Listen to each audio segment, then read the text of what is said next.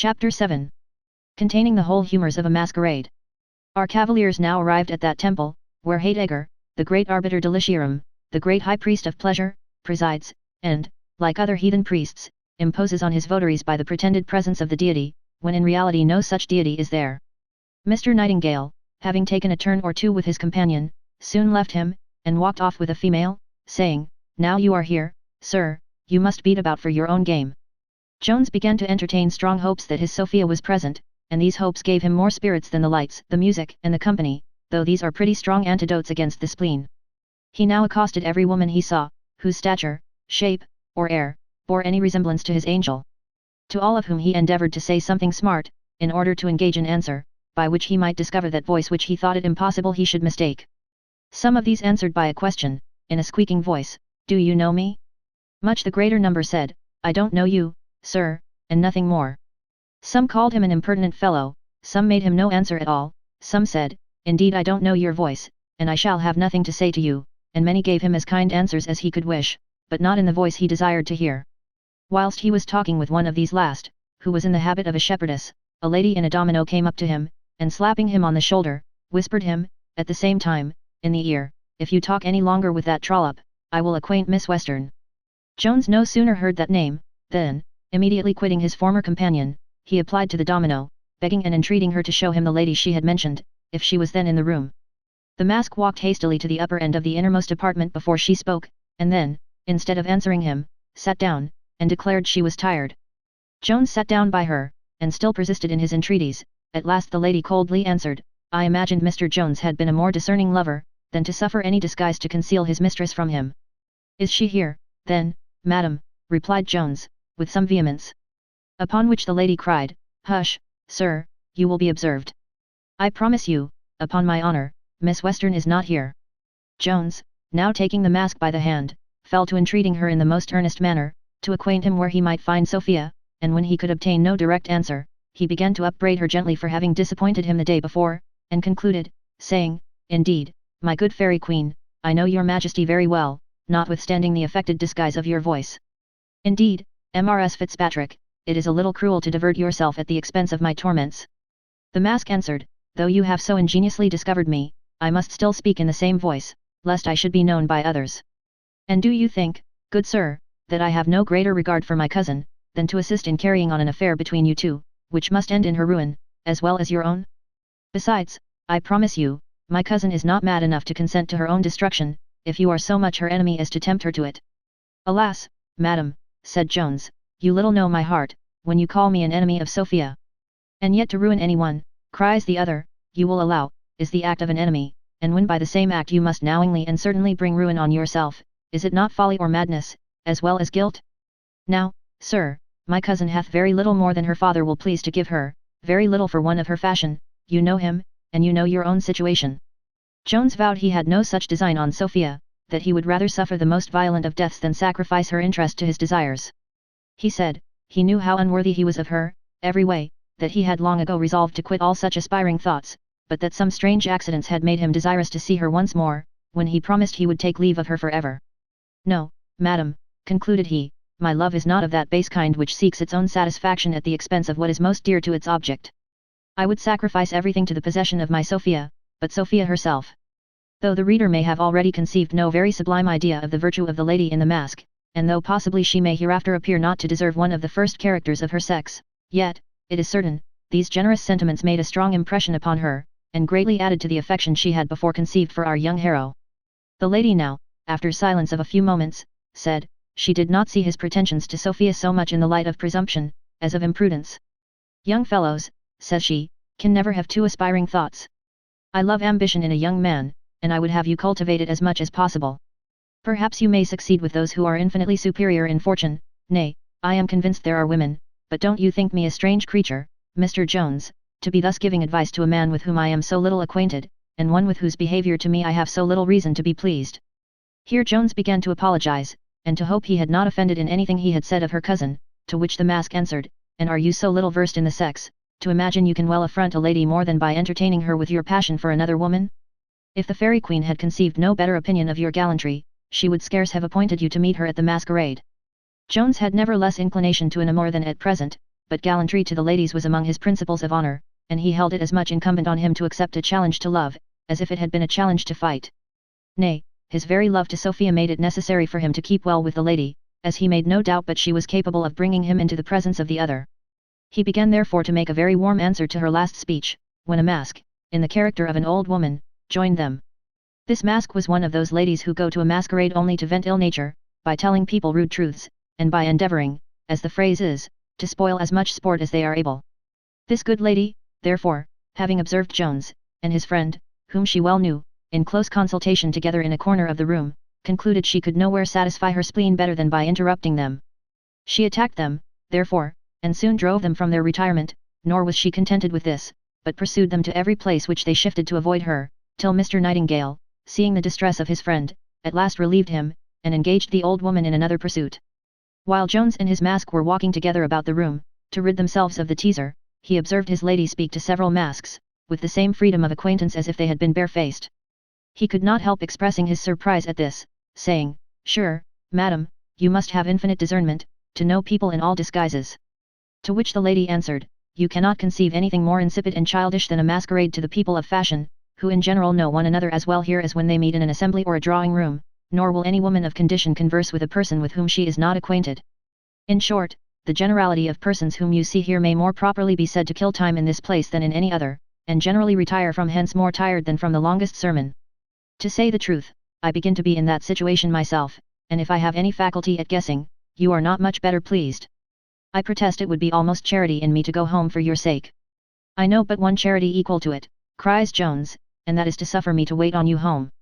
"Sure," answered the lady, "you have a strange opinion of me, to imagine, that upon such an acquaintance, I would let you into my doors at this time of night. I fancy you impute the friendship I have shown my cousin to some other motive. Confess honestly, don't you consider this contrived interview as little better than a downright assignation? Are you used, Mr. Jones, to make these sudden conquests?" "I am not used, madam," said Jones, "to submit to such sudden conquests, but as you have taken my heart by surprise, the rest of my body hath a right to follow, so you must pardon me if I resolve to attend you wherever you go." He accompanied these words with some proper actions, upon which the lady, after a gentle rebuke, and saying their familiarity would be observed, told him, she was going to sup with an acquaintance, whither she hoped he would not follow her, "for if you should," said she, "I shall be thought an unaccountable creature, though my friend indeed is not censorious, yet I hope you won't follow me, I protest I shall not know what to say if you do." The lady presently after quitted the masquerade, and Jones, notwithstanding the severe prohibition he had received, presumed to attend her. He was now reduced to the same dilemma we have mentioned before, namely, the want of a shilling, and could not relieve it by borrowing as before. He therefore walked boldly on after the chair in which his lady rode, pursued by a grand huzzah, from all the chairmen present, who wisely take the best care they can to discountenance all walking afoot by their betters. Luckily, however, the gentry who attend at the opera house were too busy to quit their stations, and as the lateness of the hour prevented him from meeting many of their brethren in the street, he proceeded without molestation, in a dress, which, at another season, would have certainly raised a mob at his heels. The lady was set down in a street not far from Hanover Square, where the door being presently opened, she was carried in, and the gentleman, without any ceremony, walked in after her. Jones and his companion were now together in a very well-furnished and well-warmed room, when the female, still speaking in her masquerade voice, said she was surprised at her friend, who must absolutely have forgot her appointment, at which, after venting much resentment, she suddenly expressed some apprehension from Jones, and asked him what the world would think of their having been alone together in a house at that time of night. But instead of a direct answer to so important a question, Jones began to be very importunate with the lady to unmask, and at length having prevailed, there appeared not Mrs. Fitzpatrick, but the Lady Bellaston herself. It would be tedious to give the particular conversation, which consisted of very common and ordinary occurrences, and which lasted from 2 till 6 o'clock in the morning. It is sufficient to mention all of it that is anywise material to this history. And this was a promise that the lady would endeavour to find out Sophia, and in a few days bring him to an interview with her, on condition that he would then take his leave of her. When this was thoroughly settled, and a second meeting in the evening appointed at the same place, they separated, the lady returned to her house, and Jones to his lodgings. Chapter 8. Containing a scene of distress, which will appear very extraordinary to most of our readers. Jones, having refreshed himself with a few hours' sleep, summoned Partridge to his presence, and delivering him a banknote of £50, ordered him to go and change it. Partridge received this with sparkling eyes, though, when he came to reflect farther, it raised in him some suspicions not very advantageous to the honour of his master. To these the dreadful idea he had of the masquerade, the disguise in which his master had gone out and returned, and his having been abroad all night, contributed. In plain language, the only way he could possibly find to account for the possession of this note, was by robbery, and, to confess the truth, the reader, unless he should suspect it was owing to the generosity of Lady Bellaston, can hardly imagine any other. To clear, therefore, the honour of Mr. Jones, and to do justice to the liberality of the lady, he had really received this present from her, who, though she did not give much into the hackneyed charities of the age, such as building hospitals, &c., was not, however, entirely void of that Christian virtue, and conceived, very rightly I think, that a young fellow of merit, without a shilling in the world, was no improper object of this virtue. Mr. Jones and Mr. Nightingale had been invited to dine this day with Mrs. Miller. At the appointed hour, therefore, the two young gentlemen, with the two girls, attended in the parlour, where they waited from 3 till almost 5 before the good woman appeared. She had been out of town to visit a relation, of whom, at her return, she gave the following account. I hope, gentlemen, you will pardon my making you wait. I am sure if you knew the occasion, I have been to see a cousin of mine, about 6 miles off, who now lies in, it should be a warning to all persons, says she, looking at her daughters, how they marry indiscreetly. There is no happiness in this world without a competency. Oh Nancy! How shall I describe the wretched condition in which I found your poor cousin? She hath scarce lain in a week, and there was she, this dreadful weather, in a cold room, without any curtains to her bed, and not a bushel of coals in her house to supply her with fire. Her second son, that sweet little fellow, lies ill of a quinsy in the same bed with his mother, for there is no other bed in the house. Poor little Tommy! I believe, Nancy, you will never see your favourite any more, for he is really very ill.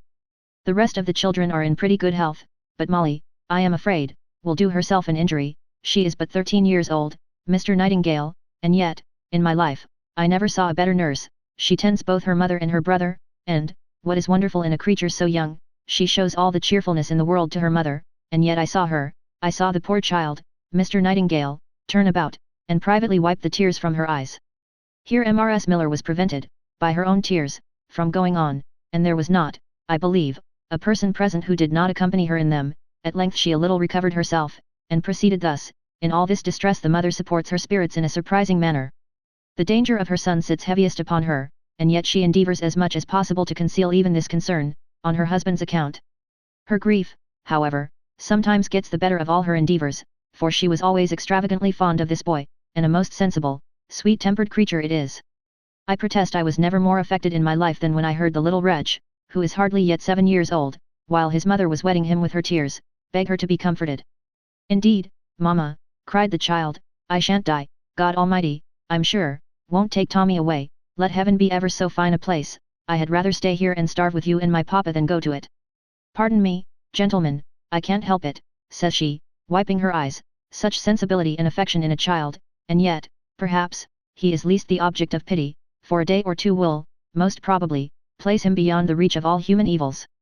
The father is, indeed, most worthy of compassion. Poor man, his countenance is the very picture of horror, and he looks like one rather dead than alive. Oh heavens! What a scene did I behold at my first coming into the room! The good creature was lying behind the bolster, supporting at once both his child and his wife. He had nothing on but a thin waistcoat, for his coat was spread over the bed, to supply the want of blankets. When he rose up at my entrance, I scarce knew him. As comely a man, Mr. Jones, within this fortnight, as you ever beheld, Mr. Nightingale hath seen him. His eyes sunk, his face pale, with a long beard. His body shivering with cold, and worn with hunger too, for my cousin says she can hardly prevail upon him to eat. He told me himself in a whisper, he told me, I can't repeat it, he said he could not bear to eat the bread his children wanted. And yet, can you believe it, gentlemen? In all this misery his wife has as good caudle as if she lay in the midst of the greatest affluence. I tasted it, and I scarce ever tasted better. The means of procuring her this, he said, he believed was sent him by an angel from heaven. I know not what he meant, for I had not spirits enough to ask a single question. This was a love match, as they call it, on both sides, that is, a match between two beggars. I must, indeed, say, I never saw a fonder couple, but what is their fondness good for, but to torment each other? Indeed, mamma, cries Nancy, I have always looked on my cousin Anderson, for that was her name, as one of the happiest of women. I am sure, says Mrs. Miller, the case at present is much otherwise, for any one might have discerned that the tender consideration of each other's sufferings makes the most intolerable part of their calamity, both to the husband and wife. Compared to which, hunger and cold, as they affect their own persons only, are scarce evils. Nay, the very children, the youngest, which is not 2 years old, excepted, feel in the same manner, for they are a most loving family, and, if they had but a bare competency, would be the happiest people in the world. I never saw the least sign of misery at her house, replied Nancy. I am sure my heart bleeds for what you now tell me, O child, answered the mother. She hath always endeavoured to make the best of everything.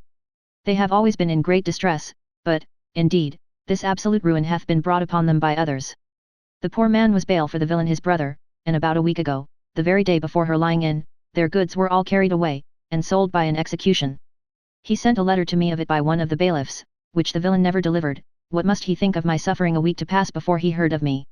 It was not with dry eyes that Jones heard this narrative. When it was ended he took Mrs. Miller apart with him into another room, and, delivering her his purse, in which was the sum of £50, desired her to send as much of it as she thought proper to these poor people. The look which Mrs. Miller gave Jones, on this occasion, is not easy to be described. She burst into a kind of agony of transport, and cried out, "Good heavens, is there such a man in the world?" But recollecting herself, she said, "Indeed I know one such, but can there be another?" "I hope, madam," cries Jones, "there are many who have common humanity, for to relieve such distresses in our fellow creatures, can hardly be called more." Mrs. Miller then took 10 guineas, which were the utmost he could prevail with her to accept, and said, she would find some means of conveying them early the next morning, adding, that she had herself done some little matter for the poor people, and had not left them in quite so much misery as she found them. They then returned to the parlour, where Nightingale expressed much concern at the dreadful situation of these wretches, whom indeed he knew, for he had seen them more than once at Mrs. Miller's. He inveighed against the folly of making oneself liable for the debts of others, vented many bitter execrations against the brother, and concluded with wishing something could be done for the unfortunate family. "Suppose, madam," said he, "you should recommend them to Mr. Allworthy? Or what think you of a collection? I will give them a guinea with all my heart." Mrs. Miller made no answer, and Nancy, to whom her mother had whispered the generosity of Jones, turned pale upon the occasion, though, if either of them was angry with Nightingale, it was surely without reason.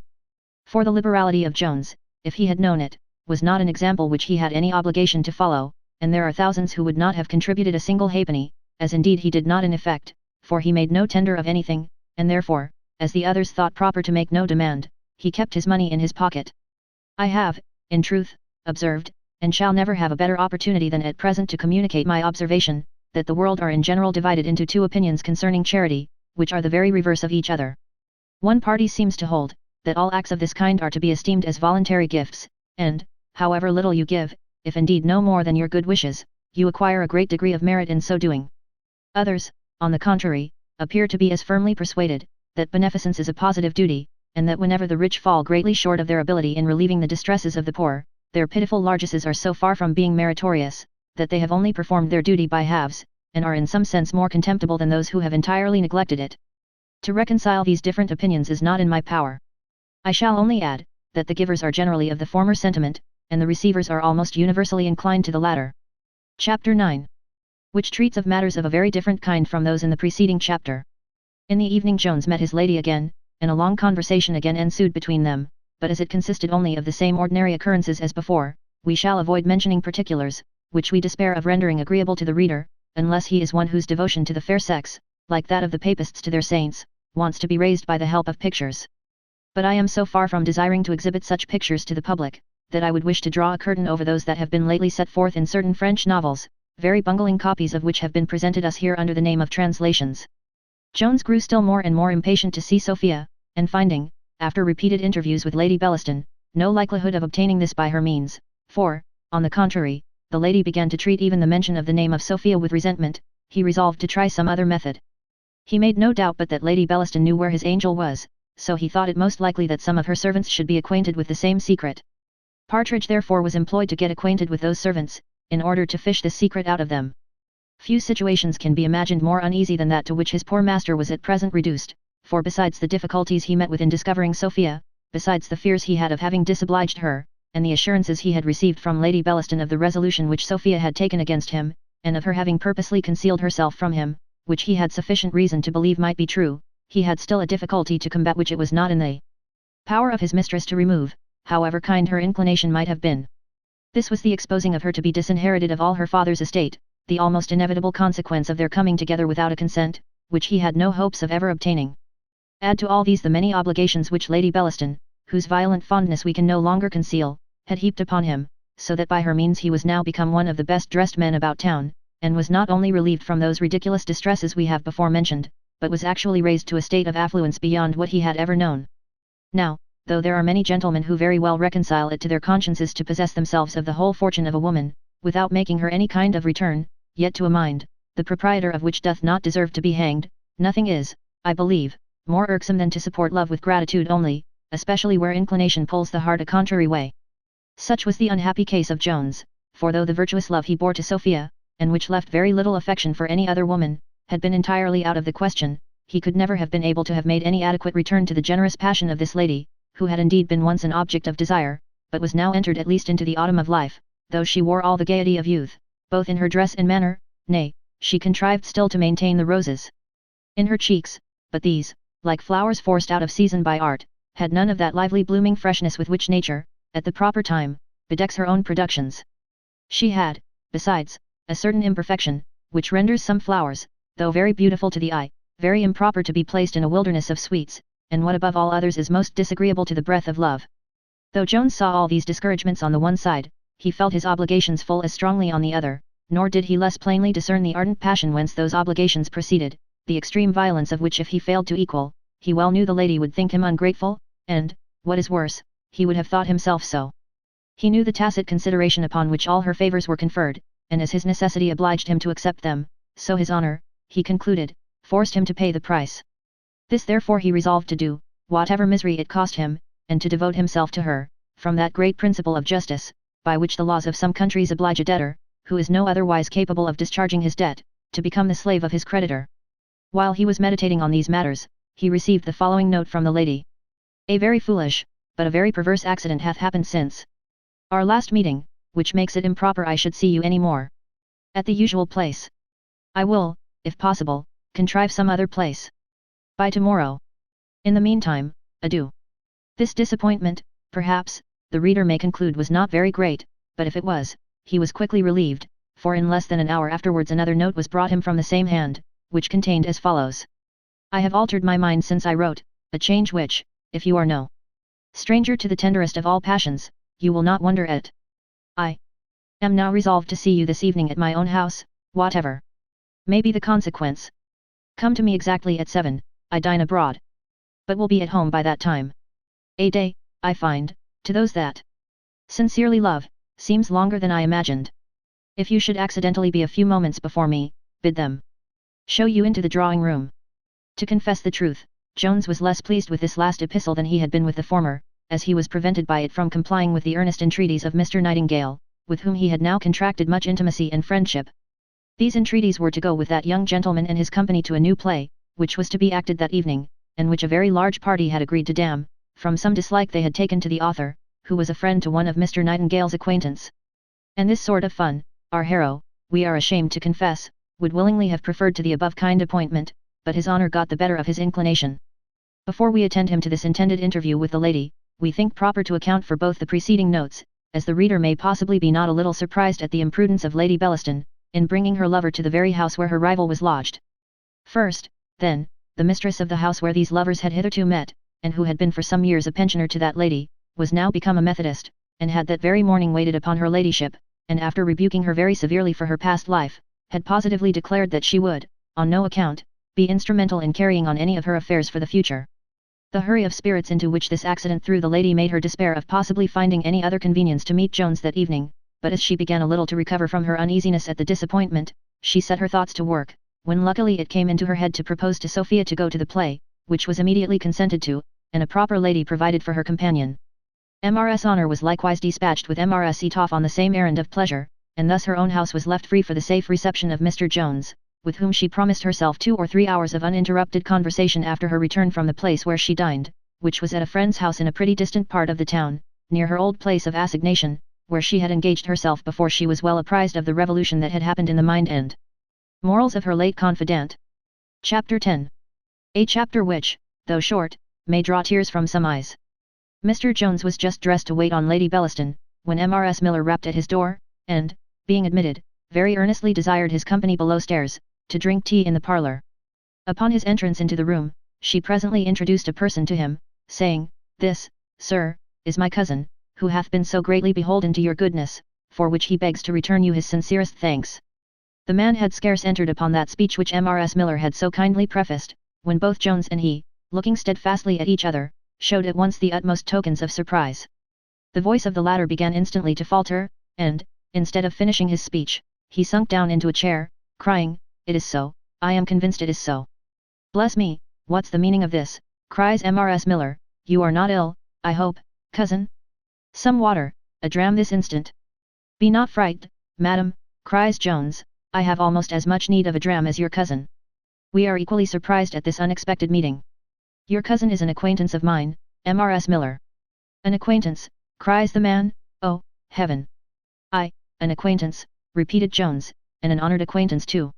When I do not love and honour the man who dares venture everything to preserve his wife and children from instant destruction, may I have a friend capable of disowning me in adversity."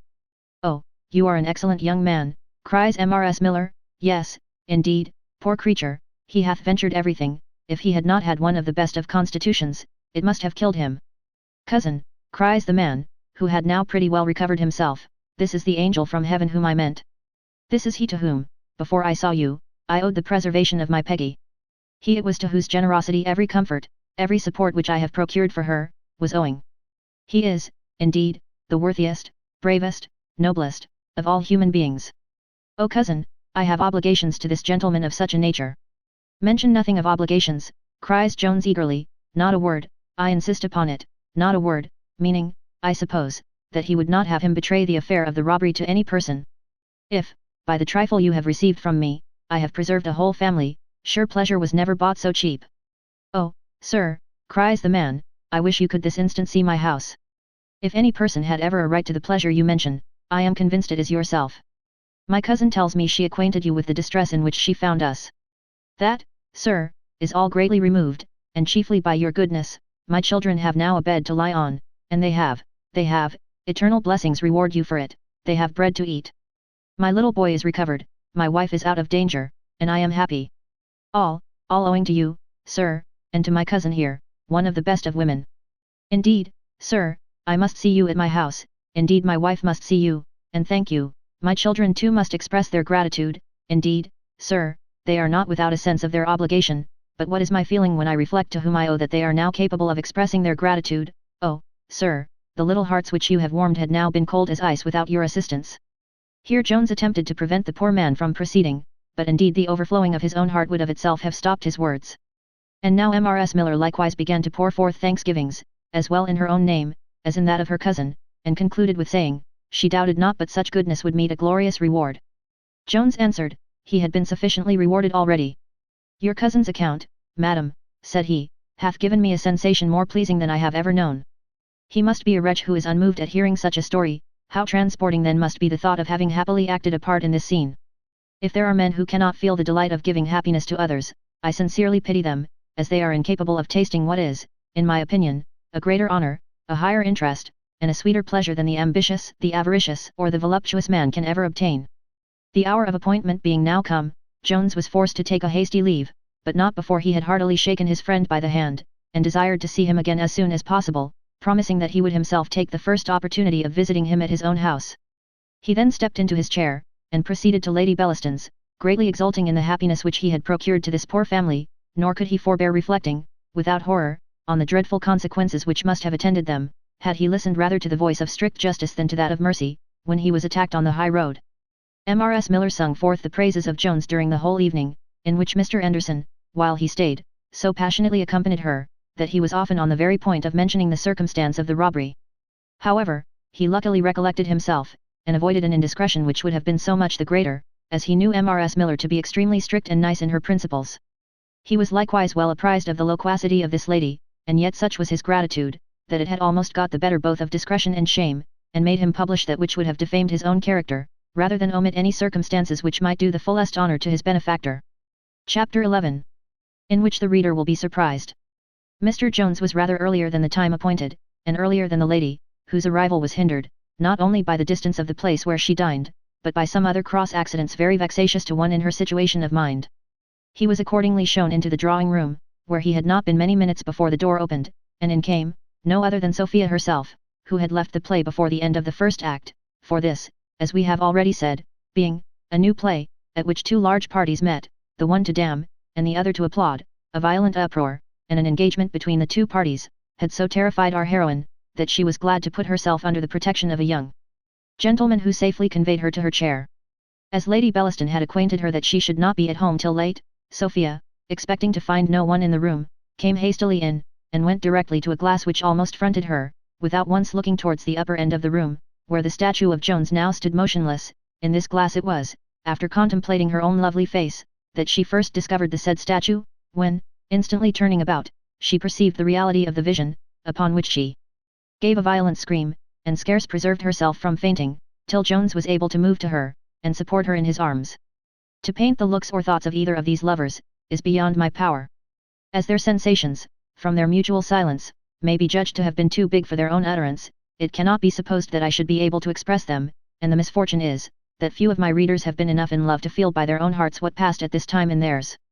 After a short pause, Jones, with faltering accents, said, "I see, madam, you are surprised." "Surprised," answered she, "oh heavens! Indeed, I am surprised. I almost doubt whether you are the person you seem." "Indeed," cries he, "my Sophia, pardon me, madam, for this once calling you so, I am that very wretched Jones, whom fortune, after so many disappointments, hath, at last, kindly conducted to you. Oh! My Sophia, did you know the 1,000 torments I have suffered in this long, fruitless pursuit?" "Pursuit of whom?" said Sophia, a little recollecting herself, and assuming a reserved air. "Can you be so cruel to ask that question?" cries Jones. "Need I say, of you?" "Of me," answered Sophia. "Hath Mr. Jones, then, any such important business with me?" "To some, madam," cries Jones, "this might seem an important business," giving her the pocket-book. "I hope, madam, you will find it of the same value as when it was lost." Sophia took the pocket-book, and was going to speak, when he interrupted her thus: "Let us not, I beseech you, lose one of these precious moments which fortune hath so kindly sent us." "Oh, my Sophia! I have business of a much superior kind. Thus, on my knees, let me ask your pardon." "My pardon," cries she. "Sure, sir, after what is past, you cannot expect, after what I have heard, I scarce know what I say," answered Jones. "By heavens! I scarce wish you should pardon me. Oh my Sophia!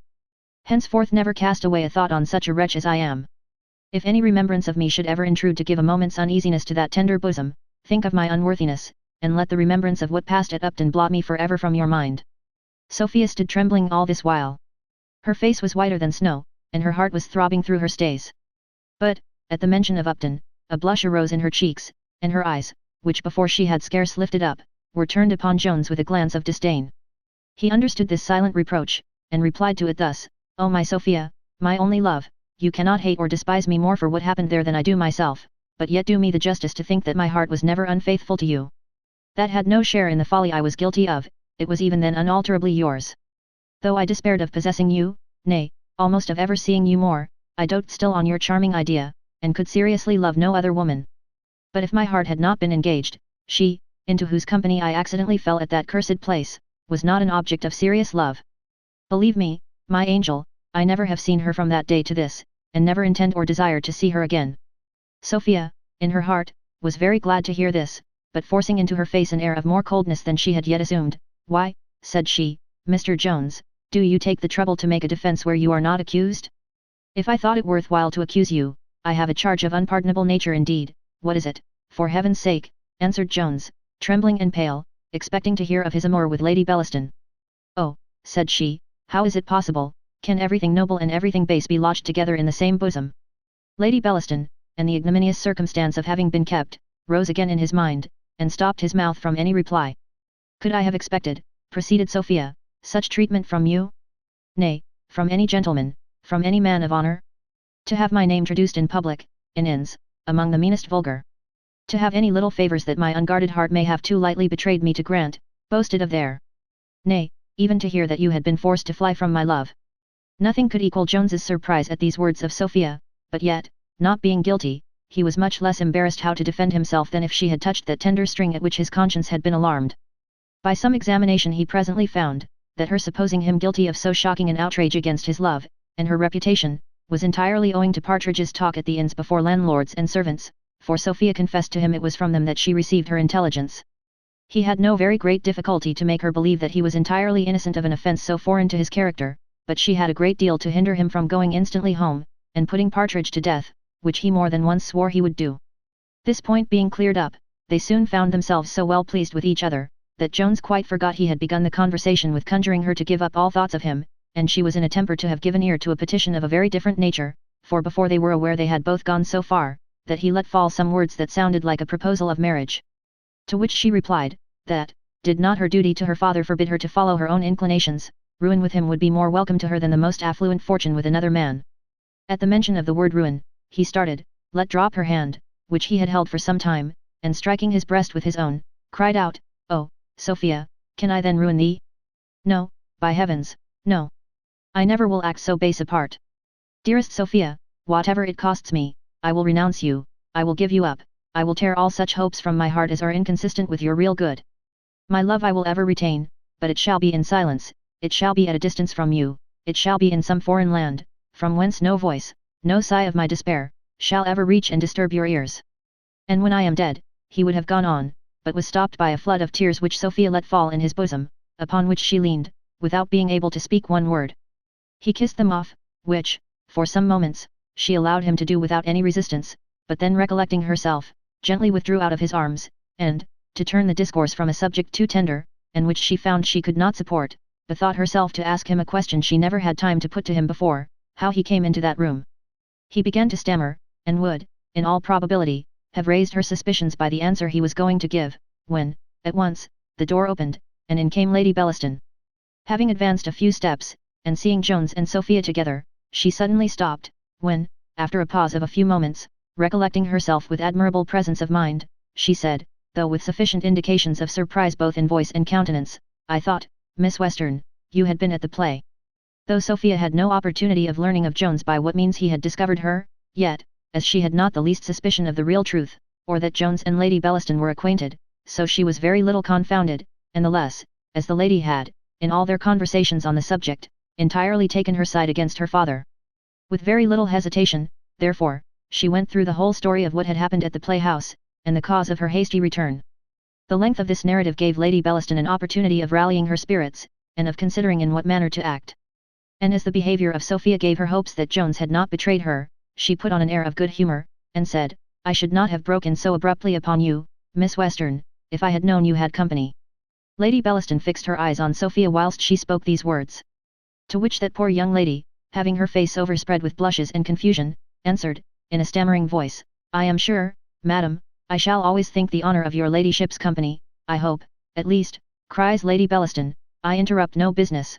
"No, madam," answered Sophia, "our business was at an end.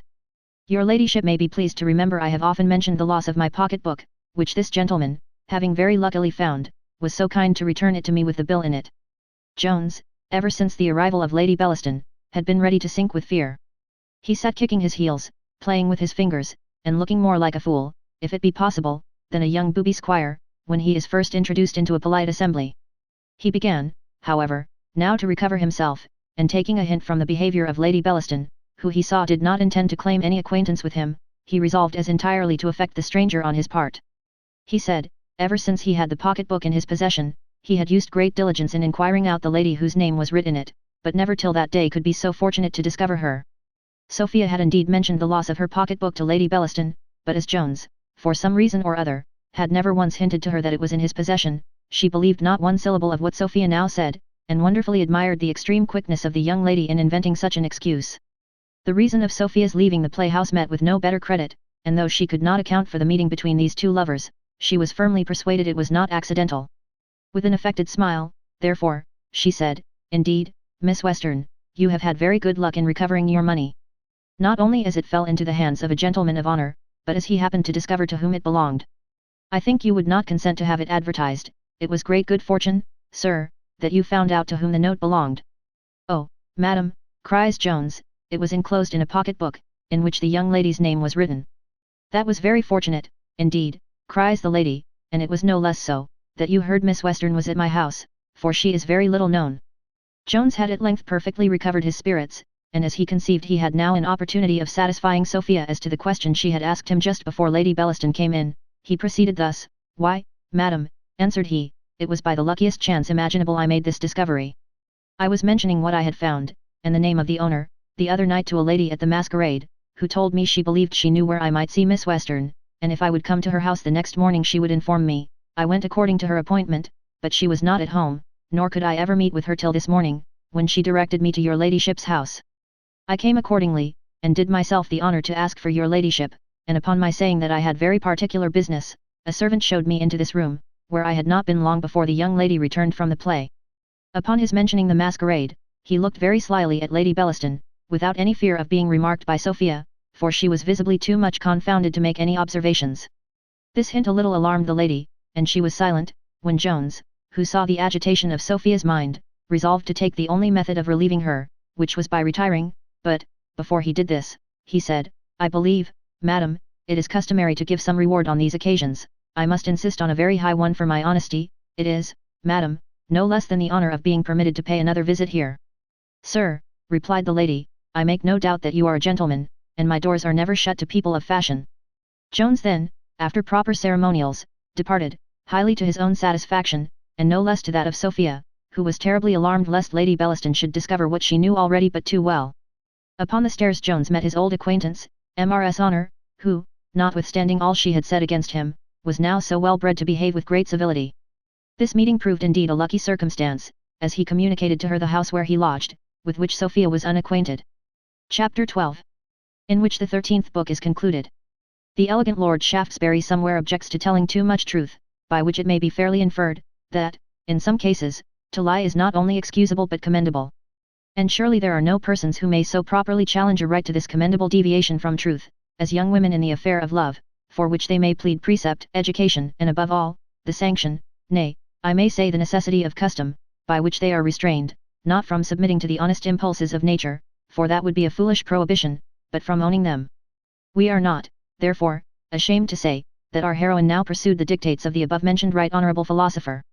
As she was perfectly satisfied then, that Lady Bellaston was ignorant of the person of Jones, so she determined to keep her in that ignorance, though at the expense of a little fibbing. Jones had not been long gone, before Lady Bellaston cried, upon my word, a good pretty young fellow, I wonder who he is, for I don't remember ever to have seen his face before. Nor I neither, madam, cries Sophia. I must say he behaved very handsomely in relation to my note. Yes, and he is a very handsome fellow, said the lady, don't you think so? I did not take much notice of him, answered Sophia, but I thought he seemed rather awkward, and ungenteel than otherwise. You are extremely right, cries Lady Bellaston, you may see, by his manner, that he hath not kept good company. Nay, notwithstanding his returning your note, and refusing the reward, I almost question whether he is a gentleman. I have always observed there is a something in persons well born, which others can never acquire. I think I will give orders not to be at home to him. Nay, sure, madam, answered Sophia, one can't suspect after what he hath done. Besides, if your ladyship observed him, there was an elegance in his discourse, a delicacy, a prettiness of expression that. I confess, said Lady Bellaston, the fellow hath words, and indeed, Sophia, you must forgive me, indeed you must. I forgive your ladyship, said Sophia. Yes, indeed you must, answered she, laughing, for I had a horrible suspicion when I first came into the room. I vow you must forgive it, but I suspected it was Mr. Jones himself. Did your ladyship, indeed, cries Sophia, blushing, and affecting a laugh. Yes, I vow I did, answered she. I can't imagine what put it into my head, for, give the fellow his due, he was genteelly dressed, which, I think, dear Sophie, is not commonly the case with your friend. This raillery, cries Sophia, is a little cruel, Lady Bellaston, after my promise to your ladyship. Not at all, child, said the lady, it would have been cruel before, but after you have promised me never to marry without your father's consent, in which you know is implied your giving up Jones, sure you can bear a little raillery on a passion which was pardonable enough in a young girl in the country, and of which you tell me you have so entirely got the better. What must I think, my dear Sophie, if you cannot bear a little ridicule even on his dress? I shall begin to fear you are very far gone indeed, and almost question whether you have dealt ingenuously with me. Indeed, madam, cries Sophia, your ladyship mistakes me, if you imagine I had any concern on his account. On his account, answered the lady, you must have mistaken me. I went no farther than his dress, for I would not injure your taste by any other comparison. I don't imagine, my dear Sophie, if your Mr. Jones had been such a fellow as this. I thought, says Sophia, your ladyship had allowed him to be handsome. Whom, pray, cried the lady hastily. Mr. Jones, answered Sophia, and immediately recollecting herself, Mr. Jones, no, no, I ask your pardon, I mean the gentleman who was just now here. Oh Sophie! Sophie, cries the lady, this Mr. Jones, I am afraid, still runs in your head. Then, upon my honour, madam, said Sophia, Mr. Jones is as entirely indifferent to me, as the gentleman who just now left us. Upon my honour, said Lady Bellaston, I believe it. Forgive me, therefore, a little innocent raillery, but I promise you I will never mention his name any more. And now the two ladies separated, infinitely more to the delight of Sophia than of Lady Bellaston, who would willingly have tormented her rival a little longer, had not business of more importance called her away. As for Sophia, her mind was not perfectly easy under this first practice of deceit, upon which, when she retired to her chamber, she reflected with the highest uneasiness and conscious shame. Nor could the peculiar hardship of her situation, and the necessity of the case, at all reconcile her mind to her conduct, for the frame of her mind was too delicate to bear the thought of having been guilty of a falsehood, however qualified by circumstances. Nor did this thought once suffer her to close her eyes during the whole succeeding night. Book 14. Containing 2 days. Chapter 1. An essay to prove that an author will write the better for having some knowledge of the subject on which he writes. As several gentlemen in these times, by the wonderful force of genius only, without the least assistance of learning, perhaps, without being well able to read, have made a considerable figure in the Republic of Letters, the modern critics, I am told, have lately begun to assert, that all kind of learning is entirely useless to a writer, and, indeed, no other than a kind of fetters on the natural sprightliness and activity of the imagination, which is thus weighed down, and prevented from soaring to those high flights which otherwise it would be able to reach. This doctrine, I am afraid, is at present carried much too far, for why should writing differ so much from all other arts? The nimbleness of a dancing master is not at all prejudiced by being taught to move, nor doth any mechanic, I believe, exercise his tools the worse by having learned to use them. For my own part, I cannot conceive that Homer or Virgil would have writ with more fire, if instead of being masters of all the learning of their times, they had been as ignorant as most of the authors of the present age.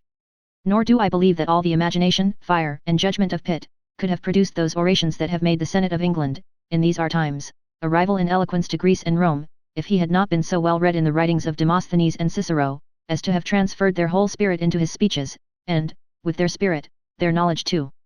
I would not here be understood to insist on the same fund of learning in any of my brethren, as Cicero persuades us is necessary to the composition of an orator. On the contrary, very little reading is, I conceive, necessary to the poet, less to the critic, and the least of all to the politician. For the first, perhaps, Bysshe's art of poetry, and a few of our modern poets, may suffice, for the second, a moderate heap of plays, and, for the last, an indifferent collection of political journals. To say the truth, I require no more than that a man should have some little knowledge of the subject on which he treats, according to the old maxim of law, quam quisque norit artem in ease exersa. With this alone a writer may sometimes do tolerably well, and, indeed, without this, all the other learning in the world will stand him in little stead. For instance, let us suppose that Homer and Virgil, Aristotle and Cicero, Thucydides and Livy, could have met all together, and have clubbed their several talents to have composed a treatise on the art of dancing. I believe it will be readily agreed they could not have equalled the excellent treatise which Mr. Essex hath given us on that subject, entitled, The Rudiments of Genteel Education.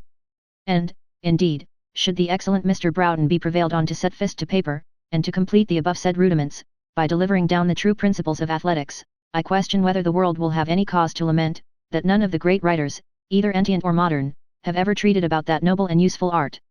To avoid a multiplicity of examples in so plain a case, and to come at once to my point, I am apt to conceive, that one reason why many English writers have totally failed in describing the manners of upper life, may possibly be, that in reality they know nothing of it. This is a knowledge unhappily not in the power of many authors to arrive at. Books will give us a very imperfect idea of it, nor will the stage a much better. The fine gentleman formed upon reading the former will almost always turn out a pedant, and he who forms himself upon the latter, a coxcomb. Nor are the characters drawn from these models better supported.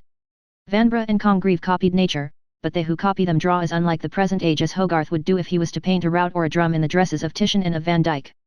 In short, imitation here will not do the business. The picture must be after nature herself. A true knowledge of the world is gained only by conversation, and the manners of every rank must be seen in order to be known. Now it happens that this higher order of mortals is not to be seen, like all the rest of the human species, for nothing, in the streets, shops, and coffee houses, nor are they shown, like the upper rank of animals, for so much a piece. In short, this is a sight to which no persons are admitted without one or other of these qualifications, viz., either birth or fortune, or, what is equivalent to both, the honourable profession of a gamester. And, very unluckily for the world, persons so qualified very seldom care to take upon themselves the bad trade of writing, which is generally entered upon by the lower and poorer sort, as it is a trade which many think requires no kind of stock to set up with. Hence those strange monsters in lace and embroidery, in silks and brocades, with vast wigs and hoops, which, under the name of lords and ladies, strut the stage, to the great delight of attorneys and their clerks in the pit, and of the citizens and their apprentices in the galleries, and which are no more to be found in real life than the centaur, the chimera, or any other creature of mere fiction. But to let my reader into a secret, this knowledge of upper life, though very necessary for preventing mistakes, is no very great resource to a writer whose province is comedy, or that kind of novels which, like this I am writing, is of the comic class. What Mr. Pope says of women is very applicable to most in this station, who are, indeed, so entirely made up of form and affectation, that they have no character at all, at least none which appears. I will venture to say the highest life is much the dullest, and affords very little humour or entertainment. The various callings in lower spheres produce the great variety of humorous characters, whereas here, except among the few who are engaged in the pursuit of ambition, and the fewer still who have a relish for pleasure, all is vanity and servile imitation. Dressing and cards, eating and drinking, bowing and courtesying, make up the business of their lives. Some there are, however, of this rank upon whom passion exercises its tyranny, and hurries them far beyond the bounds which decorum prescribes. Of these the ladies are as much distinguished by their noble intrepidity, and a certain superior contempt of reputation, from the frail ones of meaner degree, as a virtuous woman of quality is by the elegance and delicacy of her sentiments from the honest wife of a yeoman and shopkeeper. Lady Bellaston was of this intrepid character, but let not my country readers conclude from her, that this is the general conduct of women of fashion, or that we mean to represent them as such. They might as well suppose that every clergyman was represented by Thwackum, or every soldier by Ensign Northerton. There is not, indeed, a greater error than that which universally prevails among the vulgar, who, borrowing their opinion from some ignorant satirists, have affixed the character of lewdness to these times. On the contrary, I am convinced there never was less of love intrigue carried on among persons of condition than now. Our present women have been taught by their mothers to fix their thoughts only on ambition and vanity, and to despise the pleasures of love as unworthy their regard, and being afterwards, by the care of such mothers, married without having husbands, they seem pretty well confirmed in the justness of those sentiments, whence they content themselves, for the dull remainder of life, with the pursuit of more innocent, but I am afraid more childish amusements, the bare mention of which would ill suit with the dignity of this history. In my humble opinion, the true characteristic of the present beau monde is rather folly than vice, and the only epithet which it deserves is that of frivolous. Chapter 2. Containing letters and other matters which attend amours. Jones had not been long at home before he received the following letter. I was never more surprised than when I found you was gone. When you left the room I little imagined you intended to have left the house without seeing me again. Your behaviour is all of a piece, and convinces me how much I ought to despise a heart which can dote upon an idiot, though I know not whether I should not admire her cunning more than her simplicity, wonderful both. For though she understood not a word of what passed between us, yet she had the skill, the assurance, what shall I call it? To deny to my face that she knows you, or ever saw you before. Was this a scheme laid between you, and have you been base enough to betray me? Oh, how I despise her, you, and all the world, but chiefly myself. For, I dare not write what I should afterwards run mad to read, but remember, I can detest as violently as I have loved. Jones had but little time given him to reflect on this letter, before a second was brought him from the same hand, and this, likewise, we shall set down in the precise words. When you consider the hurry of spirits in which I must have writ, you cannot be surprised at any expressions in my former note, yet, perhaps, on reflection, they were rather too warm. At least I would, if possible, think all owing to the odious playhouse, and to the impertinence of a fool, which detained me beyond my appointment. How easy is it to think well of those we love, perhaps you desire I should think so. I have resolved to see you tonight, so come to me immediately. P.S. I have ordered to be at home to none but yourself. P.S. Mr. Jones will imagine I shall assist him in his defence. For I believe he cannot desire to impose on me more than I desire to impose on myself. P.S. Come immediately. To the men of intrigue I refer the determination, whether the angry or the tender letter gave the greatest uneasiness to Jones. Certain it is, he had no violent inclination to pay any more visits that evening, unless to one single person. However, he thought his honour engaged, and had not this been motive sufficient, he would not have ventured to blow the temper of Lady Bellaston into that flame of which he had reason to think it susceptible, and of which he feared the consequence might be a discovery to Sophia, which he dreaded. After some discontented walks therefore about the room, he was preparing to depart, when the lady kindly prevented him, not by another letter, but by her own presence.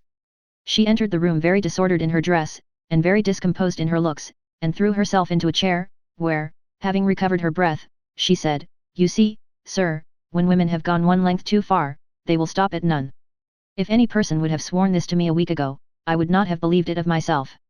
"I hope, madam," said Jones, "my charming Lady Bellaston will be as difficult to believe anything against one who is so sensible of the many obligations she hath conferred upon him."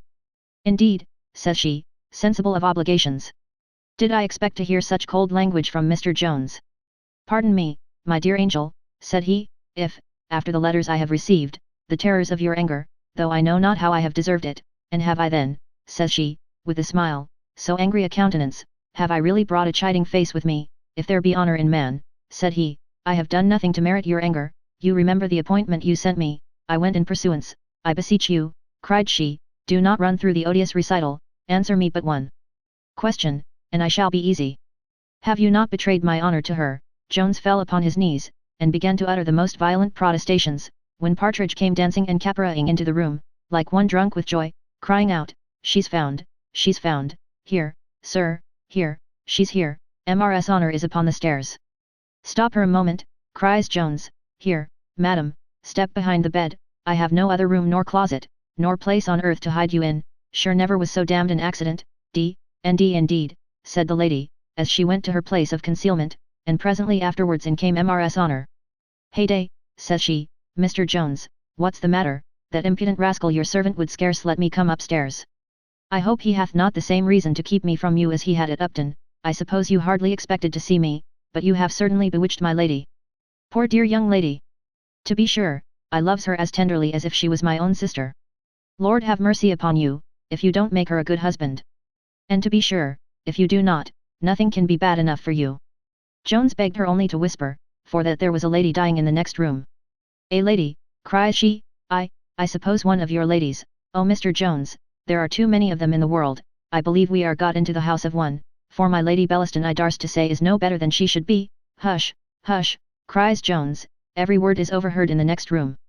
"I don't care a farthing," cries Honour, "I speaks no scandal of any one, but to be sure the servants make no scruple of saying as how her ladyship meets men at another place, where the house goes under the name of a poor gentlewoman, but her ladyship pays the rent, and many's the good thing besides, they say, she hath of her." Here Jones, after expressing the utmost uneasiness, offered to stop her mouth.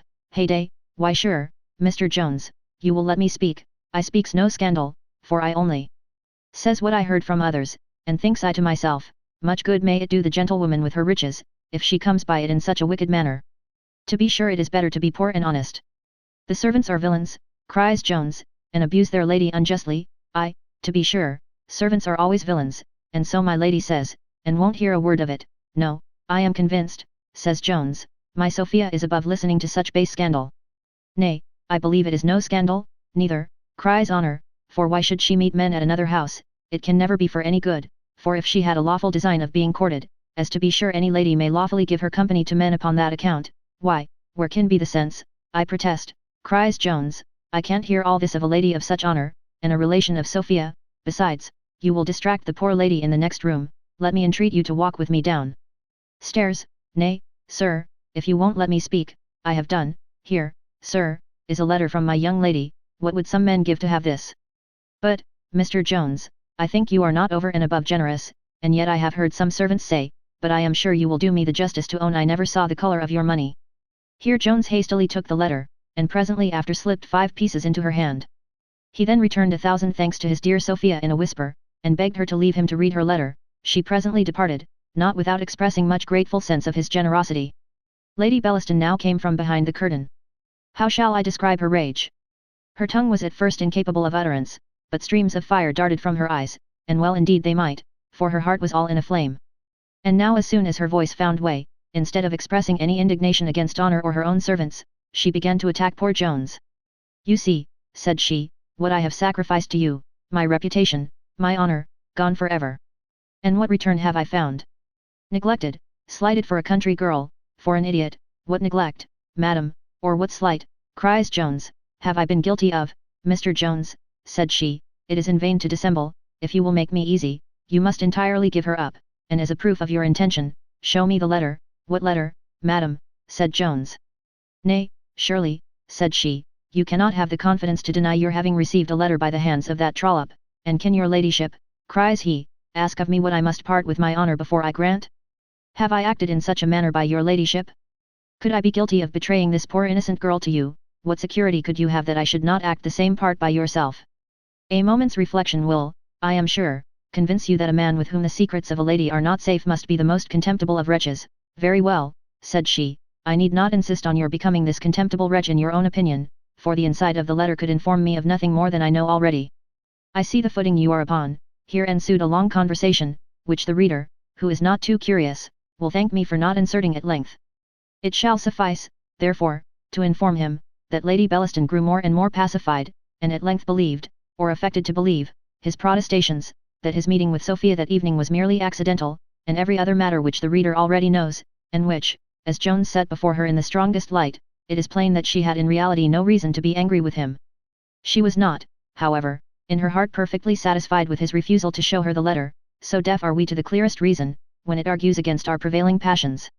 She was, indeed, well convinced that Sophia possessed the first place in Jones's affections, and yet, haughty and amorous as this lady was, she submitted at last to bear the second place, or, to express it more properly in a legal phrase, was contented with the possession of that of which another woman had the reversion. It was at length agreed that Jones should for the future visit at the house, for that Sophia, her maid, and all the servants, would place these visits to the account of Sophia, and that she herself would be considered as the person imposed upon. This scheme was contrived by the lady, and highly relished by Jones, who was indeed glad to have a prospect of seeing his Sophia at any rate, and the lady herself was not a little pleased with the imposition on Sophia, which Jones, she thought, could not possibly discover to her for his own sake. The next day was appointed for the first visit, and then, after proper ceremonials, the Lady Bellaston returned home. Chapter 3. Containing various matters. Jones was no sooner alone than he eagerly broke open his letter, and read as follows. Sir, it is impossible to express what I have suffered since you left this house, and as I have reason to think you intend coming here again, I have sent Honour, though so late at night, as she tells me she knows your lodgings, to prevent you.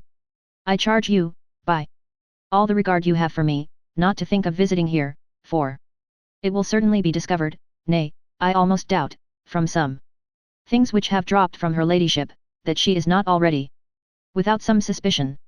Something favourable perhaps may happen, we must wait with patience, but I once more entreat you, if you have any concern for my ease, do not think of returning hither.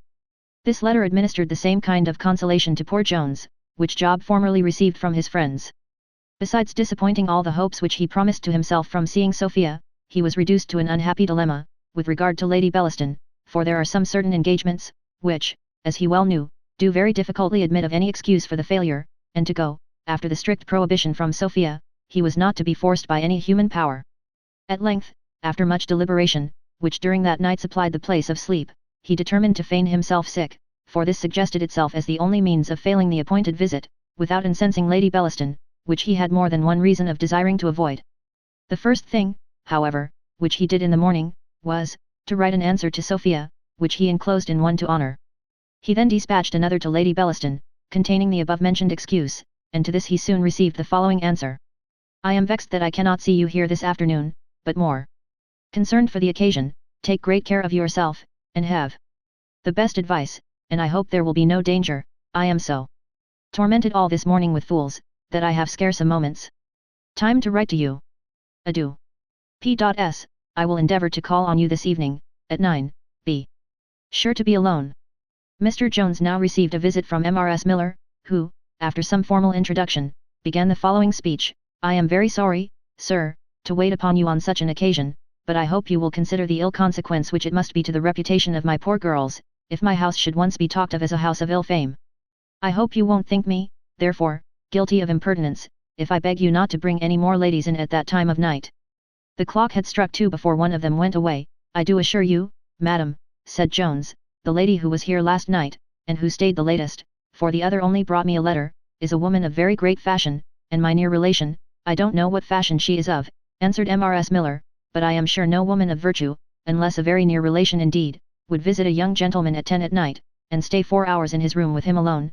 Besides, sir, the behaviour of her chairmen shows what she was, for they did nothing but make jests all the evening in the entry, and asked Mr. Partridge, in the hearing of my own maid, if madam intended to stay with his master all night, with a great deal of stuff not proper to be repeated. I have really a great respect for you, Mr. Jones, upon your own account, nay, I have a very high obligation to you for your generosity to my cousin. Indeed, I did not know how very good you had been till lately.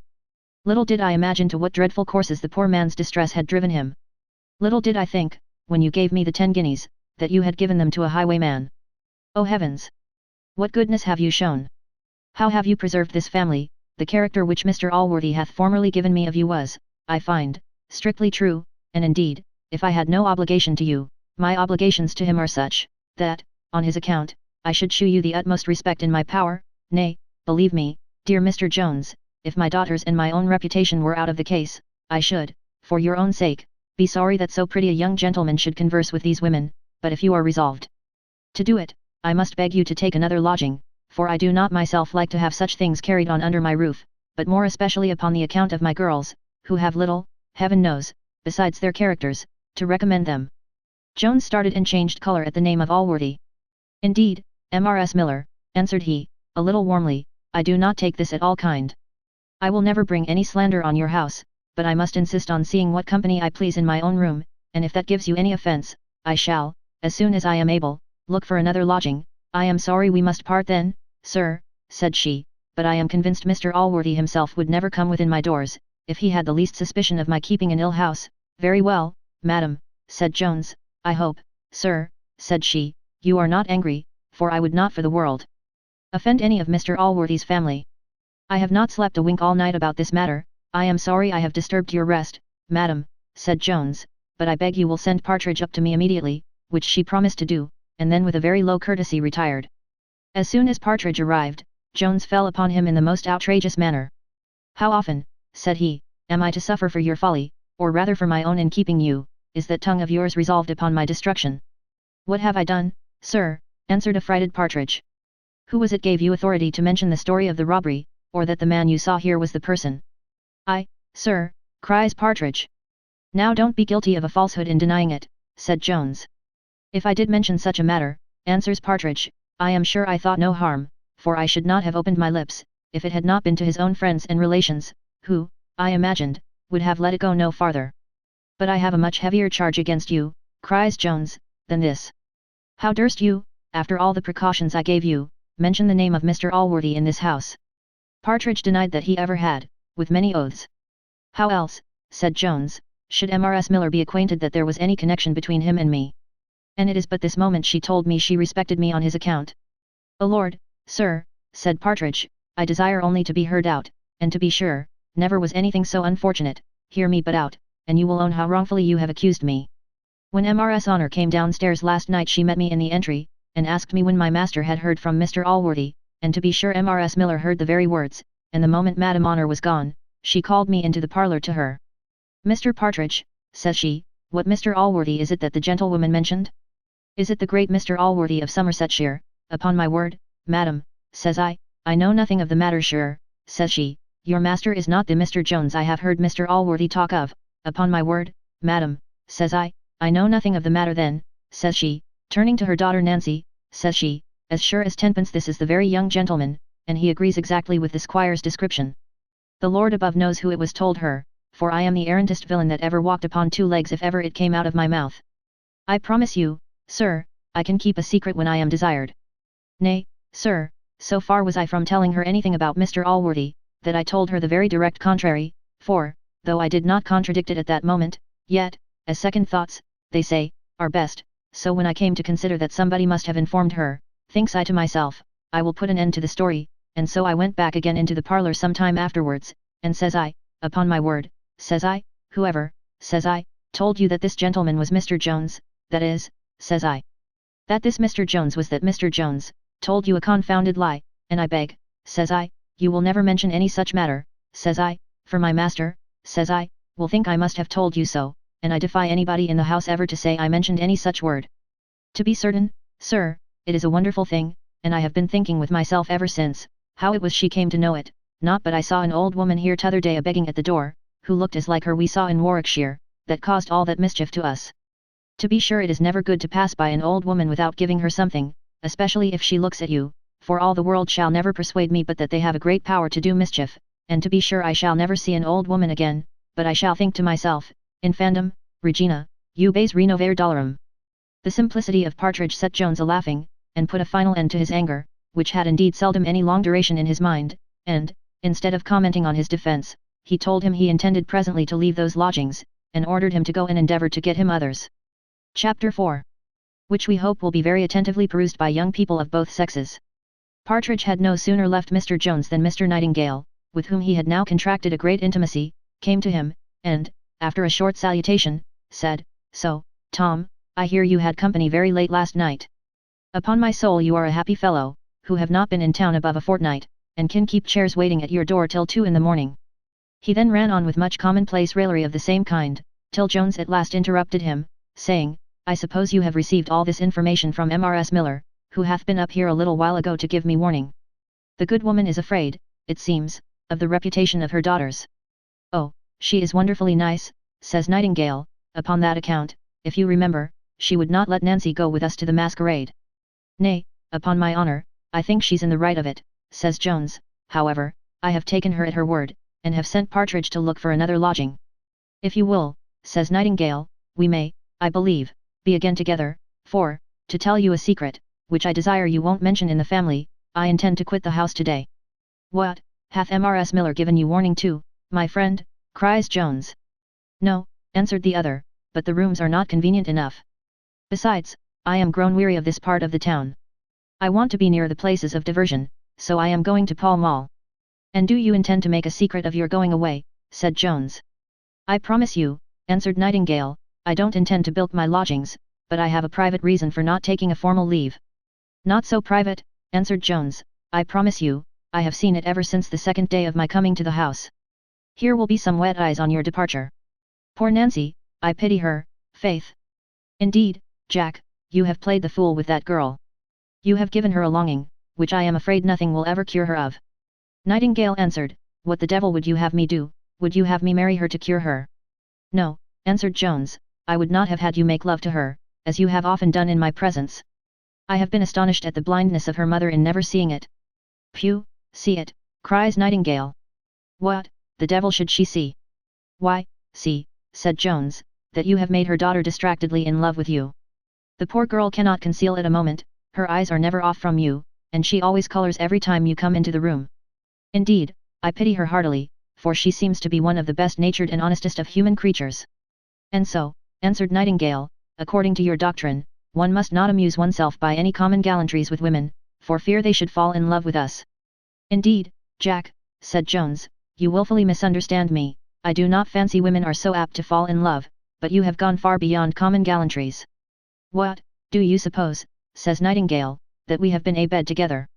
"No, upon my honour," answered Jones, very seriously, "I do not suppose so ill of you. Nay, I will go farther, I do not imagine you have laid a regular premeditated scheme for the destruction of the quiet of a poor little creature, or have even foreseen the consequence, for I am sure thou art a very good-natured fellow, and such a one can never be guilty of a cruelty of that kind, but at the same time you have pleased your own vanity, without considering that this poor girl was made a sacrifice to it. And while you have had no design but of amusing an idle hour, you have actually given her reason to flatter herself that you had the most serious designs in her favour. Prithee, Jack, answer me honestly, to what have tended all those elegant and luscious descriptions of happiness arising from violent and mutual fondness? All those warm professions of tenderness, and generous disinterested love? Did you imagine she would not apply them? Or, speak ingenuously, did not you intend she should? Upon my soul, Tom, cries Nightingale, I did not think this was in thee. Thou wilt make an admirable parson. So I suppose you would not go to bed to Nancy now, if she would let you. No, cries Jones, may I be D&D if I would. Tom, answered Nightingale, last night, remember last night. When every eye was closed, and the pale moon and silent stars shone conscious of the theft. Look'ee, Mr. Nightingale, said Jones, I am no canting hypocrite, nor do I pretend to the gift of chastity, more than my neighbours. I have been guilty with women, I own it, but am not conscious that I have ever injured any, nor would I, to procure pleasure to myself, be knowingly the cause of misery to any human being. Well, said Nightingale, I believe you, and I am convinced you acquit me of any such thing. I do, from my heart, answered Jones, of having debauched the girl, but not from having gained her affections. If I have, said Nightingale, I am sorry for it, but time and absence will soon wear off such impressions. It is a receipt I must take myself, for, to confess the truth to you, I never liked any girl half so much in my whole life, but I must let you into the whole secret, Tom. My father hath provided a match for me with a woman I never saw, and she is now coming to town, in order for me to make my addresses to her. At these words Jones burst into a loud fit of laughter, when Nightingale cried, Nay, prithee, don't turn me into ridicule. The devil take me if I am not half mad about this matter. My poor Nancy! Oh! Jones, Jones, I wish I had a fortune in my own possession. I heartily wish you had, cries Jones, for, if this be the case, I sincerely pity you both, but surely you don't intend to go away without taking your leave of her. I would not, answered Nightingale, undergo the pain of taking leave, for £10,000, besides, I am convinced, instead of answering any good purpose, it would only serve to inflame my poor Nancy the more. I beg, therefore, you would not mention a word of it today, and in the evening, or tomorrow morning, I intend to depart. Jones promised he would not, and said, upon reflection, he thought, as he had determined and was obliged to leave her, he took the most prudent method. He then told Nightingale he should be very glad to lodge in the same house with him, and it was accordingly agreed between them, that Nightingale should procure him either the ground floor, or the 2 pair of stairs, for the young gentleman himself was to occupy that which was between them. This Nightingale, of whom we shall be presently obliged to say a little more, was in the ordinary transactions of life a man of strict honour, and, what is more rare among young gentlemen of the town, one of strict honesty too, yet in affairs of love he was somewhat loose in his morals, not that he was even here as void of principle as gentlemen sometimes are, and oftener affect to be, but it is certain he had been guilty of some indefensible treachery to women, and had, in a certain mystery, called making love, practised many deceits, which, if he had used in trade, he would have been counted the greatest villain upon earth. But as the world, I know not well for what reason, agree to see this treachery in a better light, he was so far from being ashamed of his iniquities of this kind, that he gloried in them, and would often boast of his skill in gaining of women, and his triumphs over their hearts, for which he had before this time received some rebukes from Jones, who always expressed great bitterness against any misbehaviour to the fair part of the species, who, if considered, he said, as they ought to be, in the light of the dearest friends, were to be cultivated, honoured, and caressed with the utmost love and tenderness, but, if regarded as enemies, were a conquest of which a man ought rather to be ashamed than to value himself upon it. Chapter 5. A short account of the history of M.R.S. Miller. Jones this day eat a pretty good dinner for a sick man, that is to say, the larger half of a shoulder of mutton. In the afternoon he received an invitation from M.R.S. Miller to drink tea, for that good woman, having learnt, either by means of Partridge, or by some other means natural or supernatural, that he had a connection with Mr. Allworthy, could not endure the thoughts of parting with him in an angry manner.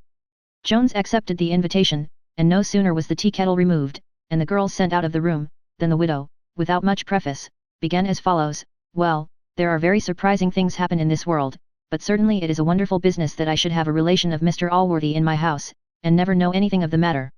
Alas! Sir, you little imagine what a friend that best of gentlemen hath been to me and mine.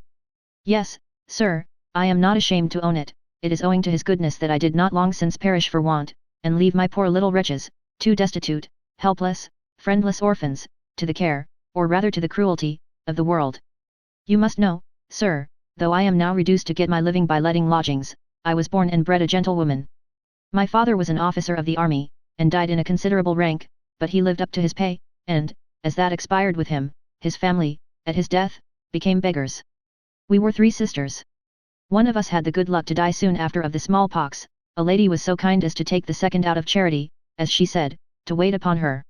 The mother of this lady had been a servant to my grandmother, and, having inherited a vast fortune from her father, which he had got by pawnbroking, was married to a gentleman of great estate and fashion. She used my sister so barbarously, often upbraiding her with her birth and poverty, calling her in derision a gentlewoman, that I believe she at length broke the heart of the poor girl.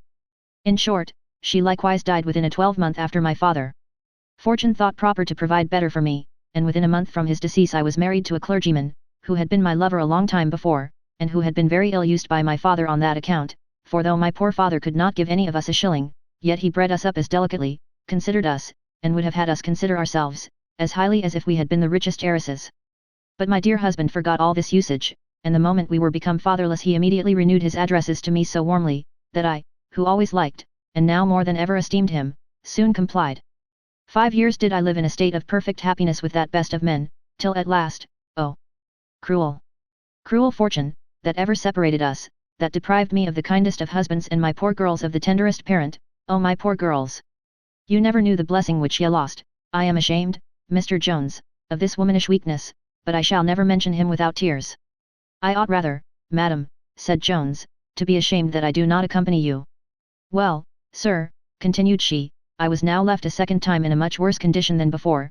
Besides the terrible affliction I was to encounter, I had now 2 children to provide for, and was, if possible, more penniless than ever, when that great, that good, that glorious man, Mr. Allworthy, who had some little acquaintance with my husband, accidentally heard of my distress, and immediately writ this letter to me. Here, sir, here it is, I put it into my pocket to shew it you. This is the letter, sir, I must and will read it to you. Madam, I heartily condole with you on your late grievous loss, which your own good sense, and the excellent lessons you must have learnt from the worthiest of men, will better enable you to bear than any advice which I am capable of giving. Nor have I any doubt that you, whom I have heard to be the tenderest of mothers, will suffer any immoderate indulgence of grief to prevent you from discharging your duty to those poor infants, who now alone stand in need of your tenderness. However, as you must be supposed at present to be incapable of much worldly consideration, you will pardon my having ordered a person to wait on you, and to pay you 20 guineas, which I beg you will accept till I have the pleasure of seeing you, and believe me to be, madam, N.C. This letter, sir, I received within a fortnight after the irreparable loss I have mentioned, and within a fortnight afterwards, Mr. Allworthy, the blessed Mr. Allworthy, came to pay me a visit, when he placed me in the house where you now see me, gave me a large sum of money to furnish it, and settled an annuity of £50 a year upon me, which I have constantly received ever since. Judge, then, Mr. Jones, in what regard I must hold a benefactor, to whom I owe the preservation of my life, and of those dear children, for whose sake alone my life is valuable. Do not, therefore, think me impertinent, Mr. Jones, since I must esteem one for whom I know Mr. Allworthy hath so much value, if I beg you not to converse with these wicked women. You are a young gentleman, and do not know half their artful wiles.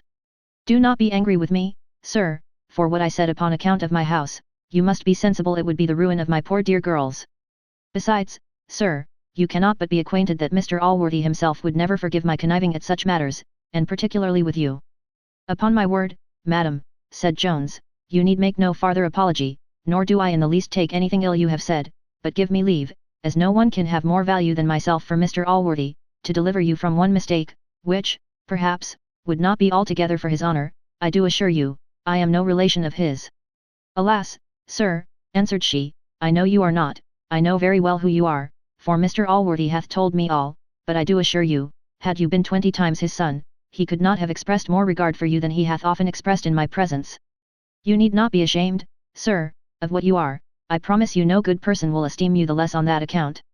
No, Mr. Jones, the words dishonourable birth are nonsense, as my dear husband used to say, unless the word dishonourable be applied to the parents, for the children can derive no real dishonour from an act of which they are entirely innocent. Here Jones heaved a deep sigh, and then said, since I perceive, madam, you really do know me, and Mr. Allworthy hath thought proper to mention my name to you, and since you have been so explicit with me as to your own affairs, I will acquaint you with some more circumstances concerning myself. And these Mrs. Miller having expressed great desire and curiosity to hear, he began and related to her his whole history, without once mentioning the name of Sophia. There is a kind of sympathy in honest minds, by means of which they give an easy credit to each other. Mrs. Miller believed all which Jones told her to be true, and expressed much pity and concern for him. She was beginning to comment on the story, but Jones interrupted her, for, as the hour of assignation now drew nigh, he began to stipulate for a second interview with the lady that evening, which he promised should be the last at her house, swearing, at the same time, that she was one of great distinction, and that nothing but what was entirely innocent was to pass between them, and I do firmly believe he intended to keep his word. Mrs. Miller was at length prevailed on, and Jones departed to his chamber, where he sat alone till 12 o'clock, but no Lady Bellaston appeared. As we have said that this lady had a great affection for Jones, and as it must have appeared that she really had so, the reader may perhaps wonder at the first failure of her appointment, as she apprehended him to be confined by sickness, a season when friendship seems most to require such visits. This behaviour, therefore, in the lady, may, by some, be condemned as unnatural, but that is not our fault, for our business is only to record truth. Chapter 6. Containing a scene which we doubt not will affect all our readers. Mr. Jones closed not his eyes during all the former part of the night, not owing to any uneasiness which he conceived at being disappointed by Lady Bellaston, nor was Sophia herself, though most of his waking hours were justly to be charged to her account, the present cause of dispelling his slumbers. In fact, poor Jones was one of the best-natured fellows alive, and had all that weakness which is called compassion, and which distinguishes this imperfect character from that noble firmness of mind, which rolls a man, as it were, within himself, and like a polished bowl, enables him to run through the world without being once stopped by the calamities which happen to others. He could not help, therefore, compassionating the situation of poor Nancy, whose love for Mr. Nightingale seemed to him so apparent, that he was astonished at the blindness of her mother, who had more than once, the preceding evening, remarked to him the great change in the temper of her daughter, who from being, she said, one of the liveliest, merriest girls in the world, was, on a sudden, become all gloom and melancholy. Sleep, however, at length got the better of all resistance, and now, as if he had already been a deity, as the Antients imagined, and an offended one too, he seemed to enjoy his dear-bought conquest. To speak simply, and without any metaphor, Mr. Jones slept till 11 the next morning, and would, perhaps, have continued in the same quiet situation much longer, had not a violent uproar awakened him. Partridge was now summoned, who, being asked what was the matter, answered, that there was a dreadful hurricane below stairs, that Miss Nancy was in fits, and that the other sister, and the mother, were both crying and lamenting over her. Jones expressed much concern at this news, which Partridge endeavoured to relieve, by saying, with a smile, he fancied the young lady was in no danger of death, for that Susan, which was the name of the maid, had given him to understand, it was nothing more than a common affair. In short, said he, Miss Nancy hath had a mind to be as wise as her mother, that's all. She was a little hungry, it seems, and so sat down to dinner before grace was said, and so there is a child coming for the Foundling Hospital. Prithee, leave thy stupid jesting, cries Jones. Is the misery of these poor wretches a subject of mirth? Go immediately to Mrs. Miller, and tell her I beg leave. Stay, you will make some blunder, I will go myself, for she desired me to breakfast with her. He then rose and dressed himself as fast as he could, and while he was dressing, Partridge, notwithstanding many severe rebukes, could not avoid throwing forth certain pieces of brutality, commonly called jests, on this occasion. Jones was no sooner dressed than he walked downstairs, and knocking at the door, was presently admitted by the maid, into the outward parlour, which was as empty of company as it was of any apparatus for eating. Mrs. Miller was in the inner room with her daughter, whence the maid presently brought a message to Mr. Jones, that her mistress hoped he would excuse the disappointment, but an accident had happened, which made it impossible for her to have the pleasure of his company at breakfast that day, and begged his pardon for not sending him up notice sooner. Jones desired, she would give herself no trouble about anything so trifling as his disappointment, that he was heartily sorry for the occasion, and that if he could be of any service to her, she might command him. He had scarce spoke these words, when Mrs. Miller, who heard them all, suddenly threw open the door, and coming out to him, in a flood of tears, said, "Oh Mr. Jones, you are certainly one of the best young men alive. I give you 1,000 thanks for your kind offer of your service, but, alas! Sir, it is out of your power to preserve my poor girl. Oh my child! My child! She is undone, she is ruined for ever." "I hope, madam," said Jones, "no villain, oh Mr. Jones," said she, "that villain who yesterday left my lodgings, hath betrayed my poor girl, hath destroyed her. I know you are a man of honour. You have a good, a noble heart, Mr. Jones. The actions to which I have been myself a witness, could proceed from no other. I will tell you all, nay, indeed, it is impossible, after what hath happened, to keep it a secret. That Nightingale, that barbarous villain, hath undone my daughter. She is, oh! Mr. Jones, my girl is with child by him, and in that condition he hath deserted her. Here, sir, is his cruel letter, read it, Mr. Jones, and tell me if such another monster lives." The letter was as follows. "Dear Nancy, as I found it impossible to mention to you what, I am afraid, will be no less shocking to you, than it is to me, I have taken this method to inform you, that my father insists upon my immediately paying my addresses to a young lady of fortune, whom he hath provided for I need not write the detested word. Your own good understanding will make you sensible, how entirely I am obliged to an obedience, by which I shall be forever excluded from your dear arms.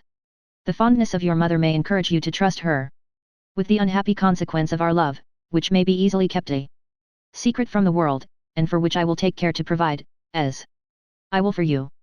I wish you may feel less on this account than I have suffered, but summon all your fortitude to your assistance, and forgive and forget the man, whom nothing but the prospect of certain ruin could have forced to write this letter. I bid you forget me, I mean only as a lover, but the best of friends you shall ever find in your faithful, though unhappy, J.N. When Jones had read this letter, they both stood silent during a minute, looking at each other. At last he began thus: I cannot express, madam, how much I am shocked at what I have read, yet let me beg you, in one particular, to take the writer's advice. Consider the reputation of your daughter, it is gone, it is lost, Mr. Jones, cried she, as well as her innocence. She received the letter in a room full of company, and immediately swooning away upon opening it, the contents were known to every one present. But the loss of her reputation, bad as it is not the worst. I shall lose my child. She hath attempted twice to destroy herself already, and though she hath been hitherto prevented, vows she will not outlive it, nor could I myself outlive any accident of that nature. What then will become of my little Betsy, a helpless infant orphan? And the poor little wretch will, I believe, break her heart at the miseries with which she sees her sister and myself distracted, while she is ignorant of the cause. Oh, 'tis the most sensible, and best-natured little thing. The barbarous, cruel, hath destroyed us all. Oh, my poor children! Is this the reward of all my cares? Is this the fruit of all my prospects? Have I so cheerfully undergone all the labors and duties of a mother? Have I been so tender of their infancy, so careful of their education? Have I been toiling so many years, denying myself even the conveniences of life, to provide some little sustenance for them, to lose one or both in such a manner? Indeed, madam, said Jones, with tears in his eyes, I pity you from my soul. Oh! Mr. Jones, answered she, even you, though I know the goodness of your heart, can have no idea of what I feel. The best, the kindest, the most dutiful of children. Oh, my poor Nancy, the darling of my soul. The delight of my eyes. The pride of my heart. Too much, indeed, my pride, for to those foolish, ambitious hopes, arising from her beauty, I owe her ruin. Alas! I saw with pleasure the liking which this young man had for her. I thought it an honourable affection, and flattered my foolish vanity with the thoughts of seeing her married to one so much her superior. And 1,000 times in my presence, nay, often in yours, he hath endeavoured to soothe and encourage these hopes by the most generous expressions of disinterested love, which he hath always directed to my poor girl, and which I, as well as she, believed to be real. Could I have believed that these were only snares laid to betray the innocence of my child, and for the ruin of us all? At these words little Betsy came running into the room, crying, Dear mamma, for heaven's sake come to my sister, for she is in another fit, and my cousin can't hold her. Mrs. Miller immediately obeyed the summons, but first ordered Betsy to stay with Mr. Jones, and begged him to entertain her a few minutes, saying, in the most pathetic voice, Good heaven, let me preserve one of my children at least. Jones, in compliance with this request, did all he could to comfort the little girl, though he was, in reality, himself very highly affected with Mrs. Miller's story. He told her her sister would be soon very well again, that by taking on in that manner she would not only make her sister worse, but make her mother ill too. Indeed, sir, says she, I would not do anything to hurt them for the world. I would burst my heart rather than they should see me cry, but my poor sister can't see me cry. I am afraid she will never be able to see me cry any more. Indeed, I can't part with her, indeed, I can't, and then poor mamma too, what will become of her? She says she will die too, and leave me, but I am resolved I won't be left behind. And are you not afraid to die, my little Betsy? Said Jones. Yes, answered she, I was always afraid to die, because I must have left my mamma, and my sister, but I am not afraid of going anywhere with those I love. Jones was so pleased with this answer, that he eagerly kissed the child, and soon after Mrs. Miller returned, saying, she thanked heaven Nancy was now come to herself.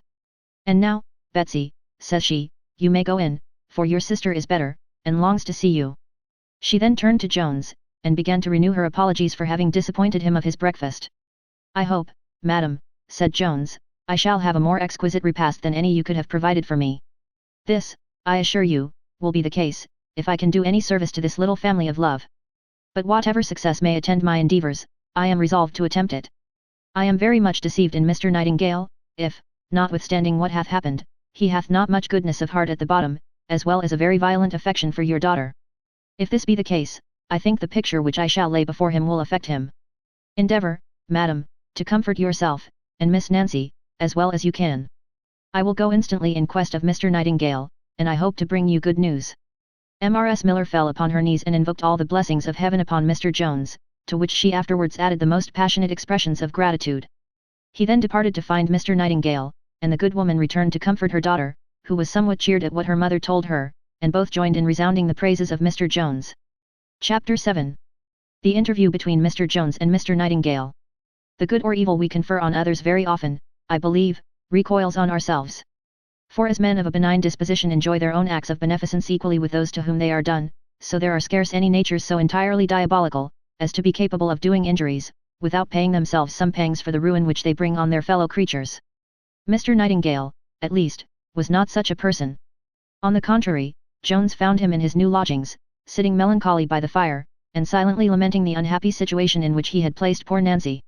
He no sooner saw his friend appear than he arose hastily to meet him, and after much congratulation said, "Nothing could be more opportune than this kind visit, for I was never more in the spleen in my life." "I am sorry," answered Jones, "that I bring news very unlikely to relieve you, nay, what I am convinced must, of all other, shock you the most. However, it is necessary you should know it. Without further preface, then, I come to you, Mr. Nightingale, from a worthy family, which you have involved in misery and ruin." Mr. Nightingale changed colour at these words, but Jones, without regarding it, proceeded, in the liveliest manner, to paint the tragical story with which the reader was acquainted in the last chapter. Nightingale never once interrupted the narration, though he discovered violent emotions at many parts of it. But when it was concluded, after fetching a deep sigh, he said, "What you tell me, my friend, affects me in the tenderest manner. Sure there never was so cursed an accident as the poor girl's betraying my letter. Her reputation might otherwise have been safe, and the affair might have remained a profound secret, and then the girl might have gone off never the worse, for many such things happen in this town, and if the husband should suspect a little, when it is too late, it will be his wiser conduct to conceal his suspicion both from his wife and the world." "Indeed, my friend," answered Jones, "this could not have been the case with your poor Nancy. You have so entirely gained her affections, that it is the loss of you, and not of her reputation, which afflicts her, and will end in the destruction of her and her family." "Nay, for that matter, I promise you," cries Nightingale, "she hath my affections so absolutely, that my wife, whoever she is to be, will have very little share in them." "And is it possible then," said Jones, "you can think of deserting her?" "Why, what can I do?" answered the other. "Ask Miss Nancy," replied Jones warmly. "In the condition to which you have reduced her, I sincerely think she ought to determine what reparation you shall make her. Her interest alone, and not yours, ought to be your sole consideration. But if you ask me what you shall do, what can you do less, cries Jones, than fulfill the expectations of her family, and her own? Nay, I sincerely tell you, they were mine too, ever since I first saw you together. You will pardon me if I presume on the friendship you have favoured me with, moved as I am with compassion for those poor creatures. But your own heart will best suggest to you, whether you have never intended, by your conduct, to persuade the mother, as well as the daughter, into an opinion, that you designed honourably, and if so, though there may have been no direct promise of marriage in the case, I will leave to your own good understanding, how far you are bound to proceed." "Nay, I must not only confess what you have hinted," said Nightingale, "but I am afraid even that very promise you mention I have given." "And can you, after owning that," said Jones, "hesitate a moment?" "Consider, my friend," answered the other, "I know you are a man of honour, and would advise no one to act contrary to its rules. If there were no other objection, can I, after this publication of her disgrace, think of such an alliance with honour?" "Undoubtedly," replied Jones, "and the very best and truest honour, which is goodness, requires it of you. As you mention a scruple of this kind, you will give me leave to examine it. Can you with honour be guilty of having under false pretences deceived a young woman and her family, and of having by these means treacherously robbed her of her innocence? Can you, with honour, be the knowing, the wilful occasion, nay, the artful contriver of the ruin of a human being? Can you, with honour, destroy the fame, the peace, nay, probably, both the life and soul too, of this creature? Can honour bear the thought, that this creature is a tender, helpless, defenceless, young woman? A young woman, who loves, who dotes on you, who dies for you, who hath placed the utmost confidence in your promises, and to that confidence hath sacrificed everything which is dear to her? Can honour support such contemplations as these a moment? Common sense, indeed, said Nightingale, warrants all you say, but yet you well know the opinion of the world is so contrary to it, that, was I to marry a whore, though my own, I should be ashamed of ever showing my face again." "Fie upon it, Mr. Nightingale," said Jones, "do not call her by so ungenerous a name. When you promised to marry her she became your wife, and she hath sinned more against prudence than virtue.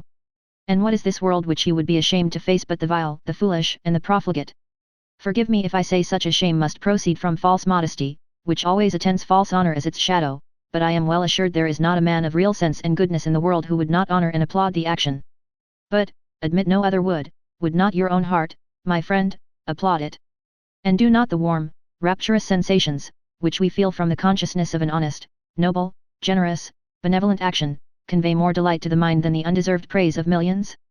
Set the alternative fairly before your eyes. On the one side, see this poor, unhappy, tender, believing girl, in the arms of her wretched mother, breathing her last. Hear her breaking heart in agonies, sighing out your name, and lamenting, rather than accusing, the cruelty which weighs her down to destruction. Paint to your imagination the circumstances of her fond despairing parent, driven to madness, or, perhaps, to death, by the loss of her lovely daughter. View the poor, helpless, orphan infant, and when your mind hath dwelt a moment only on such ideas, consider yourself as the cause of all the ruin of this poor, little, worthy, defenseless family. On the other side, consider yourself as relieving them from their temporary sufferings. Think with what joy, with what transports that lovely creature will fly to your arms. See her blood returning to her pale cheeks, her fire to her languid eyes, and raptures to her tortured breast. Consider the exaltations of her mother, the happiness of all. Think of this little family made by one act of yours completely happy. Think of this alternative, and sure I am mistaken in my friend if it requires any long deliberation whether he will sink these wretches down forever, or, by one generous, noble resolution, raise them all from the brink of misery and despair to the highest pitch of human happiness. Add to this but one consideration more, the consideration that it is your duty so to do, that the misery from which you will relieve these poor people is the misery which you yourself have wilfully brought upon them. Oh, my dear friend, cries Nightingale, I wanted not your eloquence to rouse me. I pity poor Nancy from my soul, and would willingly give anything in my power that no familiarities had ever passed between us. Nay, believe me, I had many struggles with my passion before I could prevail with myself to write that cruel letter, which hath caused all the misery in that unhappy family. If I had no inclinations to consult but my own, I would marry her tomorrow morning, I would, by heaven.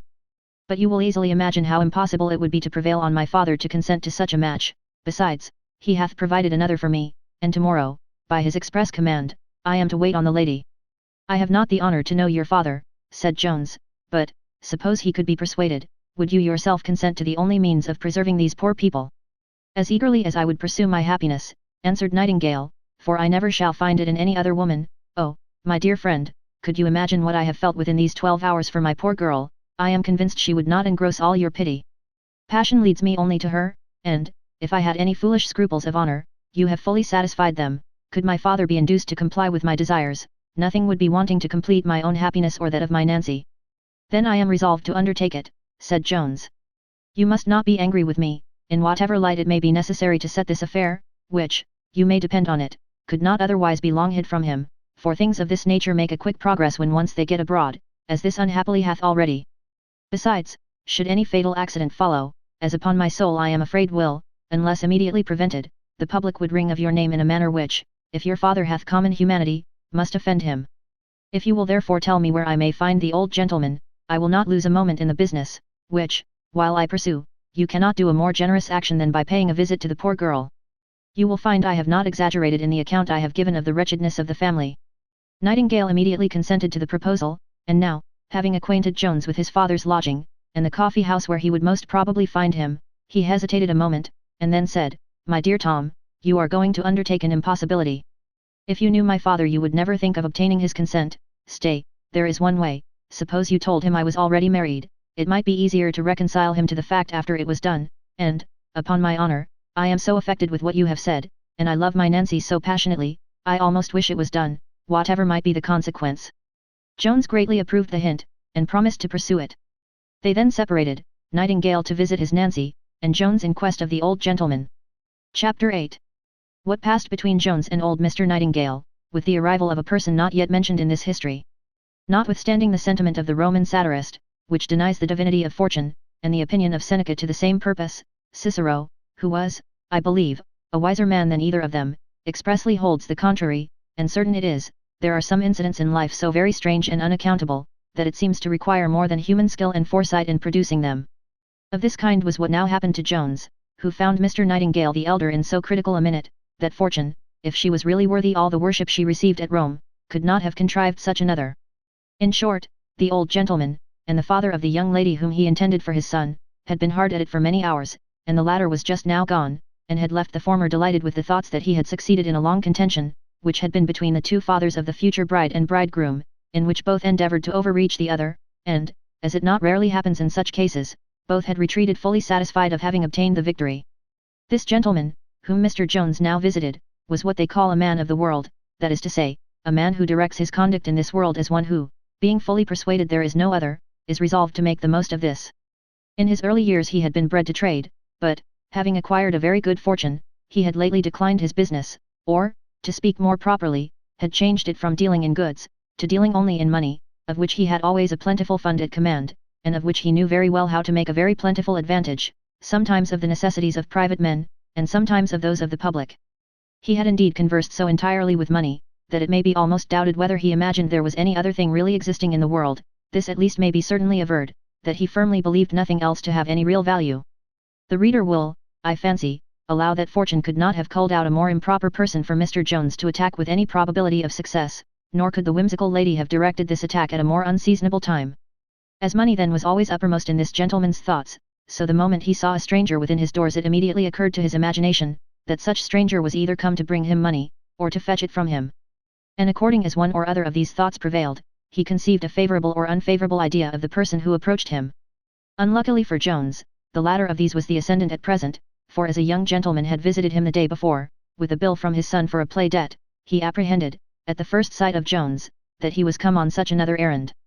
Jones therefore had no sooner told him that he was come on his son's account than the old gentleman, being confirmed in his suspicion, burst forth into an exclamation, that he would lose his labour. "Is it then possible, sir," answered Jones, "that you can guess my business?" "If I do guess it," replied the other, "I repeat again to you, you will lose your labour." "What, I suppose you are one of those sparks who lead my son into all those scenes of riot and debauchery, which will be his destruction. But I shall pay no more of his bills, I promise you. I expect he will quit all such company for the future. If I had imagined otherwise, I should not have provided a wife for him, for I would be instrumental in the ruin of nobody." "How, sir," said Jones, "and was this lady of your providing?" "Pray, sir," answered the old gentleman, "how comes it to be any concern of yours?" "Nay, dear sir," replied Jones, "be not offended that I interest myself in what regards your son's happiness, for whom I have so great an honour and value. It was upon that very account I came to wait upon you. I can't express the satisfaction you have given me by what you say, for I do assure you your son is a person for whom I have the highest honour. Nay, sir, it is not easy to express the esteem I have for you, who could be so generous, so good, so kind, so indulgent to provide such a match for your son, a woman, who, I dare swear, will make him one of the happiest men upon earth. There is scarce anything which so happily introduces men to our good liking, as having conceived some alarm at their first appearance. When once those apprehensions begin to vanish we soon forget the fears which they occasioned, and look on ourselves as indebted for our present ease to those very persons who at first raised our fears. Thus it happened to Nightingale, who no sooner found that Jones had no demand on him, as he suspected, than he began to be pleased with his presence. "Pray, good sir," said he, "be pleased to sit down. I do not remember to have ever had the pleasure of seeing you before, but if you are a friend of my son, and have anything to say concerning this young lady, I shall be glad to hear you. As to her making him happy, it will be his own fault if she doth not. I have discharged my duty, in taking care of the main article. She will bring him a fortune capable of making any reasonable, prudent, sober man, happy." "Undoubtedly," cries Jones, "for she is in herself a fortune, so beautiful, so genteel, so sweet-tempered, and so well educated. She is indeed a most accomplished young lady, sings admirably well, and hath a most delicate hand at the harpsichord." "I did not know any of these matters," answered the old gentleman, "for I never saw the lady, but I do not like her the worse for what you tell me, and I am the better pleased with her father for not laying any stress on these qualifications in our bargain. I shall always think it a proof of his understanding. A silly fellow would have brought in these articles as an addition to her fortune, but, to give him his due, he never mentioned any such matter, though to be sure they are no disparagements to a woman. I do assure you, sir," cries Jones, "she hath them all in the most eminent degree. For my part, I own I was afraid you might have been a little backward, a little less inclined to the match, for your son told me you had never seen the lady, therefore I came, sir, in that case, to entreat you, to conjure you, as you value the happiness of your son, not to be averse to his match with a woman who hath not only all the good qualities I have mentioned, but many more, if that was your business." "Sir," said the old gentleman, "we are both obliged to you, and you may be perfectly easy, for I give you my word I was very well satisfied with her fortune." "Sir," answered Jones, "I honour you every moment more and more.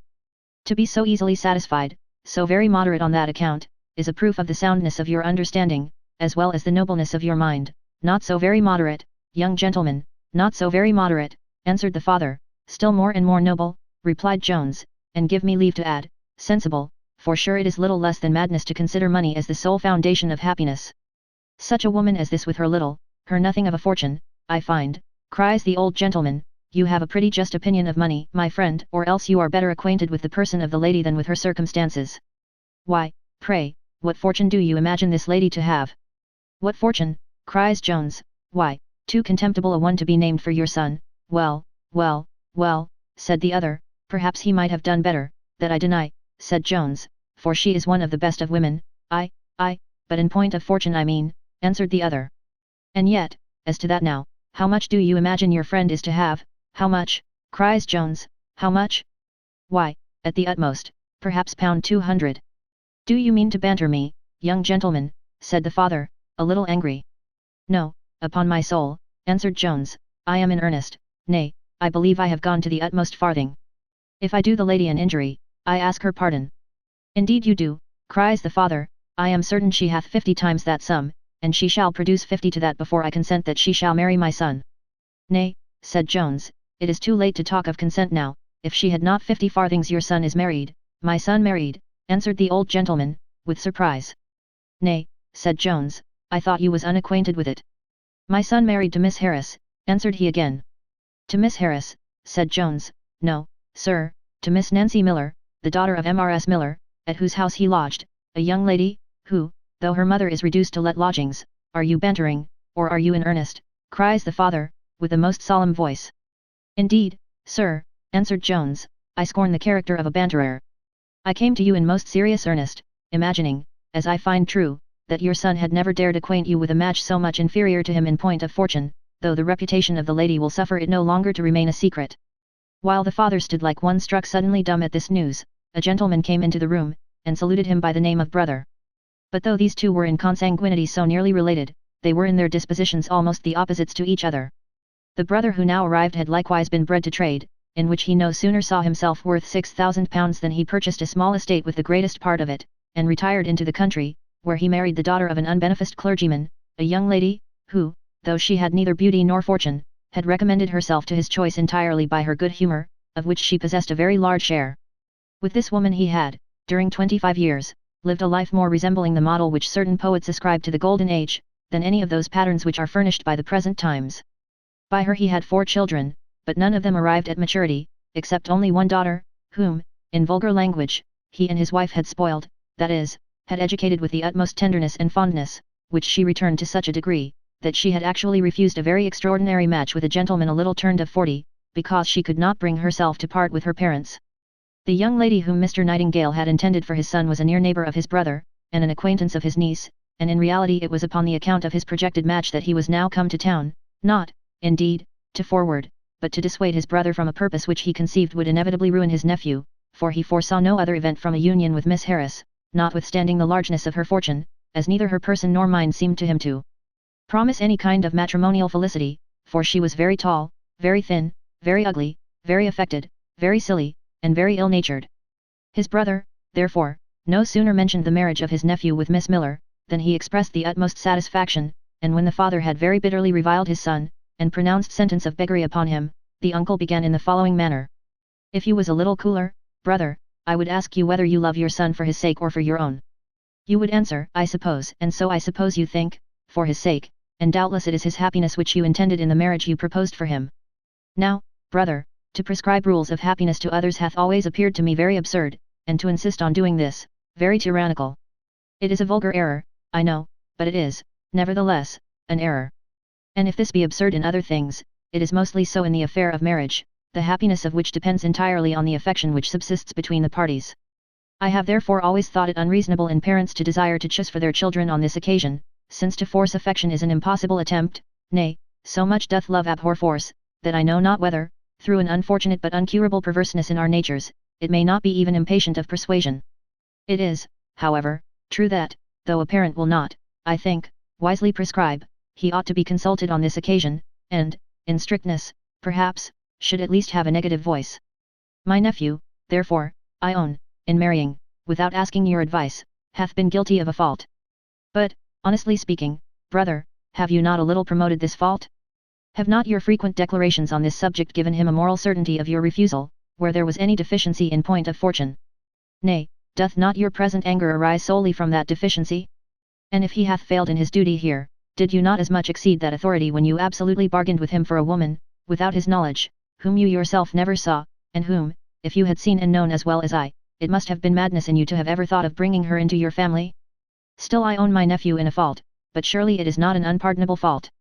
He hath acted indeed without your consent, in a matter in which he ought to have asked it, but it is in a matter in which his interest is principally concerned. You yourself must and will acknowledge that you consulted his interest only, and if he unfortunately differed from you, and hath been mistaken in his notion of happiness, will you, brother, if you love your son, carry him still wider from the point? Will you increase the ill consequences of his simple choice? Will you endeavour to make an event certain misery to him, which may accidentally prove so? In a word, brother, because he hath put it out of your power to make his circumstances as affluent as you would, will you distress them as much as you can? By the force of the true Catholic faith Saint Anthony won upon the fishes. Orpheus and Amphion went a little farther, and by the charms of music enchanted things merely inanimate. Wonderful, both. But neither history nor fable have ever yet ventured to record an instance of anyone, who, by force of argument and reason, hath triumphed over habitual avarice. Mr. Nightingale, the father, instead of attempting to answer his brother, contented himself with only observing, that they had always differed in their sentiments concerning the education of their children. I wish, said he, brother, you would have confined your care to your own daughter, and never have troubled yourself with my son, who hath, I believe, as little profited by your precepts, as by your example. For young Nightingale was his uncle's godson, and had lived more with him than with his father. So that the uncle had often declared he loved his nephew almost equally with his own child. Jones fell into raptures with this good gentleman, and when, after much persuasion, they found the father grew still more and more irritated, instead of appeased, Jones conducted the uncle to his nephew at the house of Mrs. Miller. Chapter 9. Containing strange matters. At his return to his lodgings, Jones found the situation of affairs greatly altered from what they had been in at his departure. The mother, the two daughters, and young Mr. Nightingale, were now sat down to supper together, when the uncle was, at his own desire, introduced without any ceremony into the company, to all of whom he was well known, for he had several times visited his nephew at that house. The old gentleman immediately walked up to Miss Nancy, saluted and wished her joy, as he did afterwards the mother and the other sister, and lastly, he paid the proper compliments to his nephew, with the same good humour and courtesy, as if his nephew had married his equal or superior in fortune, with all the previous requisites first performed. Miss Nancy and her supposed husband both turned pale, and looked rather foolish than otherwise upon the occasion, but Mrs. Miller took the first opportunity of withdrawing, and, having sent for Jones into the dining room, she threw herself at his feet, and in a most passionate flood of tears, called him her good angel, the preserver of her poor little family, with many other respectful and endearing appellations, and made him every acknowledgment which the highest benefit can extract from the most grateful heart. After the first gust of her passion was a little over, which she declared, if she had not vented, would have burst her, she proceeded to inform Mr. Jones that all matters were settled between Mr. Nightingale and her daughter, and that they were to be married the next morning, at which Mr. Jones having expressed much pleasure, the poor woman fell again into a fit of joy and thanksgiving, which he at length with difficulty silenced, and prevailed on her to return with him back to the company, whom they found in the same good humour in which they had left them. This little society now passed 2 or 3 very agreeable hours together, in which the uncle, who was a very great lover of his bottle, had so well plied his nephew, that this latter, though not drunk, began to be somewhat flustered, and now Mr. Nightingale, taking the old gentleman with him upstairs into the apartment he had lately occupied, unbosomed himself as follows. As you have been always the best and kindest of uncles to me, and as you have shown such unparalleled goodness in forgiving this match, which to be sure may be thought a little improvident, I should never forgive myself if I attempted to deceive you in anything. He then confessed the truth, and opened the whole affair. How, Jack, said the old gentleman, and are you really then not married to this young woman? No, upon my honour, answered Nightingale, I have told you the simple truth. My dear boy, cries the uncle, kissing him, I am heartily glad to hear it. I never was better pleased in my life. If you had been married I should have assisted you as much as was in my power to have made the best of a bad matter, but there is a great difference between considering a thing which is already done and irrecoverable, and that which is yet to do. Let your reason have fair play, Jack, and you will see this match in so foolish and preposterous a light, that there will be no need of any dissuasive arguments. How, sir, replies young Nightingale, is there this difference between having already done an act, and being in honour engaged to do it? Phew, said the uncle, honour is a creature of the world's making, and the world hath the power of a creator over it, and may govern and direct it as they please. Now you well know how trivial these breaches of contract are thought, even the grossest make but the wonder and conversation of a day. Is there a man who afterwards will be more backward in giving you his sister, or daughter? Or is there any sister or daughter who would be more backward to receive you? Honour is not concerned in these engagements. Pardon me, dear sir, cries Nightingale, I can never think so, and not only honour but conscience and humanity, are concerned. I am well satisfied, that, was I now to disappoint the young creature, her death would be the consequence, and I should look upon myself as her murderer, nay, as her murderer by the cruelest of all methods, by breaking her heart. Break her heart, indeed, no, no, Jack, cries the uncle, the hearts of women are not so soon broke, they are tough, boy, they are tough. But, sir, answered Nightingale, my own affections are engaged, and I never could be happy with any other woman. How often have I heard you say, that children should be always suffered to choose for themselves, and that you would let my cousin Harriet do so? Why, replied the old gentleman, so I would have them, but then I would have them choose wisely. Indeed, Jack, you must and shall leave the girl. Indeed, uncle, cries the other, I must and will have her. You will, young gentleman, said the uncle, I did not expect such a word from you. I should not wonder if you had used such language to your father, who hath always treated you like a dog, and kept you at the distance which a tyrant preserves over his subjects, but I, who have lived with you upon an equal footing, might surely expect better usage, but I know how to account for it all. It is all owing to your preposterous education, in which I have had too little share. There is my daughter, now, whom I have brought up as my friend, never doth anything without my advice, nor ever refuses to take it when I give it her. You have never yet given her advice in an affair of this kind, said Nightingale, for I am greatly mistaken in my cousin, if she would be very ready to obey even your most positive commands in abandoning her inclinations. Don't abuse my girl, answered the old gentleman with some emotion, don't abuse my Harriet. I have brought her up to have no inclinations contrary to my own. By suffering her to do whatever she pleases, I have inured her to a habit of being pleased to do whatever I like. Pardon me, sir, said Nightingale, I have not the least design to reflect on my cousin, for whom I have the greatest esteem, and indeed I am convinced you will never put her to so severe a trial, or lay such hard commands on her as you would do on me, but, dear sir, let us return to the company, for they will begin to be uneasy at our long absence. I must beg one favour of my dear uncle, which is that he would not say anything to shock the poor girl or her mother. Oh, you need not fear me, answered he, I understand myself too well to affront women, so I will readily grant you that favour, and in return I must expect another of you. There are but few of your commands, sir, said Nightingale, which I shall not very cheerfully obey. Nay, sir, I ask nothing, said the uncle, but the honour of your company home to my lodging, that I may reason the case a little more fully with you, for I would, if possible, have the satisfaction of preserving my family, notwithstanding the headstrong folly of my brother, who, in his own opinion, is the wisest man in the world. Nightingale, who well knew his uncle to be as headstrong as his father, submitted to attend him home, and then they both returned back into the room, where the old gentleman promised to carry himself with the same decorum which he had before maintained. Chapter 10. A short chapter, which concludes the book. The long absence of the uncle and nephew had occasioned some disquiet in the minds of all whom they had left behind them, and the more, as, during the preceding dialogue, the uncle had more than once elevated his voice, so as to be heard downstairs, which, though they could not distinguish what he said, had caused some evil foreboding in Nancy and her mother, and, indeed, even in Jones himself. When the good company, therefore, again assembled, there was a visible alteration in all their faces, and the good humour which, at their last meeting, universally shone forth in every countenance, was now changed into a much less agreeable aspect. It was a change, indeed, common enough to the weather in this climate, from sunshine to clouds, from June to December. This alteration was not, however, greatly remarked by any present, for as they were all now endeavouring to conceal their own thoughts, and to act a part, they became all too busily engaged in the scene to be spectators of it. Thus neither the uncle nor nephew saw any symptoms of suspicion in the mother or daughter, nor did the mother or daughter remark the overacted complacence of the old man, nor the counterfeit satisfaction which grinned in the features of the young one. Something like this, I believe, frequently happens, where the whole attention of two friends being engaged in the part which each is to act, in order to impose on the other, neither sees nor suspects the arts practised against himself, and thus the thrust of both, to borrow no improper metaphor on the occasion, alike takes place. From the same reason it is no unusual thing for both parties to be overreached in a bargain, though the one must be always the greater loser, as was he who sold a blind horse, and received a bad note in payment.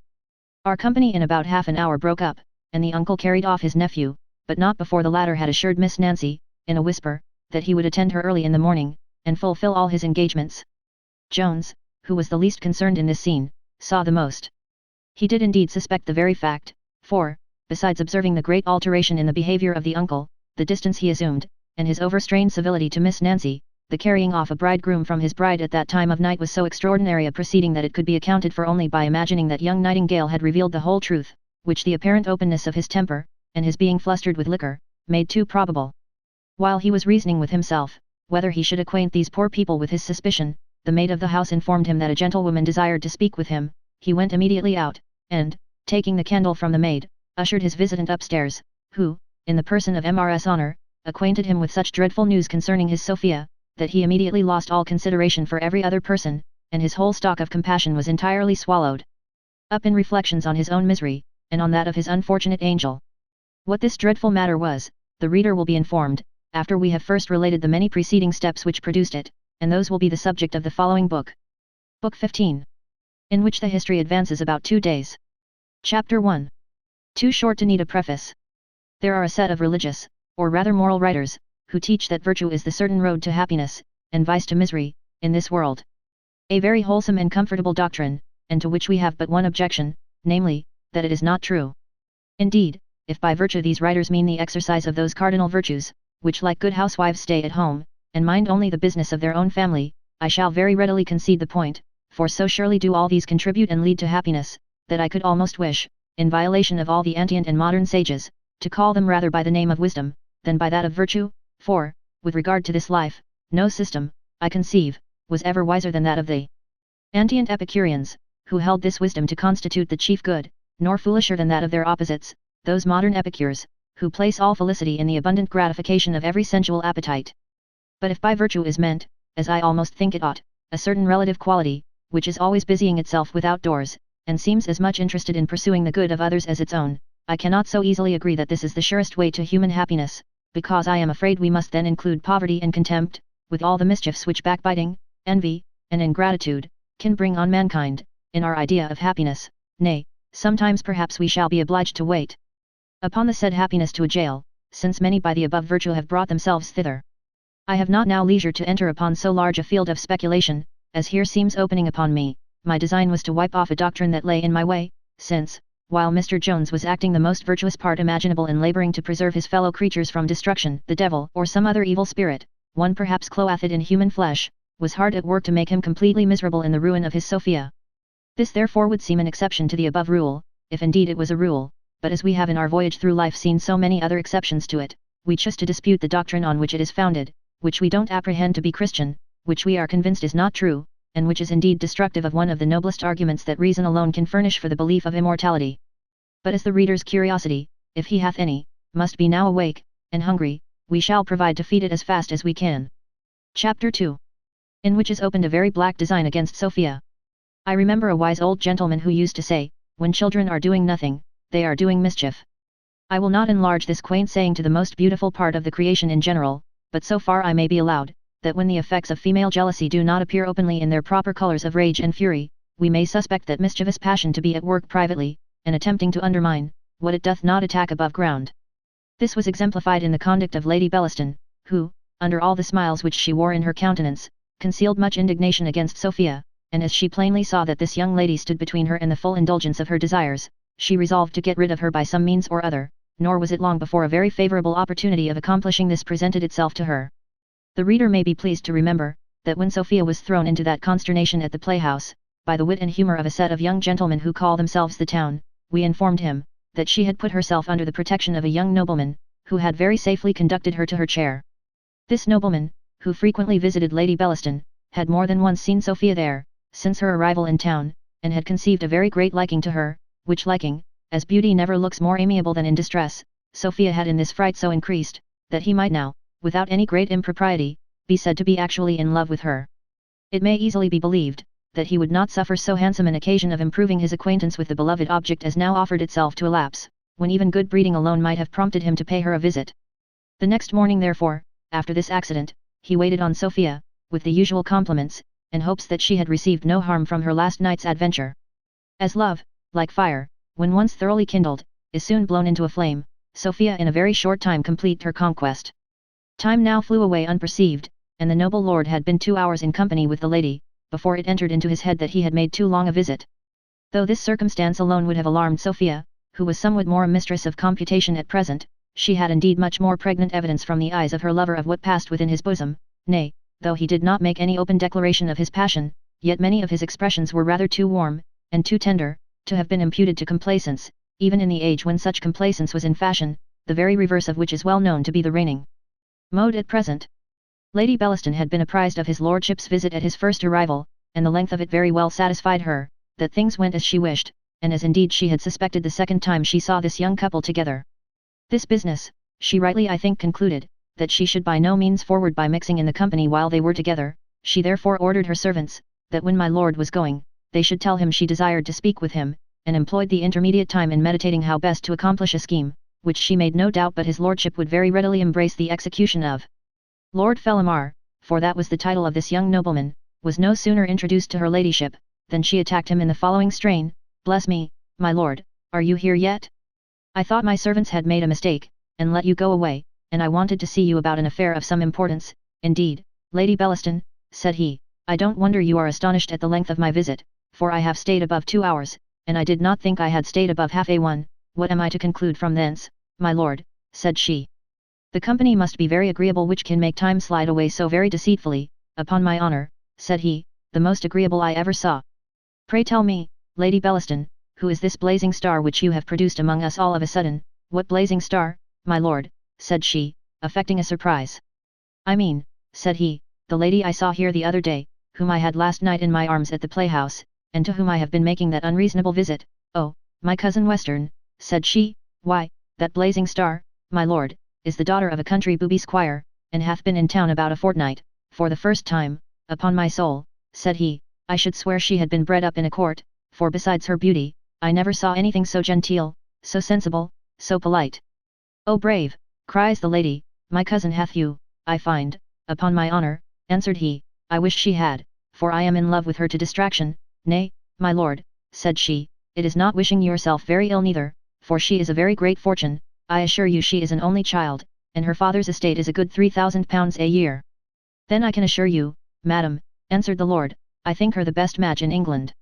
"Indeed, my lord," replied she, "if you like her, I heartily wish you had her." "If you think so kindly of me, madam," said he, "as she is a relation of yours, will you do me the honour to propose it to her father?" "And are you really then in earnest?" cries the lady, with an affected gravity. "I hope, madam," answered he, "you have a better opinion of me, than to imagine I would jest with your ladyship in an affair of this kind." "Indeed, then," said the lady, "I will most readily propose your lordship to her father, and I can, I believe, assure you of his joyful acceptance of the proposal, but there is a bar, which I am almost ashamed to mention, and yet it is one you will never be able to conquer. You have a rival, my lord, and a rival who, though I blush to name him, neither you, nor all the world, will ever be able to conquer." "Upon my word, Lady Bellaston," cries he, "you have struck a damp to my heart, which hath almost deprived me of being." "Fie, my lord," said she, "I should rather hope I had struck fire into you. A lover, and talk of damps in your heart. I rather imagined you would have asked your rival's name, that you might have immediately entered the lists with him." "I promise you, madam," answered he, "there are very few things I would not undertake for your charming cousin, but pray, who is this happy man?" "Why, he is," said she, "what I am sorry to say most happy men with us are, one of the lowest fellows in the world. He is a beggar, a bastard, a foundling, a fellow in meaner circumstances than one of your lordship's footmen." "And is it possible," cried he, "that a young creature with such perfections should think of bestowing herself so unworthily?" "Alas, my lord," answered she, "consider the country, the bane of all young women is the country. There they learn a set of romantic notions of love, and I know not what folly, which this town and good company can scarce eradicate in a whole winter." "Indeed, madam," replied my lord, "your cousin is of too immense a value to be thrown away, such ruin as this must be prevented." "Alas," cries she, "my lord, how can it be prevented? The family have already done all in their power, but the girl is, I think, intoxicated, and nothing less than ruin will content her. And to deal more openly with you, I expect every day to hear she is run away with him." "What you tell me, Lady Bellaston," answered his lordship, "affects me most tenderly, and only raises my compassion, instead of lessening my adoration of your cousin. Some means must be found to preserve so inestimable a jewel. Hath your ladyship endeavoured to reason with her?" Here the lady affected a laugh, and cried, "My dear lord, sure you know us better than to talk of reasoning a young woman out of her inclinations? These inestimable jewels are as deaf as the jewels they wear. Time, my lord, time is the only medicine to cure their folly, but this is a medicine which I am certain she will not take. Nay, I live in hourly horrors on her account. In short, nothing but violent methods will do." "What is to be done?" cries my lord, "what methods are to be taken? Is there any method upon earth, oh, Lady Bellaston?" "There is nothing which I would not undertake for such a reward, I really know not," answered the lady, after a pause, and then pausing again, she cried out, "Upon my soul, I am at my wits' end on this girl's account. If she can be preserved, something must be done immediately, and, as I say, nothing but violent methods will do, if your lordship hath really this attachment to my cousin, and to do her justice, except in this silly inclination, of which she will soon see her folly, she is every way deserving. I think there may be one way, indeed, it is a very disagreeable one, and what I am almost afraid to think of, it requires a great spirit, I promise you. I am not conscious, madam, said he, of any defect there, nor am I hope, suspected of any such. It must be an egregious defect indeed, which could make me backward on this occasion. Nay, my lord, answered she, I am so far from doubting you, I am much more inclined to doubt my own courage, for I must run a monstrous risque. In short, I must place such a confidence in your honour as a wise woman will scarce ever place in a man on any consideration. In this point likewise my lord very well satisfied her, for his reputation was extremely clear, and common fame did him no more than justice, in speaking well of him. Well, then, said she, my lord, I vow, I can't bear the apprehension of it, no, it must not be, at least every other method shall be tried. Can you get rid of your engagements, and dine here today? Your lordship will have an opportunity of seeing a little more of Miss Western, I promise you we have no time to lose. Here will be nobody but Lady Betty, and Miss Eagle, and Colonel Hampstead, and Tom Edwards, they will all go soon, and I shall be at home to nobody. Then your lordship may be a little more explicit. Nay, I will contrive some method to convince you of her attachment to this fellow. My lord made proper compliments, accepted the invitation, and then they parted to dress, it being now past 3 in the morning, or to reckon by the old style, in the afternoon. Chapter 3. A further explanation of the foregoing design. Though the reader may have long since concluded Lady Bellaston to be a member, and no inconsiderable one, of the great world, she was in reality a very considerable member of the little world, by which appellation was distinguished a very worthy and honourable society which not long since flourished in this kingdom. Among other good principles upon which this society was founded, there was one very remarkable, for, as it was a rule of an honourable club of heroes, who assembled at the close of the late war, that all the members should every day fight once at least, so 'twas in this, that every member should, within the 24 hours, tell at least one merry fib, which was to be propagated by all the brethren and sisterhood. Many idle stories were told about this society, which from a certain quality may be, perhaps not unjustly, supposed to have come from the society themselves. As, that the devil was the president, and that he sat in person in an elbow chair at the upper end of the table, but, upon very strict inquiry, I find there is not the least truth in any of those tales, and that the assembly consisted in reality of a set of very good sort of people, and the fibs which they propagated were of a harmless kind, and tended only to produce mirth and good humour. Edwards was likewise a member of this comical society. To him therefore Lady Bellaston applied as a proper instrument for her purpose, and furnished him with a fib, which he was to vent whenever the lady gave him her cue, and this was not to be till the evening, when all the company but Lord Fellamar and himself were gone, and while they were engaged in a rubber at whist. To this time then, which was between 7 and 8 in the evening, we will convey our reader, when Lady Bellaston, Lord Fellamar, Miss Western, and Tom, being engaged at whist, and in the last game of their rubbers, Tom received his cue from Lady Bellaston, which was, I protest, Tom, you are grown intolerable lately, you used to tell us all the news of the town, and now you know no more of the world than if you lived out of it. Mr. Edwards then began as follows, the fault is not mine, madam, it lies in the dullness of the age, that doth nothing worth talking of, Allah, though now I think on't there hath a terrible accident befallen poor Colonel Wilcox, poor Ned, you know him, my lord, everybody knows him, faith. I am very much concerned for him. What is it, pray, says Lady Bellaston. Why, he hath killed a man this morning in a duel, that's all. His lordship, who was not in the secret, asked gravely, whom he had killed. To which Edwards answered, a young fellow we none of us know, a Somersetshire lad just came to town, one Jones his name is, a near relation of one Mr. Allworthy, of whom your lordship I believe hath heard. I saw the lad lie dead in a coffee house, upon my soul, he is one of the finest corpses I ever saw in my life. Sophia, who had just begun to deal as Tom had mentioned that a man was killed, stopped her hand, and listened with attention, for all stories of that kind affected her, but no sooner had he arrived at the latter part of the story than she began to deal again, and having dealt 3 cards to one, and 7 to another, and 10 to a third, at last dropped the rest from her hand, and fell back in her chair. The company behaved as usually on these occasions. The usual disturbance ensued, the usual assistance was summoned, and Sophia at last, as it is usual, returned again to life, and was soon after, at her earnest desire, led to her own apartment, where, at my lord's request, Lady Bellaston acquainted her with the truth, attempted to carry it off as a jest of her own, and comforted her with repeated assurances, that neither his lordship nor Tom, though she had taught him the story, were in the true secret of the affair. There was no farther evidence necessary to convince Lord Fellamar how justly the case had been represented to him by Lady Bellaston, And now, at her return into the room, a scheme was laid between these two noble persons, which, though it appeared in no very heinous light to his lordship, as he faithfully promised, and faithfully resolved to make the lady all the subsequent amends in his power by marriage, yet many of our readers, we doubt not, will see with just detestation. The next evening at 7 was appointed for the fatal purpose, when Lady Bellaston undertook that Sophia should be alone, and his lordship should be introduced to her. The whole family were to be regulated for the purpose, most of the servants dispatched out of the house, and for Mrs. Honour, who, to prevent suspicion, was to be left with her mistress till his lordship's arrival, Lady Bellaston herself was to engage her in an apartment as distant as possible from the scene of the intended mischief, and out of the hearing of Sophia. Matters being thus agreed on, his lordship took his leave, and her ladyship retired to rest, highly pleased with a project, of which she had no reason to doubt the success, and which promised so effectually to remove Sophia from being any further obstruction to her amour with Jones, by a means of which she should never appear to be guilty, even if the fact appeared to the world, but this she made no doubt of preventing by huddling up a marriage, to which she thought the ravished Sophia would easily be brought to consent, and at which all the rest of her family would rejoice. But affairs were not in so quiet a situation in the bosom of the other conspirator, his mind was tossed in all the distracting anxieties so nobly described by Shakespeare. Between the acting of a dreadful thing and the first motion, all the interim is like a phantasma, or a hideous dream. The genius and the mortal instruments are then in council, and the state of man, like to a little kingdom, suffers then the nature of an insurrection.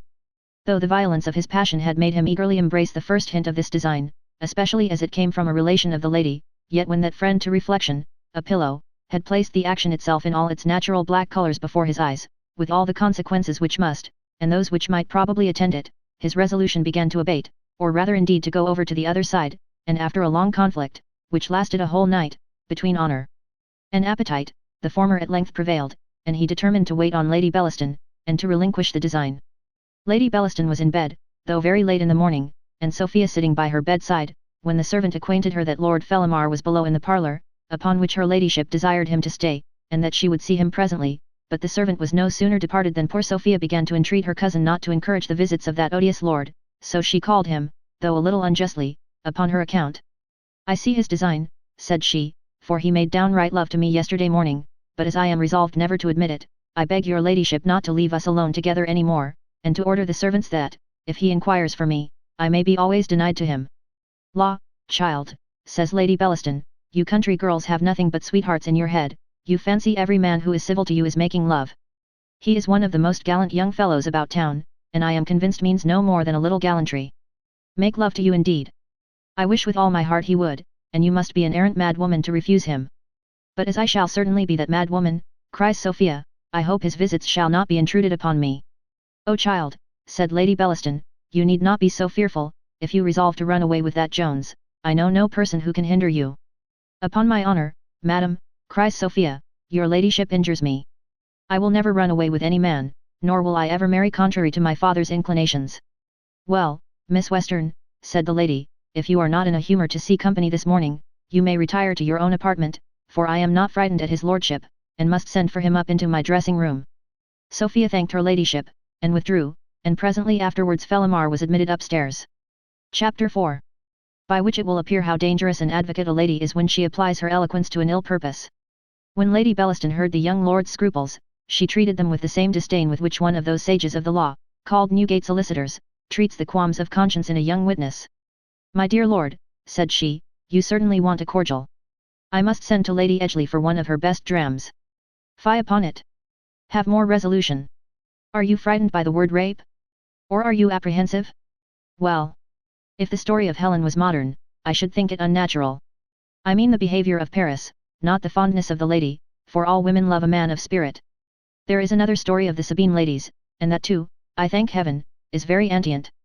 Your lordship, perhaps, will admire my reading, but I think Mr. Hooke tells us, they made tolerable good wives afterwards.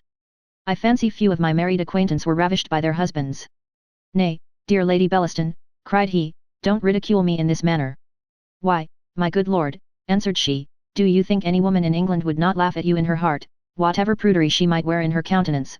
You force me to use a strange kind of language, and to betray my sex most abominably, but I am contented with knowing my intentions are good, and that I am endeavouring to serve my cousin, for I think you will make her a husband notwithstanding this, or, upon my soul, I would not even persuade her to fling herself away upon an empty title. She should not upbraid me hereafter with having lost a man of spirit, for that his enemies allow this poor young fellow to be. Let those who have had the satisfaction of hearing reflections of this kind from a wife or a mistress, declare whether they are at all sweetened by coming from a female tongue. Certain it is, they sunk deeper into his lordship than anything which Demosthenes or Cicero could have said on the occasion. Lady Bellaston, perceiving she had fired the young lord's pride, began now, like a true orator, to rouse other passions to its assistance. My lord, says she, in a graver voice, you will be pleased to remember, you mentioned this matter to me first, for I would not appear to you in the light of one who is endeavouring to put off my cousin upon you. £80,000 do not stand in need of an advocate to recommend them. Nor doth Miss Western, said he, require any recommendation from her fortune, for, in my opinion, no woman ever had half her charms. Yes, yes, my lord, replied the lady, looking in the glass, there have been women with more than half her charms, I assure you, not that I need lessen her on that account, she is a most delicious girl, that's certain, and within these few hours she will be in the arms of one, who surely doth not deserve her, though I will give him his due, I believe he is truly a man of spirit. I hope so, madam, said my lord, though I must own he doth not deserve her, for, unless heaven or your ladyship disappoint me, she shall within that time be in mine. Well spoken, my lord, answered the lady, I promise you no disappointment shall happen from my side, and within this week I am convinced I shall call your lordship my cousin in public. The remainder of this scene consisted entirely of raptures, excuses, and compliments, very pleasant to have heard from the parties, but rather dull when related at second hand. Here, therefore, we shall put an end to this dialogue, and hasten to the fatal hour when everything was prepared for the destruction of poor Sophia. But this being the most tragical matter in our whole history, we shall treat it in a chapter by itself. Chapter 5. Containing some matters which may affect, and others which may surprise, the reader. The clock had now struck 7, and poor Sophia, alone and melancholy, sat reading a tragedy. It was the fatal marriage, and she was now come to that part where the poor dearest Isabella disposes of her wedding ring. Here the book dropped from her hand, and a shower of tears ran down into her bosom. In this situation she had continued a minute, when the door opened, and in came Lord Fellamar. Sophia started from her chair at his entrance, and his lordship advancing forwards, and making a low bow, said, I am afraid, Miss Western, I break in upon you abruptly. Indeed, my lord, says she, I must own myself a little surprised at this unexpected visit. If this visit be unexpected, madam, answered Lord Fellamar, my eyes must have been very faithless interpreters of my heart, when last I had the honour of seeing you, for surely you could not otherwise have hoped to detain my heart in your possession, without receiving a visit from its owner. Sophia, confused as she was, answered this bombast, and very properly I think, with a look of inconceivable disdain. My lord then made another and a longer speech of the same sort. Upon which Sophia, trembling, said, Am I really to conceive your lordship to be out of your senses? Sure, my lord, there is no other excuse for such behaviour. I am, indeed, madam, in the situation you suppose, cries his lordship, and sure you will pardon the effects of a frenzy which you yourself have occasioned, for love hath so totally deprived me of reason, that I am scarce accountable for any of my actions. Upon my word, my lord, said Sophia, I neither understand your words nor your behaviour. Suffer me then, madam, cries he, at your feet to explain both, by laying open my soul to you, and declaring that I dote on you to the highest degree of distraction. O most adorable, most divine creature! What language can express the sentiments of my heart? I do assure you, my lord, said Sophia, I shall not stay to hear any more of this. Do not, cries he, think of leaving me thus cruelly, could you know half the torments which I feel, that tender bosom must pity what those eyes have caused. Then fetching a deep sigh, and laying hold of her hand, he ran on for some minutes in a strain which would be little more pleasing to the reader than it was to the lady, and at last concluded with a declaration, that if he was master of the world, he would lay it at her feet. Sophia then, forcibly pulling away her hand from his, answered with much spirit, I promise you, sir, your world and its master I should spurn from me with equal contempt. She then offered to go, and Lord Fellamar, again laying hold of her hand, said, Pardon me, my beloved angel, freedoms which nothing but despair could have tempted me to take, believe me. Could I have had any hope that my title and fortune, neither of them inconsiderable, unless when compared with your worth, would have been accepted, I had, in the humblest manner, presented them to your acceptance, but I cannot lose you, by heaven, I will sooner part with my soul, you are, you must, you shall be only mine. My lord, says she, I entreat you to desist from a vain pursuit, for, upon my honour, I will never hear you on this subject. Let go my hand, my lord, for I am resolved to go from you this moment, nor will I ever see you more. Then, madam, cries his lordship, I must make the best use of this moment, for I cannot live, nor will I live without you. What do you mean, my lord, said Sophia, I will raise the family.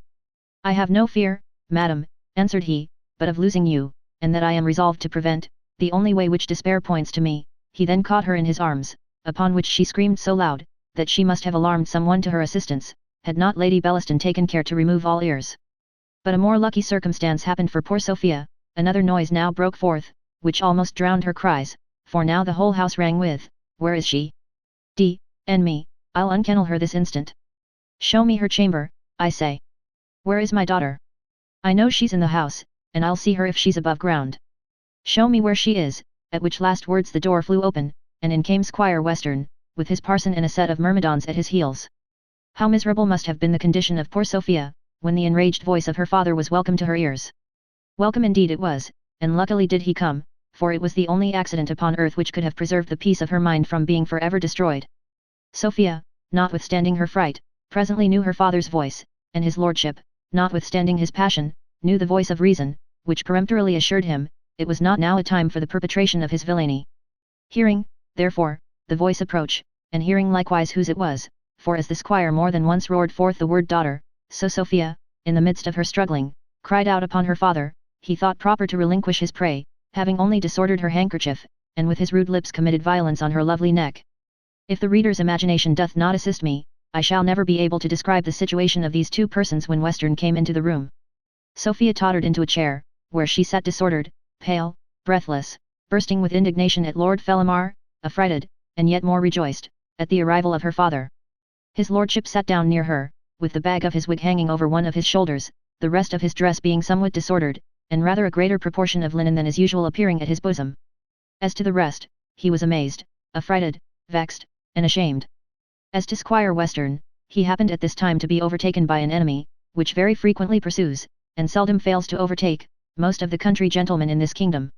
He was, literally speaking, drunk, which circumstance, together with his natural impetuosity, could produce no other effect than his running immediately up to his daughter, upon whom he fell foul with his tongue in the most inveterate manner. Nay, he had probably committed violence with his hands, had not the parson interposed, saying, For heaven's sake, sir, animadvert that you are in the house of a great lady. Let me beg you to mitigate your wrath, it should minister a fullness of satisfaction that you have found your daughter, for as to revenge, it belongeth not unto us. I discern great contrition in the countenance of the young lady. I stand assured, if you will forgive her, she will repent her of all past offences, and return unto her duty. The strength of the parson's arms had at first been of more service than the strength of his rhetoric. However, his last words wrought some effect, and the squire answered, I'll forgie her if she will ha'n. If what ha'n, Sophie, I'll forgie thee all. Why dost unspeak? Shat ha'n. And me, shat ha'n. Why dost answer? Was ever such a stubborn twoad? Let me entreat you, sir, to be a little more moderate, said the parson. You frighten the young lady so, that you deprive her of all power of utterance. Power of mine, answered the squire. You take her part then, you do? A pretty parson, truly, to side with an undutiful child. Yes, I will gee you a living with a pox. I'll gee unto the devil sooner. I humbly crave your pardon, said the parson, I assure your worship I meant no such matter. My Lady Bellaston now entered the room, and came up to the squire, who no sooner saw her, than, resolving to follow the instructions of his sister, he made her a very civil bow, in the rural manner, and paid her some of his best compliments. He then immediately proceeded to his complaints, and said, There, my lady cousin, there stands the most undutiful child in the world, she hankers after a beggarly rascal, and won't marry one of the greatest matches in all England, that we have provided for her. Indeed, cousin Western, answered the lady, I am persuaded you wrong my cousin. I am sure she hath a better understanding. I am convinced she will not refuse what she must be sensible is so much to her advantage. This was a wilful mistake in Lady Bellaston, for she well knew whom Mr. Western meant, though perhaps she thought he would easily be reconciled to his lordship's proposals. Do you hear there, quoth the squire, what her ladyship says? All your family are for the match. Come, Sophie, be a good girl, and be dutiful, and make your father happy. If my death will make you happy, sir, answered Sophia, you will shortly be so. It's a lie, Sophie, it's a d lie, and you know it, said the squire. Indeed, Miss Western, said Lady Bellaston, you injure your father, he hath nothing in view but your interest in this match, and I and all your friends must acknowledge the highest honour done to your family in the proposal. All of us, quoth the squire, nay, it was no proposal of mine. She knows it was her aunt proposed it to me first. Come, Sophie, once more let me beg you to be a good girl, and give me your consent before your cousin. Let me give him your hand, cousin, said the lady. It is the fashion nowadays to dispense with time and long courtships. Phew, said the squire, what signifies time, won't they have time enough to court afterwards? People may court very well after they have been abed together. As Lord Fellamar was very well assured that he was meant by Lady Bellaston, so, never having heard nor suspected a word of Blifil, he made no doubt of his being meant by the father. Coming up, therefore, to the squire, he said, though I have not the honour, sir, of being personally known to you, yet, as I find I have the happiness to have my proposals accepted, let me intercede, sir, in behalf of the young lady, that she may not be more solicited at this time. You intercede, sir, said the squire, why, who the devil are you? Sir, I am Lord Fellamar, answered he, and am the happy man whom I hope you have done the honour of accepting for a son-in-law. You are a son of A.B., replied the squire, for all your laced coat. You my son-in-law, and B.D., and D to you. I shall take more from you, sir, than from any man, answered the lord, but I must inform you that I am not used to hear such language without resentment. Resent my A, quoth the squire. Don't think I am afraid of such a fellow as thee art, because hast got a spit there dangling at thy side. Lay by your spit, and I'll give thee enough of meddling with what doth not belong to thee. I'll teach you to father-in-law me. I'll lick thy jacket. It's very well, sir, said my lord, I shall make no disturbance before the ladies. I am very well satisfied. Your humble servant, sir, Lady Bellaston, your most obedient. His lordship was no sooner gone, than Lady Bellaston, coming up to Mr. Western, said, Bless me, sir, what have you done?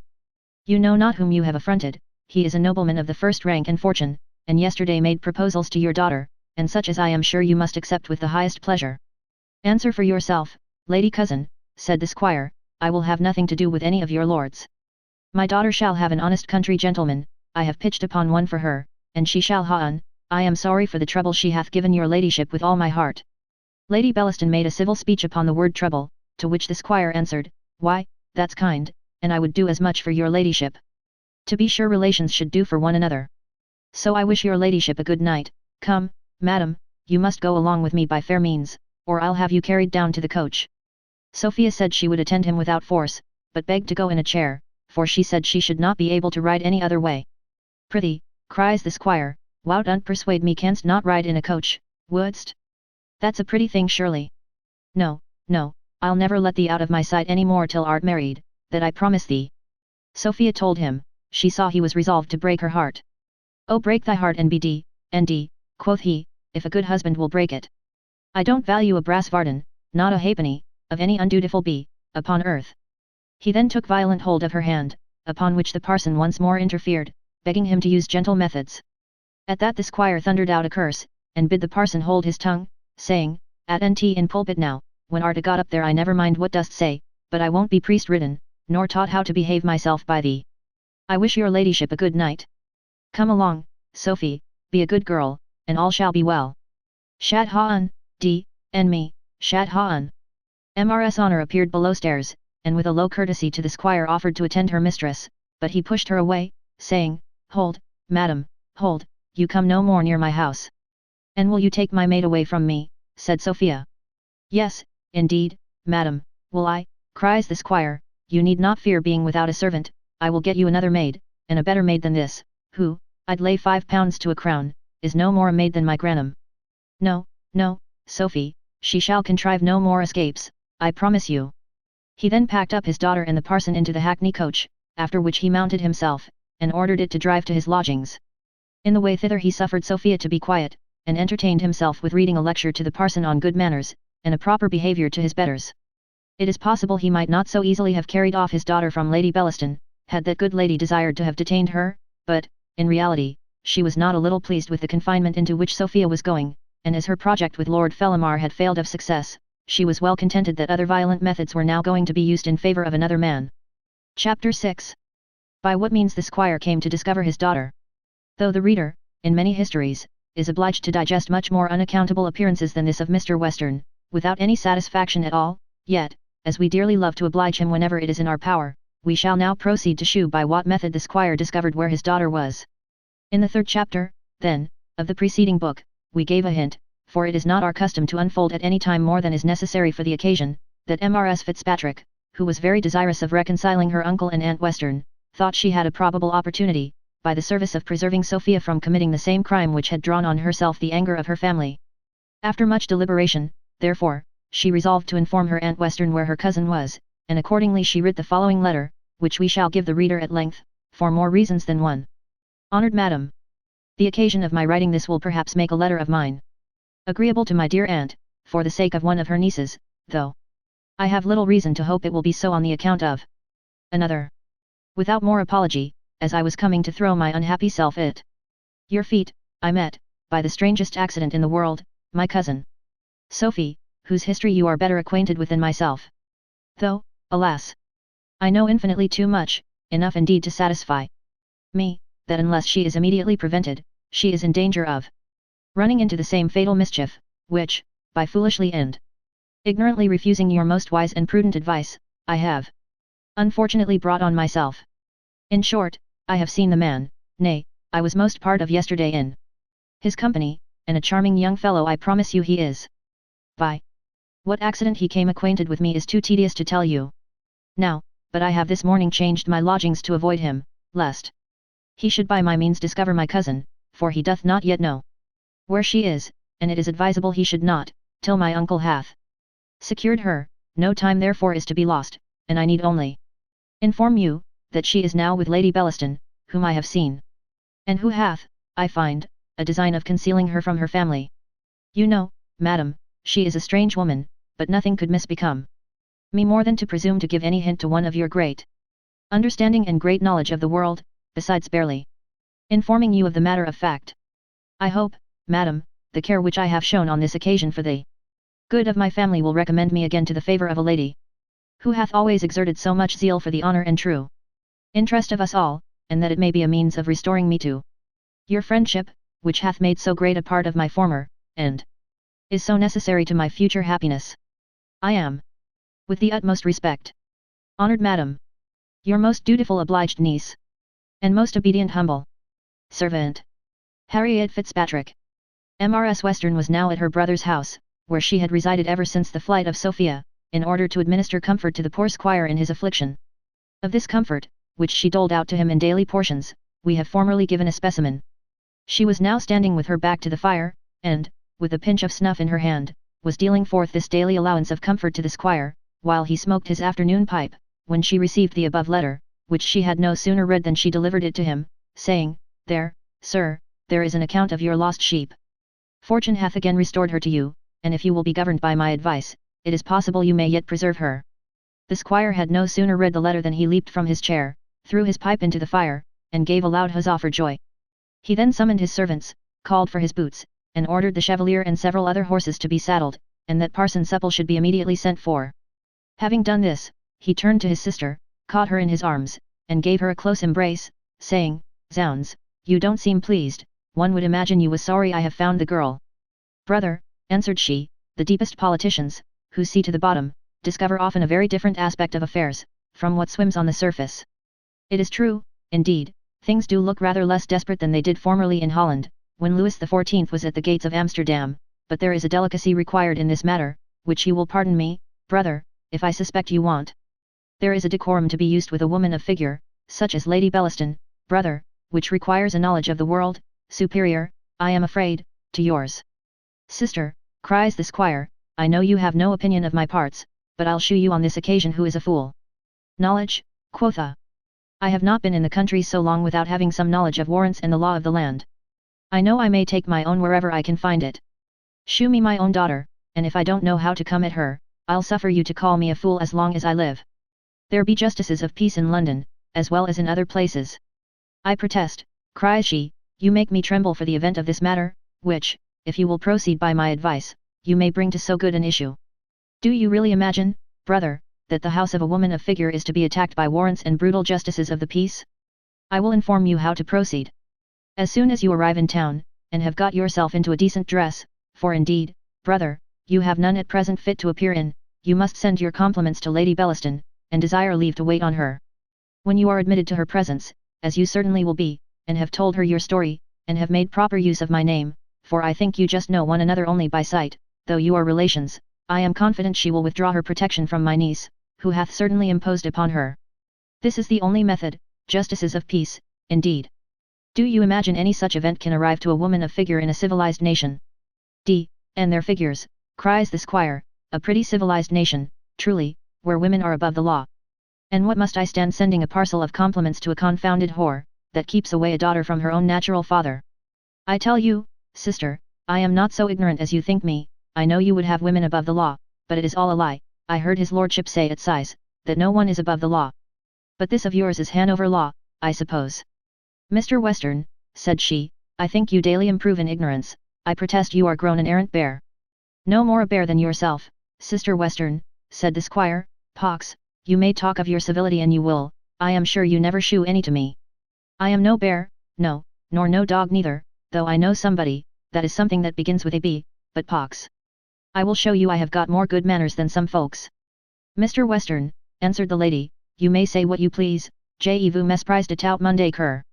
I shall not therefore be angry, besides, as my cousin, with that odious Irish name, justly says, I have that regard for the honour and true interest of my family, and that concern for my niece, who is a part of it, that I have resolved to go to town myself upon this occasion, for indeed, brother, you are not a fit minister to be employed at a polite court. Greenland should always be the scene of the Tramontane negotiation. I thank heaven, cries the squire, I don't understand you now. You are got to your Hanoverian linguo. However, I'll shew you I scorn to be behindhand in civility with you, and as you are not angry for what I have said, so I am not angry for what you have said. Indeed I have always thought it a folly for relations to quarrel, and if they do now and then give a hasty word, why, people should give and take. For my part, I never bear malice, and I take it very kind of you to go up to London, for I never was there but twice in my life, and then I did not stay above a fortnight at a time, and to be sure I can't be expected to know much of the streets and the folks in that time. I never denied that you know all these matters better than I. For me to dispute that would be all as one as for you to dispute the management of a pack of dogs, or the finding a hare sitting, with me, which I promise you, says she, I never will. Well, and I promise you, returned he, that I never will dispute the t'other. Here then a league was struck, to borrow a phrase from the lady, between the contending parties, and now the parson arriving, and the horses being ready, the squire departed, having promised his sister to follow her advice, and she prepared to follow him the next day. But having communicated these matters to the parson on the road, they both agreed that the prescribed formalities might very well be dispensed with, and the squire, having changed his mind, proceeded in the manner we have already seen. Chapter 7. In which various misfortunes befell poor Jones. Affairs were in the aforesaid situation when Mrs. Honor arrived at Mrs. Miller's, and called Jones out from the company, as we have before seen, with whom, when she found herself alone, she began as follows. Oh, my dear sir, how shall I get spirits to tell you, you are undone, sir, and my poor lady's undone, and I am undone. Hath anything happened to Sophia, cries Jones, staring like a madman. All that is bad, cries Honor, oh, I shall never get such another lady. Oh that I should ever live to see this day. At these words Jones turned pale as ashes, trembled, and stammered, but Honor went on, oh. Mr. Jones, I have lost my lady for ever. How, what, for heaven's sake, tell me. Oh, my dear Sophia. You may well call her so, said Honor, she was the dearest lady to me. I shall never have such another place, and your place, cries Jones, where is, what is become of my Sophia? To be sure, cries she, servants may be D. It signifies nothing what becomes of them, though they are turned away, and ruined ever so much. To be sure they are not flesh and blood like other people. No, to be sure, it signifies nothing what becomes of them. If you have any pity, any compassion, cries Jones, I beg you will instantly tell me what hath happened to Sophia.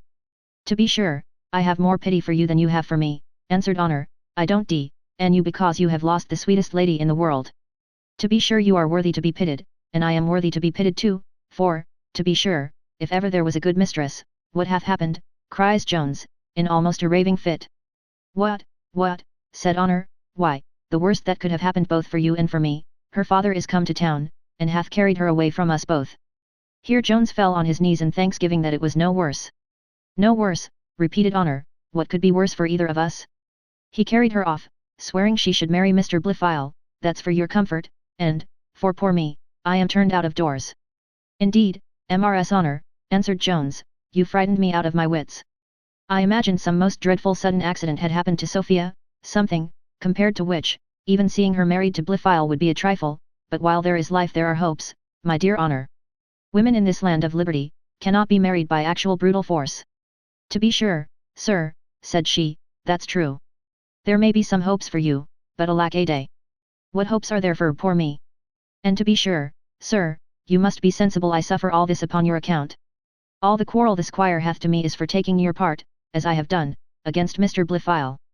Indeed, Mrs. Honor, answered he, I am sensible of my obligations to you, and will leave nothing in my power undone to make you amends. Alas, sir, said she, what can make a servant amends for the loss of one place but the getting another altogether as good? Do not despair, Mrs. Honor, said Jones, I hope to reinstate you again in the same. Alack a day, sir, said she, how can I flatter myself with such hopes when I know it is a thing impossible, for the squire is so set against me, and yet, if you should ever have my lady, as to be sure I now hopes heartily you will, for you are a generous, good-natured gentleman, and I am sure you loves her, and to be sure she loves you as dearly as her own soul, it is a matter in vain to deny it, because as why, everybody, that is in the least acquainted with my lady, must see it, for, poor dear lady, she can't dissemble. And if two people who loves one another ain't happy, why who should be so? Happiness don't always depend upon what people has, besides, my lady has enough for both. To be sure, therefore, as one may say, it would be all the pity in the world to keep two such loviers asunder, nay, I am convinced, for my part, you will meet together at last, for, if it is to be, there is no preventing it. If a marriage is made in heaven, all the justices of peace upon earth can't break it off. To be sure I wishes that Parson Supple had but a little more spirit, to tell the squire of his wickedness in endeavouring to force his daughter contrary to her liking, but then his whole dependence is on the squire, and so the poor gentleman, though he is a very religious good sort of man, and talks of the badness of such doings behind the squire's back, yet he dares not say his soul is his own to his face. To be sure I never saw him make so bold as just now, I was afeard the squire would have struck him. I would not have your honour be melancholy, sir, nor despair, things may go better, as long as you are sure of my lady, and that I am certain you may be, for she never will be brought to consent to marry any other man. Indeed I am terribly afeard the squire will do her a mischief in his passion, for he is a prodigious passionate gentleman, and I am afeard too the poor lady will be brought to break her heart, for she is as tender-hearted as a chicken. It is pity, methinks, she had not a little of my courage. If I was in love with a young man, and my father offered to lock me up, I'd tear his eyes out but I'd come at him, but then there's a great fortune in the case, which it is in her father's power either to give her or not, that, to be sure, may make some difference. Whether Jones gave strict attention to all the foregoing harangue, or whether it was for want of any vacancy in the discourse, I cannot determine, but he never once attempted to answer, nor did she once stop till Partridge came running into the room, and informed him that the great lady was upon the stairs. Nothing could equal the dilemma to which Jones was now reduced. Honor knew nothing of any acquaintance that subsisted between him and Lady Bellaston, and she was almost the last person in the world to whom he would have communicated it. In this hurry and distress, he took, as is common enough, the worst course, and, instead of exposing her to the lady, which would have been of little consequence, he chose to expose the lady to her. He therefore resolved to hide Honor, whom he had but just time to convey behind the bed, and to draw the curtains. The hurry in which Jones had been all day engaged on account of his poor landlady and her family, the terrors occasioned by Mrs. Honor, and the confusion into which he was thrown by the sudden arrival of Lady Bellaston, had altogether driven former thoughts out of his head, so that it never once occurred to his memory to act the part of a sick man, which, indeed, neither the gaiety of his dress, nor the freshness of his countenance, would have at all supported. He received her ladyship therefore rather agreeably to her desires than to her expectations, with all the good humour he could muster in his countenance, and without any real or affected appearance of the least disorder. Lady Bellaston no sooner entered the room, than she squatted herself down on the bed. So, my dear Jones, said she, you find nothing can detain me long from you. Perhaps I ought to be angry with you, that I have neither seen nor heard from you all day, for I perceive your distemper would have suffered you to come abroad. Nay, I suppose you have not sat in your chamber all day dressed up like a fine lady to see company after a lying in, but, however, don't think I intend to scold you, for I never will give you an excuse for the cold behaviour of a husband, by putting on the ill humour of a wife. Nay, Lady Bellaston, said Jones, I am sure your ladyship will not upbraid me with neglect of duty, when I only waited for orders. Who, my dear creature, hath reason to complain? Who missed an appointment last night, and left an unhappy man to expect, and wish, and sigh, and languish? Do not mention it, my dear Mr. Jones, cried she. If you knew the occasion, you would pity me. In short, it is impossible to conceive what women of condition are obliged to suffer from the impertinence of fools, in order to keep up the farce of the world. I am glad, however, all your languishing and wishing have done you no harm, for you never looked better in your life. Upon my faith, Jones, you might at this instant sit for the picture of Adonis. There are certain words of provocation which men of honor hold can properly be answered only by a blow. Among lovers possibly there may be some expressions which can be answered only by a kiss. Now the compliment which Lady Bellaston now made Jones seems to be of this kind, especially as it was attended with a look, in which the lady conveyed more soft ideas than it was possible to express with her tongue. Jones was certainly at this instant in one of the most disagreeable and distressed situations imaginable, for, to carry on the comparison we made use of before, though the provocation was given by the lady, Jones could not receive satisfaction, nor so much as offer to ask it, in the presence of a third person, seconds in this kind of duels not being according to the law of arms. As this objection did not occur to Lady Bellaston, who was ignorant of any other woman being there but herself, she waited some time in great astonishment for an answer from Jones, who, conscious of the ridiculous figure he made, stood at a distance, and, not daring to give the proper answer, gave none at all. Nothing can be imagined more comic, nor yet more tragical, than this scene would have been if it had lasted much longer. The lady had already changed colour 2 or 3 times, had got up from the bed and sat down again, while Jones was wishing the ground to sink under him, or the house to fall on his head, when an odd accident freed him from an embarrassment out of which neither the eloquence of a Cicero, nor the politics of a Machiavel, could have delivered him, without utter disgrace. This was no other than the arrival of young Nightingale, dead drunk, or rather in that state of drunkenness which deprives men of the use of their reason without depriving them of the use of their limbs. Mrs. Miller and her daughters were in bed, and Partridge was smoking his pipe by the kitchen fire, so that he arrived at Mr. Jones's chamber door without any interruption. This he burst open, and was entering without any ceremony, when Jones started from his seat and ran to oppose him, which he did so effectually, that Nightingale never came far enough within the door to see who was sitting on the bed. Nightingale had in reality mistaken Jones's apartment for that in which himself had lodged, he therefore strongly insisted on coming in, often swearing that he would not be kept from his own bed.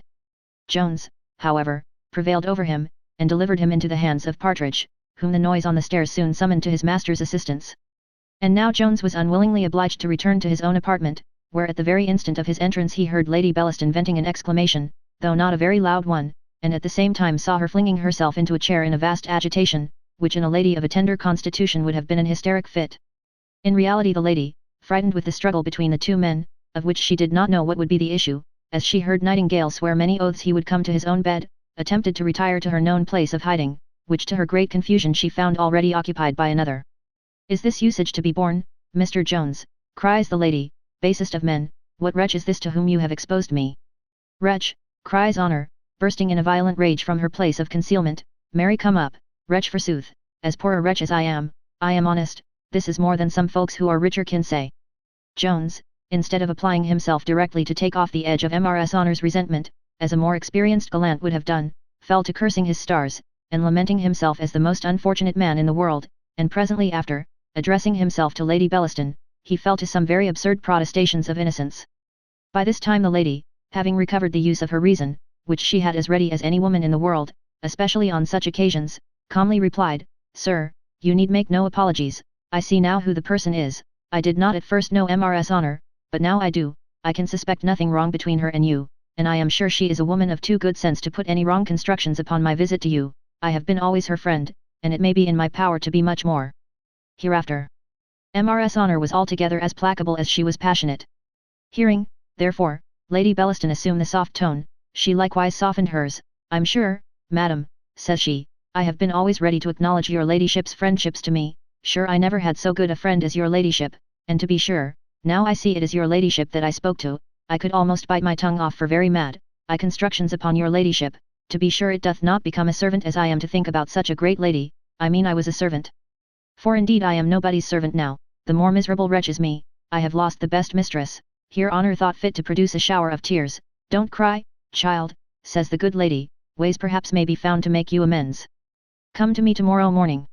She then took up her fan which lay on the ground, and without even looking at Jones walked very majestically out of the room, there being a kind of dignity in the impudence of women of quality, which their inferiors vainly aspire to attain to in circumstances of this nature. Jones followed her downstairs, often offering her his hand, which she absolutely refused him, and got into her chair without taking any notice of him as he stood bowing before her. At his return upstairs, a long dialogue passed between him and Mrs. Honour, while she was adjusting herself after the discomposure she had undergone. The subject of this was his infidelity to her young lady, on which she enlarged with great bitterness, but Jones at last found means to reconcile her, and not only so, but to obtain a promise of most inviolable secrecy, and that she would the next morning endeavour to find out Sophia, and bring him a further account of the proceedings of the squire. Thus ended this unfortunate adventure to the satisfaction only of Mrs. Honor, for a secret, as some of my readers will perhaps acknowledge from experience, is often a very valuable possession, and that not only to those who faithfully keep it, but sometimes to such as whisper it about till it come to the ears of every one except the ignorant person who pays for the supposed concealing of what is publicly known. Chapter 8. Short and sweet. Notwithstanding all the obligations she had received from Jones, Mrs. Miller could not forbear in the morning some gentle remonstrances for the hurricane which had happened the preceding night in his chamber. These were, however, so gentle and so friendly, professing, and indeed truly, to aim at nothing more than the real good of Mr. Jones himself, that he, far from being offended, thankfully received the admonition of the good woman, expressed much concern for what had passed, excused it as well as he could, and promised never more to bring the same disturbances into the house. But though Mrs. Miller did not refrain from a short expostulation in private at their first meeting, yet the occasion of his being summoned downstairs that morning was of a much more agreeable kind, being indeed to perform the office of a father to Miss Nancy, and to give her in wedlock to Mr. Nightingale, who was now ready dressed, and full as sober as many of my readers will think a man ought to be who receives a wife in so imprudent a manner. And here perhaps it may be proper to account for the escape which this young gentleman had made from his uncle, and for his appearance in the condition in which we have seen him the night before. Now when the uncle had arrived at his lodgings with his nephew, partly to indulge his own inclinations, for he dearly loved his bottle, and partly to disqualify his nephew from the immediate execution of his purpose, he ordered wine to be set on the table, with which he so briskly plied the young gentleman, that this latter, who, though not much used to drinking, did not detest it so as to be guilty of disobedience or want of complaisance by refusing, was soon completely finished. Just as the uncle had obtained this victory, and was preparing a bed for his nephew, a messenger arrived with a piece of news, which so entirely disconcerted and shocked him, that he in a moment lost all consideration for his nephew, and his whole mind became entirely taken up with his own concerns. This sudden and afflicting news was no less than that his daughter had taken the opportunity of almost the first moment of his absence, and had gone off with a neighbouring young clergyman, against whom, though her father could have had but one objection, namely, that he was worth nothing, yet she had never thought proper to communicate her amour even to that father, and so artfully had she managed, that it had never been once suspected by any, till now that it was consummated. Old Mr. Nightingale no sooner received this account, than in the utmost confusion he ordered a post-chaise to be instantly got ready, and, having recommended his nephew to the care of a servant, he directly left the house, scarce knowing what he did, nor whither he went. The uncle thus departed, when the servant came to attend the nephew to bed, had waked him for that purpose, and had at last made him sensible that his uncle was gone, he, instead of accepting the kind offices tendered him, insisted on a chair being called. With this the servant, who had received no strict orders to the contrary, readily complied, and, thus being conducted back to the house of Mrs. Miller, he had staggered up to Mr. Jones's chamber, as hath been before recounted. This bar of the uncle being now removed, though young Nightingale knew not as yet in what manner, and all parties being quickly ready, the mother, Mr. Jones, Mr. Nightingale, and his love, stepped into a hackney coach, which conveyed them to Doctors' Commons, where Miss Nancy was, in vulgar language, soon made an honest woman, and the poor mother became, in the purest sense of the word, one of the happiest of all human beings. And now Mr. Jones, having seen his good offices to that poor woman and her family brought to a happy conclusion, began to apply himself to his own concerns, but here, lest many of my readers should censure his folly for thus troubling himself with the affairs of others, and lest some few should think he acted more disinterestedly than indeed he did, we think proper to assure our reader, that he was so far from being unconcerned in this matter, that he had indeed a very considerable interest in bringing it to that final consummation. To explain this seeming paradox at once, he was one who could truly say with him in Terence, Homo sum, humani nihilum alienum puto. He was never an indifferent spectator of the misery or happiness of anyone, and he felt either the one or the other in great proportion as he himself contributed to either. He could not, therefore, be the instrument of raising a whole family from the lowest state of wretchedness to the highest pitch of joy without conveying great felicity to himself, more perhaps than worldly men often purchase to themselves by undergoing the most severe labour, and often by wading through the deepest iniquity. Those readers who are of the same complexion with him will perhaps think this short chapter contains abundance of matter, while others may probably wish, short as it is, that it had been totally spared as impertinent to the main design, which I suppose they conclude is to bring Mr. Jones to the gallows, or, if possible, to a more deplorable catastrophe. Chapter 9. Containing love letters of several sorts. Mr. Jones, at his return home, found the following letters lying on his table, which he luckily opened in the order they were sent. Letter I. Surely I am under some strange infatuation, I cannot keep my resolutions a moment, however strongly made or justly founded. Last night I resolved never to see you more, this morning I am willing to hear if you can, as you say, clear up this affair. And yet I know that to be impossible. I have said everything to myself which you can invent, perhaps not. Perhaps your invention is stronger. Come to me, therefore, the moment you receive this. If you can forge an excuse, I almost promise you to believe it. Betrayed too, I will. Think no more, come to me directly. This is the third letter I have writ, the two former are burnt, I am almost inclined to burn. This too, I wish I may preserve my senses, come to me. Presently. Letter 2. If you ever expect to be forgiven, or even suffered within my doors, come to me this instant. Letter 3. I now find you was not at home when my notes came to your lodgings. The moment you receive this, let me see you, I shall not stir out. Nor shall anybody be let in but yourself. Sure nothing can detain you long. Jones had just read over these 3 billets when Mr. Nightingale came into the room. Well, Tom, said he, any news from Lady Bellaston, after last night's adventure? For it was now no secret to anyone in that house who the lady was.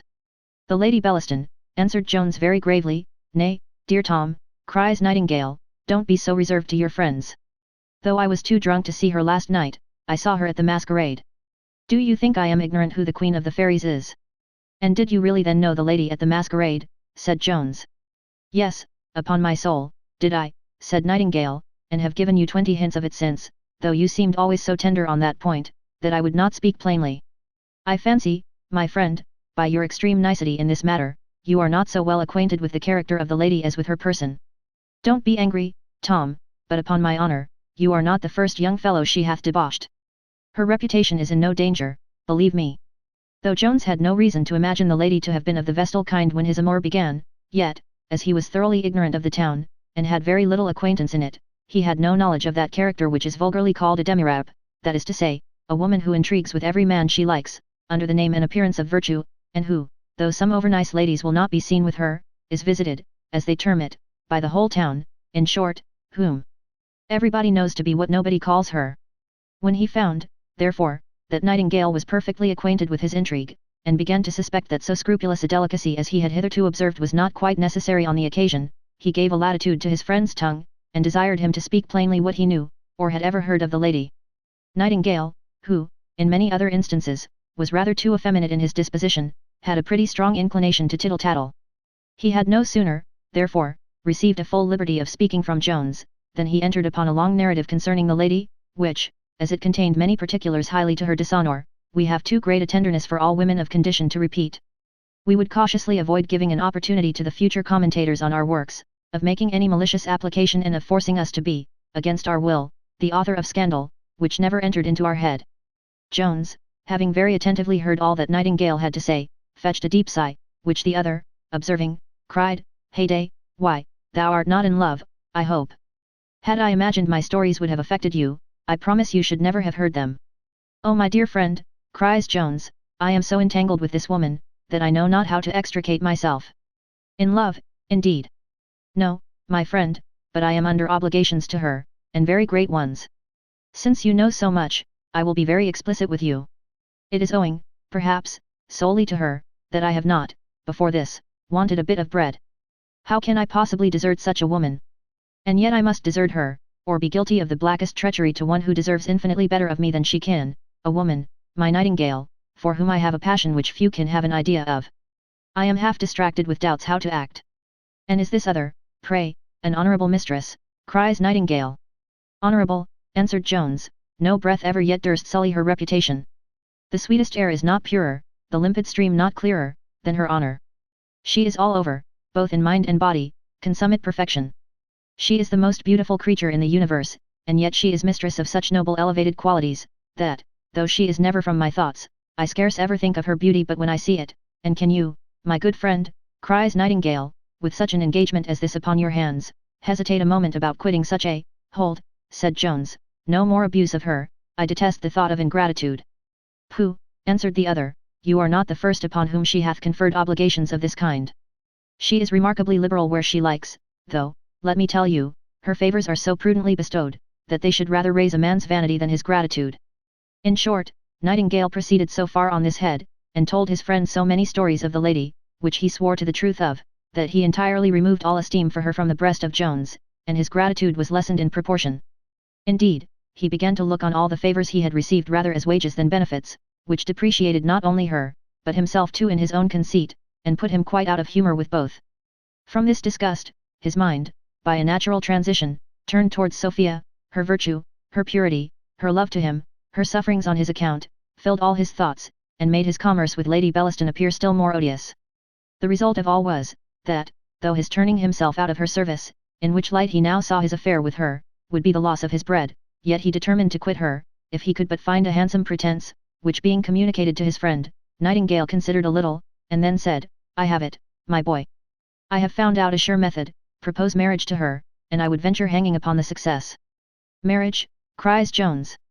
I propose marriage, answered Nightingale, and she will declare off in a moment. I knew a young fellow whom she kept formerly, who made the offer to her in earnest, and was presently turned off for his pains. Jones declared he could not venture the experiment. Perhaps, said he, she may be less shocked at this proposal from one man than from another. And if she should take me at my word, where am I then? Caught, in my own trap, and undone for ever. No, answered Nightingale, not if I can give you an expedient by which you may at any time get out of the trap. What expedient can that be? Replied Jones. This, answered Nightingale. The young fellow I mentioned, who is one of the most intimate acquaintances I have in the world, is so angry with her for some ill offices she hath since done him, that I am sure he would, without any difficulty, give you a sight of her letters, upon which you may decently break with her, and declare off before the knot is tied, if she should really be willing to tie it, which I am convinced she will not. After some hesitation, Jones, upon the strength of this assurance, consented, but, as he swore he wanted the confidence to propose the matter to her face, he wrote the following letter, which Nightingale dictated. Madam, I am extremely concerned, that, by an unfortunate engagement abroad, I should have missed receiving the honour of your ladyships commands the moment they came, and the delay which I must now suffer of vindicating myself to your ladyship greatly adds to this misfortune. Oh, Lady Bellaston! What a terror have I been in for fear! Your reputation should be exposed by these perverse accidents. There is one only way to secure it. I need not name what that is. Only permit me to say, that as your honour is as dear to me as my own, so my sole ambition is to have the glory of laying my liberty at your feet, and believe me when I assure you, I can never be made completely happy without you generously bestow on me a legal right of calling you mine for ever. I am, Madam, with most profound respect, your ladyship's most obliged, obedient, humble servant, Thomas Jones. To this she presently returned the following answer. Sir, when I read over your serious epistle, I could, from its coldness and formality, have sworn that you already had the legal right you mention, nay, that we had for many years composed that monstrous animal a husband and wife. Do you really then imagine me a fool? Or do you fancy yourself capable of so entirely persuading me out of my senses, that I should deliver my whole fortune into your power, in order to enable you to support your pleasures at my expense? Are these the proofs of love which I expected? Is this the return for? But I scorn to upbraid you, and am in great admiration of your profound respect. P.S. I am prevented from revising, perhaps I have said more than I meant. Come to me at 8 this evening. Jones, by the advice of his privy council, replied. Madam, it is impossible to express how much I am shocked at the suspicion you entertain of me. Can Lady Bellaston have conferred favours on a man whom she could believe capable of so base a design? Or can she treat the most solemn tie of love with contempt? Can you imagine, Madam, that if the violence of my passion, in an unguarded moment, overcame the tenderness which I have for your honour, I would think of indulging myself in the continuance of an intercourse which could not possibly escape long the notice of the world, and which, when discovered, must prove so fatal to your reputation? If such be your opinion of me, I must pray for a sudden opportunity of returning those pecuniary obligations, which I have been so unfortunate to receive at your hands, and for those of a more tender kind, I shall ever remain, N.C. And so concluded in the very words with which he had concluded the former letter. The lady answered as follows. I see you are a villain, and I despise you from my soul. If you come here I shall not be at home. Though Jones was well satisfied with his deliverance from a thraldom which those who have ever experienced it will, I apprehend, allow to be none of the lightest, he was not, however, perfectly easy in his mind. There was in this scheme too much of fallacy to satisfy one who utterly detested every species of falsehood or dishonesty, nor would he, indeed, have submitted to put it in practice, had he not been involved in a distressful situation, where he was obliged to be guilty of some dishonour, either to the one lady or the other, and surely the reader will allow, that every good principle, as well as love, pleaded strongly in favour of Sophia. Nightingale highly exulted in the success of his stratagem, upon which he received many thanks and much applause from his friend. He answered, "Dear Tom, we have conferred very different obligations on each other. To me you owe the regaining your liberty, to you I owe the loss of mine. But if you are as happy in the one instance as I am in the other, I promise you we are the two happiest fellows in England." The two gentlemen were now summoned down to dinner, where Mrs. Miller, who performed herself the office of cook, had exerted her best talents to celebrate the wedding of her daughter. This joyful circumstance she ascribed principally to the friendly behaviour of Jones. Her whole soul was fired with gratitude towards him, and all her looks, words, and actions, were so busied in expressing it, that her daughter, and even her new son-in-law, were very little objects of her consideration. Dinner was just ended when Mrs. Miller received a letter, but as we have had letters enow in this chapter, we shall communicate its contents in our next. Chapter 10. Consisting partly of facts, and partly of observations upon them. The letter then which arrived at the end of the preceding chapter was from Mr. Allworthy, and the purport of it was, his intention to come immediately to town, with his nephew Blifil, and a desire to be accommodated with his usual lodgings, which were the first floor for himself, and the second for his nephew. The cheerfulness which had before displayed itself in the countenance of the poor woman was a little clouded on this occasion. This news did indeed a good deal disconcert her. To requite so disinterested a match with her daughter, by presently turning her new son-in-law out of doors, appeared to her very unjustifiable on the one hand, and on the other, she could scarce bear the thoughts of making any excuse to Mr. Allworthy, after all the obligations received from him, for depriving him of lodgings which were indeed strictly his due, for that gentleman, in conferring all his numberless benefits on others, acted by a rule diametrically opposite to what is practised by most generous people. He contrived, on all occasions, to hide his beneficence, not only from the world, but even from the object of it. He constantly used the words lend and pay, instead of give, and by every other method he could invent, always lessened with his tongue the favours he conferred, while he was heaping them with both his hands. When he settled the annuity of £50 a year therefore on Mrs. Miller, he told her, it was in consideration of always having her first floor when he was in town, which he scarce ever intended to be, but that she might let it at any other time, for that he would always send her a month's warning. He was now, however, hurried to town so suddenly, that he had no opportunity of giving such notice, and this hurry probably prevented him, when he wrote for his lodgings, adding, if they were then empty, for he would most certainly have been well satisfied to have relinquished them, on a less sufficient excuse than what Mrs. Miller could now have made. But there are a sort of persons, who, as Prior excellently well remarks, direct their conduct by something beyond the fixed and settled rules of vice and virtue in the schools, beyond the letter of the law. To these it is so far from being sufficient that their defence would acquit them at the Old Bailey, that they are not even contented, though conscience, the severest of all judges, should discharge them. Nothing short of the fair and honourable will satisfy the delicacy of their minds, and if any of their actions fall short of this mark, they mope and pine, are as uneasy and restless as a murderer, who is afraid of a ghost, or of the hangman. Mrs. Miller was one of these. She could not conceal her uneasiness at this letter, with the contents of which she had no sooner acquainted the company, and given some hints of her distress, than Jones, her good angel, presently relieved her anxiety. As for myself, madam, said he, my lodging is at your service at a moment's warning, and Mr. Nightingale, I am sure, as he cannot yet prepare a house fit to receive his lady, will consent to return to his new lodging, whither Mrs. Nightingale will certainly consent to go. With which proposal both husband and wife instantly agreed. The reader will easily believe, that the cheeks of Mrs. Miller began again to glow with additional gratitude to Jones, but, perhaps, it may be more difficult to persuade him, that Mr. Jones having in his last speech called her daughter Mrs. Nightingale, it being the first time that agreeable sound had ever reached her ears, gave the fond mother more satisfaction, and warmed her heart more towards Jones, than his having dissipated her present anxiety. The next day was then appointed for the removal of the new married couple, and of Mr. Jones, who was likewise to be provided for in the same house with his friend.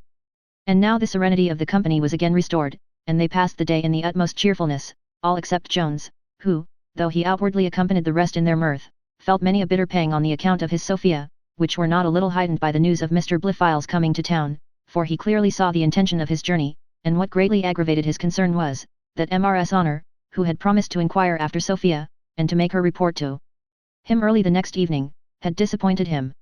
In the situation that he and his mistress were in at this time, there were scarce any grounds for him to hope that he should hear any good news, yet he was as impatient to see Mrs. Honour as if he had expected she would bring him a letter with an assignation in it from Sophia, and bore the disappointment as ill.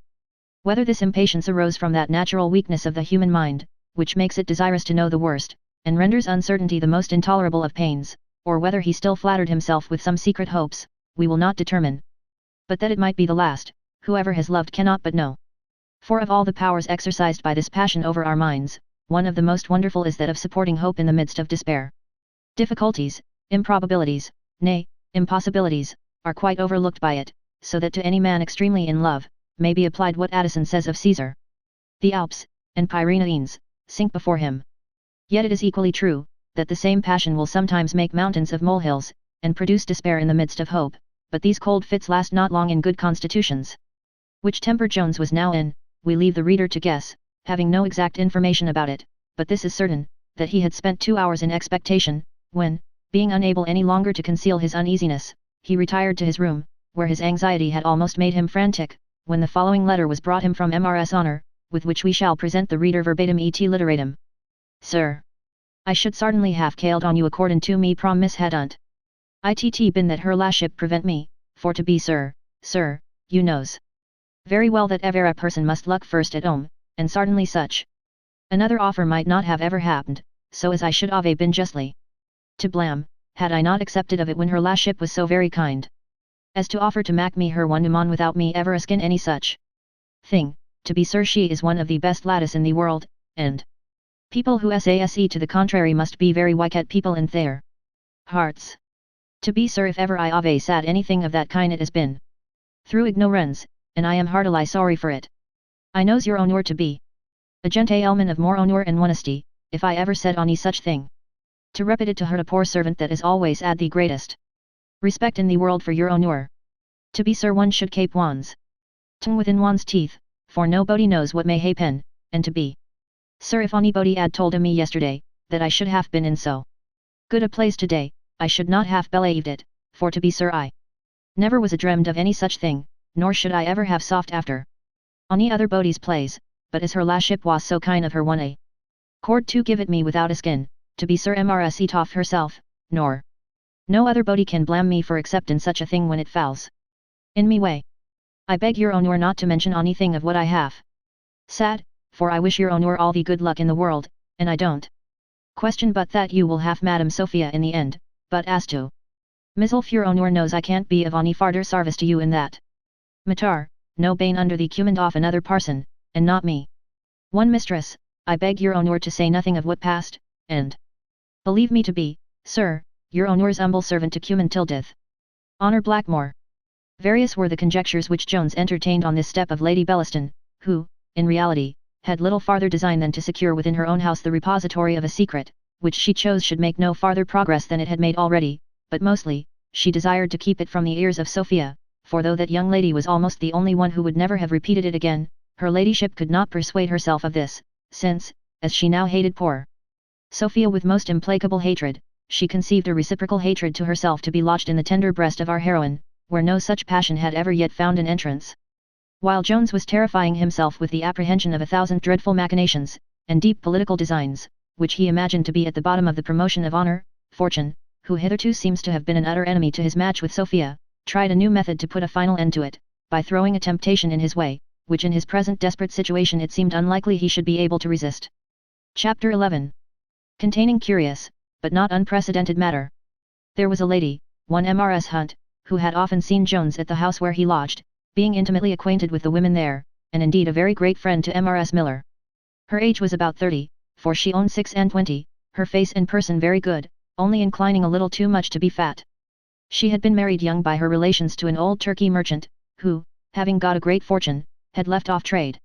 With him she lived without reproach, but not without pain, in a state of great self-denial, for about 12 years, and her virtue was rewarded by his dying and leaving her very rich. The first year of her widowhood was just at an end, and she had passed it in a good deal of retirement, seeing only a few particular friends, and dividing her time between her devotions and novels, of which she was always extremely fond.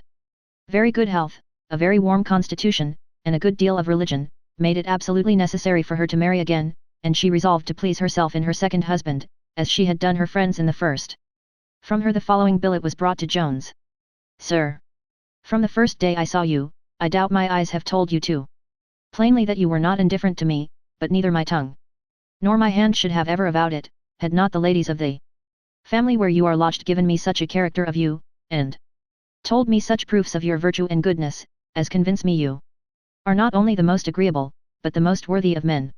I have also the satisfaction to hear from them, that neither my person, understanding, or character, are disagreeable to you. I have a fortune sufficient to make us both happy, but which cannot make me so without you. In thus disposing of myself, I know I shall incur the censure of the world, but if I did not love you more than I fear the world, I should not be worthy of you. One only difficulty stops me. I am informed you are engaged in a commerce of gallantry with a woman of fashion. If you think it worthwhile to sacrifice that to the possession of me, I am yours. If not, forget my weakness, and let this remain an eternal secret between you and Arabella Hunt.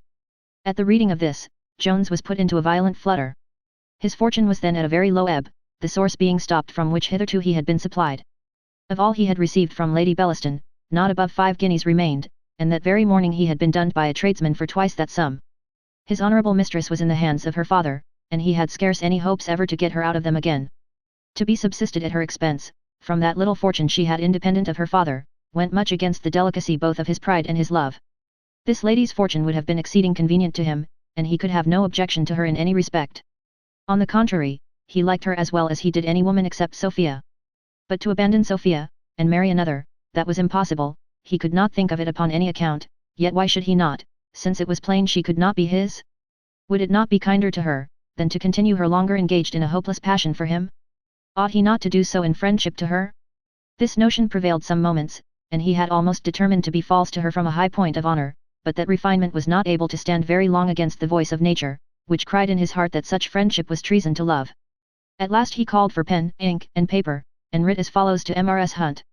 Madam, it would be but a poor return to the favour you have done me to sacrifice any gallantry to the possession of you, and I would certainly do it, though I were not disengaged, as at present I am, from any affair of that kind.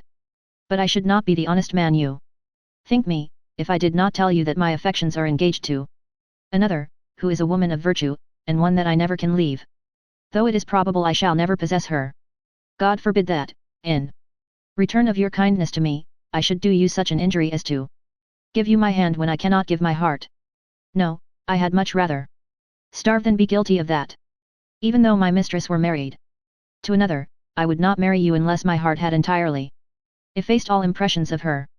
Be assured that your secret was not more safe in your own breast, than in that of your most obliged, and grateful humble servant, T. Jones. When our hero had finished and sent this letter, he went to his screwdoor, took out Miss Western's muff, kissed it several times, and then strutted some turns about his room, with more satisfaction of mind than ever any Irishman felt in carrying off a fortune of £50,000. Chapter 12. A discovery made by Partridge. While Jones was exulting in the consciousness of his integrity, Partridge came caperahing into the room, as was his custom when he brought, or fancied he brought, any good tidings. He had been dispatched that morning by his master, with orders to endeavour, by the servants of Lady Bellaston, or by any other means, to discover whither Sophia had been conveyed, and he now returned, and with a joyful countenance told our hero that he had found the lost bird. I have seen, sir, says he, Black George, the gamekeeper, who is one of the servants whom the squire hath brought with him to town. I knew him presently, though I have not seen him these several years, but you know, sir, he is a very remarkable man, or, to use a purer phrase, he hath a most remarkable beard, the largest and blackest I ever saw. It was some time, however, before Black George could recollect me. Well, but what is your good news, cries Jones, what do you know of my Sophia?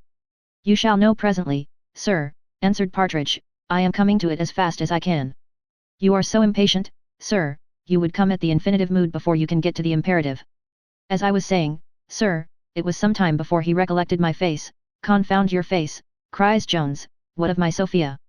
Nay, sir, answered Partridge, I know nothing more of Madam Sophia than what I am going to tell you, and I should have told you all before this if you had not interrupted me, but if you look so angry at me you will frighten all of it out of my head, or, to use a purer phrase, out of my memory.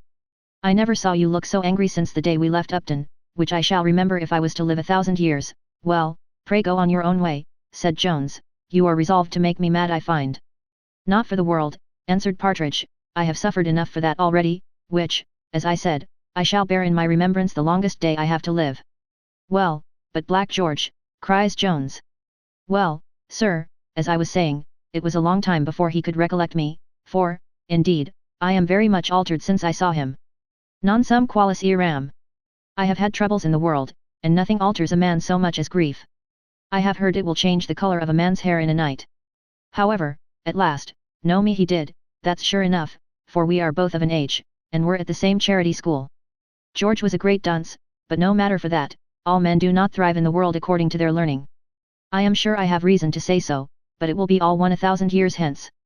Well, sir, where was I? Oh, well, we no sooner knew each other, than, after many hearty shakes by the hand, we agreed to go to an alehouse and take a pot, and by good luck the beer was some of the best I have met with since I have been in town. Now, sir, I am coming to the point, for no sooner did I name you, and told him that you and I came to town together, and had lived together ever since, then he called for another pot, and swore he would drink to your health, and indeed he drank your health so heartily that I was overjoyed to see there was so much gratitude left in the world, and after we had emptied that pot I said I would buy my pot too, and so we drank another to your health, and then I made haste home to tell you the news. What news? Cries Jones, you have not mentioned a word of my Sophia. Bless me! I had like to have forgot that. Indeed, we mentioned a great deal about young Madam Western, and George told me all, that Mr. Blifil is coming to town in order to be married to her. He had best make haste then, says I, or somebody will have her before he comes, and, indeed, says I, Mr. Seagrim, it is 1,000 pities somebody should not have her, for he certainly loves her above all the women in the world. I would have both you and she know, that it is not for her fortune he follows her, for I can assure you, as to matter of that, there is another lady, one of much greater quality and fortune than she can pretend to, who is so fond of somebody that she comes after him day and night. Here Jones fell into a passion with Partridge, for having, as he said, betrayed him, but the poor fellow answered, he had mentioned no name. Besides, sir, said he, I can assure you George is sincerely your friend, and wished Mr. Blifil at the devil more than once, nay, he said he would do anything in his power upon earth to serve you, and so I am convinced he will. Betray you, indeed. Why, I question whether you have a better friend than George upon earth, except myself, or one that would go farther to serve you. Well, says Jones, a little pacified, you say this fellow, who, I believe, indeed, is enough inclined to be my friend, lives in the same house with Sophia. In the same house, answered Partridge, why, sir, he is one of the servants of the family, and very well dressed I promise you he is, if it was not for his black beard you would hardly know him. One service then at least he may do me, says Jones, sure he can certainly convey a letter to my Sophia. You have hit the nail at unguem, cries Partridge, how came I not to think of it? I will engage he shall do it upon the very first mentioning. Well, then, said Jones, do you leave me at present, and I will write a letter, which you shall deliver to him tomorrow morning, for I suppose you know where to find him. Oh yes, sir, answered Partridge, I shall certainly find him again, there is no fear of that. The liquor is too good for him to stay away long. I make no doubt but he will be there every day he stays in town. So you don't know the street then where my Sophia is lodged, cries Jones. Indeed, sir, I do, says Partridge. What is the name of the street, cries Jones. The name, sir, why, here, sir, just by, answered Partridge, not above a street or two off. I don't, indeed, know the very name, for, as he never told me, if I had asked, you know, it might have put some suspicion into his head. No, no, sir, let me alone for that. I am too cunning for that, I promise you. Thou art most wonderfully cunning, indeed, replied Jones, however, I will write to my charmer, since I believe you will be cunning enough to find him tomorrow at the alehouse. And now, having dismissed the sagacious Partridge, Mr. Jones sat himself down to write, in which employment we shall leave him for a time. And here we put an end to the 15th book. Book 16. Containing the space of 5 days. Chapter 1. Of Prologues. I have heard of a dramatic writer who used to say, he would rather write a play than a prologue. In like manner, I think, I can with less pains write one of the books of this history than the prefatory chapter to each of them. To say the truth, I believe many a hearty curse hath been devoted on the head of that author who first instituted the method of prefixing to his play that portion of matter which is called the prologue, and which at first was part of the piece itself, but of latter years hath had usually so little connection with the drama before which it stands, that the prologue to one play might as well serve for any other. Those indeed of more modern date, seem all to be written on the same 3 topics, viz., an abuse of the taste of the town, a condemnation of all contemporary authors, and an eulogium on the performance just about to be represented. The sentiments in all these are very little varied, nor is it possible they should, and indeed I have often wondered at the great invention of authors, who have been capable of finding such various phrases to express the same thing. In like manner I apprehend, some future historian, if any one shall do me the honor of imitating my manner, will, after much scratching his pate, bestow some good wishes on my memory, for having first established these several initial chapters, most of which, like modern prologues, may as properly be prefixed to any other book in this history as to that which they introduce, or indeed to any other history as to this. But however authors may suffer by either of these inventions, the reader will find sufficient emolument in the one as the spectator hath long found in the other. First, it is well known that the prologue serves the critic for an opportunity to try his faculty of hissing, and to tune his catcall to the best advantage, by which means, I have known those musical instruments so well prepared, that they have been able to play in full concert at the first rising of the curtain. The same advantages may be drawn from these chapters, in which the critic will be always sure of meeting with something that may serve as a whetstone to his noble spirit, so that he may fall with a more hungry appetite for censure on the history itself. And here his sagacity must make it needless to observe how artfully these chapters are calculated for that excellent purpose, for in these we have always taken care to intersperse somewhat of the sour or acid kind, in order to sharpen and stimulate the said spirit of criticism.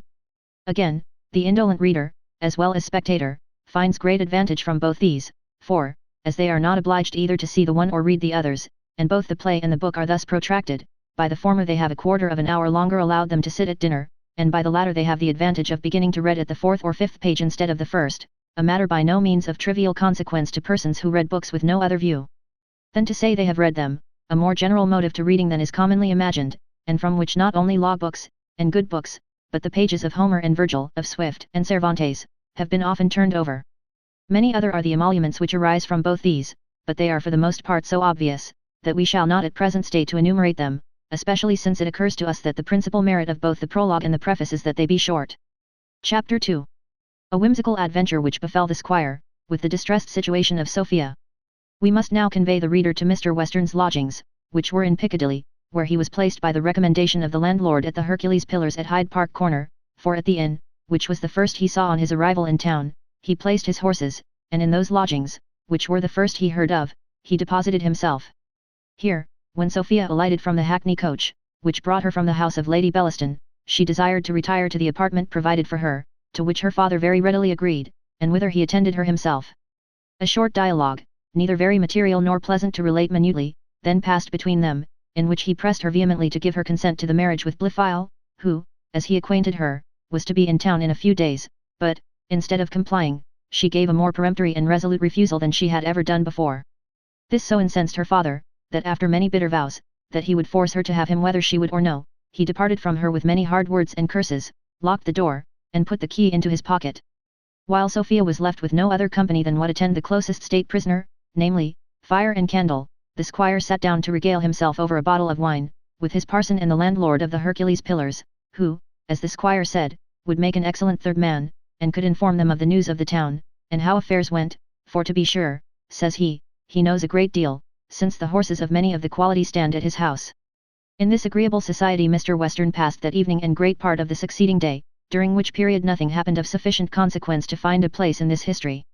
All this time Sophia passed by herself, for her father swore she should never come out of her chamber alive, unless she first consented to marry Blifil, nor did he ever suffer the door to be unlocked, unless to convey her food, on which occasions he always attended himself.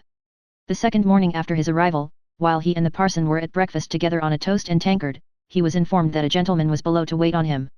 "A gentleman," quoth the squire, "who the devil can he be? Do, doctor, go down and see who 'tis. Mr. Blifil can hardly be come to town yet, go down, do, and know what his business is." The doctor returned with an account that it was a very well-dressed man, and by the ribbon in his hat he took him for an officer of the army, that he said he had some particular business, which he could deliver to none but Mr. Western himself. "An officer," cries the squire, "what can any such fellow have to do with me? If he wants an order for baggage wagons, I am no justice of peace here, nor can I grant a warrant, let un come up then, if he must speak to me." A very genteel man now entered the room, who, having made his compliments to the squire, and desired the favour of being alone with him, delivered himself as follows: "Sir, I come to wait upon you by the command of my Lord Fellamar, but with a very different message from what I suppose you expect, after what passed the other night." "My lord who?" cries the squire, "I never heard the name o'un." "His lordship," said the gentleman, "is willing to impute everything to the effect of liquor, and the most trifling acknowledgment of that kind will set everything right, for as he hath the most violent attachment to your daughter, you, sir, are the last person upon earth from whom he would resent an affront, and happy is it for you both that he hath given such public demonstrations of his courage as to be able to put up an affair of this kind without danger of any imputation on his honour. All he desires, therefore, is, that you will before me make some acknowledgment, the slightest in the world will be sufficient, and he intends this afternoon to pay his respects to you, in order to obtain your leave of visiting the young lady on the footing of a lover. I don't understand much of what you say, sir, said the squire, but I suppose, by what you talk about my daughter, that this is the lord which my cousin, Lady Bellaston, mentioned to me, and said something about his courting my daughter.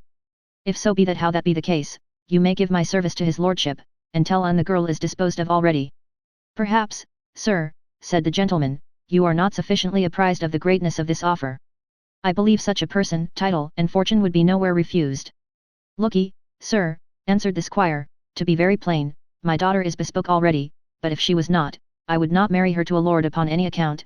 I hate all lords, they are a parcel of courtiers and Hanoverians, and I will have nothing to do with them.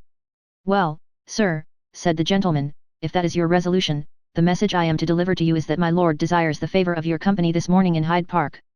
You may tell my lord, answered the squire, that I am busy and cannot come. I have enough to look after at home, and can't stir abroad on any account.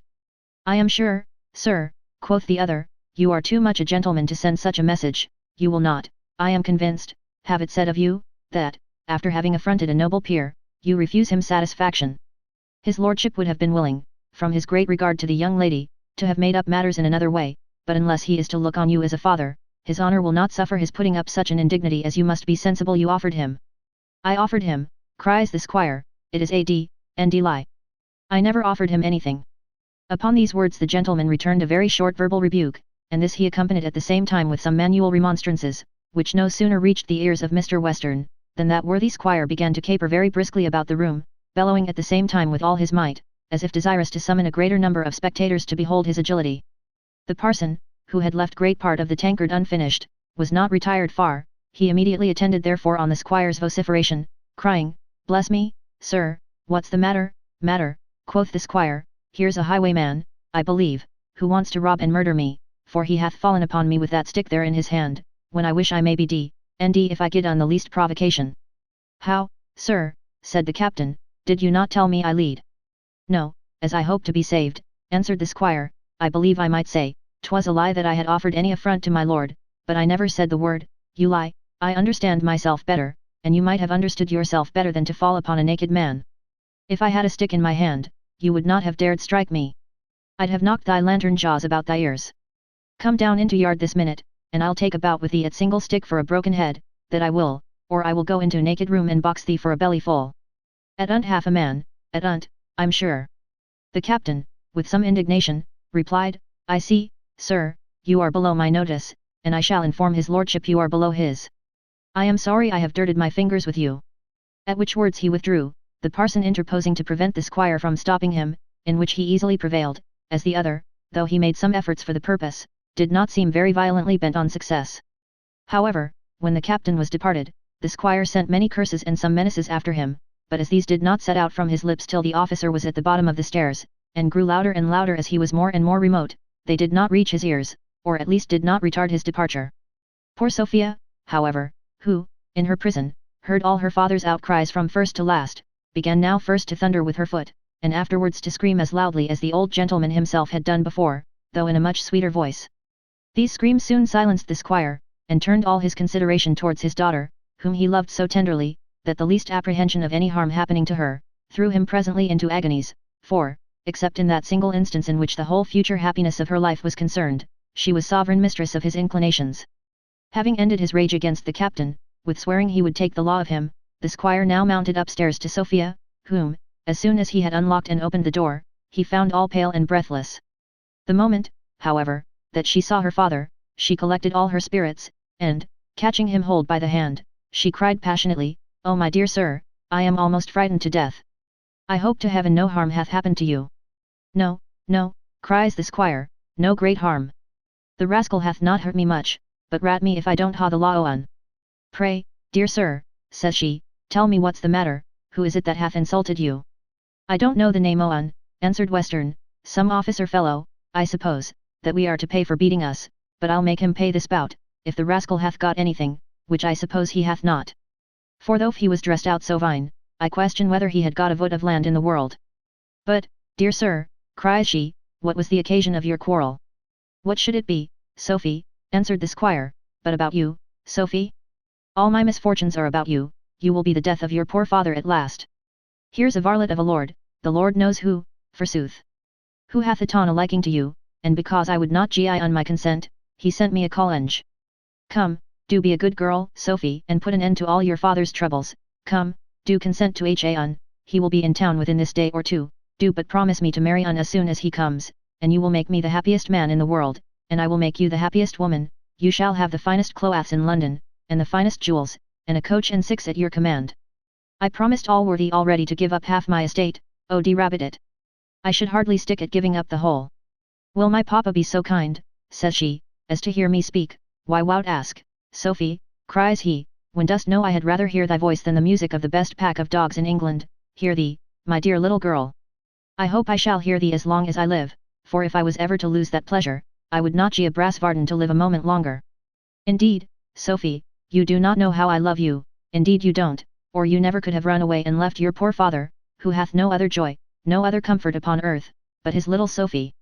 At these words the tears stood in his eyes, and Sophia, with the tears streaming from hers, answered, Indeed, my dear papa, I know you have loved me tenderly, and heaven is my witness how sincerely I have returned your affection, nor could anything but an apprehension of being forced into the arms of this man have driven me to run from a father whom I love so passionately, that I would, with pleasure, sacrifice my life to his happiness. Nay, I have endeavoured to reason myself into doing more, and had almost worked up a resolution to endure the most miserable of all lives, to comply with your inclination. It was that resolution alone to which I could not force my mind, nor can I ever. Here the squire began to look wild, and the foam appeared at his lips, which Sophia, observing, begged to be heard out, and then proceeded, If my father's life, his health, or any real happiness of his was at stake, here stands your resolved daughter. May heaven blast me if there is a misery I would not suffer to preserve you. No, that most detested, most loathsome of all lots would I embrace. I would give my hand to Blifil for your sake. I tell thee, it will preserve me, answers the father, it will give me health, happiness, life, everything. Upon my soul I shall die if dost refuse me, I shall break my heart, I shall, upon my soul. Is it possible, says she, you can have such a desire to make me miserable? I tell thee Noah, answered he loudly, and me if there is a thing upon earth I would not do to see thee happy, and will not my dear papa allow me to have the least knowledge of what will make me so? If it be true that happiness consists in opinion, what must be my condition, when I shall think myself the most miserable of all the wretches upon earth? Better think yourself so, said he, than know it by being married to a poor bastardly vagabond. If it will content you, sir, said Sophia, I will give you the most solemn promise never to marry him, nor any other, while my papa lives, without his consent. Let me dedicate my whole life to your service, let me be again your poor Sophie, and my whole business and pleasure be, as it hath been, to please and divert you. Look'ee, Sophie, answered the squire, I am not to be choused in this manner. Your Aunt Western would then have reason to think me the fool she doth. No, no, Sophie, I'd have you to know I have got more wisdom, and know more of the world, than to take the word of a woman in a matter where a man is concerned. How, sir, have I deserved this want of confidence, said she, have I ever broke a single promise to you, or have I ever been found guilty of a falsehood from my cradle? Look'ee, Sophie, cries he, that's neither here nor there. I am determined upon this match, and have him you shall, and me if shat unt. And me if shat unt, thou dost hang thyself the next morning. At repeating which words he clenched his fist, knit his brows, bit his lips, and thundered so loud, that the poor afflicted, terrified Sophia sunk trembling into her chair, and, had not a flood of tears come immediately to her relief, perhaps worse had followed. Western beheld the deplorable condition of his daughter with no more contrition or remorse than the turnkey of Newgate feels at viewing the agonies of a tender wife, when taking her last farewell of her condemned husband, or rather he looked down on her with the same emotions which arise in an honest fair tradesman, who sees his debtor dragged to prison for £10, which, though a just debt, the wretch is wickedly unable to pay. Or, to hit the case still more nearly, he felt the same compunction with a bawd, when some poor innocent, whom she hath ensnared into her hands, falls into fits at the first proposal of what is called seeing company. Indeed this resemblance would be exact, was it not that the bawd hath an interest in what she doth, and the father, though perhaps he may blindly think otherwise, can, in reality, have none in urging his daughter to almost an equal prostitution. In this condition he left his poor Sophia, and, departing with a very vulgar observation on the effect of tears, he locked the room, and returned to the parson, who said everything he durst in behalf of the young lady, which, though perhaps it was not quite so much as his duty required, yet was it sufficient to throw the squire into a violent rage, and into many indecent reflections on the whole body of the clergy, which we have too great an honour for that sacred function to commit to paper. Chapter 3. What happened to Sophia during her confinement? The landlady of the house where the squire lodged had begun very early to entertain a strange opinion of her guests. However, as she was informed that the squire was a man of vast fortune, and as she had taken care to exact a very extraordinary price for her rooms, she did not think proper to give any offence, for, though she was not without some concern for the confinement of poor Sophia, of whose great sweetness of temper and affability the maid of the house had made so favourable a report, which was confirmed by all the squire's servants, yet she had much more concern for her own interest than to provoke one, whom, as she said, she perceived to be a very hastish kind of a gentleman.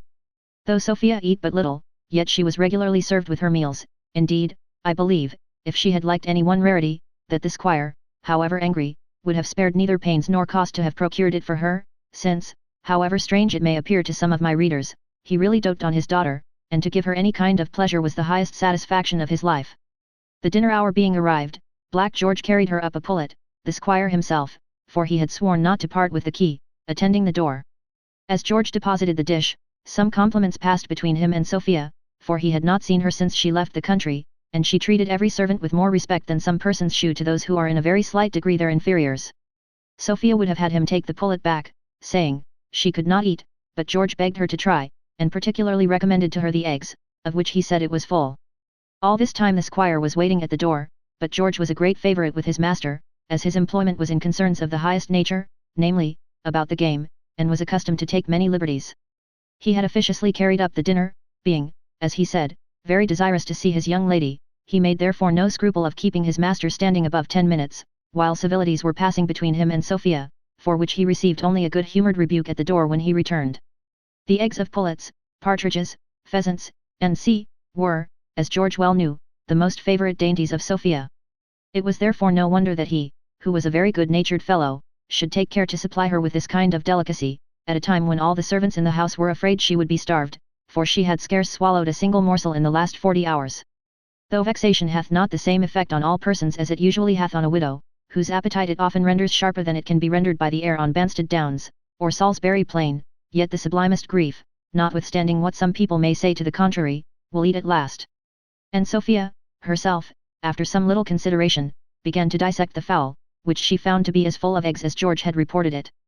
But, if she was pleased with these, it contained something which would have delighted the Royal Society much more, for if a fowl with 3 legs be so invaluable a curiosity, when perhaps time hath produced 1,000 such, at what price shall we esteem a bird which so totally contradicts all the laws of animal economy, as to contain a letter in its belly? Ovid tells us of a flower into which Hyacinthus was metamorphosed, that bears letters on its leaves, which Virgil recommended as a miracle to the Royal Society of his day, but no age nor nation hath ever recorded a bird with a letter in its maw.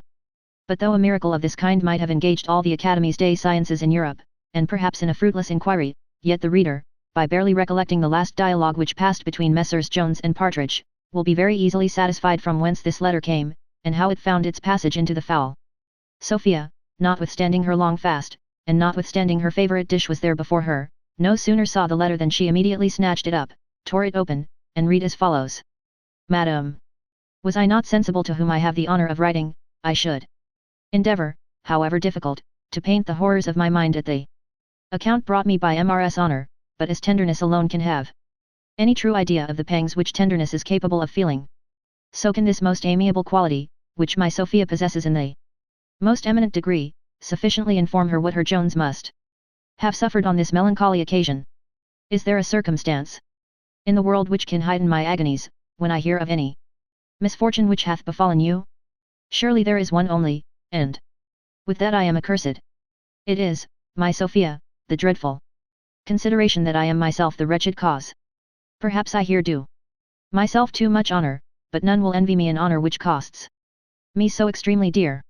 Pardon me this presumption, and pardon me a greater still, if I ask you, whether my advice, my assistance, my presence, my absence, my death, or my tortures can bring you any relief? Can the most perfect admiration, the most watchful observance, the most ardent love, the most melting tenderness, the most resigned submission to your will, make you amends for what you are to sacrifice to my happiness? If they can, fly, my lovely angel, to those arms which are ever open to receive and protect you, and to which, whether you bring yourself alone, or the riches of the world with you, is, in my opinion, an alternative not worth regarding. If, on the contrary, wisdom shall predominate, and, on the most mature reflection, inform you, that the sacrifice is too great, and if there be no way left to reconcile your father, and restore the peace of your dear mind, but by abandoning me, I conjure you drive me for ever from your thoughts, exert your resolution, and let no compassion for my sufferings bear the least weight in that tender bosom. Believe me, madam, I so sincerely love you better than myself, that my great and principal end is your happiness. My first wish, why would not fortune indulge me in it, was, and pardon me if I say, still is, to see you every moment the happiest of women. My second wish is, to hear you are so, but no misery on earth can equal mine, while I think you owe an uneasy moment to him who is, madam, in every sense, and to every purpose, your devoted Thomas Jones. What Sophia said, or did, or thought, upon this letter, how often she read it, or whether more than once, shall all be left to our reader's imagination. The answer to it he may perhaps see hereafter, but not at present, for this reason, among others, that she did not now write any, and that for several good causes, one of which was this, she had no paper, pen, nor ink. In the evening, while Sophia was meditating on the letter she had received, or on something else, a violent noise from below disturbed her meditations. This noise was no other than a roundabout at altercation between two persons. One of the combatants, by his voice, she immediately distinguished to be her father, but she did not so soon discover the shriller pipes to belong to the organ of her Aunt Western, who was just arrived in town, where having, by means of one of her servants, who stopped at the Hercules Pillars, learned where her brother lodged, she drove directly to his lodgings. We shall therefore take our leave at present of Sophia, and, with our usual good breeding, attend her ladyship. Chapter 4. In which Sophia is delivered from her confinement. The squire and the parson, for the landlord was now otherwise engaged, were smoking their pipes together, when the arrival of the lady was first signified. The squire no sooner heard her name, than he immediately ran down to usher her upstairs, for he was a great observer of such ceremonials, especially to his sister, of whom he stood more in awe than of any other human creature, though he never would own this, nor did he perhaps know it himself. Mrs. Western, on her arrival in the dining room, having flung herself into a chair, began thus to harangue, "Well, surely, no one ever had such an intolerable journey. I think the roads, since so many turnpike acts, are grown worse than ever. Law, brother, how could you get into this odious place? No person of condition, I dare swear, ever set foot here before."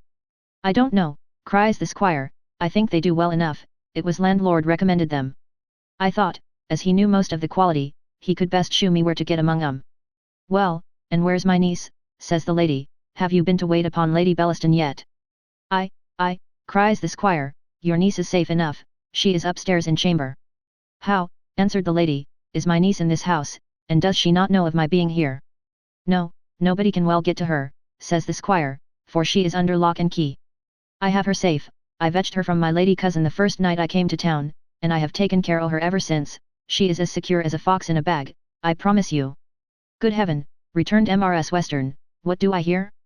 I thought what a fine piece of work would be the consequence of my consent to your coming to town yourself. Nay, it was indeed your own headstrong will, nor can I charge myself with having ever consented to it. Did not you promise me, brother, that you would take none of these headstrong measures? Was it not by these headstrong measures that you forced my niece to run away from you in the country? Have you a mind to oblige her to take such another step?"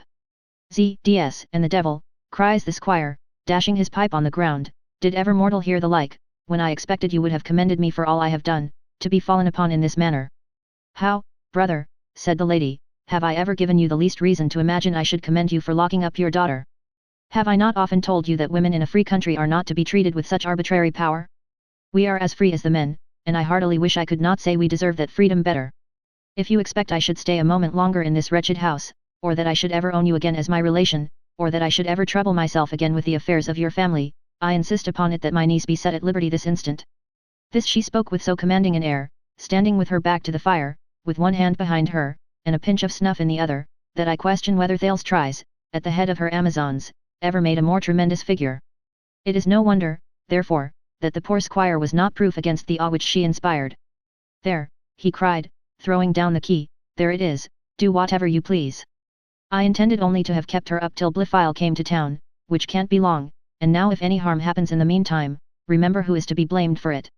"I will answer it with my life," cried Mrs. Western, "but I shall not intermeddle at all, unless upon one condition, and that is, that you will commit the whole entirely to my care, without taking any one measure yourself, unless I shall eventually appoint you to act. If you ratify these preliminaries, brother, I yet will endeavour to preserve the honour of your family, if not, I shall continue in a neutral state. I pray you, Good sir, said the parson, permit yourself this once to be admonished by her ladyship, peradventure, by communing with young Madam Sophia, she will effect more than you have been able to perpetrate by more rigorous measures. What, dost thee open upon me, cries the squire, if thee dost begin to babble, I shall whip thee in presently.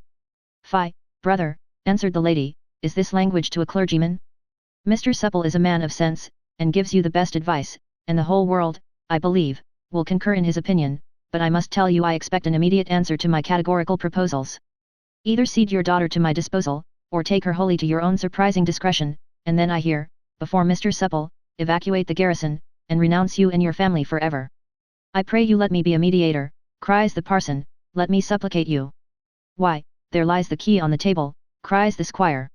She may take on up, if she pleases, who hinders her? No, brother, answered the lady, I insist on the formality of its being delivered me, with the full ratification of all the concessions stipulated. Why then I will deliver it to you, there 'tis, cries the squire. I am sure, sister, you can't accuse me of ever denying to trust my daughter to you. She hath lived wiu a whole year and muery to a time, without my ever seeing her. And it would have been happy for her, answered the lady, if she had always lived with me. Nothing of this kind would have happened under my eye. I, certainly, cries he, I only am to blame. Why, you are to blame, brother, answered she. I have been often obliged to tell you so, and shall always be obliged to tell you so. However, I hope you will now amend, and gather so much experience from past errors, as not to defeat my wisest machinations by your blunders. Indeed, brother, you are not qualified for these negotiations. All your whole scheme of politics is wrong. I once more, therefore, insist, that you do not intermeddle. Remember only what is past. Z.D.S. and B.L.D., sister, cries the squire, what would you have me say? You are enough to provoke the devil. There, now, said she, just according to the old custom. I see, brother, there is no talking to you. I will appeal to Mr. Supple, who is a man of sense, if I said anything which could put any human creature into a passion, but you are so wrong-headed every way. Let me beg you, madam, said the parson, not to irritate his worship. Irritate him, said the lady, sure, you are as great a fool as himself. Well, brother, since you have promised not to interfere, I will once more undertake the management of my niece. Lord have mercy upon all affairs which are under the directions of men. The head of one woman is worth 1,000 of yours. And now having summoned a servant to show her to Sophia, she departed, bearing the key with her. She was no sooner gone, than the squire, having first shut the door, ejaculated 20 bitches, and as many hearty curses against her, not sparing himself for having ever thought of her estate, but added, now one hath been a slave so long, it would be pity to lose it at last, for want of holding out a little longer. The bitch can't live forever, and I know I am down for it upon the will. The parson greatly commended this resolution, and now the squire having ordered in another bottle, which was his usual method when anything either pleased or vexed him, did, by drinking plentifully of this medicinal julap, so totally wash away his choler, that his temper was become perfectly placid and serene, when Mrs. Western returned with Sophia into the room. The young lady had on her hat and capuchin, and the aunt acquainted Mr. Western, that she intended to take her niece with her to her own lodgings, for, indeed, brother, says she, these rooms are not fit to receive a Christian soul in. Very well, madam, quoth Western, whatever you please. The girl can never be in better hands than yours, and the parson here can do me the justice to say, that I have said 50 times behind your back, that you was one of the most sensible women in the world. To this, cries the parson, I am ready to bear testimony. Nay, brother, says Mrs. Western, I have always, I'm sure, given you as favourable a character. You must own you have a little too much hastiness in your temper, but when you will allow yourself time to reflect I never knew a man more reasonable. Why then, sister, if you think so, said the squire, here's your good health with all my heart. I am a little passionate sometimes, but I scorn to bear any malice. Sophie, do you be a good girl, and do everything your aunt orders you. I have not the least doubt of her, answered Mrs. Western. She hath had already an example before her eyes in the behaviour of that wretch her cousin Harriet, who ruined herself by neglecting my advice. Oh brother, what think you? You was hardly gone out of hearing, when you set out for London, when who should arrive but that impudent fellow with the odious Irish name, that Fitzpatrick. He broke in abruptly upon me without notice, or I would not have seen him. He ran on a long, unintelligible story about his wife, to which he forced me to give him a hearing, but I made him very little answer, and delivered him the letter from his wife, which I bid him answer himself. I suppose the wretch will endeavour to find us out, but I beg you will not see her, for I am determined I will not. I see her, answered the squire, you need not fear me. I'll ge no encouragement to such undutiful wenches. It is well for the fellow, her husband, I was not at home. Oh rabbit it, he should have taken a dance through the horse pond, I promise Uz, Sophie, what undutifulness brings volks to. You have an example in your own family. Brother, cries the aunt, you need not shock my niece by such odious repetitions. Why will you not leave everything entirely to me? Well, I wool, said the squire.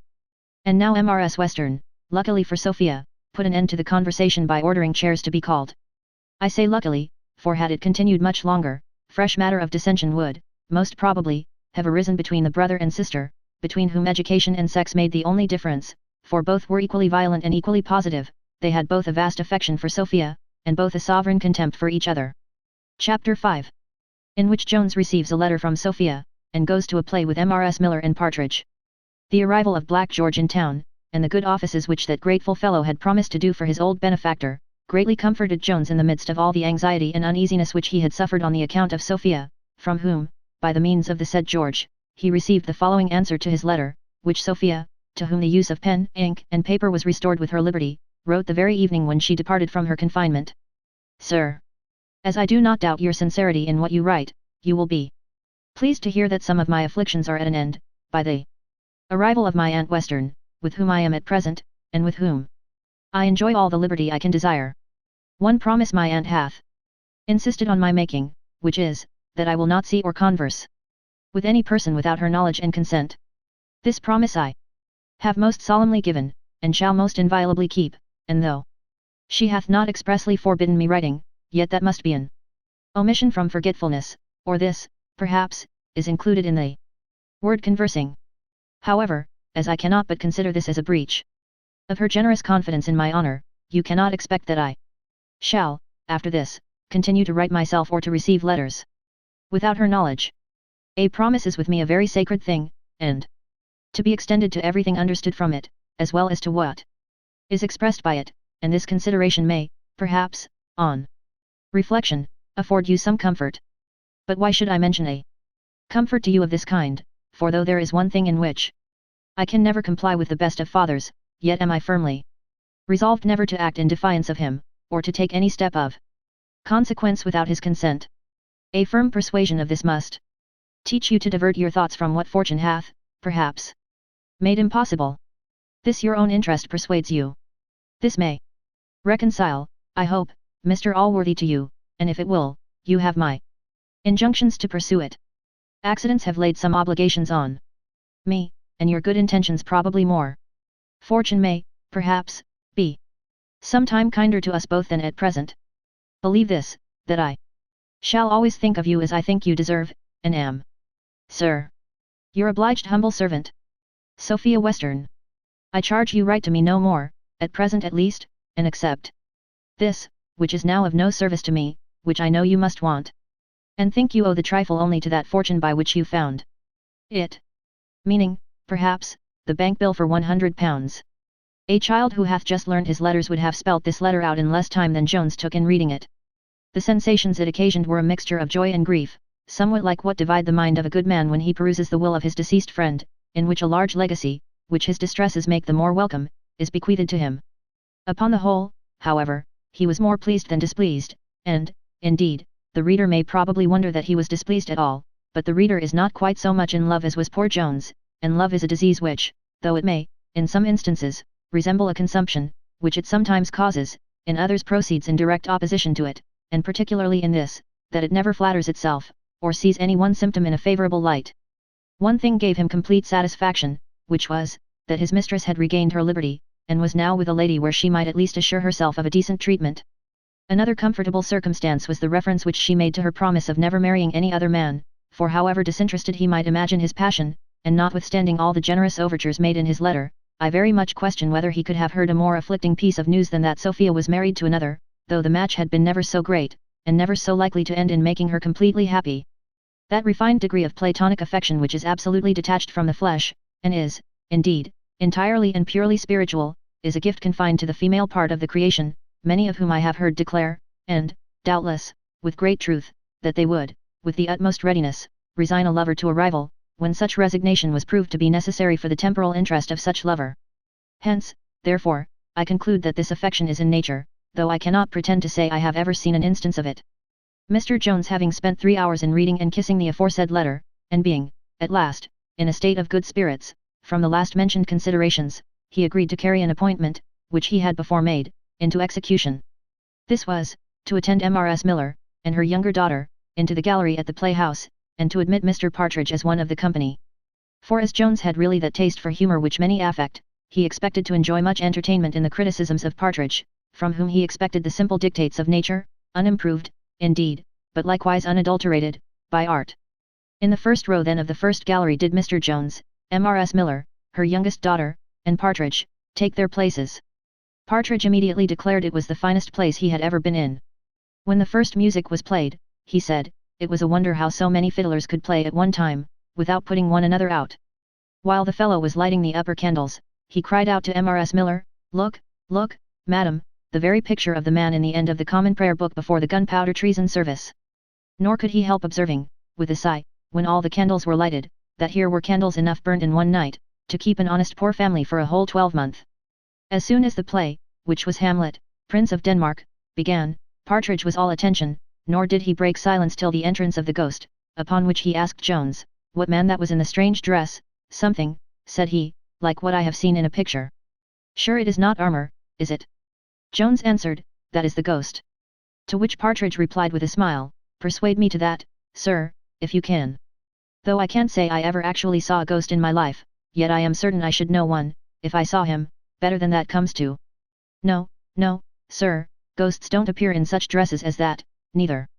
In this mistake, which caused much laughter in the neighbourhood of Partridge, he was suffered to continue, till the scene between the ghost and Hamlet, when Partridge gave that credit to Mr. Garrick, which he had denied to Jones, and fell into so violent a trembling, that his knees knocked against each other. Jones asked him what was the matter, and whether he was afraid of the warrior upon the stage. "Allah, sir," said he, "I perceive now it is what you told me. I am not afraid of anything, for I know it is but a play.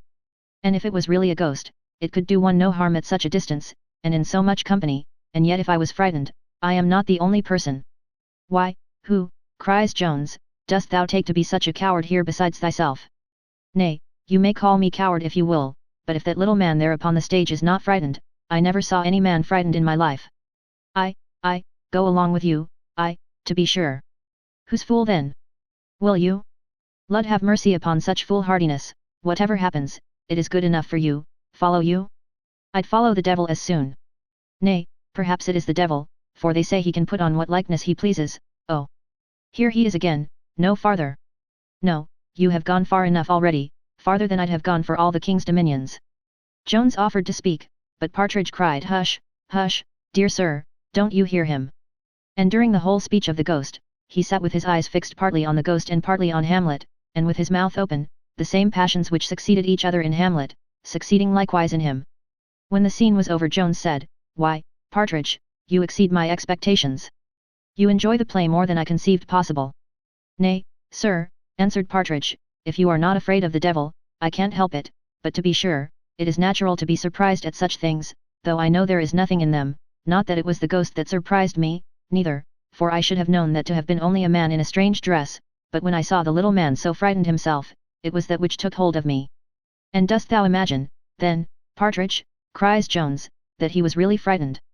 "Nay, sir," said Partridge, "did not you yourself observe afterwards, when he found it was his own father's spirit, and how he was murdered in the garden, how his fear forsook him by degrees, and he was struck dumb with sorrow, as it were, just as I should have been, had it been my own case, but hush! Allah! What noise is that? There he is again. Well, to be certain, though I know there is nothing at all in it, I am glad I am not down yonder, where those men are." Then turning his eyes again upon Hamlet, "You may draw your sword, what signifies a sword against the power of the devil?" During the second act, Partridge made very few remarks. He greatly admired the fineness of the dresses, nor could he help observing upon the king's countenance. "Well," said he, "how people may be deceived by faces. Nulla fides fronti is, I find, a true saying. Who would think, by looking in the king's face, that he had ever committed a murder?" He then inquired after the ghost, but Jones, who intended he should be surprised, gave him no other satisfaction, than, that he might possibly see him again soon, and in a flash of fire.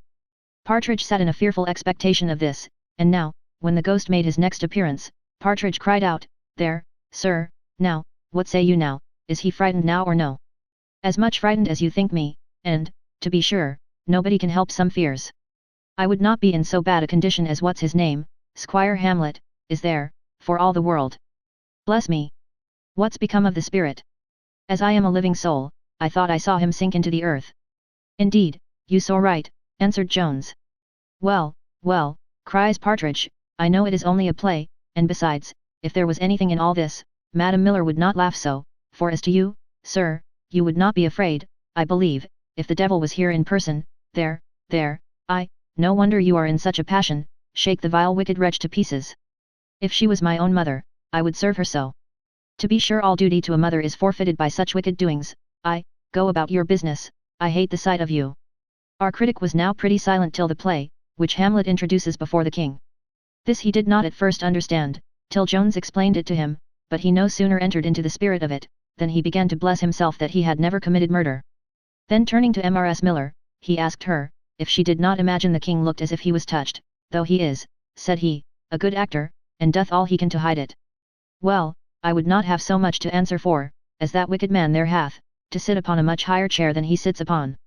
No wonder he ran away, for your sake I'll never trust an innocent face again." The grave-digging scene next engaged the attention of Partridge, who expressed much surprise at the number of skulls thrown upon the stage. To which Jones answered, that it was one of the most famous burial places about town. "No wonder then," cries Partridge, "that the place is haunted. But I never saw in my life a worse grave digger. I had a sexton, when I was clerk, that should have dug 3 graves while he is digging one. The fellow handles a spade as if it was the first time he had ever had one in his hand. You may sing. You had rather sing than work, I believe." Upon Hamlet's taking up the skull, he cried out, "Well, it is strange to see how fearless some men are. I never could bring myself to touch anything belonging to a dead man, on any account. He seemed frightened enough too at the ghost, I thought. Nemo omnibus horis sapit." Little more worth remembering occurred during the play, at the end of which Jones asked him, which of the players he had liked best. To this he answered, with some appearance of indignation at the question, "The king, without doubt." "Indeed, Mr. Partridge," says Mrs. Miller, "you are not of the same opinion with the town, for they are all agreed, that Hamlet is acted by the best player who ever was on the stage." "He the best player," cries Partridge, with a contemptuous sneer, "why, I could act as well as he myself. I am sure, if I had seen a ghost, I should have looked in the very same manner, and done just as he did. And then, to be sure, in that scene, as you called it, between him and his mother, where you told me he acted so fine, why, Lord help me, any man, that is, any good man, that had such a mother, would have done exactly the same. I know you are only joking with me, but indeed, madam, though I was never at a play in London, yet I have seen acting before in the country, and the king for my money, he speaks all his words distinctly, half as loud again as the other, anybody may see he is an actor." While Mrs. Miller was thus engaged in conversation with Partridge, a lady came up to Mr. Jones, whom he immediately knew to be Mrs. Fitzpatrick. She said, she had seen him from the other part of the gallery, and had taken that opportunity of speaking to him, as she had something to say, which might be of great service to himself. She then acquainted him with her lodgings, and made him an appointment the next day in the morning, which, upon recollection, she presently changed to the afternoon, at which time Jones promised to attend her. Thus ended the adventure at the playhouse, where Partridge had afforded great mirth, not only to Jones and Mrs. Miller, but to all who sat within hearing, who were more attentive to what he said, than to anything that passed on the stage. He durst not go to bed all that night, for fear of the ghost, and for many nights after sweated 2 or 3 hours before he went to sleep, with the same apprehensions, and waked several times in great horrors, crying out, "Lord have mercy upon us, there it is." Chapter 6. In which the history is obliged to look back. It is almost impossible for the best parent to observe an exact impartiality to his children, even though no superior merit should bias his affection, but sure a parent can hardly be blamed, when that superiority determines his preference. As I regard all the personages of this history in the light of my children, so I must confess the same inclination of partiality to Sophia, and for that I hope the reader will allow me the same excuse, from the superiority of her character. This extraordinary tenderness which I have for my heroine never suffers me to quit her any long time without the utmost reluctance. I could now, therefore, return impatiently to inquire what hath happened to this lovely creature since her departure from her father's, but that I am obliged first to pay a short visit to Mr. Blifil. Mr. Western, in the first confusion into which his mind was cast upon the sudden news he received of his daughter, and in the first hurry to go after her, had not once thought of sending any account of the discovery to Blifil. He had not gone far, however, before he recollected himself, and accordingly stopped at the very first inn he came to, and dispatched away a messenger to acquaint Blifil with his having found Sophia, and with his firm resolution to marry her to him immediately, if he would come up after him to town. As the love which Blifil had for Sophia was of that violent kind, which nothing but the loss of her fortune, or some such accident, could lessen, his inclination to the match was not at all altered by her having run away, though he was obliged to lay this to his own account. He very readily, therefore, embraced this offer. Indeed, he now proposed the gratification of a very strong passion besides avarice, by marrying this young lady, and this was hatred, for he concluded that matrimony afforded an equal opportunity of satisfying either hatred or love, and this opinion is very probably verified by much experience.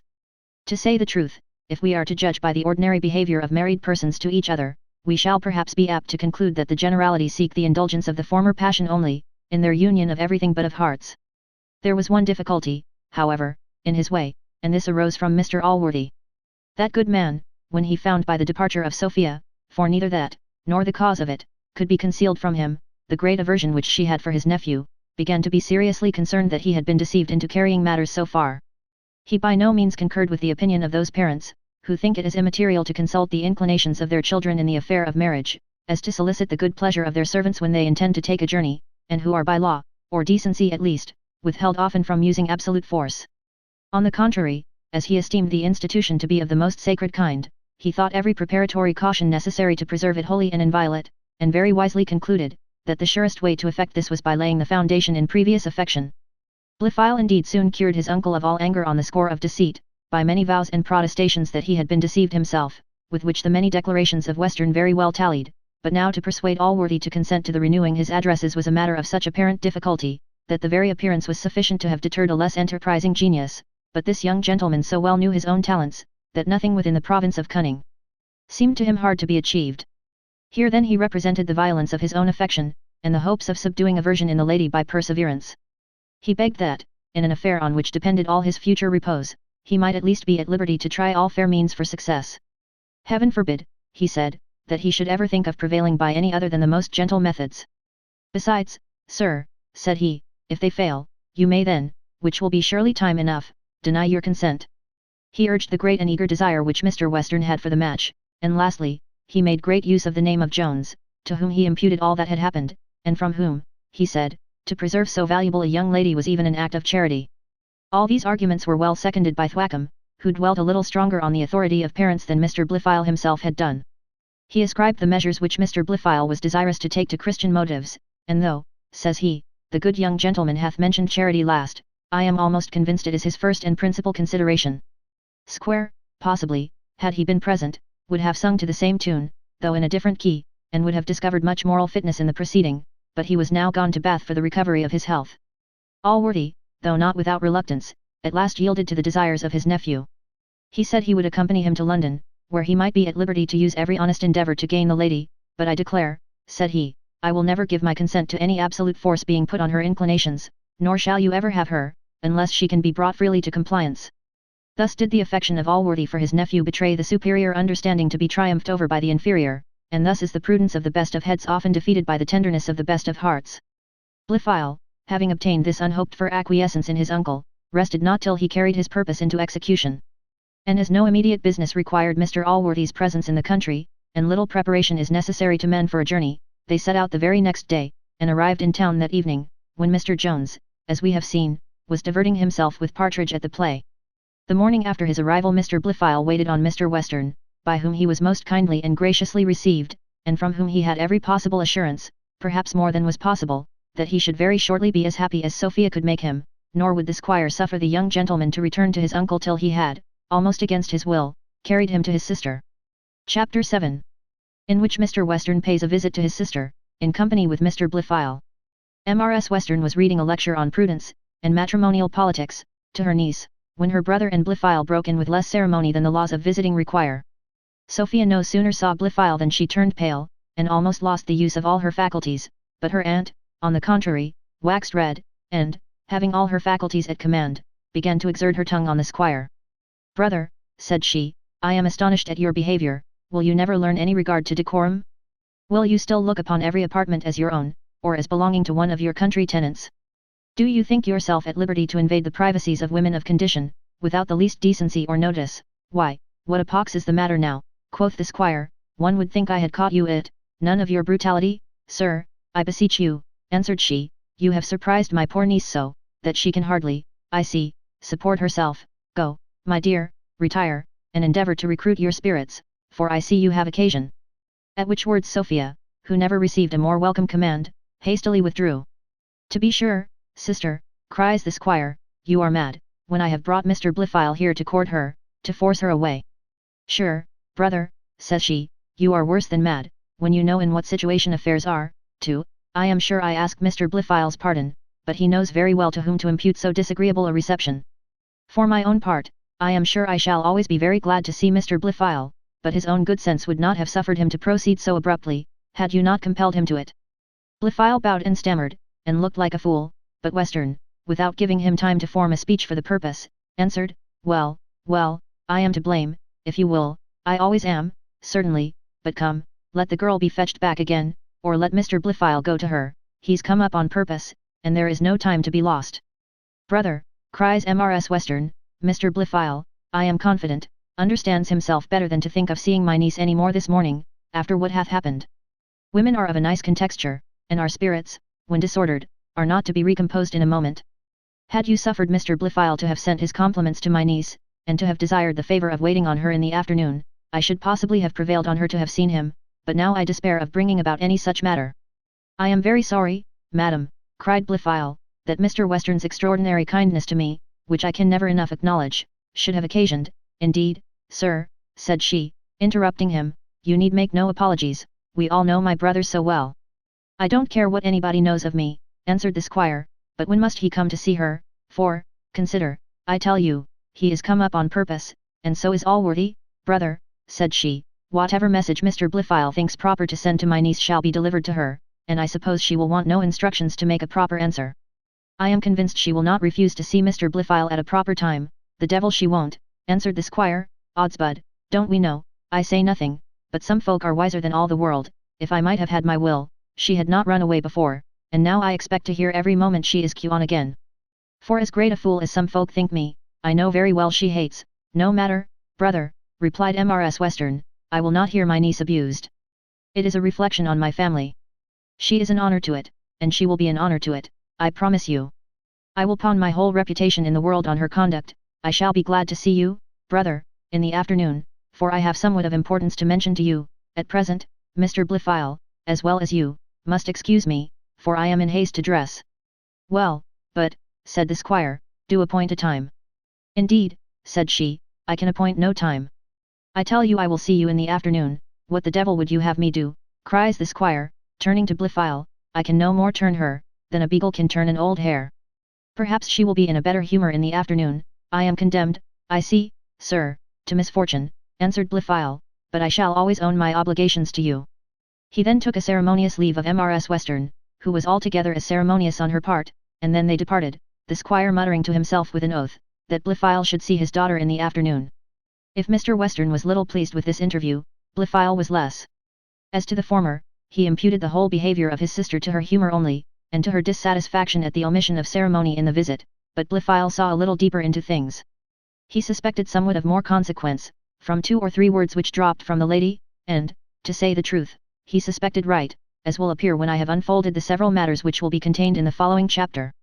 Chapter 8. Schemes of Lady Bellaston for the ruin of Jones. Love had taken too deep a root in the mind of Lord Fellamar to be plucked up by the rude hands of Mr. Western. In the heat of resentment he had, indeed, given a commission to Captain Eglane, which the captain had far exceeded in the execution, nor had it been executed at all, had his lordship been able to find the captain after he had seen Lady Bellaston, which was in the afternoon of the day after he had received the affront, but so industrious was the captain in the discharge of his duty, that, having after long inquiry found out the squire's lodgings very late in the evening, he sat up all night at a tavern, that he might not miss the squire in the morning, and by that means missed the revocation which my lord had sent to his lodgings. In the afternoon then next after the intended rape of Sophia, his lordship, as we have said, made a visit to Lady Bellaston, who laid open so much of the character of the squire, that his lordship plainly saw the absurdity he had been guilty of in taking any offence at his words, especially as he had those honourable designs on his daughter.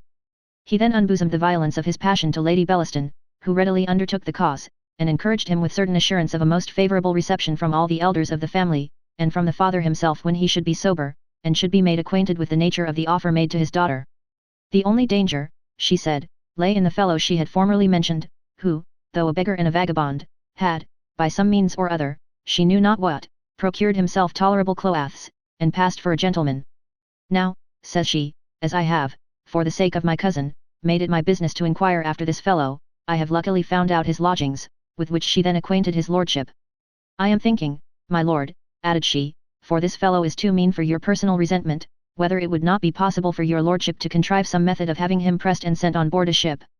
Neither law nor conscience forbid this project, for the fellow, I promise you, however well dressed, is but a vagabond, and as proper as any fellow in the streets to be pressed into the service, and as for the conscientious part, surely the preservation of a young lady from such ruin is a most meritorious act, nay, with regard to the fellow himself, unless he could succeed, which heaven forbid, with my cousin, it may probably be the means of preserving him from the gallows, and perhaps may make his fortune in an honest way.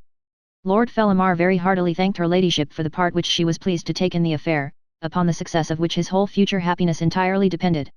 He said, he saw at present no objection to the pressing scheme, and would consider of putting it in execution. He then most earnestly recommended to her ladyship to do him the honour of immediately mentioning his proposals to the family, to whom he said he offered a carte blanche, and would settle his fortune in almost any manner they should require. And after uttering many ecstasies and raptures concerning Sophia, he took his leave and departed, but not before he had received the strongest charge to beware of Jones, and to lose no time in securing his person, where he should no longer be in a capacity of making any attempts to the ruin of the young lady. The moment Mrs. Western was arrived at her lodgings, a card was dispatched with her compliments to Lady Bellaston, who no sooner received it than, with the impatience of a lover, she flew to her cousin, rejoiced at this fair opportunity, which beyond her hopes offered itself, for she was much better pleased with the prospect of making the proposals to a woman of sense, and who knew the world, than to a gentleman whom she honoured with the appellation of Hottentot, though, indeed, from him she apprehended no danger of a refusal. The two ladies being met, after very short previous ceremonials, fell to business, which was indeed almost as soon concluded as begun, for Mrs. Western no sooner heard the name of Lord Fellamar than her cheeks glowed with pleasure, but when she was acquainted with the eagerness of his passion, the earnestness of his proposals, and the generosity of his offer, she declared her full satisfaction in the most explicit terms. In the progress of their conversation their discourse turned to Jones, and both cousins very pathetically lamented the unfortunate attachment which both agreed Sophia had to that young fellow, and Mrs. Western entirely attributed it to the folly of her brother's management. She concluded, however, at last, with declaring her confidence in the good understanding of her niece, who, though she would not give up her affection in favour of Blifil, will, I doubt not, says she, soon be prevailed upon to sacrifice a simple inclination to the addresses of a fine gentleman, who brings her both a title and a large estate, for, indeed, added she, I must do Sophie the justice to confess this Blifil is but a hideous kind of fellow, as you know, Bellaston, all country gentlemen are, and hath nothing but his fortune to recommend him. Nay, said Lady Bellaston, I don't then so much wonder at my cousin, for I promise you this Jones is a very agreeable fellow, and hath one virtue, which the men say is a great recommendation to us. What do you think, Mrs. Western? I shall certainly make you laugh, nay, I can hardly tell you myself for laughing. Will you believe that the fellow hath had the assurance to make love to me? But if you should be inclined to disbelieve it, here is evidence enough, his own handwriting, I assure you. She then delivered her cousin the letter with the proposals of marriage, which, if the reader hath a desire to see, he will find already on record in the XVTH book of this history. Upon my word I am astonished, said Mrs. Western, this is, indeed, a masterpiece of assurance. With your leave I may possibly make some use of this letter. You have my full liberty, cries Lady Bellaston, to apply it to what purpose you please. However, I would not have it shown to any but Miss Western, nor to her unless you find occasion. Well, and how did you use the fellow, returned Mrs. Western. Not as a husband, said the lady, I am not married, I promise you, my dear. You know, Belle, I have tried the comforts once already, and once, I think, is enough for any reasonable woman. This letter Lady Bellaston thought would certainly turn the balance against Jones in the mind of Sophia, and she was emboldened to give it up, partly by her hopes of having him instantly dispatched out of the way, and partly by having secured the evidence of honour, who, upon sounding her, she saw sufficient reason to imagine was prepared to testify whatever she pleased. But perhaps the reader may wonder why Lady Bellaston, who in her heart hated Sophia, should be so desirous of promoting a match which was so much to the interest of the young lady. Now, I would desire such readers to look carefully into Human Nature, page almost the last, and there he will find, in scarce legible characters, that women, notwithstanding the preposterous behaviour of mothers, aunts, and in matrimonial matters, do in reality think it so great a misfortune to have their inclinations in love thwarted, that they imagine they ought never to carry enmity higher than upon these disappointments. Again, he will find it written much about the same place, that a woman who hath once been pleased with the possession of a man, will go above halfway to the devil, to prevent any other woman from enjoying the same. If he will not be contented with these reasons, I freely confess I see no other motive to the actions of that lady, unless we will conceive she was bribed by Lord Fellamar, which for my own part I see no cause to suspect. Now this was the affair which Mrs. Western was preparing to introduce to Sophia, by some prefatory discourse on the folly of love, and on the wisdom of legal prostitution for hire, when her brother and Blifil broke abruptly in upon her, and hence arose all that coldness in her behaviour to Blifil, which, though the squire, as was usual with him, imputed to a wrong cause, infused into Blifil himself, he being a much more cunning man, a suspicion of the real truth. Chapter 9. In which Jones pays a visit to Mrs. Fitzpatrick. The reader may now, perhaps, be pleased to return with us to Mr. Jones, who, at the appointed hour, attended on Mrs. Fitzpatrick, but before we relate the conversation which now passed it may be proper, according to our method, to return a little back, and to account for so great an alteration of behaviour in this lady, that from changing her lodging principally to avoid Mr. Jones, she had now industriously, as hath been seen, sought this interview. And here we shall need only to resort to what happened the preceding day, when, hearing from Lady Bellaston that Mr. Western was arrived in town, she went to pay her duty to him, at his lodgings at Piccadilly, where she was received with many scurvy compellations too coarse to be repeated, and was even threatened to be kicked out of doors. From hence, an old servant of her Aunt Western, with whom she was well acquainted, conducted her to the lodgings of that lady, who treated her not more kindly, but more politely, or, to say the truth, with rudeness in another way. In short, she returned from both, plainly convinced, not only that her scheme of reconciliation had proved abortive, but that she must forever give over all thoughts of bringing it about by any means whatever. From this moment desire of revenge only filled her mind, and in this temper meeting Jones at the play, an opportunity seemed to her to occur of effecting this purpose. The reader must remember that he was acquainted by Mrs. Fitzpatrick, in the account she gave of her own story, with the fondness Mrs. Western had formerly shown for Mr. Fitzpatrick at Bath, from the disappointment of which Mrs. Fitzpatrick derived the great bitterness her aunt had expressed toward her. She had, therefore, no doubt but that the good lady would as easily listen to the addresses of Mr. Jones as she had before done to the other, for the superiority of charms was clearly on the side of Mr. Jones, and the advance which her aunt had since made in age, she concluded, how justly I will not say, was an argument rather in favour of her project than against it. Therefore, when Jones attended, after a previous declaration of her desire of serving him, arising, as she said, from a firm assurance how much she should by so doing oblige Sophia, and after some excuses for her former disappointment, and after acquainting Mr. Jones in whose custody his mistress was, of which she thought him ignorant, she very explicitly mentioned her scheme to him, and advised him to make sham addresses to the older lady, in order to procure an easy access to the younger. Informing him at the same time of the success which Mr. Fitzpatrick had formerly owed to the very same stratagem. Mr. Jones expressed great gratitude to the lady for the kind intentions towards him which she had expressed, and indeed testified, by this proposal, but, besides intimating some diffidence of success from the lady's knowledge of his love to her niece, which had not been her case in regard to Mr. Fitzpatrick, he said, he was afraid Miss Western would never agree to an imposition of this kind, as well from her utter detestation of all fallacy as from her avowed duty to her aunt. Mrs. Fitzpatrick was a little nettled at this, and indeed, if it may not be called a lapse of the tongue, it was a small deviation from politeness in Jones, and into which he scarce would have fallen, had not the delight he felt in praising Sophia hurried him out of all reflection, for this commendation of one cousin was more than a tacit rebuke on the other. Indeed, sir, answered the lady, with some warmth, I cannot think there is anything easier than to cheat an old woman with a profession of love, when her complexion is amorous, and, though she is my aunt, I must say there never was a more liquorish one than her ladyship. Can't you pretend that the despair of possessing her niece, from her being promised to Blifil, has made you turn your thoughts towards her? As to my cousin Sophia, I can't imagine her to be such a simpleton as to have the least scruple on such an account, or to conceive any harm in punishing one of these hags for the many mischiefs they bring upon families by their tragi-comic passions, for which I think it is a pity they are not punishable by law. I had no such scruple myself, and yet I hope my cousin Sophia will not think it an affront when I say she cannot detest every real species of falsehood more than her cousin Fitzpatrick.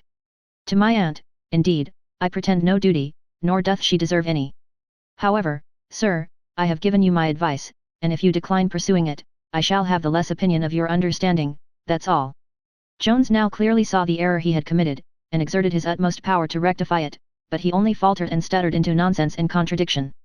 To say the truth, it is often safer to abide by the consequences of the first blunder than to endeavour to rectify it, for by such endeavours we generally plunge deeper instead of extricating ourselves, and few persons will on such occasions have the good nature which Mrs. Fitzpatrick displayed to Jones, by saying, with a smile, "You need attempt no more excuses, for I can easily forgive a real lover, whatever is the effect of fondness for his mistress." She then renewed her proposal, and very fervently recommended it, omitting no argument which her invention could suggest on the subject, for she was so violently incensed against her aunt, that scarce anything was capable of affording her equal pleasure with exposing her, and, like a true woman, she would see no difficulties in the execution of a favourite scheme. Jones, however, persisted in declining the undertaking, which had not, indeed, the least probability of success. He easily perceived the motives which induced Mrs. Fitzpatrick to be so eager in pressing her advice. He said he would not deny the tender and passionate regard he had for Sophia, but was so conscious of the inequality of their situations, that he could never flatter himself so far as to hope that so divine a young lady would condescend to think on so unworthy a man. Nay, he protested, he could scarce bring himself to wish she should. He concluded with a profession of generous sentiments, which we have not at present leisure to insert. There are some fine women, for I dare not here speak in too general terms, with whom self is so predominant, that they never detach it from any subject, and, as vanity is with them a ruling principle, they are apt to lay hold of whatever praise they meet with, and, though the property of others, convey it to their own use. In the company of these ladies it is impossible to say anything handsome of another woman which they will not apply to themselves, nay, they often improve the praise they seize, as, for instance, if her beauty, her wit, her gentility, her good humour deserve so much commendation, what do I deserve, who possess those qualities in so much more eminent a degree? To these ladies a man often recommends himself while he is commending another woman, and, while he is expressing ardour and generous sentiments for his mistress, they are considering what a charming lover this man would make to them, who can feel all this tenderness for an inferior degree of merit. Of this, strange as it may seem, I have seen many instances besides Mrs. Fitzpatrick, to whom all this really happened, and who now began to feel a somewhat for Mr. Jones, the symptoms of which she much sooner understood than poor Sophia had formerly done. To say the truth, perfect beauty in both sexes is a more irresistible object than it is generally thought, for, notwithstanding some of us are contented with more homely lots, and learn by rote, as children to repeat what gives them no idea, to despise outside, and to value more solid charms, yet I have always observed, at the approach of consummate beauty, that these more solid charms only shine with that kind of lustre which the stars have after the rising of the sun. When Jones had finished his exclamations, many of which would have become the mouth of Orondates himself, Mrs. Fitzpatrick heaved a deep sigh, and, taking her eyes off from Jones, on whom they had been some time fixed, and dropping them on the ground, she cried, "Indeed, Mr. Jones, I pity you, but it is the curse of such tenderness to be thrown away on those who are insensible of it. I know my cousin better than you, Mr. Jones, and I must say, any woman who makes no return to such a passion, and such a person, is unworthy of both." "Sure, madam," said Jones, "you can't mean," cries Mrs. Fitzpatrick, "I know not what I mean, there is something, I think, in true tenderness bewitching, few women ever meet with it in men, and fewer still know how to value it when they do. I never heard such truly noble sentiments, and I can't tell how it is, but you force one to believe you. Sure she must be the most contemptible of women who can overlook such merit." The manner and look with which all this was spoke infused a suspicion into Jones which we don't care to convey in direct words to the reader. Instead of making any answer, he said, "I am afraid, madam, I have made too tiresome a visit," and offered to take his leave. "Not at all, sir," answered Mrs. Fitzpatrick, "indeed I pity you, Mr. Jones, indeed I do, but if you are going, consider of the scheme I have mentioned, I am convinced you will approve it, and let me see you again as soon as you can, tomorrow morning if you will, or at least some time tomorrow. I shall be at home all day." Jones, then, after many expressions of thanks, very respectfully retired, nor could Mrs. Fitzpatrick forbear making him a present of a look at parting, by which if he had understood nothing, he must have had no understanding in the language of the eyes. In reality, it confirmed his resolution of returning to her no more, for, faulty as he hath hitherto appeared in this history, his whole thoughts were now so confined to his Sophia, that I believe no woman upon earth could have now drawn him into an act of inconstancy. Fortune, however, who was not his friend, resolved, as he intended to give her no second opportunity, to make the best of this, and accordingly produced the tragical incident which we are now in sorrowful notes to record. Chapter 10. The consequence of the preceding visit. Mr. Fitzpatrick having received the letter before mentioned from Mrs. Western, and being by that means acquainted with the place to which his wife was retired, returned directly to Bath, and thence the day after set forward to London. The reader hath been already often informed of the jealous temper of this gentleman. He may likewise be pleased to remember the suspicion which he had conceived of Jones at Upton, upon his finding him in the room with Mrs. Waters, and, though sufficient reasons had afterwards appeared entirely to clear up that suspicion, yet now the reading so handsome a character of Mr. Jones from his wife, caused him to reflect that she likewise was in the inn at the same time, and jumbled together such a confusion of circumstances in a head which was naturally none of the clearest, that the whole produced that green-eyed monster mentioned by Shakespeare in his tragedy of Othello. And now, as he was inquiring in the street after his wife, and had just received directions to the door, unfortunately Mr. Jones was issuing from it. Fitzpatrick did not yet recollect the face of Jones, however, seeing a young well-dressed fellow coming from his wife, he made directly up to him, and asked him what he had been doing in that house. "For I am sure," said he, "you must have been in it, as I saw you come out of it." Jones answered very modestly, that he had been visiting a lady there. To which Fitzpatrick replied, "What business have you with the lady?" Upon which Jones, who now perfectly remembered the voice, features, and indeed coat, of the gentleman, cried out, "Ha, my good friend, give me your hand, I hope there is no ill blood remaining between us, upon a small mistake which happened so long ago." "Upon my soul, sir," said Fitzpatrick, "I don't know your name nor your face." "Indeed, sir," said Jones, "neither have I the pleasure of knowing your name, but your face I very well remember to have seen before at Upton, where a foolish quarrel happened between us, which, if it is not made up yet, we will now make up over a bottle." "At Upton," cried the other, "ha, upon my soul, I believe your name is Jones." "Indeed," answered he, "it is." "Oh, upon my soul," cries Fitzpatrick, "you are the very man I wanted to meet. Upon my soul I will drink a bottle with you presently, but first I will give you a great knock over the pate. There is for you, you rascal. Upon my soul, if you do not give me satisfaction for that blow, I will give you another." And then, drawing his sword, put himself in a posture of defense, which was the only science he understood. Jones was a little staggered by the blow, which came somewhat unexpectedly, but presently recovering himself he also drew, and though he understood nothing of fencing, pressed on so boldly upon Fitzpatrick, that he beat down his guard, and sheathed one half of his sword in the body of the said gentleman, who had no sooner received it than he stepped backwards, dropped the point of his sword, and leaning upon it, cried, "I have satisfaction enough, I am a dead man." "I hope not," cries Jones, "but whatever be the consequence, you must be sensible you have drawn it upon yourself." At this instant a number of fellows rushed in and seized Jones, who told them he should make no resistance, and begged some of them at least would take care of the wounded gentleman. "Ay," cries one of the fellows, "the wounded gentleman will be taken care enough of, for I suppose he hath not many hours to live. As for you, sir, you have a month at least good yet." "And me, Jack," said another, "he hath prevented his voyage, he's bound to another port now," and many other such jests was our poor Jones made the subject of by these fellows, who were indeed the gang employed by Lord Fellamar, and had dogged him into the house of Mrs. Fitzpatrick, waiting for him at the corner of the street when this unfortunate accident happened. The officer who commanded this gang very wisely concluded that his business was now to deliver his prisoner into the hands of the civil magistrate. He ordered him, therefore, to be carried to a public house, where, having sent for a constable, he delivered him to his custody. The constable, seeing Mr. Jones very well dressed, and hearing that the accident had happened in a duel, treated his prisoner with great civility, and at his request dispatched a messenger to inquire after the wounded gentleman, who was now at a tavern under the surgeon's hands. The report brought back was, that the wound was certainly mortal, and there were no hopes of life. Upon which the constable informed Jones that he must go before a justice. He answered, "Wherever you please, I am indifferent as to what happens to me, for though I am convinced I am not guilty of murder in the eye of the law, yet the weight of blood I find intolerable upon my mind." Jones was now conducted before the justice, where the surgeon who dressed Mr. Fitzpatrick appeared, and deposed that he believed the wound to be mortal, upon which the prisoner was committed to the gatehouse. It was very late at night, so that Jones would not send for Partridge till the next morning, and, as he never shut his eyes till 7, so it was near 12 before the poor fellow, who was greatly frightened at not hearing from his master so long, received a message which almost deprived him of his being when he heard it. He went to the gatehouse with trembling knees and a beating heart, and was no sooner arrived in the presence of Jones than he lamented the misfortune that had befallen him with many tears, looking all the while frequently about him in great terror, for as the news now arrived that Mr. Fitzpatrick was dead, the poor fellow apprehended every minute that his ghost would enter the room. At last he delivered him a letter, which he had like to have forgot, and which came from Sophia by the hands of Black George. Jones presently dispatched every one out of the room, and, having eagerly broke open the letter, read as follows. "You owe the hearing from me again to an accident which I own. Surprises me. My aunt hath just now shown me a letter from you to Lady Bellaston, which contains a proposal of marriage.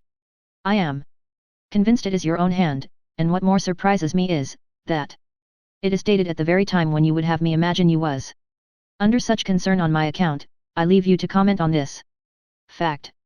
All I desire is, that your name may never more be mentioned. 2. S.W. Of the present situation of Mr. Jones's mind, and of the pangs with which he was now tormented, we cannot give the reader a better idea than by saying, his misery was such that even Thwackum would almost have pitied him. But, bad as it is, we shall at present leave him in it, as his good genius, if he really had any, seems to have done. And here we put an end to the 16th book of our history. Book 17. Containing 3 days. Chapter 1. Containing a portion of introductory writing. When a comic writer hath made his principal characters as happy as he can, or when a tragic writer hath brought them to the highest pitch of human misery, they both conclude their business to be done, and that their work is come to a period. Had we been of the tragic complexion, the reader must now allow we were very nearly arrived at this period, since it would be difficult for the devil, or any of his representatives on earth, to have contrived much greater torments for poor Jones than those in which we left him in the last chapter, and as for Sophia, a good-natured woman would hardly wish more uneasiness to a rival than what she must at present be supposed to feel. What then remains to complete the tragedy but a murder or two and a few moral sentences? But to bring our favourites out of their present anguish and distress, and to land them at last on the shore of happiness, seems a much harder task, a task indeed so hard that we do not undertake to execute it. In regard to Sophia, it is more than probable that we shall somewhere or other provide a good husband for her in the end, either Blifil, or my lord, or somebody else, but as to poor Jones, such are the calamities in which he is at present involved, owing to his imprudence, by which if a man doth not become felon to the world, he is at least a fellow to se, so destitute is he now of friends, and so persecuted by enemies, that we almost despair of bringing him to any good, and if our reader delights in seeing executions, I think he ought not to lose any time in taking a first row at Tyburn. This I faithfully promise, that, notwithstanding any affection which we may be supposed to have for this rogue, whom we have unfortunately made our hero, we will lend him none of that supernatural assistance with which we are entrusted, upon condition that we use it only on very important occasions. If he doth not therefore find some natural means of fairly extricating himself from all his distresses, we will do no violence to the truth and dignity of history for his sake, for we had rather relate that he was hanged at Tyburn, which may very probably be the case, than forfeit our integrity, or shock the faith of our reader. In this the Antients had a great advantage over the moderns. Their mythology, which was at that time more firmly believed by the vulgar than any religion is at present, gave them always an opportunity of delivering a favourite hero. Their deities were always ready at the writer's elbow, to execute any of his purposes, and the more extraordinary the invention was, the greater was the surprise and delight of the credulous reader. Those writers could with greater ease have conveyed a hero from one country to another, nay from one world to another, and have brought him back again, than a poor circumscribed modern can deliver him from a jail. The Arabians and Persians had an equal advantage in writing their tales from the genii and fairies, which they believe in as an article of their faith, upon the authority of the Koran itself. But we have none of these helps. To natural means alone we are confined. Let us try therefore what, by these means, may be done for poor Jones, though to confess the truth, something whispers me in the ear that he doth not yet know the worst of his fortune, and that a more shocking piece of news than any he hath yet heard remains for him in the unopened leaves of fate. Chapter 2. The generous and grateful behaviour of M.R.S. Miller. Mr. Allworthy and M.R.S. Miller were just sat down to breakfast, when Blifil, who had gone out very early that morning, returned to make one of the company. He had not been long seated before he began as follows: "Good Lord, my dear uncle, what do you think hath happened? I vow I am afraid of telling it you, for fear of shocking you with the remembrance of ever having shown any kindness to such a villain." "What is the matter, child?" said the uncle. "I fear I have shown kindness in my life to the unworthy more than once. But charity doth not adopt the vices of its objects." "Oh, sir," returned Blifil, "it is not without the secret direction of Providence that you mention the word adoption. Your adopted son, sir, that Jones, that wretch whom you nourished in your bosom, hath proved one of the greatest villains upon earth." "By all that's sacred 'tis false," cries M.R.S. Miller. "Mr. Jones is no villain. He is one of the worthiest creatures breathing, and if any other person had called him villain, I would have thrown all this boiling water in his face." Mr. Allworthy looked very much amazed at this behaviour. But she did not give him leave to speak, before, turning to him, she cried, "I hope you will not be angry with me. I would not offend you, sir, for the world, but, indeed, I could not bear to hear him called so." "I must own, madam," said Allworthy, very gravely, "I am a little surprised to hear you so warmly defend a fellow you do not know." "Oh, I do know him, Mr. Allworthy," said she, "indeed I do. I should be the most ungrateful of all wretches if I denied it. Oh, he hath preserved me and my little family. We have all reason to bless him while we live, and I pray heaven to bless him, and turn the hearts of his malicious enemies. I know, I find, I see, he hath such." "You surprise me, madam, still more," said Allworthy, "sure you must mean some other. It is impossible you should have any such obligations to the man my nephew mentions." "Too surely," answered she, "I have obligations to him of the greatest and tenderest kind. He hath been the preserver of me and mine. Believe me, sir, he hath been abused, grossly abused to you, I know he hath, or you, whom I know to be all goodness and honour, would not, after the many kind and tender things I have heard you say of this poor helpless child, have so disdainfully called him fellow. Indeed, my best of friends, he deserves a kinder appellation from you, had you heard the good, the kind, the grateful things which I have heard him utter of you. He never mentions your name but with a sort of adoration. In this very room I have seen him on his knees, imploring all the blessings of heaven upon your head. I do not love that child there better than he loves you. I see, sir, now, said Blifil, with one of those grinning sneers with which the devil marks his best beloved, Mrs. Miller really doth know him. I suppose you will find she is not the only one of your acquaintance to whom he hath exposed you. As for my character, I perceive, by some hints she hath thrown out, he hath been very free with it, but I forgive him. And the Lord forgive you, sir, said Mrs. Miller, we have all sins enough to stand in need of his forgiveness. Upon my word, Mrs. Miller, said Allworthy, I do not take this behaviour of yours to my nephew kindly, and I do assure you, as any reflections which you cast upon him must come only from that wickedest of men, they would only serve, if that were possible, to heighten my resentment against him, for I must tell you, Mrs. Miller, the young man who now stands before you hath ever been the warmest advocate for the ungrateful wretch whose cause you espouse. This, I think, when you hear it from my own mouth, will make you wonder at so much baseness and ingratitude. You are deceived, sir, answered Mrs. Miller, if they were the last words which were to issue from my lips, I would say you were deceived, and I once more repeat it, the Lord forgive those who have deceived you. I do not pretend to say the young man is without faults, but they are all the faults of wildness and of youth, faults which he may, nay, which I am certain he will, relinquish, and, if he should not, they are vastly overbalanced by one of the most humane, tender, honest hearts that ever man was blessed with. Indeed, Mrs. Miller, said Allworthy, had this been related of you, I should not have believed it. Indeed, sir, answered she, you will believe everything I have said, I am sure you will, and when you have heard the story which I shall tell you, for I will tell you all, you will be so far from being offended, that you will own, I know your justice so well, that I must have been the most despicable and most ungrateful of wretches if I had acted any other part than I have. Well, madam, said Allworthy, I shall be very glad to hear any good excuse for a behaviour which, I must confess, I think wants an excuse. And now, madam, will you be pleased to let my nephew proceed in his story without interruption? He would not have introduced a matter of slight consequence with such a preface. Perhaps even this story will cure you of your mistake.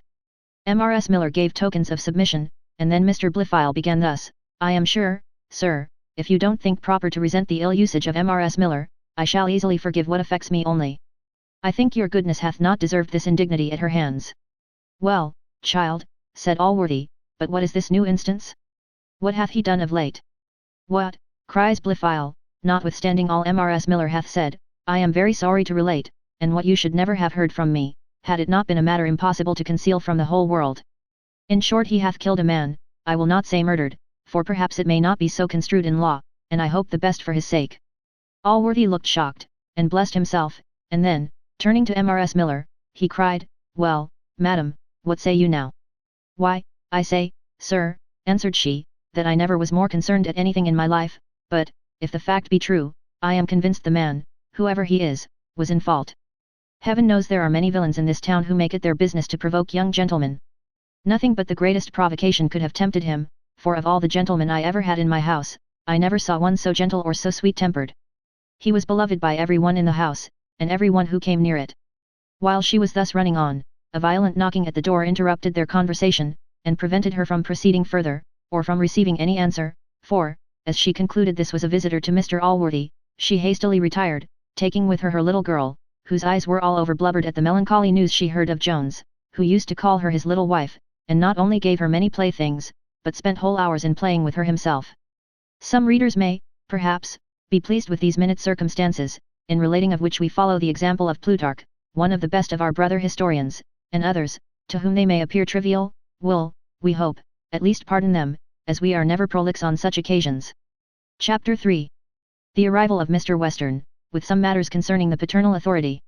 Mrs. Miller had not long left the room when Mr. Western entered, but not before a small wrangling bout had passed between him and his chairman, for the fellows, who had taken up their burden at the Hercules Pillars, had conceived no hopes of having any future good customer in the squire, and they were moreover farther encouraged by his generosity, for he had given them of his own accord 6 more than their fare.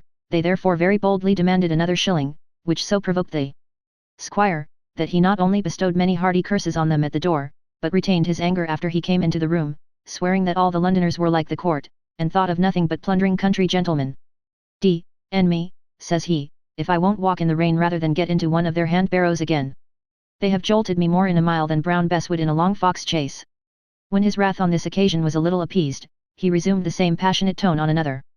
There, says he, there is fine business forwards now.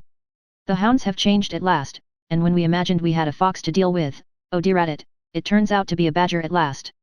Pray, my good neighbour, said Allworthy, drop your metaphors, and speak a little plainer. Why, then, says the squire, to tell you plainly, we have been all this time afraid of a son of a whore of a bastard of somebody's, I don't know whose, not I. And now here's a confounded son of a whore of a lord, who may be a bastard too for what I know or care, for he shall never have a daughter of mine by my consent. They have beggared the nation, but they shall never beggar me. My land shall never be sent over to Hanover. You surprise me much, my good friend, said Allworthy. Why, zounds! I am surprised myself, answered the squire. I went to see Sister Western last night, according to her own appointment, and there I was had into a whole room full of women. There was my lady cousin Bellaston, and my lady Betty, and my lady Catherine, and my lady I don't know who, and me, if ever you catch me among such a kennel of hoop petticoat and me, I'd rather be run by my own dogs, as one Acton was, that the story book says was turned into a hare, and his own dogs killed and eat un. Oh dear rabbit it, no mortal was ever run in such a manner, if I dodged one way, one had me, if I offered to clap back, another snapped me. Oh! Certainly one of the greatest matches in England, says one cousin, here he attempted to mimic them, a very advantageous offer indeed, cries another cousin, for you must know they be all my cousins, though I never seed half o' 'em before. Surely, says that fat A.S.E.B., my lady Bellaston, cousin, you must be out of your wits to think of refusing such an offer.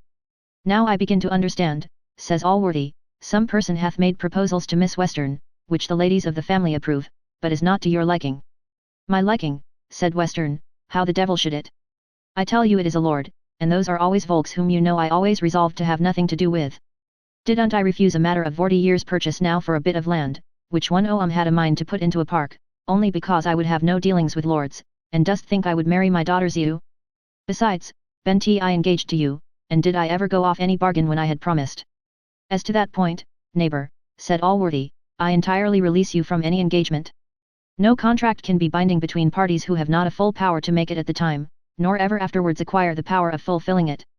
Slud, then, answered Western, I tell you I have power, and I will fulfill it. Come along with me directly to Doctor's Commons, I will get a license, and I will go to sister and take away the wench by force, and she shall ha un, or I will lock her up, and keep her upon bread and water as long as she lives. Mr. Western, said Allworthy, shall I beg you will hear my full sentiments on this matter? Hear thee? To be sure I will, answered he. Why, then, sir, cries Allworthy, I can truly say, without a compliment either to you or the young lady, that when this match was proposed, I embraced it very readily and heartily, from my regard to you both. An alliance between two families so nearly neighbours, and between whom there had always existed so mutual an intercourse and good harmony, I thought a most desirable event, and with regard to the young lady, not only the concurrent opinion of all who knew her, but my own observation assured me that she would be an inestimable treasure to a good husband. I shall say nothing of her personal qualifications, which certainly are admirable, her good nature, her charitable disposition, her modesty, are too well known to need any panegyric, but she hath one quality which existed in a high degree in that best of women, who is now one of the first of angels, which, as it is not of a glaring kind, more commonly escapes observation, so little indeed is it remarked, that I want a word to express it. I must use negatives on this occasion. I never heard anything of pertness, or what is called repartee, out of her mouth, no pretence to wit, much less to that kind of wisdom which is the result only of great learning and experience, the affectation of which, in a young woman, is as absurd as any of the affectations of an ape. No dictatorial sentiments, no judicial opinions, no profound criticisms. Whenever I have seen her in the company of men, she hath been all attention, with the modesty of a learner, not the forwardness of a teacher. You'll pardon me for it, but I once, to try her only, desired her opinion on a point which was controverted between Mr. Thwackum and Mr. Square. To which she answered, with much sweetness, you will pardon me, good Mr. Allworthy, I am sure you cannot in earnest think me capable of deciding any point in which two such gentlemen disagree. Thwackum and Square, who both alike thought themselves sure of a favourable decision, seconded my request. She answered with the same good humour, I must absolutely be excused, for I will affront neither so much as to give my judgment on his side. Indeed, she always shewed the highest deference to the understandings of men, a quality absolutely essential to the making a good wife. I shall only add, that as she is most apparently void of all affectation, this deference must be certainly real. Here Blifil sighed bitterly, upon which Western, whose eyes were full of tears at the praise of Sophia, blubbered out, "Don't be chicken-hearted, for shat ha her, and me, shat ha her, if she was 20 times as good." "Remember your promise, sir," cried Allworthy, "I was not to be interrupted." "Well, shat unt," answered the squire, "I won't speak another word. Now, my good friend," continued Allworthy, "I have dwelt so long on the merit of this young lady, partly as I really am in love with her character, and partly that fortune, for the match in that light is really advantageous on my nephew's side, might not be imagined to be my principal view in having so eagerly embraced the proposal. Indeed, I heartily wish to receive so great a jewel into my family, but though I may wish for many good things, I would not, therefore, steal them, or be guilty of any violence or injustice to possess myself of them. Now to force a woman into a marriage contrary to her consent or approbation, is an act of such injustice and oppression, that I wish the laws of our country could restrain it, but a good conscience is never lawless in the worst regulated state, and will provide those laws for itself, which the neglect of legislators hath forgotten to supply. This is surely a case of that kind, for, is it not cruel, nay, impious, to force a woman into that state against her will, for her behaviour in which she is to be accountable to the highest and most dreadful court of judicature, and to answer at the peril of her soul?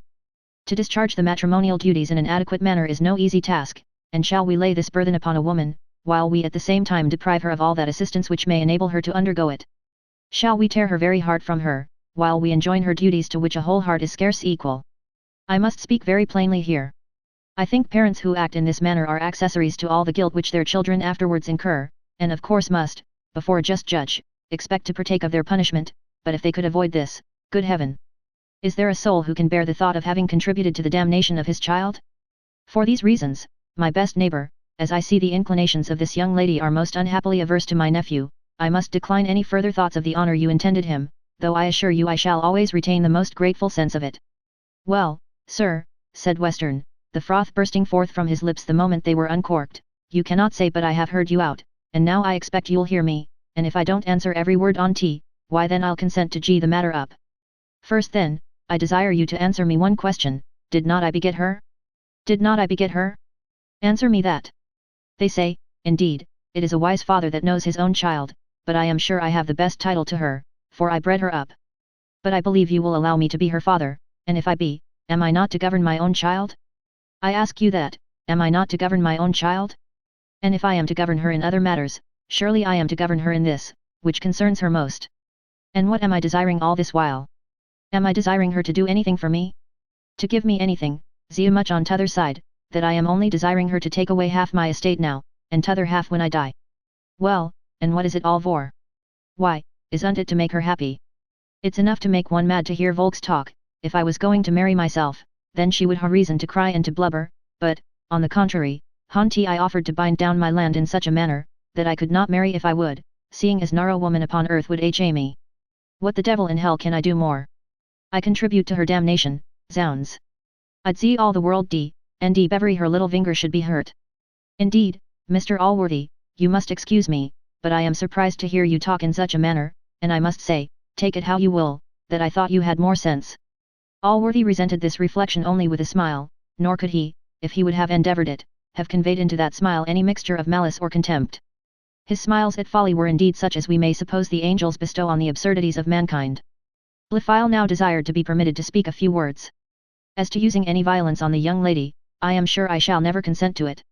My conscience will not permit me to use violence on anyone, much less on a lady for whom, however cruel she is to me, I shall always preserve the purest and sincerest affection, but yet I have read that women are seldom proof against perseverance. Why may I not hope then by such perseverance at last to gain those inclinations, in which for the future I shall, perhaps, have no rival, for as for this lord, Mr. Western is so kind to prefer me to him, and sure, sir, you will not deny but that a parent hath at least a negative voice in these matters, nay, I have heard this very young lady herself say so more than once, and declare that she thought children inexcusable who married in direct opposition to the will of their parents. Besides, though the other ladies of the family seem to favour the pretensions of my lord, I do not find the lady herself is inclined to give him any countenance, alas! I am too well assured she is not, I am too sensible that wickedest of men remains uppermost in her heart. Ay, so he does, cries Western. But surely, says Blifil, when she hears of this murder which he hath committed, if the law should spare his life. What's that, cries Western. Murder, hath he committed a murder, and is there any hopes of seeing him hanged? Toll de roll, toll lol de roll. Here he fell a-singing and caperaing about the room. Child, says Allworthy, this unhappy passion of yours distresses me beyond measure. I heartily pity you, and would do every fair thing to promote your success. I desire no more, cries Blifil, I am convinced my dear uncle hath a better opinion of me than to think that I myself would accept of more. Lookee, says Allworthy, you have my leave to write, to visit, if she will permit it, but I insist on no thoughts of violence. I will have no confinement, nothing of that kind attempted. Well, well, cries the squire, nothing of that kind shall be attempted, we will try a little longer what fair means will effect, and if this fellow be but hanged out of the way, toll lol de roll. I never heard better news in my life, I warrant everything goes to my mind, do, prithee, dear Allworthy, come and dine with me at the Hercules Pillars, I have bespoke a shoulder of mutton roasted, and a spare rib of pork, and a fowl and egg sauce. There will be nobody but ourselves, unless we have a mind to have the landlord, for I have sent Parson Supple down to Basingstoke after my tobacco box, which I left at an inn there, and I would not lose it for the world, for it is an old acquaintance of above 20 years standing. I can tell you landlord is a vast comical bitch, you will like un hugely. Mr. Allworthy at last agreed to this invitation, and soon after the squire went off, singing and caperaing at the hopes of seeing the speedy tragical end of poor Jones. When he was gone, Mr. Allworthy resumed the aforesaid subject with much gravity. He told his nephew, he wished with all his heart he would endeavour to conquer a passion, in which I cannot, says he, flatter you with any hopes of succeeding. It is certainly a vulgar error, that aversion in a woman may be conquered by perseverance. Indifference may, perhaps, sometimes yield to it, but the usual triumphs gained by perseverance in a lover are over caprice, prudence, affectation, and often an exorbitant degree of levity, which excites women not over-warm in their constitutions to indulge their vanity by prolonging the time of courtship, even when they are well enough pleased with the object, and resolve, if they ever resolve at all, to make him a very pitiful amends in the end. But a fixed dislike, as I am afraid this is, will rather gather strength than be conquered by time. Besides, my dear, I have another apprehension which you must excuse. I am afraid this passion which you have for this fine young creature hath her beautiful person too much for its object, and is unworthy of the name of that love which is the only foundation of matrimonial felicity. To admire, to like, and to long for the possession of a beautiful woman, without any regard to her sentiments towards us, is, I am afraid, too natural, but love, I believe, is the child of love only, at least, I am pretty confident that to love the creature who we are assured hates us is not in human nature. Examine your heart, therefore, thoroughly, my good boy, and if, upon examination, you have but the least suspicion of this kind, I am sure your own virtue and religion will impel you to drive so vicious a passion from your heart, and your good sense will soon enable you to do it without pain. The reader may pretty well guess Blifil's answer, but, if he should be at a loss, we are not at present at leisure to satisfy him, as our history now hastens on to matters of higher importance, and we can no longer bear to be absent from Sophia. Chapter 4. An extraordinary scene between Sophia and her aunt. The lowing heifer and the bleating ewe, in herds and flocks, may ramble safe and unregarded through the pastures. These are, indeed, hereafter doomed to be the prey of man, yet many years are they suffered to enjoy their liberty undisturbed. But if a plump doe be discovered to have escaped from the forest, and to repose herself in some field or grove, the whole parish is presently alarmed, every man is ready to set his dogs after her, and, if she is preserved from the rest by the good squire, it is only that he may secure her for his own eating. I have often considered a very fine young woman of fortune and fashion, when first found straight from the pail of her nursery, to be in pretty much the same situation with this doe. The town is immediately in an uproar, she is hunted from park to play, from court to assembly, from assembly to her own chamber, and rarely escapes a single season from the jaws of some devourer or other, for, if her friends protect her from some, it is only to deliver her over to one of their own chussing, often more disagreeable to her than any of the rest, while whole herds or flocks of other women securely, and scarce regarded, traverse the park, the play, the opera, and the assembly, and though, for the most part at least, they are at last devoured, yet for a long time do they wanton in liberty without disturbance or control.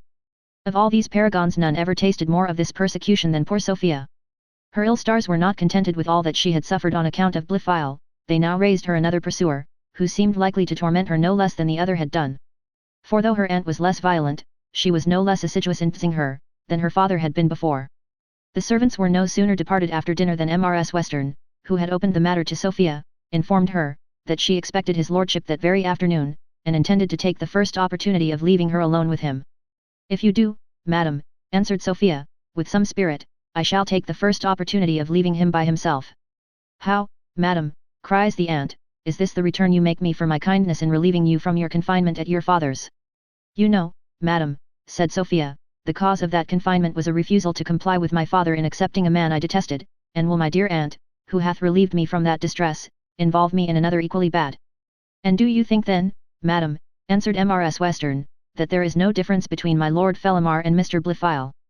Very little, in my opinion, cries Sophia, and, if I must be condemned to one, I would certainly have the merit of sacrificing myself to my father's pleasure.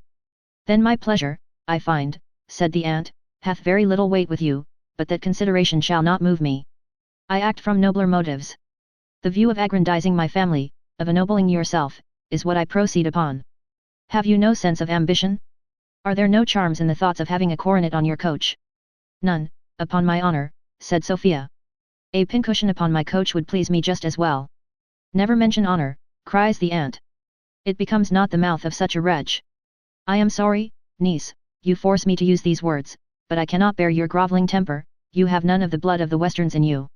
But, however mean and base your own ideas are, you shall bring no imputation on mine. I will never suffer the world to say of me that I encouraged you in refusing one of the best matches in England, a match which, besides its advantage in fortune, would do honour to almost any family, and hath, indeed, in title, the advantage of ours.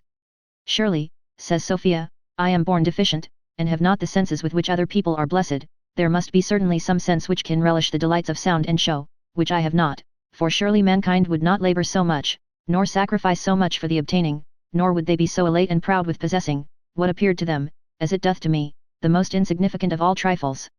No, no, miss, cries the aunt, you are born with as many senses as other people, but I assure you you are not born with a sufficient understanding to make a fool of me, or to expose my conduct to the world, so I declare this to you, upon my word, and you know, I believe, how fixed my resolutions are, unless you agree to see his lordship this afternoon, I will, with my own hands, deliver you tomorrow morning to my brother, and will never henceforth interfere with you, nor see your face again.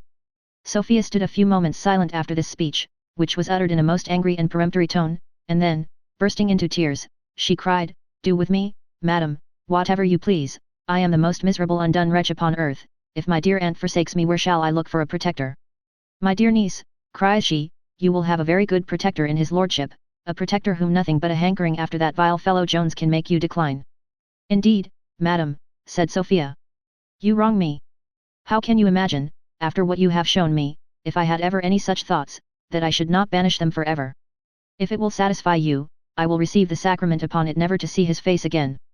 But, child, dear child, said the aunt, be reasonable, can you invent a single objection? I have already, I think, told you a sufficient objection, answered Sophia.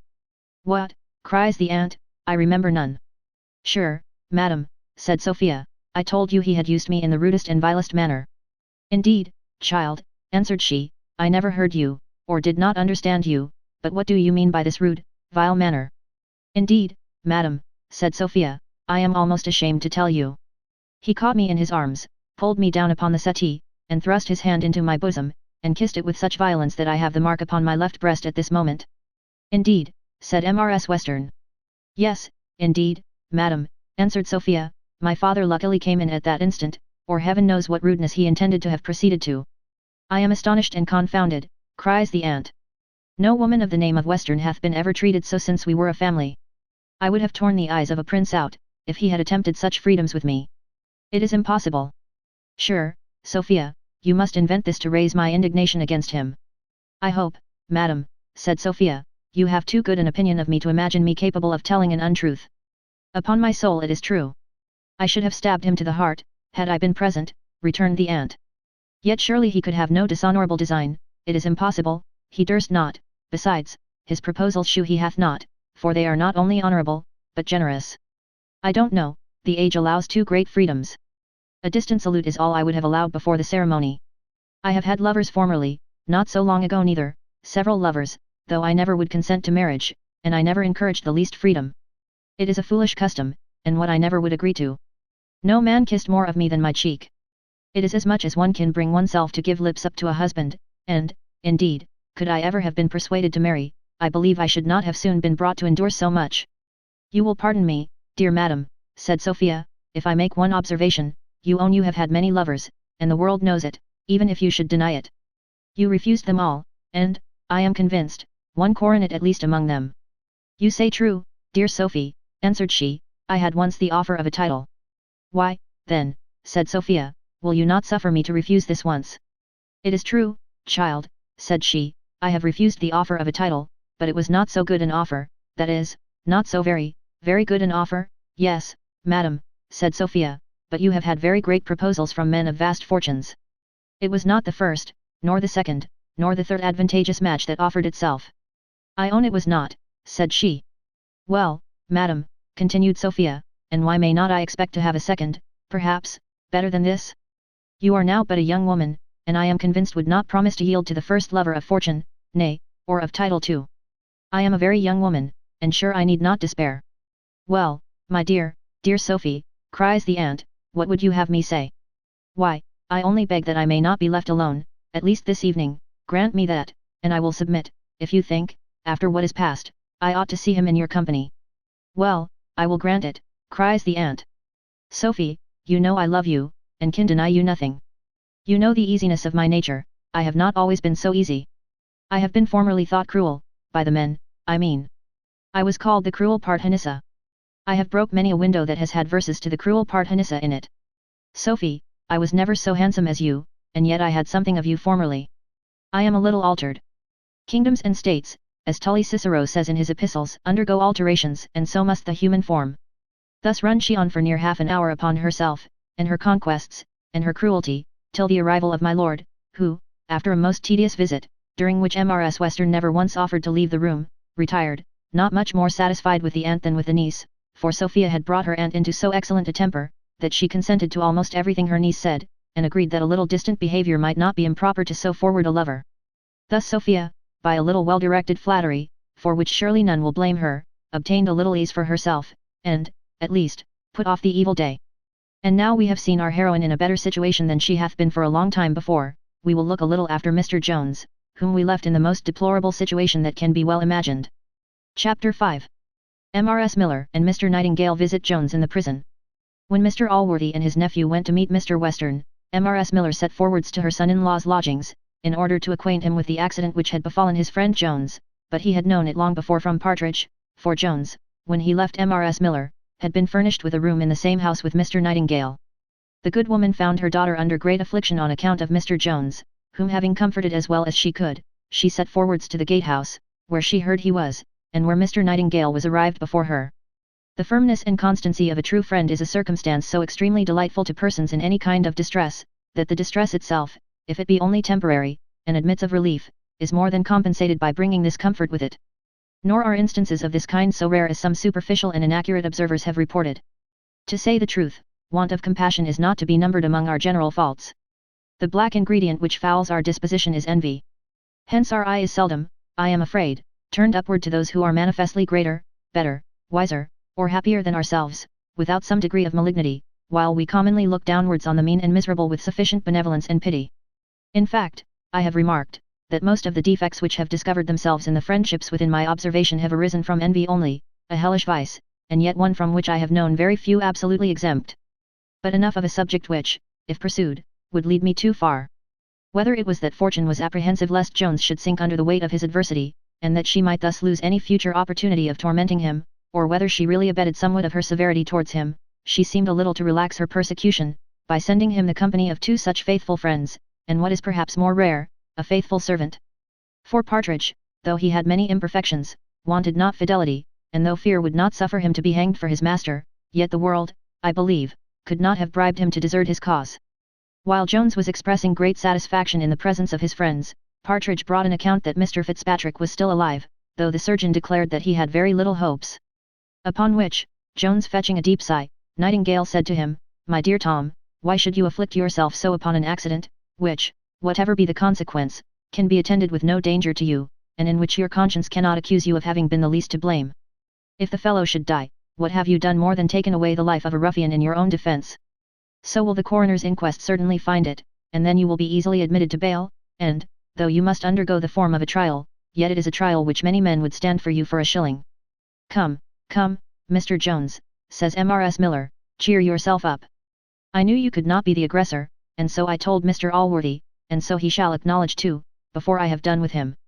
Jones gravely answered, that whatever might be his fate, he should always lament the having shed the blood of one of his fellow creatures, as one of the highest misfortunes which could have befallen him. But I have another misfortune of the tenderest kind, oh! M.R.S. Miller, I have lost what I held most dear upon earth. That must be a mistress, said M.R.S. Miller, but come, I know more than you imagine, for indeed Partridge had blabbed all, and I have heard more than you know. Matters go better, I promise you, than you think, and I would not give Blifil sixpence for all the chance which he hath of the lady. Indeed, my dear friend, indeed, answered Jones, you are an entire stranger to the cause of my grief. If you was acquainted with the story, you would allow my case admitted of no comfort. I apprehend no danger from Blifil. I have undone myself. Don't despair, replied M.R.S. Miller, you know not what a woman can do, and if anything be in my power, I promise you I will do it to serve you. It is my duty. My son, my dear Mr. Nightingale, who is so kind to tell me he hath obligations to you on the same account, knows it is my duty. Shall I go to the lady myself? I will say anything to her you would have me say. Thou best of women, cries Jones, taking her by the hand, talk not of obligations to me, but as you have been so kind to mention it, there is a favour which, perhaps, may be in your power. I see you are acquainted with the lady, how you came by your information I know not, who sits, indeed, very near my heart. If you could contrive to deliver this, giving her a paper from his pocket, I shall forever acknowledge your goodness. Give it me, said M.R.S. Miller. If I see it not in her own possession before I sleep, may my next sleep be my last. Comfort yourself, my good young man. Be wise enough to take warning from past follies, and I warrant all shall be well, and I shall yet see you happy with the most charming young lady in the world, for I so hear from every one she is. Believe me, madam, said he, I do not speak the common cant of one in my unhappy situation. Before this dreadful accident happened, I had resolved to quit a life of which I was become sensible of the wickedness as well as folly. I do assure you, notwithstanding the disturbances I have unfortunately occasioned in your house, for which I heartily ask your pardon, I am not an abandoned profligate. Though I have been hurried into vices, I do not approve a vicious character, nor will I ever, from this moment, deserve it. M.R.S. Miller expressed great satisfaction in these declarations, in the sincerity of which she averred she had an entire faith, and now the remainder of the conversation passed in the joint attempts of that good woman and Mr. Nightingale to cheer the dejected spirits of Mr. Jones, in which they so far succeeded as to leave him much better comforted and satisfied than they found him, to which happy alteration nothing so much contributed as the kind undertaking of M.R.S. Miller to deliver his letter to Sophia, which he despaired of finding any means to accomplish, for when Black George produced the last from Sophia, he informed Partridge that she had strictly charged him, on pain of having it communicated to her father, not to bring her any answer. He was, moreover, not a little pleased to find he had so warm an advocate to Mr. Allworthy himself in this good woman, who was, in reality, one of the worthiest creatures in the world. After about an hour's visit from the lady, for Nightingale had been with him much longer, they both took their leave, promising to return to him soon, during which M.R.S. Miller said she hoped to bring him some good news from his mistress, and Mr. Nightingale promised to inquire into the state of Mr. Fitzpatrick's wound, and likewise to find out some of the persons who were present at the rencontre. The former of these went directly in quest of Sophia, whither we likewise shall now attend her. Chapter 6. In which M.R.S. Miller pays a visit to Sophia.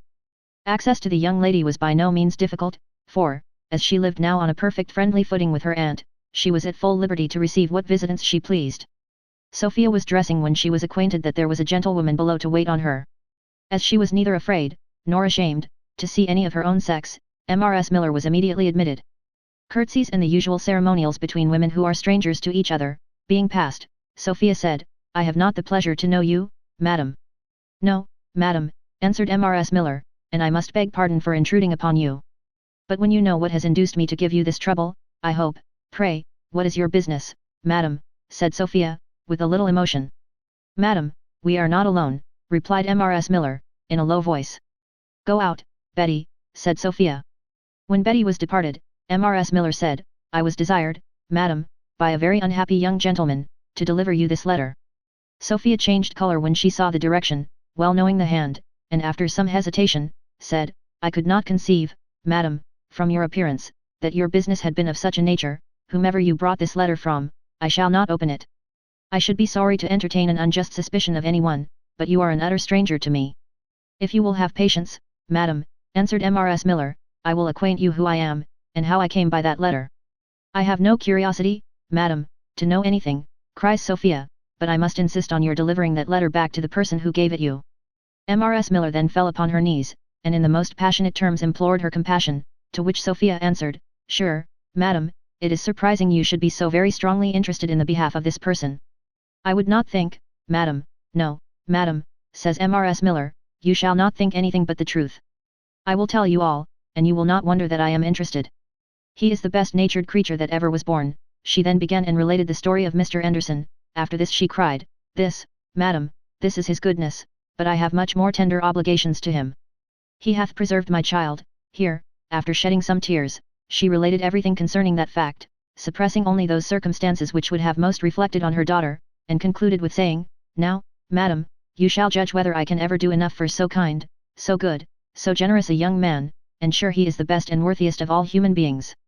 The alterations in the countenance of Sophia had hitherto been chiefly to her disadvantage, and had inclined her complexion to too great paleness, but she now waxed redder, if possible, than vermilion, and cried, I know not what to say, certainly what arises from gratitude cannot be blamed, but what service can my reading this letter do your friend, since I am resolved never. Mrs. Miller fell again to her entreaties, and begged to be forgiven, but she could not, she said, carry it back. Well, madam, says Sophia, I cannot help it, if you will force it upon me, certainly you may leave it whether I will or no. What Sophia meant, or whether she meant anything, I will not presume to determine, but Mrs. Miller actually understood this as a hint, and presently laying the letter down on the table, took her leave, having first begged permission to wait again on Sophia, which request had neither assent nor denial. The letter lay upon the table no longer than till Mrs. Miller was out of sight, for then Sophia opened and read it. This letter did very little service to his cause, for it consisted of little more than confessions of his own unworthiness, and bitter lamentations of despair, together with the most solemn protestations of his unalterable fidelity to Sophia, of which, he said, he hoped to convince her, if he had ever more the honour of being admitted to her presence, and that he could account for the letter to Lady Bellaston in such a manner, that, though it would not entitle him to her forgiveness, he hoped at least to obtain it from her mercy. And concluded with vowing that nothing was ever less in his thoughts than to marry Lady Bellaston. Though Sophia read the letter twice over with great attention, his meaning still remained a riddle to her, nor could her invention suggest to her any means to excuse Jones. She certainly remained very angry with him, though indeed Lady Bellaston took up so much of her resentment, that her gentle mind had but little left to bestow on any other person. That lady was most unluckily to dine this very day with her Aunt Western, and in the afternoon they were all three, by appointment, to go together to the opera, and thence to Lady Thomas Hatchett's drum. Sophia would have gladly been excused from all, but would not disoblige her aunt, and as to the arts of counterfeiting illness, she was so entirely a stranger to them, that it never once entered into her head. When she was dressed, therefore, down she went, resolved to encounter all the horrors of the day, and a most disagreeable one it proved, for Lady Bellaston took every opportunity very civilly and slyly to insult her, to all which her dejection of spirits disabled her from making any return, and, indeed, to confess the truth, she was at the very best but an indifferent mistress of repartee. Another misfortune which befell poor Sophia was the company of Lord Fellamar, whom she met at the opera, and who attended her to the drum. And though both places were too public to admit of any particularities, and she was farther relieved by the music at the one place, and by the cards at the other, she could not, however, enjoy herself in his company, for there is something of delicacy in women, which will not suffer them to be even easy in the presence of a man whom they know to have pretensions to them which they are disinclined to favour.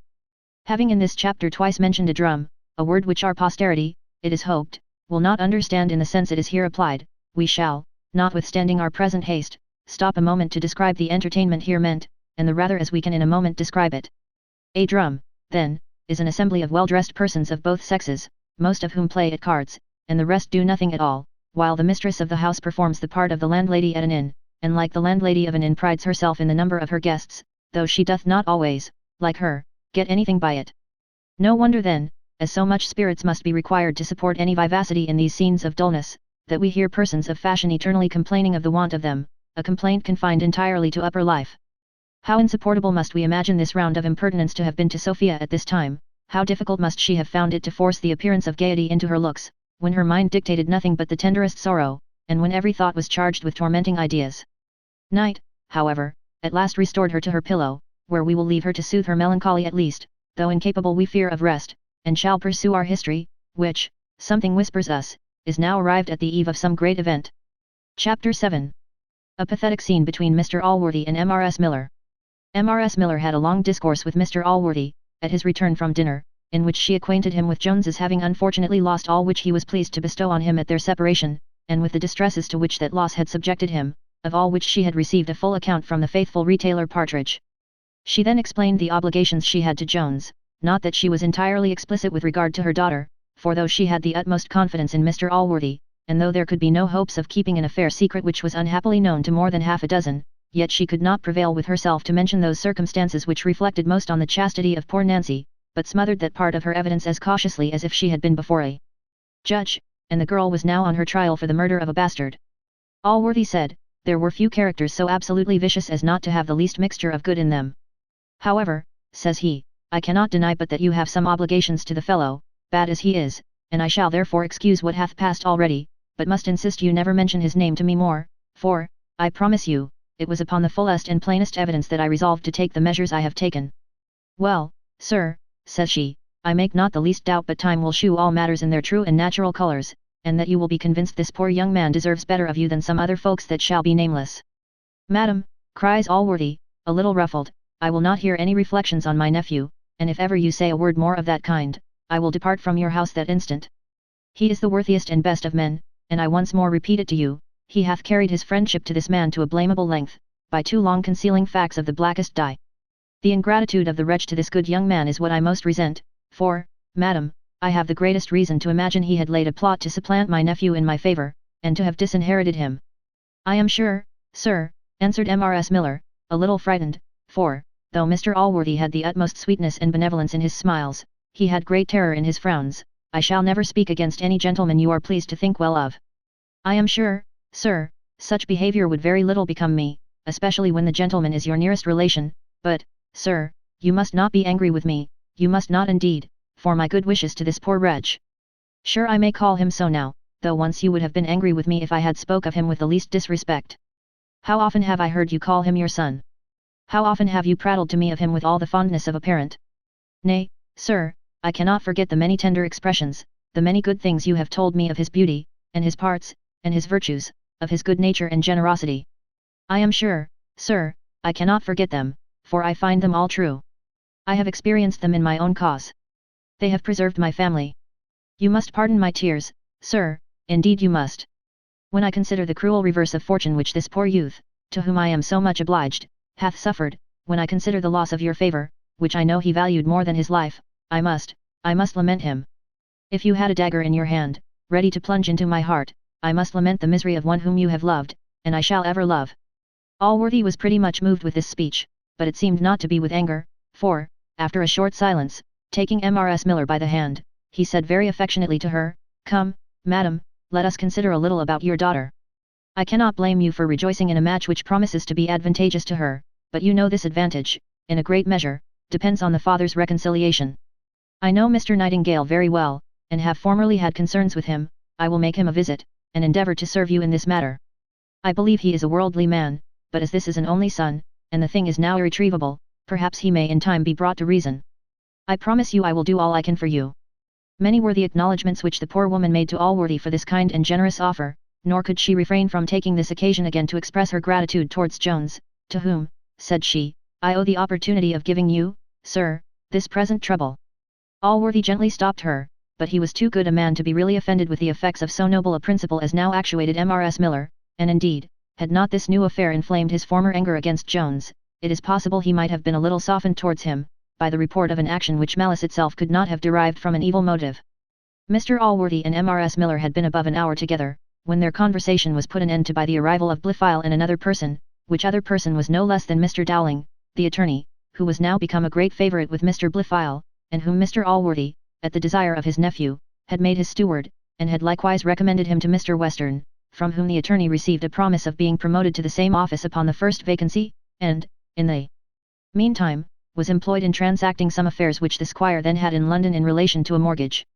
This was the principal affair which then brought Mr. Dowling to town, therefore he took the same opportunity to charge himself with some money for Mr. Allworthy, and to make a report to him of some other business, in all which, as it was of much too dull a nature to find any place in this history, we will leave the uncle, nephew and their lawyer concerned, and resort to other matters. Chapter 8. Containing various matters. Before we return to Mr. Jones, we will take one more view of Sophia. Though that young lady had brought her aunt into great good humour by those soothing methods which we have before related, she had not brought her in the least to abate of her zeal for the match with Lord Fellamar. This zeal was now inflamed by Lady Bellaston, who had told her the preceding evening, that she was well satisfied from the conduct of Sophia, and from her carriage to his lordship, that all delays would be dangerous, and that the only way to succeed was to press the match forward with such rapidity that the young lady should have no time to reflect, and be obliged to consent while she scarce knew what she did, in which manner, she said, one half of the marriages among people of condition were brought about. A fact very probably true, and to which, I suppose, is owing the mutual tenderness which afterwards exists among so many happy couples. A hint of the same kind was given by the same lady to Lord Fellamar, and both these so readily embraced the advice that the very next day was, at his lordship's request, appointed by Mrs. Western for a private interview between the young parties.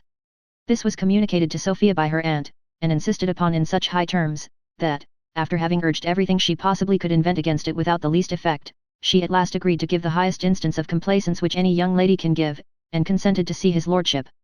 As conversations of this kind afford no great entertainment, we shall be excused from reciting the whole that passed at this interview, in which, after his lordship had made many declarations of the most pure and ardent passion to the silent blushing Sophia, she at last collected all the spirits she could raise, and with a trembling low voice said, "My lord, you must be yourself conscious whether your former behaviour to me hath been consistent with the professions you now make."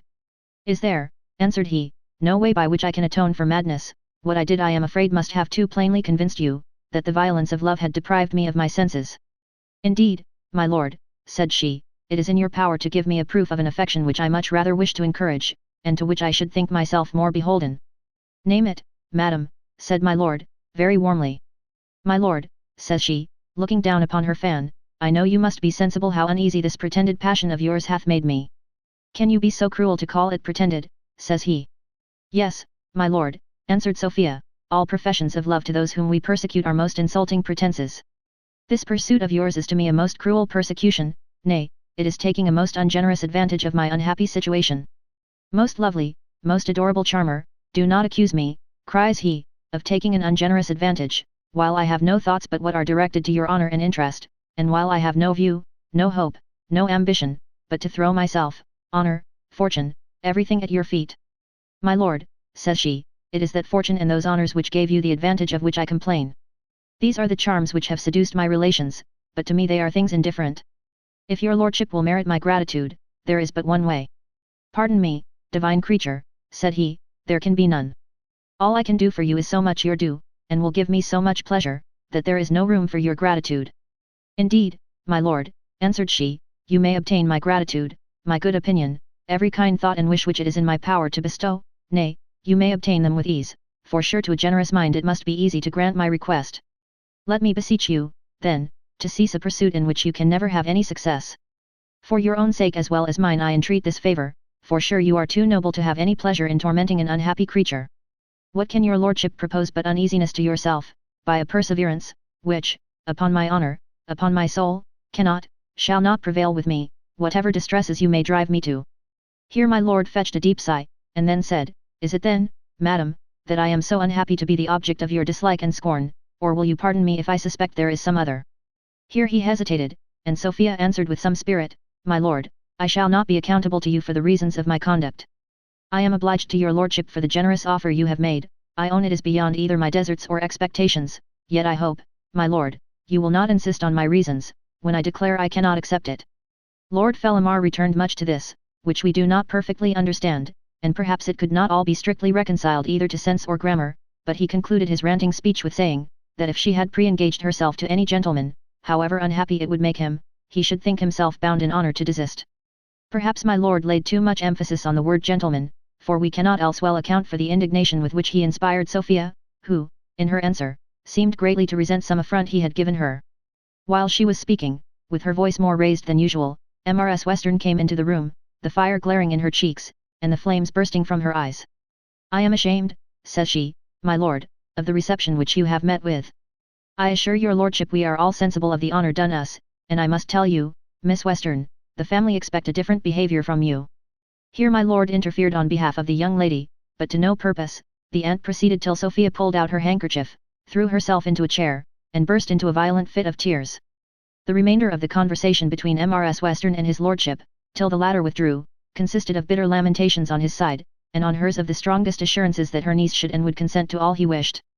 "Indeed, my lord," says she, "the girl hath had a foolish education, neither adapted to her fortune nor her family. Her father, I am sorry to say it, is to blame for everything. The girl hath silly country notions of bashfulness. Nothing else, my lord, upon my honour, I am convinced she hath a good understanding at the bottom, and will be brought to reason. This last speech was made in the absence of Sophia, for she had some time before left the room, with more appearance of passion than she had ever shown on any occasion, and now his lordship, after many expressions of thanks to Mrs. Western, many ardent professions of passion which nothing could conquer, and many assurances of perseverance, which Mrs. Western highly encouraged, took his leave for this time. Before we relate what now passed between Mrs. Western and Sophia, it may be proper to mention an unfortunate accident which had happened, and which had occasioned the return of Mrs. Western with so much fury, as we have seen. The reader then must know that the maid who at present attended on Sophia was recommended by Lady Bellaston, with whom she had lived for some time in the capacity of a comb brush. She was a very sensible girl, and had received the strictest instructions to watch her young lady very carefully.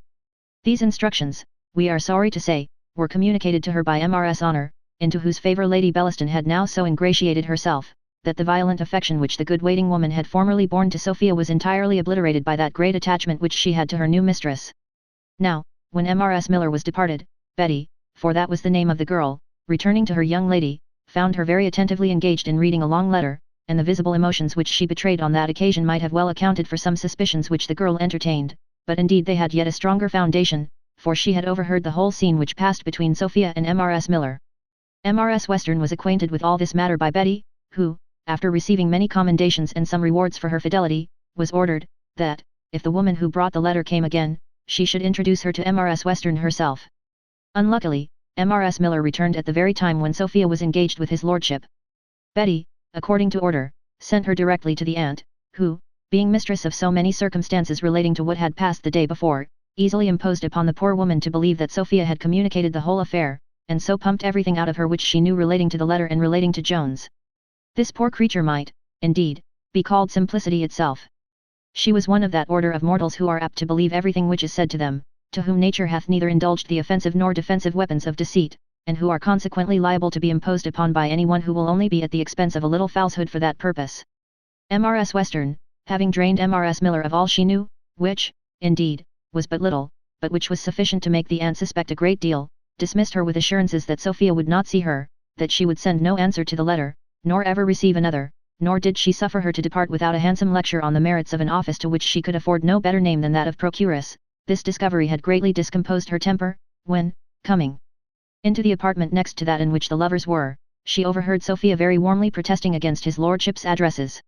At which the rage already kindled burst forth, and she rushed in upon her niece in a most furious manner, as we have already described, together with what passed at that time till his lordship's departure. No sooner was Lord Fellamar gone than Mrs. Western returned to Sophia, whom she upbraided in the most bitter terms for the ill use she had made of the confidence reposed in her, and for her treachery in conversing with a man with whom she had offered but the day before to bind herself in the most solemn oath never more to have any conversation. Sophia protested she had maintained no such conversation. How? Miss Western, said the aunt, will you deny your receiving a letter from him yesterday? A letter, madam, answered Sophia, somewhat surprised. It is not very well bred, miss, replies the aunt, to repeat my words. I say a letter, and I insist upon your showing it me immediately. I scorn a lie, madam, said Sophia, I did receive a letter, but it was without my desire, and, indeed, I may say, against my consent. Indeed, miss, cries the aunt, you ought to be ashamed of owning you had received it at all, but where is the letter, for I will see it. To this peremptory demand, Sophia paused some time before she returned an answer, and at last only excused herself by declaring she had not the letter in her pocket, which was, indeed, true, upon which her aunt, losing all manner of patience, asked her niece this short question, whether she would resolve to marry Lord Fellamar, or no. To which she received the strongest negative. Mrs. Western then replied with an oath, or something very like one, that she would early the next morning deliver her back into her father's hand. Sophia then began to reason with her aunt in the following manner, why, madam, must I of necessity be forced to marry at all? Consider how cruel you would have thought it in your own case, and how much kinder your parents were in leaving you to your liberty. What have I done to forfeit this liberty? I will never marry contrary to my father's consent, nor without asking yours, and when I ask the consent of either improperly, it will be then time enough to force some other marriage upon me. Can I bear to hear this, cries Mrs. Western, from a girl who hath now a letter from a murderer in her pocket? I have no such letter, I promise you, answered Sophia, and, if he be a murderer, he will soon be in no condition to give you any further disturbance. How, Miss Western, said the aunt, have you the assurance to speak of him in this manner, to own your affection for such a villain to my face? Sure, madam, said Sophia, you put a very strange construction on my words. Indeed, Miss Western, cries the lady, I shall not bear this usage. You have learnt of your father this manner of treating me, he hath taught you to give me the lie. He hath totally ruined you by this false system of education, and, please heaven, he shall have the comfort of its fruits, for once more I declare to you, that tomorrow morning I will carry you back. I will withdraw all my forces from the field, and remain henceforth, like the wise King of Prussia, in a state of perfect neutrality. You are both too wise to be regulated by my measures, so prepare yourself, for tomorrow morning you shall evacuate this house. Sophia remonstrated all she could, but her aunt was deaf to all she said. In this resolution therefore we must at present leave her, as there seems to be no hopes of bringing her to change it. Chapter 9. What happened to Mr. Jones in the prison? Mr. Jones passed about 24 melancholy hours by himself, unless when relieved by the company of Partridge, before Mr. Nightingale returned. Not that this worthy young man had deserted or forgot his friend, for, indeed, he had been much the greatest part of the time employed in his service. He had heard, upon inquiry, that the only persons who had seen the beginning of the unfortunate rencontre were a crew belonging to a man of war which then lay at Deptford.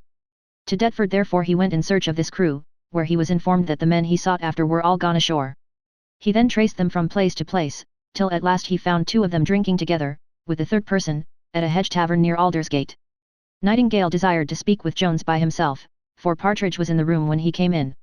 As soon as they were alone, Nightingale, taking Jones by the hand, cried, Come, my brave friend, be not too much dejected at what I am going to tell you. I am sorry I am the messenger of bad news, but I think it my duty to tell you. I guess already what that bad news is, cries Jones. The poor gentleman then is dead. I hope not, answered Nightingale. He was alive this morning, though I will not flatter you, I fear, from the accounts I could get, that his wound is mortal. But if the affair be exactly as you told it, your own remorse would be all you would have reason to apprehend, let what would happen, but forgive me, my dear Tom, if I entreat you to make the worst of your story to your friends. If you disguise anything to us, you will only be an enemy to yourself. What reason, my dear Jack, have I ever given you, said Jones, to stab me with so cruel a suspicion? Have patience, cries Nightingale, and I will tell you all. After the most diligent inquiry I could make, I at last met with two of the fellows who were present at this unhappy accident, and I am sorry to say, they do not relate the story so much in your favour as you yourself have told it. Why, what do they say, cries Jones. Indeed what I am sorry to repeat, as I am afraid of the consequence of it to you. They say that they were at too great a distance to overhear any words that passed between you, but they both agree that the first blow was given by you. Then, upon my soul, answered Jones, they injure me. He not only struck me first, but struck me without the least provocation. What should induce those villains to accuse me falsely? Nay, that I cannot guess, said Nightingale, and if you yourself, and I, who am so heartily your friend, cannot conceive a reason why they should belie you, what reason will an indifferent court of justice be able to assign why they should not believe them? I repeated the question to them several times, and so did another gentleman who was present, who, I believe, is a seafaring man, and who really acted a very friendly part by you, for he begged them often to consider that there was the life of a man in the case, and asked them over and over, if they were certain, to which they both answered, that they were, and would abide by their evidence upon oath. For heaven's sake, my dear friend, recollect yourself, for, if this should appear to be the fact, it will be your business to think in time of making the best of your interest. I would not shock you, but you know, I believe, the severity of the law, whatever verbal provocations may have been given you. Alas, my friend, cries Jones, what interest hath such a wretch as I? Besides, do you think I would even wish to live with the reputation of a murderer? If I had any friends, as, alas, I have none, could I have the confidence to solicit them to speak in the behalf of a man condemned for the blackest crime in human nature? Believe me, I have no such hope, but I have some reliance on a throne still greatly superior, which will, I am certain, afford me all the protection I merit. He then concluded with many solemn and vehement protestations of the truth of what he had at first asserted. The faith of Nightingale was now again staggered, and began to incline to credit his friend, when Mrs. Miller appeared, and made a sorrowful report of the success of her embassy, which when Jones had heard, he cried out most heroically, Well, my friend, I am now indifferent as to what shall happen, at least with regard to my life, and if it be the will of heaven that I shall make an atonement with that for the blood I have spilt, I hope the divine goodness will one day suffer my honour to be cleared, and that the words of a dying man, at least, will be believed, so far as to justify his character. A very mournful scene now passed between the prisoner and his friends, at which, as few readers would have been pleased to be present, so few, I believe, will desire to hear it particularly related. We will, therefore, pass on to the entrance of the turnkey, who acquainted Jones that there was a lady without who desired to speak with him when he was at leisure. Jones declared his surprise at this message. He said, he knew no lady in the world whom he could possibly expect to see there. However, as he saw no reason to decline seeing any person, Mrs. Miller and Mr. Nightingale presently took their leave, and he gave orders to have the lady admitted. If Jones was surprised at the news of a visit from a lady, how greatly was he astonished when he discovered this lady to be no other than Mrs. Waters. In this astonishment then we shall leave him a while, in order to cure the surprise of the reader, who will likewise, probably, not a little wonder at the arrival of this lady.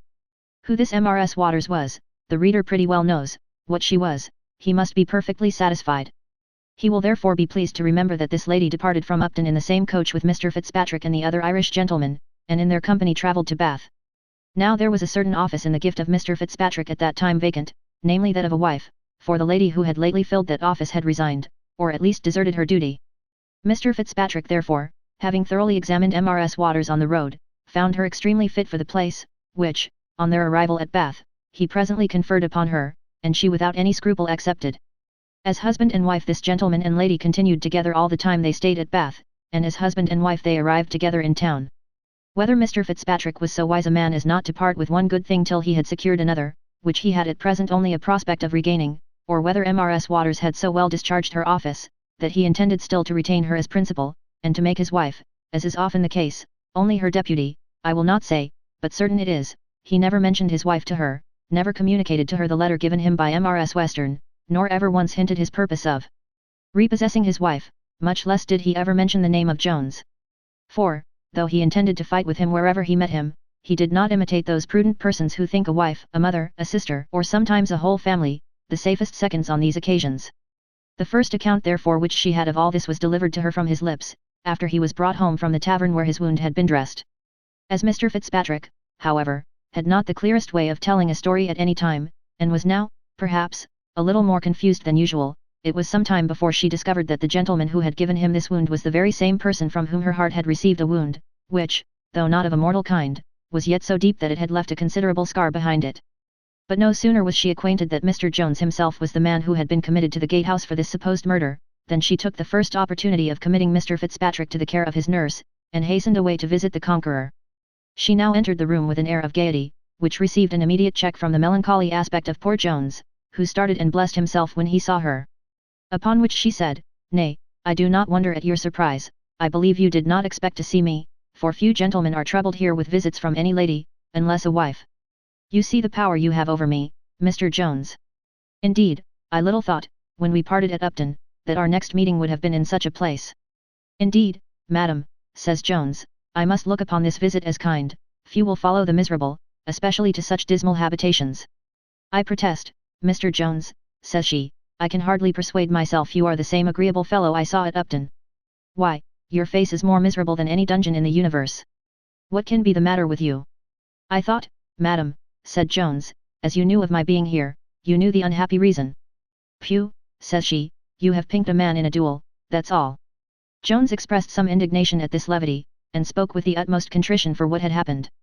To which she answered, "Well, then, sir, if you take it so much to heart, I will relieve you. The gentleman is not dead, and, I am pretty confident, is in no danger of dying. The surgeon, indeed, who first dressed him was a young fellow, and seemed desirous of representing his case to be as bad as possible, that he might have the more honour from curing him, but the king's surgeon hath seen him since, and says, unless from a fever, of which there are at present no symptoms, he apprehends not the least danger of life." Jones shewed great satisfaction in his countenance at this report, upon which she affirmed the truth of it, adding, "By the most extraordinary accident in the world I lodge at the same house, and have seen the gentleman, and I promise you he doth you justice, and says, whatever be the consequence, that he was entirely the aggressor, and that you was not in the least to blame." Jones expressed the utmost satisfaction at the account which Mrs. Waters brought him. He then informed her of many things which she well knew before, as who Mr. Fitzpatrick was, the occasion of his resentment, and he likewise told her several facts of which she was ignorant, as the adventure of the muff, and other particulars, concealing only the name of Sophia. He then lamented the follies and vices of which he had been guilty, every one of which, he said, had been attended with such ill consequences, that he should be unpardonable if he did not take warning, and quit those vicious courses for the future. He lastly concluded with assuring her of his resolution to sin no more, lest a worse thing should happen to him. Mrs. Waters with great pleasantry ridiculed all this, as the effects of low spirits and confinement. She repeated some witticisms about the devil when he was sick, and told him, she doubted not but shortly to see him at liberty, and as lively a fellow as ever, and then, says she, I don't question but your conscience will be safely delivered of all these qualms that it is now so sick in breeding. Many more things of this kind she uttered, some of which it would do her no great honour, in the opinion of some readers, to remember, nor are we quite certain but that the answers made by Jones would be treated with ridicule by others.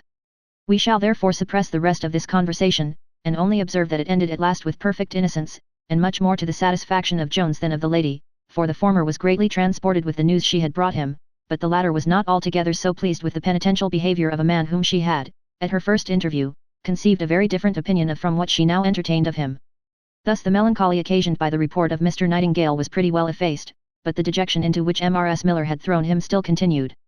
The account she gave so well tallied with the words of Sophia herself in her letter, that he made not the least doubt but that she had disclosed his letter to her aunt, and had taken a fixed resolution to abandon him. The torments this thought gave him were to be equalled only by a piece of news which fortune had yet in store for him, and which we shall communicate in the second chapter of the ensuing book. Book 18. Containing about 6 days. Chapter 1. A farewell to the reader. We are now, reader, arrived at the last stage of our long journey. As we have, therefore, travelled together through so many pages, let us behave to one another like fellow travellers in a stage coach, who have passed several days in the company of each other, and who, notwithstanding any bickerings or little animosities which may have occurred on the road, generally make all up at last, and mount, for the last time, into their vehicle with cheerfulness and good humour, since after this one stage, it may possibly happen to us, as it commonly happens to them, never to meet more. As I have here taken up this simile, give me leave to carry it a little farther. I intend, then, in this last book, to imitate the good company I have mentioned in their last journey. Now, it is well known that all jokes and raillery are at this time laid aside, whatever characters any of the passengers have for the jest sake personate on the road are now thrown off, and the conversation is usually plain and serious. In the same manner, if I have now and then, in the course of this work, indulged any pleasantry for thy entertainment, I shall here lay it down. The variety of matter, indeed, which I shall be obliged to cram into this book, will afford no room for any of those ludicrous observations which I have elsewhere made, and which may sometimes, perhaps, have prevented thee from taking a nap when it was beginning to steal upon thee. In this last book thou wilt find nothing, or at most very little, of that nature. All will be plain narrative only, and, indeed, when thou hast perused the many great events which this book will produce, thou wilt think the number of pages contained in it scarce sufficient to tell the story. And now, my friend, I take this opportunity, as I shall have no other, of heartily wishing thee well. If I have been an entertaining companion to thee, I promise thee it is what I have desired. If in anything I have offended, it was really without any intention. Some things, perhaps, here said, may have hit thee or thy friends, but I do most solemnly declare they were not pointed at thee or them. I question not but thou hast been told, among other stories of me, that thou wast to travel with a very scurrilous fellow, but whoever told thee so did me an injury. No man detests and despises scurrility more than myself, nor hath any man more reason, for none hath ever been treated with more, and what is a very severe fate, I have had some of the abusive writings of those very men fathered upon me, who, in other of their works, have abused me themselves with the utmost virulence. All these works, however, I am well convinced, will be dead long before this page shall offer itself to thy perusal, for however short the period may be of my own performances, they will most probably outlive their own infirm author, and the weekly productions of his abusive contemporaries. Chapter 2. Containing a very tragical incident. While Jones was employed in those unpleasant meditations, with which we left him tormenting himself, Partridge came stumbling into the room with his face paler than ashes, his eyes fixed in his head, his hair standing in end, and every limb trembling. In short, he looked as he would have done had he seen a spectre, or had he, indeed, been a spectre himself. Jones, who was little subject to fear, could not avoid being somewhat shocked at this sudden appearance. He did, indeed, himself change colour, and his voice a little faltered while he asked him, what was the matter? I hope, sir, said Partridge, you will not be angry with me. Indeed I did not listen, but I was obliged to stay in the outward room. I am sure I wish I had been 100 miles off, rather than have heard what I have heard. Why, what is the matter? Said Jones. The matter, sir? Oh good heaven, answered Partridge, was that woman who is just gone out the woman who was with you at Upton? She was, Partridge, cried Jones. And did you really, sir, go to bed with that woman? Said he, trembling. I am afraid what passed between us is no secret, said Jones. Nay, but pray, sir, for heaven's sake, sir, answer me, cries Partridge. You know I did, cries Jones. Why then, the Lord have mercy upon your soul, and forgive you, cries Partridge, but as sure as I stand here alive, you have been a bed with your own mother. Upon these words Jones became in a moment a greater picture of horror than Partridge himself. He was, indeed, for some time struck dumb with amazement, and both stood staring wildly at each other. At last his words found way, and in an interrupted voice he said, How, what's this you tell me? Nay, sir, cries Partridge, I have not breath enough left to tell you now, but what I have said is most certainly true, that woman who now went out is your own mother. How unlucky was it for you, sir, that I did not happen to see her at that time, to have prevented it. Sure the devil himself must have contrived to bring about this wickedness.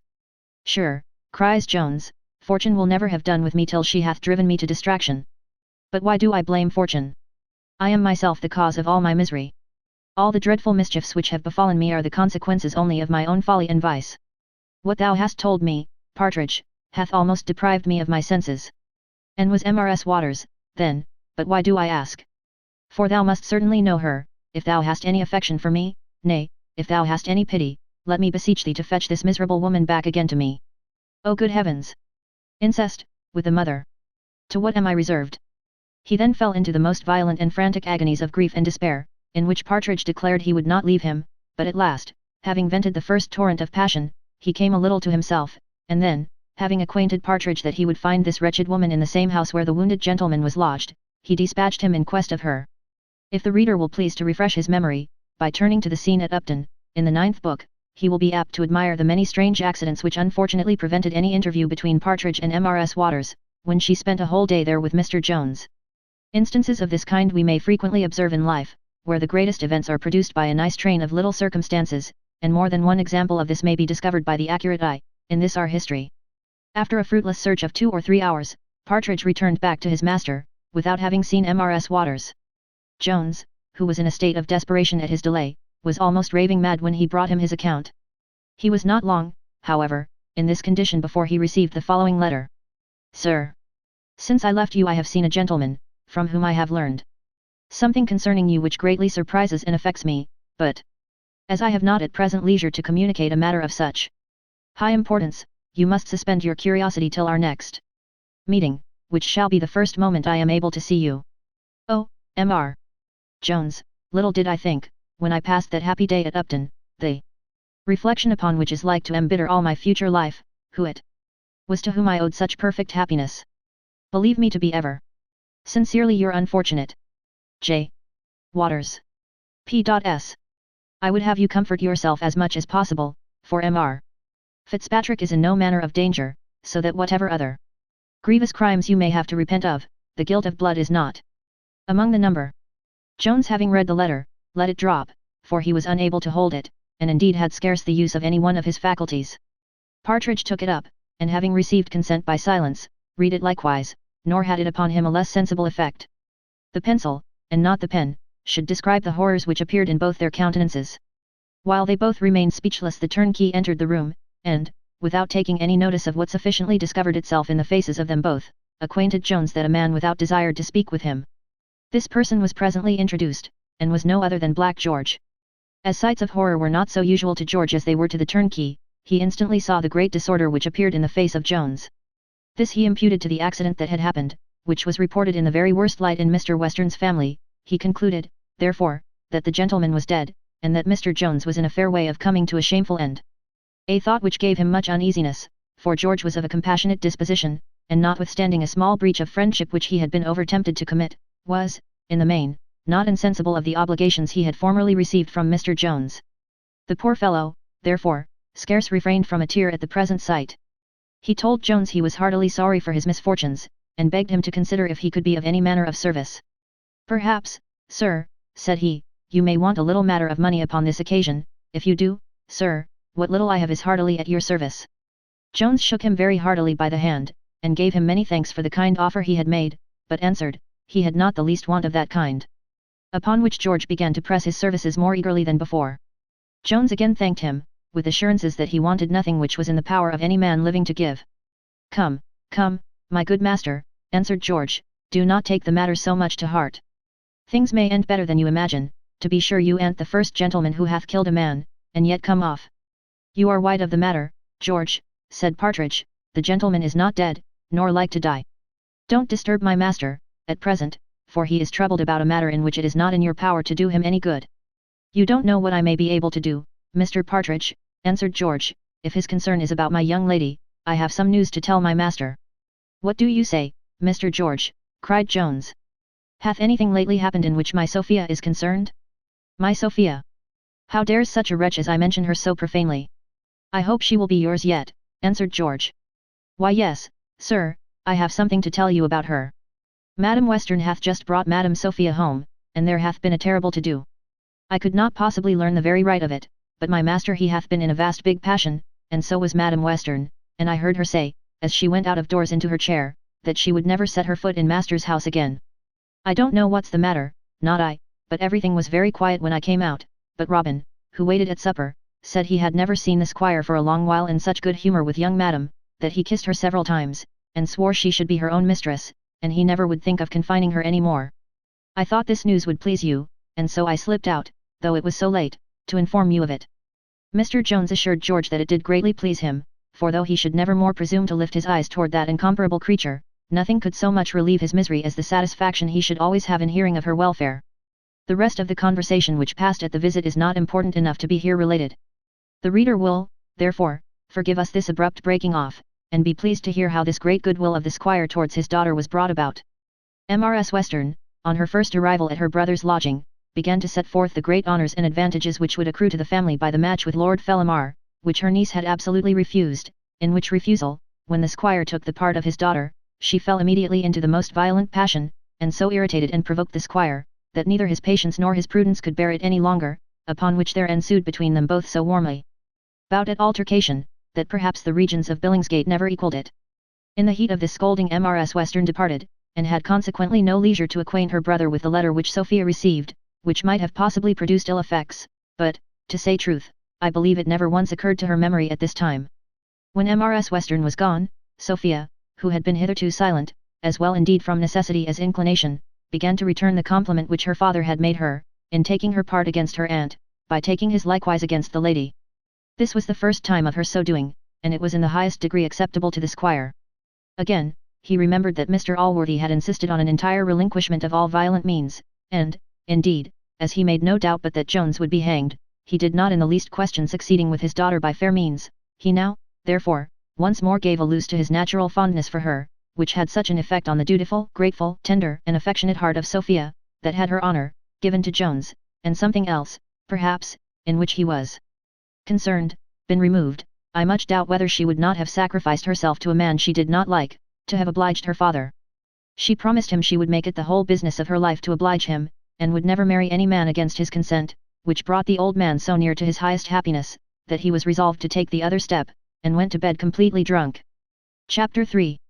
Allworthy visits old Nightingale, with the strange discovery that he made on that occasion. The morning after these things had happened, Mr. Allworthy went, according to his promise, to visit old Nightingale, with whom his authority was so great, that, after having sat with him 3 hours, he at last prevailed with him to consent to see his son. Here an accident happened of a very extraordinary kind, one indeed of those strange chances whence very good and grave men have concluded that Providence often interposes in the discovery of the most secret villainy, in order to caution men from quitting the paths of honesty, however warily they tread in those of vice. Mr. Allworthy, at his entrance into Mr. Nightingale's, saw Black George. He took no notice of him, nor did Black George imagine he had perceived him. However, when their conversation on the principal point was over, Allworthy asked Nightingale, whether he knew one George Seagrim, and upon what business he came to his house? Yes, answered Nightingale, I know him very well, and a most extraordinary fellow he is, who, in these days, hath been able to hoard up £500 from renting a very small estate of £30 a year. And is this the story which he hath told you? Cries Allworthy. Nay, it is true, I promise you, said Nightingale, for I have the money now in my own hands, in 5 bank bills, which I am to lay out either in a mortgage, or in some purchase in the north of England. The bank bills were no sooner produced at Allworthy's desire than he blessed himself at the strangeness of the discovery. He presently told Nightingale that these bank bills were formerly his, and then acquainted him with the whole affair. As there are no men who complain more of the frauds of business than highwaymen, gamesters, and other thieves of that kind, so there are none who so bitterly exclaim against the frauds of gamesters, and see, as usurers, brokers, and other thieves of this kind, whether it be that the one way of cheating is a discountenance or reflection upon the other, or that money, which is the common mistress of all cheats, makes them regard each other in the light of rivals. But Nightingale no sooner heard the story. Then he exclaimed against the fellow in terms much severer than the justice and honesty of Allworthy had bestowed on him. Allworthy desired Nightingale to retain both the money and the secret till he should hear farther from him, and, if he should in the meantime see the fellow, that he would not take the least notice to him of the discovery which he had made. He then returned to his lodgings, where he found Mrs. Miller in a very dejected condition, on account of the information she had received from her son-in-law. Mr. Allworthy, with great cheerfulness, told her that he had much good news to communicate, and, with little further preface, acquainted her that he had brought Mr. Nightingale to consent to see his son, and did not in the least doubt to effect a perfect reconciliation between them, though he found the father more soured by another accident of the same kind which had happened in his family. He then mentioned the running away of the uncle's daughter, which he had been told by the old gentleman, and which Mrs. Miller and her son-in-law did not yet know. The reader may suppose Mrs. Miller received this account with great thankfulness, and no less pleasure, but so uncommon was her friendship to Jones, that I am not certain whether the uneasiness she suffered for his sake did not overbalance her satisfaction at hearing a piece of news tending so much to the happiness of her own family, nor whether even this very news, as it reminded her of the obligations she had to Jones, did not hurt as well as please her, when her grateful heart said to her, "While my own family is happy, how miserable is the poor creature to whose generosity we owe the beginning of all this happiness." Allworthy, having left her a little while to chew the cud, if I may use that expression, on these first tidings, told her he had still something more to impart, which he believed would give her pleasure. "I think," said he, "I have discovered a pretty considerable treasure belonging to the young gentleman, your friend, but perhaps, indeed, his present situation may be such that it will be of no service to him." The latter part of the speech gave Mrs. Miller to understand who was meant, and she answered with a sigh, "I hope not, sir." "I hope so too," cries Allworthy, "with all my heart, but my nephew told me this morning he had heard a very bad account of the affair." "Good heaven, sir," said she, "well, I must not speak, and yet it is certainly very hard to be obliged to hold one's tongue when one hears." "Madam," said Allworthy, "you may say whatever you please, you know me too well to think I have a prejudice against anyone, and as for that young man, I assure you I should be heartily pleased to find he could acquit himself of everything, and particularly of this sad affair. You can testify the affection I have formerly borne him. The world, I know, censured me for loving him so much. I did not withdraw that affection from him without thinking I had the justest cause. Believe me, Mrs. Miller, I should be glad to find I have been mistaken." Mrs. Miller was going eagerly to reply, when a servant acquainted her that a gentleman without desired to speak with her immediately. Allworthy then inquired for his nephew, and was told that he had been for some time in his room with the gentleman who used to come to him, and whom Mr. Allworthy guessing rightly to be Mr. Dowling, he desired presently to speak with him. When Dowling attended, Allworthy put the case of the bank notes to him, without mentioning any name, and asked in what manner such a person might be punished.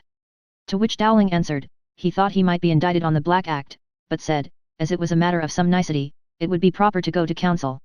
He said he was to attend council presently upon an affair of Mr. Western's, and if Mr. Allworthy pleased he would lay the case before them. This was agreed to, and then Mrs. Miller, opening the door, cried, "I ask pardon, I did not know you had company," but Allworthy desired her to come in, saying he had finished his business. Upon which Mr. Dowling withdrew, and Mrs. Miller introduced Mr. Nightingale the younger, to return thanks for the great kindness done him by Allworthy, but she had scarce patience to let the young gentleman finish his speech before she interrupted him, saying, "Oh sir! Mr. Nightingale brings great news about poor Mr. Jones. He hath been to see the wounded gentleman, who is out of all danger of death, and, what is more, declares he fell upon poor Mr. Jones himself, and beat him. I am sure, sir, you would not have Mr. Jones be a coward. If I was a man myself, I am sure, if any man was to strike me, I should draw my sword. Do pray, my dear, tell Mr. Allworthy, tell him all yourself." Nightingale then confirmed what Mrs. Miller had said, and concluded with many handsome things of Jones, who was, he said, one of the best-natured fellows in the world, and not in the least inclined to be quarrelsome. Here Nightingale was going to cease, when Mrs. Miller again begged him to relate all the many dutiful expressions he had heard him make use of towards Mr. Allworthy. "To say the utmost good of Mr. Allworthy," cries Nightingale, "is doing no more than strict justice, and can have no merit in it, but indeed, I must say, no man can be more sensible of the obligations he hath to so good a man than is poor Jones. Indeed, sir, I am convinced the weight of your displeasure is the heaviest burthen he lies under. He hath often lamented it to me, and hath as often protested in the most solemn manner he hath never been intentionally guilty of any offence towards you, nay, he hath sworn he would rather die 1,000 deaths than he would have his conscience upbraid him with one disrespectful, ungrateful or undutiful thought towards you. But I ask pardon, sir, I am afraid I presume to intermeddle too far in so tender a point. You have spoke no more than what a Christian ought," cries Mrs. Miller. "Indeed, Mr. Nightingale," answered Allworthy, "I applaud your generous friendship, and I wish he may merit it of you. I confess I am glad to hear the report you bring from this unfortunate gentleman, and, if that matter should turn out to be as you represent it, and, indeed, I doubt nothing of what you say, I may, perhaps, in time, be brought to think better than lately I have of this young man, for this good gentlewoman here, nay, all who know me, can witness that I loved him as dearly as if he had been my own son. Indeed, I have considered him as a child sent by fortune to my care. I still remember the innocent, the helpless situation in which I found him. I feel the tender pressure of his little hands at this moment. He was my darling, indeed he was. At which words he ceased, and the tears stood in his eyes. As the answer which Mrs. Miller made may lead us into fresh matters, we will here stop to account for the visible alteration in Mr. Allworthy's mind, and the abatement of his anger to Jones. Revolutions of this kind, it is true, do frequently occur in histories and dramatic writers, for no other reason than because the history or play draws to a conclusion, and are justified by authority of authors, yet, though we insist upon as much authority as any author whatever, we shall use this power very sparingly, and never but when we are driven to it by necessity, which we do not at present foresee will happen in this work. This alteration then in the mind of Mr. Allworthy was occasioned by a letter he had just received from Mr. Square, and which we shall give the reader in the beginning of the next chapter. Chapter 4. Containing 2 letters in very different styles. My worthy friend, I informed you in my last that I was forbidden the use of the waters, as they were found by experience rather to increase than lessen the symptoms of my distemper. I must now acquaint you with a piece of news, which, I believe, will afflict my friends more than it hath afflicted me. Dr. Harrington and Drive Brewster have informed me that there is no hopes of my recovery. I have somewhere read, that the great use of philosophy is to learn to die. I will not therefore so far disgrace mine as to shew any surprise at receiving a lesson which I must be thought to have so long studied. Yet, to say the truth, 1 page of the Gospel teaches this lesson better than all the volumes of antient or modern philosophers. The assurance it gives us of another life is a much stronger support to a good mind than all the consolations that are drawn from the necessity of nature, the emptiness or satiety of our enjoyments here, or any other topic of those declamations which are sometimes capable of arming our minds with a stubborn patience in bearing the thoughts of death, but never of raising them to a real contempt of it, and much less of making us think it is a real good.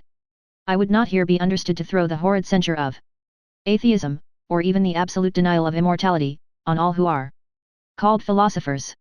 Many of that sect, as well antient as modern, have, from the light of reason, discovered some hopes of a future state, but in reality, that light was so faint and glimmering, and the hopes were so uncertain and precarious, that it may be justly doubted on which side their belief turned. Plato himself concludes his Phaedon with declaring that his best arguments amount only to raise a probability, and Cicero himself seems rather to profess an inclination to believe, than any actual belief in the doctrines of immortality. As to myself, to be very sincere with you, I never was much in earnest in this faith till I was in earnest a Christian.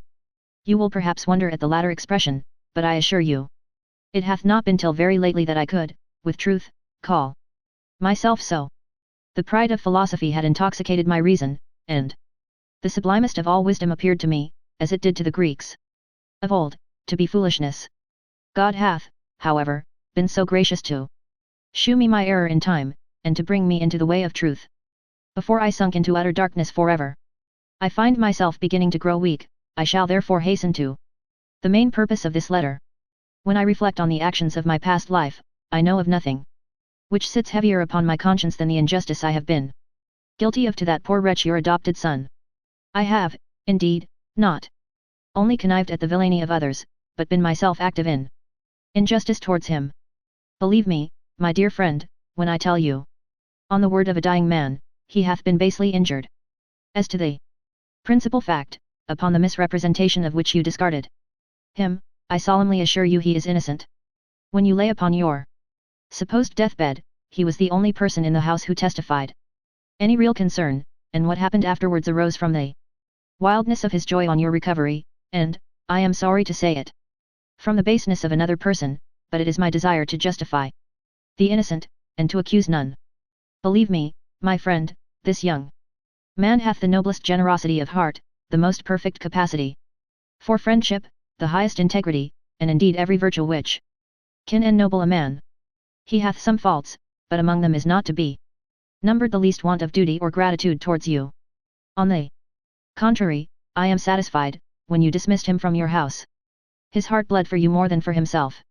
Worldly motives were the wicked and base reasons of my concealing this from you so long. To reveal it now I can have no inducement but the desire of serving the cause of truth, of doing right to the innocent, and of making all the amends in my power for a past offense. I hope this declaration, therefore, will have the effect desired, and will restore this deserving young man to your favor. The hearing of which, while I am yet alive, will afford the utmost consolation to, Sir, your most obliged, obedient humble servant, Thomas Square. The reader will, after this, scarce wonder at the revolution so visibly appearing in Mr. Allworthy, notwithstanding he received from Thwackum, by the same post, another letter of a very different kind, which we shall here add, as it may possibly be the last time we shall have occasion to mention the name of that gentleman. Sir, I am not at all surprised at hearing from your worthy nephew a fresh instance of the villainy of Mr. Square the atheist's young pupil. I shall not wonder at any murders he may commit, and I heartily pray that your own blood may not seal up his final commitment to the place of wailing and gnashing of teeth. Though you cannot want sufficient calls to repentance for the many unwarrantable weaknesses exemplified in your behavior to this wretch, so much to the prejudice of your own lawful family, and of your character, I say, though these may sufficiently be supposed to prick and goad your conscience at this season, I should yet be wanting to my duty, if I spared to give you some admonition in order to bring you to a due sense of your errors. I therefore pray you seriously to consider the judgment which is likely to overtake this wicked villain, and let it serve at least as a warning to you, that you may not for the future despise the advice of one who is so indefatigable in his prayers for your welfare.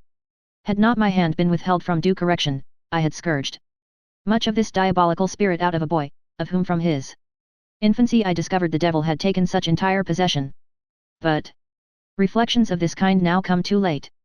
I am sorry you have given away the living of Westerton so hastily. I should have applied on that occasion earlier, had I thought you would not have acquainted me previous to the disposition. Your objection to pluralities is being righteous overmuch. If there were any crime in the practice, so many godly men would not agree to it. If the vicar of Aldergrove should die, as we hear he is in a declining way, I hope you will think of me, since I am certain you must be convinced of my most sincere attachment to your highest welfare, a welfare to which all worldly considerations are as trifling as the small tithes mentioned in Scripture are, when compared to the weighty matters of the law. I am, Sir, your faithful humble servant, Roger Thwackum. This was the first time Thwackum ever wrote in this authoritative style to Allworthy, and of this he had afterwards sufficient reason to repent, as in the case of those who mistake the highest degree of goodness for the lowest degree of weakness. Allworthy had indeed never liked this man. He knew him to be proud and ill-natured, he also knew that his divinity itself was tinctured with his temper, and such as in many respects he himself did by no means approve, but he was at the same time an excellent scholar, and most indefatigable in teaching the two lads. Add to this, the strict severity of his life and manners, an unimpeached honesty, and a most devout attachment to religion. So that, upon the whole, though Allworthy did not esteem nor love the man, yet he could never bring himself to part with a tutor to the boys, who was, both by learning and industry, extremely well qualified for his office, and he hoped, that as they were bred up in his own house, and under his own eye, he should be able to correct whatever was wrong in Thwackham's instructions. Chapter 5. In which the history is continued. Mr. Allworthy, in his last speech, had recollected some tender ideas concerning Jones, which had brought tears into the good man's eyes. This M.R.S. Miller observing, said, Yes, yes, sir, your goodness to this poor young man is known, notwithstanding all your care to conceal it, but there is not a single syllable of truth in what those villains said. Mr. Nightingale hath now discovered the whole matter. It seems these fellows were employed by a lord, who is a rival of poor Mr. Jones, to have pressed him on board a ship. I assure them I don't know who they will press next. Mr. Nightingale here hath seen the officer himself, who is a very pretty gentleman, and hath told him all, and is very sorry for what he undertook, which he would never have done, had he known Mr. Jones to have been a gentleman, but he was told that he was a common strolling vagabond. Allworthy stared at all this, and declared he was a stranger to every word she said. Yes, sir, answered she, I believe you are. It is a very different story, I believe, from what those fellows told this lawyer. What lawyer, madam, what is it you mean, said Allworthy. Nay, nay, said she, this is so like you to deny your own goodness, but Mr. Nightingale here saw him. Saw whom, madam, answered he. Why, your lawyer, sir, said she, that you so kindly sent to inquire into the affair. I am still in the dark, upon my honour, said Allworthy. Why then do you tell him, my dear sir, cried she. Indeed, Sir, said Nightingale, I did see that very lawyer who went from you when I came into the room, at an alehouse in Aldersgate, in company with 2 of the fellows who were employed by Lord Fellamar to press Mr. Jones, and who were by that means present at the unhappy rencounter between him and Mr. Fitzpatrick. I own, sir, said Mrs. Miller, when I saw this gentleman come into the room to you, I told Mr. Nightingale that I apprehended you had sent him thither to inquire into the affair.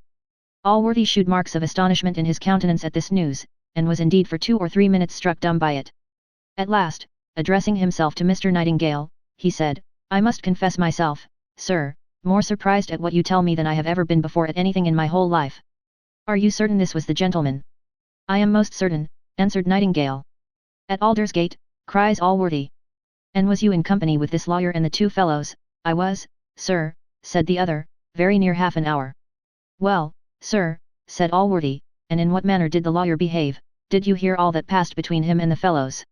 No, sir, answered Nightingale, they had been together before I came. In my presence the lawyer said little, but, after I had several times examined the fellows, who persisted in a story directly contrary to what I had heard from Mr. Jones, and which I find by Mr. Fitzpatrick was a rank falsehood, the lawyer then desired the fellows to say nothing but what was the truth, and seemed to speak so much in favour of Mr. Jones, that, when I saw the same person with you, I concluded your goodness had prompted you to send him thither, and did you not send him thither, says Mrs. Miller. Indeed I did not, answered Allworthy, nor did I know he had gone on such an errand till this moment. I see it all, said Mrs. Miller, upon my soul, I see it all.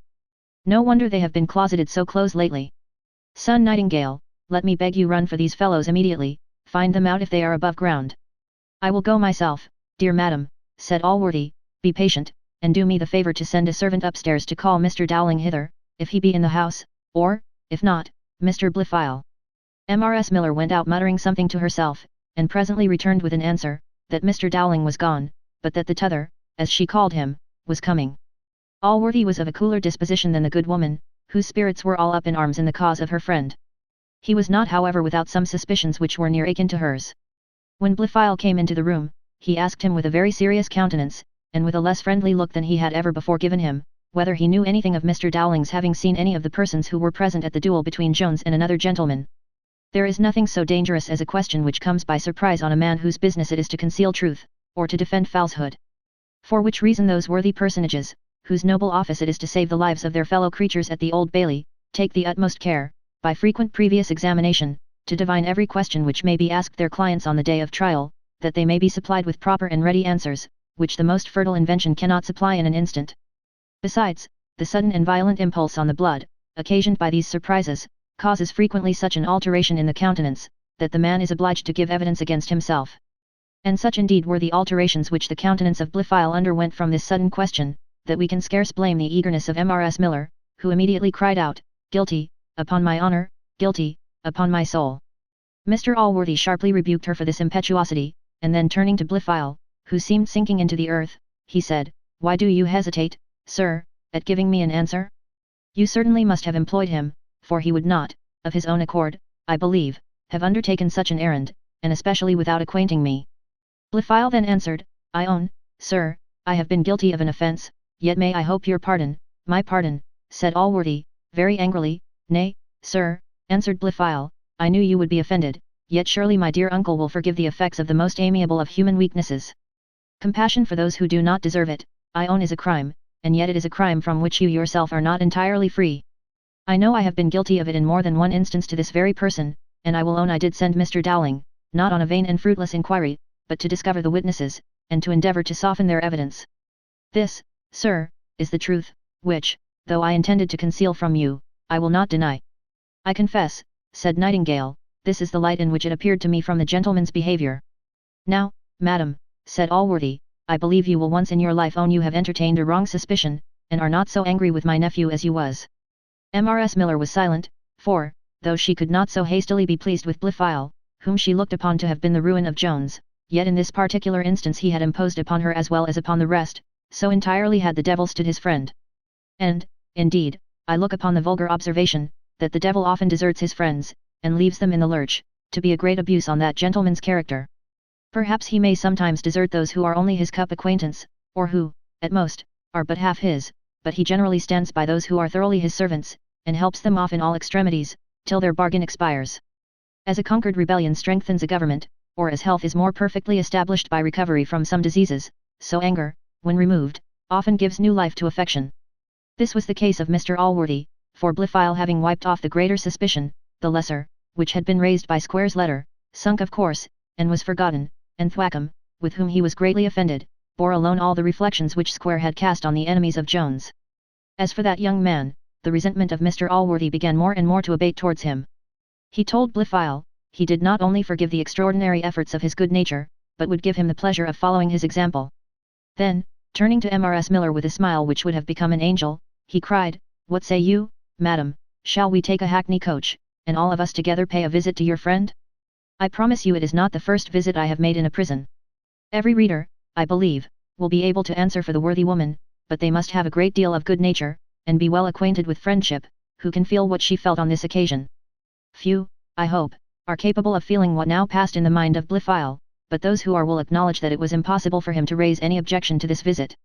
Fortune, however, or the gentleman lately mentioned above, stood his friend, and prevented his undergoing so great a shock, for at the very instant when the coach was sent for, Partridge arrived, and, having called Mrs. Miller from the company, acquainted her with the dreadful accident lately come to light, and hearing Mr. Allworthy's intention, begged her to find some means of stopping him, for, says he, the matter must at all hazards be kept a secret from him, and if he should now go, he will find Mr. Jones and his mother, who arrived just as I left him, lamenting over one another the horrid crime they have ignorantly committed. The poor woman, who was almost deprived of her senses at his dreadful news, was never less capable of invention than at present. However, as women are much readier at this than men, she bethought herself of an excuse, and, returning to Allworthy, said, "I am sure, sir, you will be surprised at hearing any objection from me to the kind proposal you just now made, and yet I am afraid of the consequence of it, if carried immediately into execution.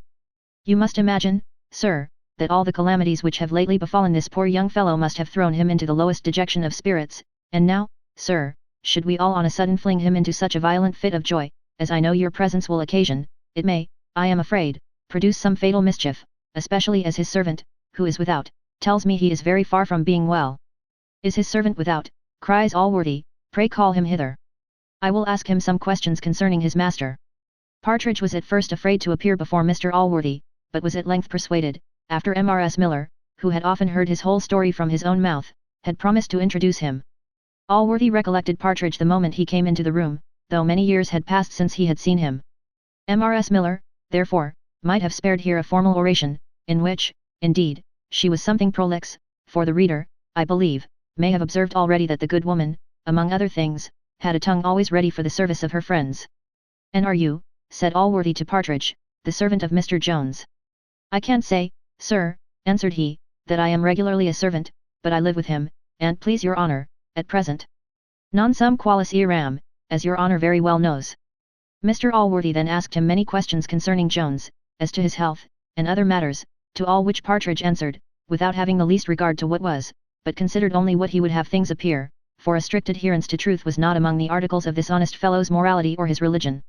During this dialogue Mr. Nightingale took his leave, and presently after Mrs. Miller left the room, when Allworthy likewise dispatched Blifil, for he imagined that Partridge when alone with him would be more explicit than before company. They were no sooner left in private together than Allworthy began, as in the following chapter. Chapter 6. In which the history is farther continued. "Sure, friend," said the good man, "you are the strangest of all human beings. Not only to have suffered as you have formerly for obstinately persisting in a falsehood, but to persist in it thus to the last, and to pass thus upon the world for a servant of your own son. What interest can you have in all this? What can be your motive?" "I see, sir," said Partridge, falling down upon his knees, "that your honour is prepossessed against me, and resolved not to believe anything I say, and, therefore, what signifies my protestations, but yet there is one above who knows that I am not the father of this young man." "How," said Allworthy, "will you yet deny what you was formerly convicted of upon such unanswerable, such manifest evidence? Nay, what a confirmation is your being now found with this very man, of all which 20 years ago appeared against you. I thought you had left the country. Nay, I thought you had been long since dead. In what manner did you know anything of this young man? Where did you meet with him, unless you had kept some correspondence together? Do not deny this, for I promise you it will greatly raise your son in my opinion, to find that he hath such a sense of filial duty as privately to support his father for so many years." "If your honour will have patience to hear me," said Partridge, "I will tell you all." Being bid go on, he proceeded thus: "When your honour conceived that displeasure against me, it ended in my ruin soon after, for I lost my little school, and the minister, thinking I suppose it would be agreeable to your honor, turned me out from the office of clerk, so that I had nothing to trust to but the barber's shop, which, in a country place like that, is a poor livelihood, and when my wife died, till that time I received a pension of £12 a year from an unknown hand, which indeed I believe was your honour's own, for nobody that ever I heard of doth these things besides, but, as I was saying, when she died, this pension forsook me, so that now, as I owed 2 or 3 small debts, which began to be troublesome to me, particularly one which an attorney brought up by law charges from 15s to near £30, and as I found all my usual means of living had forsook me, I packed up my little all as well as I could, and went off. This is a fact which I knew happened to a poor clergyman in Dorsetshire, by the villainy of an attorney who, not contented with the exorbitant costs to which the poor man was put by a single action, brought afterwards another action on the judgment, as it was called, a method frequently used to oppress the poor, and bring money into the pockets of attorneys, to the great scandal of the law, of the nation, of Christianity, and even of human nature itself. The first place I came to was Salisbury, where I got into the service of a gentleman belonging to the law, and one of the best gentlemen that ever I knew, for he was not only good to me, but I know 1,000 good and charitable acts which he did while I stayed with him, and I have known him often refuse business because it was paltry and oppressive. You need not be so particular, said Allworthy, I know this gentleman, and a very worthy man he is, and an honour to his profession. Well, sir, continued Partridge, from hence I removed to Lymington, where I was above 3 years in the service of another lawyer, who was likewise a very good sort of a man, and to be sure one of the merriest gentlemen in England. Well, sir, at the end of the 3 years I set up a little school, and was likely to do well again, had it not been for a most unlucky accident. Here I kept a pig, and one day, as ill fortune would have it, this pig broke out, and did a trespass, I think they call it, in a garden belonging to one of my neighbours, who was a proud, revengeful man, and employed a lawyer, one, I can't think of his name, but he sent for a writ against me, and had me to size. When I came there, Lord have mercy upon me, to hear what the counsellors said. There was one that told my lord a parcel of the confoundedest lies about me. He said that I used to drive my hogs into other folks' gardens, and a great deal more, and at last he said, he hoped I had at last brought my hogs to a fair market. To be sure, one would have thought that, instead of being owner only of one poor little pig, I had been the greatest hog merchant in England. Well, pray, said Allworthy, do not be so particular, I have heard nothing of your son yet. Oh, it was a great many years, answered Partridge, before I saw my son, as you are pleased to call him. I went over to Ireland after this, and taught school at Cork, for that one suit ruined me again, and I lay 7 years in Winchester jail. Well, said Allworthy, pass that over till your return to England. Then, sir, said he, it was about half a year ago that I landed at Bristol, where I stayed some time, and not finding it do there, and hearing of a place between that and Gloucester where the barber was just dead, I went thither, and there I had been about 2 months when Mr. Jones came thither.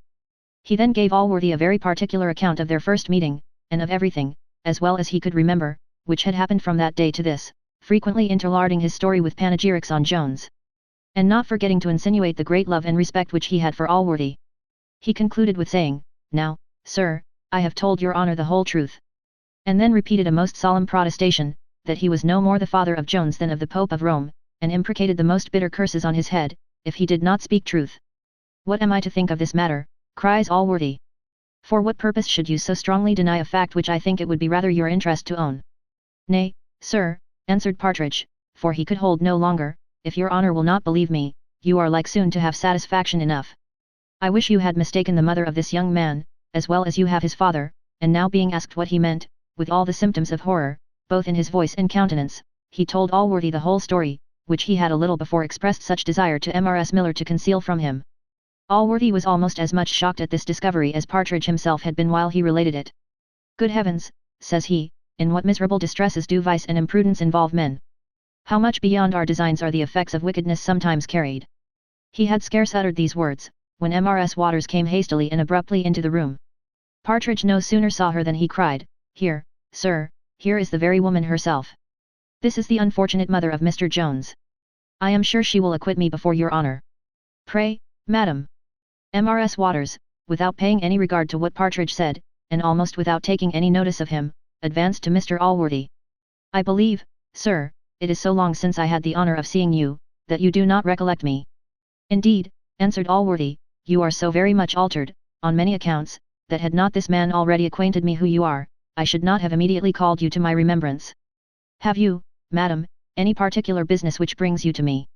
Allworthy spoke this with great reserve, for the reader may easily believe he was not well pleased with the conduct of this lady, neither with what he had formerly heard, nor with what Partridge had now delivered. Mrs. Waters answered, Indeed, sir, I have very particular business with you, and it is such as I can impart only to yourself.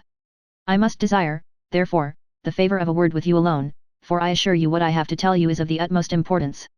Partridge was then ordered to withdraw, but before he went, he begged the lady to satisfy Mr. Allworthy that he was perfectly innocent. To which she answered, You need be under no apprehension, sir, I shall satisfy Mr. Allworthy very perfectly of that matter. Then Partridge withdrew, and that passed between Mr. Allworthy and Mrs. Waters, which is written in the next chapter. Chapter 7.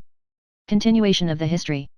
Mrs. Waters remaining a few moments silent, Mr. Allworthy could not refrain from saying, I am sorry, madam, to perceive, by what I have since heard, that you have made so very ill a use. Mr. Allworthy, says she, interrupting him, I know I have faults, but ingratitude to you is not one of them. I never can nor shall forget your goodness, which I own I have very little deserved, but be pleased to waive all upbraiding me at present, as I have so important an affair to communicate to you concerning this young man, to whom you have given my maiden name of Jones. Have I then, said Allworthy, ignorantly punished an innocent man, in the person of him who hath just left us? Was he not the father of the child? Indeed he was not, said Mrs. Waters. You may be pleased to remember, sir, I formerly told you, you should one day know, and I acknowledge myself to have been guilty of a cruel neglect, in not having discovered it to you before.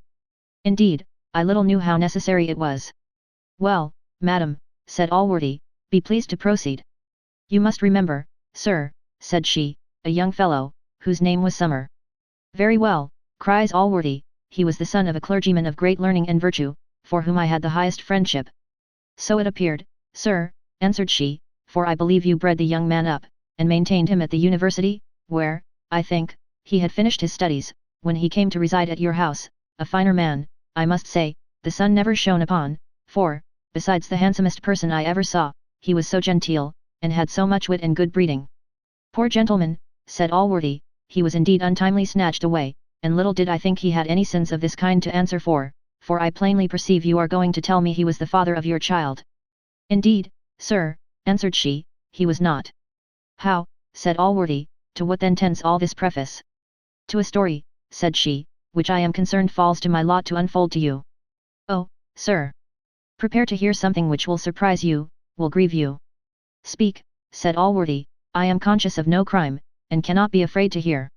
Sir, said she, that Mr. Summer, the son of your friend, educated at your expense, who, after living a year in the house as if he had been your own son, died there of the smallpox, was tenderly lamented by you, and buried as if he had been your own, that Summer, sir, was the father of this child.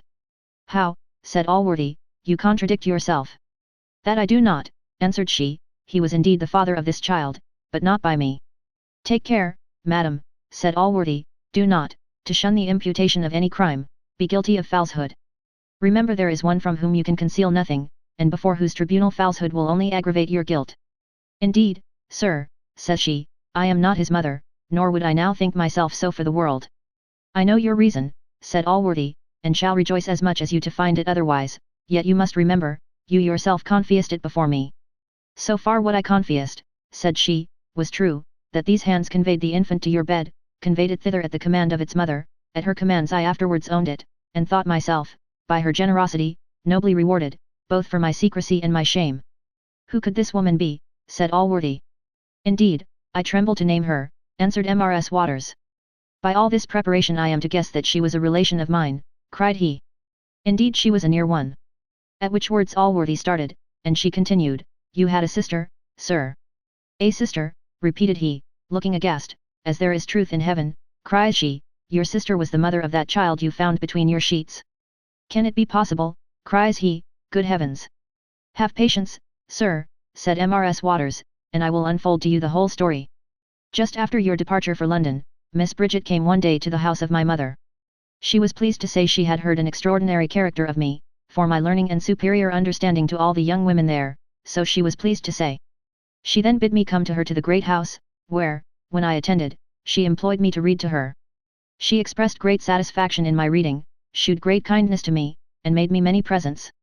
At last she began to catechise me on the subject of secrecy, to which I gave her such satisfactory answers, that, at last, having locked the door of her room, she took me into her closet, and then locking that door likewise, she said she should convince me of the vast reliance she had on my integrity, by communicating a secret in which her honor, and consequently her life, was concerned. She then stopped, and after a silence of a few minutes, during which she often wiped her eyes, she inquired of me if I thought my mother might safely be confided in. I answered, I would stake my life on her fidelity. She then imparted to me the great secret which labored in her breast, and which, I believe, was delivered with more pains than she afterwards suffered in childbirth. It was then contrived that my mother and myself only should attend at the time, and that Mrs. Wilkins should be sent out of the way, as she accordingly was, to the very furthest part of Dorsetshire, to inquire the character of a servant, for the lady had turned away her own maid near 3 months before, during all which time I officiated about her person upon trial, as she said, though, as she afterwards declared, I was not sufficiently handy for the place. This, and many other such things which she used to say of me, were all thrown out to prevent any suspicion which Wilkins might hereafter have, when I was to own the child, for she thought it could never be believed she would venture to hurt a young woman with whom she had entrusted such a secret. You may be assured, sir, I was well paid for all these affronts, which, together with being informed with the occasion of them, very well contented me.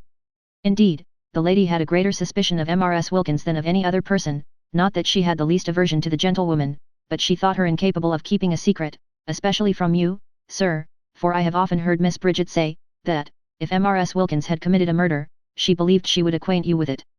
At last the expected day came, and Mrs. Wilkins, who had been kept a week in readiness, and put off from time to time, upon some pretence or other, that she might not return too soon, was dispatched.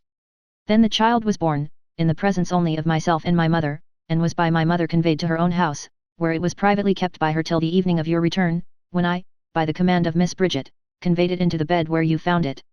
And all suspicions were afterwards laid asleep by the artful conduct of your sister, in pretending ill will to the boy, and that any regard she shewed him was out of mere complaisance to you. Mrs. Waters then made many protestations of the truth of this story, and concluded by saying, thus, Sir, you have at last discovered your nephew, for so I am sure you will hereafter think him, and I question not but he will be both an honour and a comfort to you under that appellation. I need not, madam, said Allworthy, express my astonishment at what you have told me, and yet surely you would not, and could not, have put together so many circumstances to evidence an untruth. I confess I recollect some passages relating to that summer, which formerly gave me a conceit that my sister had some liking to him. I mentioned it to her, for I had such a regard to the young man, as well on his own account as on his father's, that I should willingly have consented to a match between them, but she expressed the highest disdain of my unkind suspicion, as she called it, so that I never spoke more on the subject. Good heavens! Well, the Lord disposeth all things, yet sure it was a most unjustifiable conduct in my sister to carry this secret with her out of the world. I promise you, sir, said Mrs. Waters, she always professed a contrary intention, and frequently told me she intended one day to communicate it to you. She said, indeed, she was highly rejoiced that her plot had succeeded so well, and that you had of your own accord taken such a fancy to the child, that it was yet unnecessary to make any express declaration. Oh! Sir, had that lady lived to have seen this poor young man turned like a vagabond from your house, nay, sir, could she have lived to hear that you had yourself employed a lawyer to prosecute him for a murder of which he was not guilty, forgive me, Mr. Allworthy, I must say it was unkind, indeed, you have been abused, he never deserved it of you. Indeed, madam, said Allworthy, I have been abused by the person, whoever he was, that told you so. Nay, sir, said she, I would not be mistaken, I did not presume to say you were guilty of any wrong. The gentleman who came to me proposed no such matter, he only said, taking me for Mr. Fitzpatrick's wife, that, if Mr. Jones had murdered my husband, I should be assisted with any money I wanted to carry on the prosecution, by a very worthy gentleman, who, he said, was well apprised what a villain I had to deal with. It was by this man I found out who Mr. Jones was, and this man, whose name is Dowling, Mr. Jones tells me is your steward. I discovered his name by a very odd accident, for he himself refused to tell it me, but Partridge, who met him at my lodgings the second time he came, knew him formerly at Salisbury. And did this Mr. Dowling, says Allworthy, with great astonishment in his countenance, tell you that I would assist in the prosecution? No, sir, answered she, I will not charge him wrongfully. He said I should be assisted, but he mentioned no name. Yet you must pardon me, sir, if from circumstances I thought it could be no other. Indeed, madam, says Allworthy, from circumstances I am too well convinced it was another. Good heaven! By what wonderful means is the blackest and deepest villainy sometimes discovered, shall I beg you, madam, to stay till the person you have mentioned comes, for I expect him every minute. Nay, he may be, perhaps, already in the house. Allworthy then stepped to the door, in order to call a servant, when in came, not Mr. Dowling, but the gentleman who will be seen in the next chapter. Chapter 8. Further continuation. The gentleman who now arrived was no other than Mr. Western. He no sooner saw Allworthy, than, without considering in the least the presence of Mrs. Waters, he began to vociferate in the following manner: "Fine doings at my house! A rare kettle of fish I have discovered at last! Who the devil would be plagued with a daughter?" "What's the matter, neighbour?" said Allworthy. "Matter enough," answered Western, "when I thought she was just a coming to, nay, when she had in a manner promised me to do as I would ha her, and when I was a hope to have had nothing more to do than to have sent for the lawyer, and finished all, what do you think I have found out? That the little b hath been playing tricks with me all the while, and carrying on a correspondence with that bastard of yours. Sister Western, whom I have quarrelled with upon her account, sent me word ot, and I ordered her pockets to be searched when she was asleep, and here I have got unsigned with the son of a whore's own name. I have not had patience to read half ot, for 'tis longer than one of Parson Supple's sermons, but I find plainly it is all about love, and indeed what should it be else? I have packed her up in chamber again, and tomorrow morning down she goes into the country, unless she consents to be married directly, and there she shall live in a garret upon bread and water all her days, and the sooner such a b breaks her heart the better, though, and her, that I believe is too tough. She will live long enough to plague me." "Mr. Western," answered Allworthy, "you know I have always protested against force, and you yourself consented that none should be used." "Aye," cries he, "that was only upon condition that she would consent without. What the devil and Dr. Faustus! Shan't I do what I will with my own daughter, especially when I desire nothing but her own good?" "Well, neighbour," answered Allworthy, "if you will give me leave, I will undertake once to argue with the young lady." "Will you?" said Western, "why that is kind now, and neighbourly, and mayhap you will do more than I have been able to do with her, for I promise you she hath a very good opinion of you." "Well, sir," said Allworthy, "if you will go home, and release the young lady from her captivity, I will wait upon her within this half hour." "But suppose," said Western, "she should run away with in the meantime? For lawyer Dowling tells me there is no hopes of hanging the fellow at last, for that the man is alive, and like to do well, and that he thinks Jones will be out of prison again presently." "How?" said Allworthy, "what, did you employ him then to inquire or to do anything in that matter?" "Not I," answered Western, "he mentioned it to me just now of his own accord." "Just now," cries Allworthy, "why, where did you see him then?" "I want much to see Mr. Dowling." "Why, you may see and you will presently at my lodgings, for there is to be a meeting of lawyers there this morning about a mortgage. Icod! I shall lose 2 or 3,000 pounds, I believe, by that honest gentleman, Mr. Nightingale." "Well, sir," said Allworthy, "I will be with you within the half hour." "And do for once," cries the squire, "take a fool's advice, never think of dealing with her by gentle methods, take my word for it those will never do. I have tried long enough. She must be frightened into it, there is no other way. Tell her I'm her father, and of the horrid sin of disobedience, and of the dreadful punishment of it in t'other world, and then tell her about being locked up all her life in a garret in this, and being kept only on bread and water." "I will do all I can," said Allworthy, "for I promise you there is nothing I wish for more than an alliance with this amiable creature." "Nay, the girl is well enough for matter o' that," cries the squire, "a man may go farther and meet with worse meat, that I may declare o' her, though she be my own daughter. And if she will but be obedient to me, there is narrow a father within 100 miles o' the place, that loves a daughter better than I do, but I see you are busy with the lady here, so I will go home and expect you, and so your humble servant." As soon as Mr. Western was gone, Mrs. Waters said, "I see, sir, the squire hath not the least remembrance of my face. I believe, Mr. Allworthy, you would not have known me neither. I am very considerably altered since that day when you so kindly gave me that advice, which I had been happy had I followed." "Indeed, madam," cries Allworthy, "it gave me great concern when I first heard the contrary.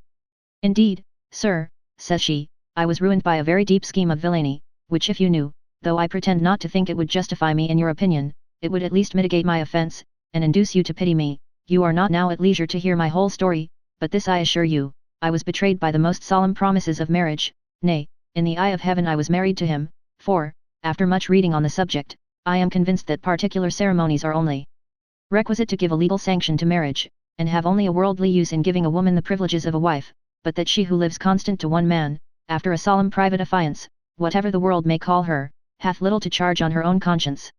"I am sorry, madam," said Allworthy, "you made so ill a use of your learning. Indeed, it would have been well that you had been possessed of much more, or had remained in a state of ignorance. And yet, madam, I am afraid you have more than this sin to answer for." "During his life," answered she, which was above a dozen years, I most solemnly assure you I had not. And consider, sir, on my behalf, what is in the power of a woman stripped of her reputation and left destitute, whether the good-natured world will suffer such a stray sheep to return to the road of virtue, even if she was never so desirous. I protest, then, I would have chose it had it been in my power, but necessity drove me into the arms of Captain Waters, with whom, though still unmarried, I lived as a wife for many years, and went by his name. I parted with this gentleman at Worcester, on his march against the rebels, and it was then I accidentally met with Mr. Jones, who rescued me from the hands of a villain. Indeed, he is the worthiest of men. No young gentleman of his age is, I believe, freer from vice, and few have the 20th part of his virtues, nay, whatever vices he hath had, I am firmly persuaded he hath now taken a resolution to abandon them. I hope he hath, cries Allworthy, and I hope he will preserve that resolution. I must say, I have still the same hopes with regard to yourself. The world, I do agree, are apt to be too unmerciful on these occasions, yet time and perseverance will get the better of this their disinclination, as I may call it, to pity, for though they are not, like heaven, ready to receive a penitent sinner, yet a continued repentance will at length obtain mercy even with the world. This you may be assured of, Mrs. Waters, that whenever I find you are sincere in such good intentions, you shall want no assistance in my power to make them effectual. Mrs. Waters fell now upon her knees before him, and, in a flood of tears, made him many most passionate acknowledgments of his goodness, which, as she truly said, savoured more of the divine than human nature.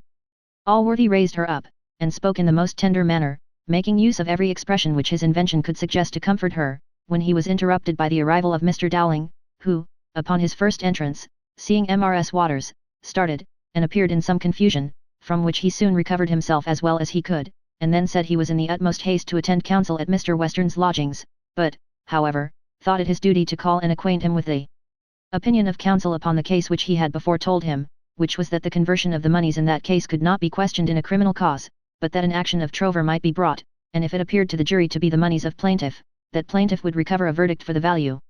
Allworthy, without making any answer to this, bolted the door, and then, advancing with a stern look to Dowling, he said, "Whatever be your haste, sir, I must first receive an answer to some questions." "Do you know this lady?" "That lady, sir," answered Dowling, with great hesitation. Allworthy then, with the most solemn voice, said, "Look you, Mr. Dowling, as you value my favour, or your continuance a moment longer in my service, do not hesitate nor prevaricate, but answer faithfully and truly to every question I ask. Do you know this lady?" "Yes, sir," said Dowling, "I have seen the lady." "Where, sir?" "At her own lodgings." "Upon what business did you go thither, sir, and who sent you?" "I went, sir, to inquire, sir, about Mr. Jones." "And who sent you to inquire about him?" "Who, sir? Why, sir, Mr. Blifil sent me." "And what did you say to the lady concerning that matter?" "Nay, sir, it is impossible to recollect every word." "Will you please, madam, to assist the gentleman's memory?" "He told me, sir," said Mrs. Waters, "that if Mr. Jones had murdered my husband, I should be assisted by any money I wanted to carry on the prosecution, by a very worthy gentleman, who was well apprised what a villain I had to deal with. These, I can safely swear, were the very words he spoke." "Were these the words, sir?" said Allworthy.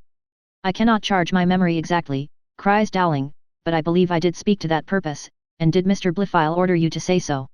"I am sure, sir, I should not have gone on my own accord, nor have willingly exceeded my authority in matters of this kind. If I said so, I must have so understood Mr. Blifil's instructions." "Look you, Mr. Dowling," said Allworthy, "I promise you before this lady, that whatever you have done in this affair by Mr. Blifil's order I will forgive, provided you now tell me strictly the truth, for I believe what you say, that you would not have acted of your own accord and without authority in this matter. Mr. Blifil then likewise sent you to examine the two fellows at Aldersgate." "He did, sir." "Well, and what instructions did he then give you?" "Recollect as well as you can, and tell me, as near as possible, the very words he used." "Why, sir, Mr. Blifil sent me to find out the persons who were eyewitnesses of this fight. He said, he feared they might be tampered with by Mr. Jones, or some of his friends. He said, blood required blood, and that not only all who concealed a murderer, but those who omitted anything in their power to bring him to justice, were sharers in his guilt. He said, he found you was very desirous of having the villain brought to justice, though it was not proper you should appear in it." "He did so," says Allworthy. "Yes, sir," cries Dowling, "I should not, I am sure, have proceeded such lengths for the sake of any other person living but your worship." "What lengths, sir?" said Allworthy. "Nay, sir," cries Dowling, "I would not have your worship think I would, on any account, be guilty of subornation of perjury, but there are 2 ways of delivering evidence. I told them, therefore, that if any offers should be made them on the other side, they should refuse them, and that they might be assured they should lose nothing by being honest men, and telling the truth. I said, we were told that Mr. Jones had assaulted the gentleman first, and that, if that was the truth, they should declare it, and I did give them some hints that they should be no losers. I think you went lengths indeed, cries Allworthy. Nay, sir, answered Dowling, I am sure I did not desire them to tell an untruth, nor should I have said what I did, unless it had been to oblige you. You would not have thought, I believe, says Allworthy, to have obliged me, had you known that this Mr. Jones was my own nephew. I am sure, sir, answered he, it did not become me to take any notice of what I thought you desired to conceal. How, cries Allworthy, and did you know it then? Nay, sir, answered Dowling, if your worship bids me speak the truth, I am sure I shall do it. Indeed, sir, I did know it, for they were almost the last words which Madame Blifil ever spoke, which she mentioned to me as I stood alone by her bedside, when she delivered me the letter I brought your worship from her. What letter? Cries Allworthy. The letter, sir, answered Dowling, which I brought from Salisbury, and which I delivered into the hands of Mr. Blifil. Oh heavens, cries Allworthy, well, and what were the words? What did my sister say to you? She took me by the hand, answered he, and, as she delivered me the letter, said, I scarce know what I have written.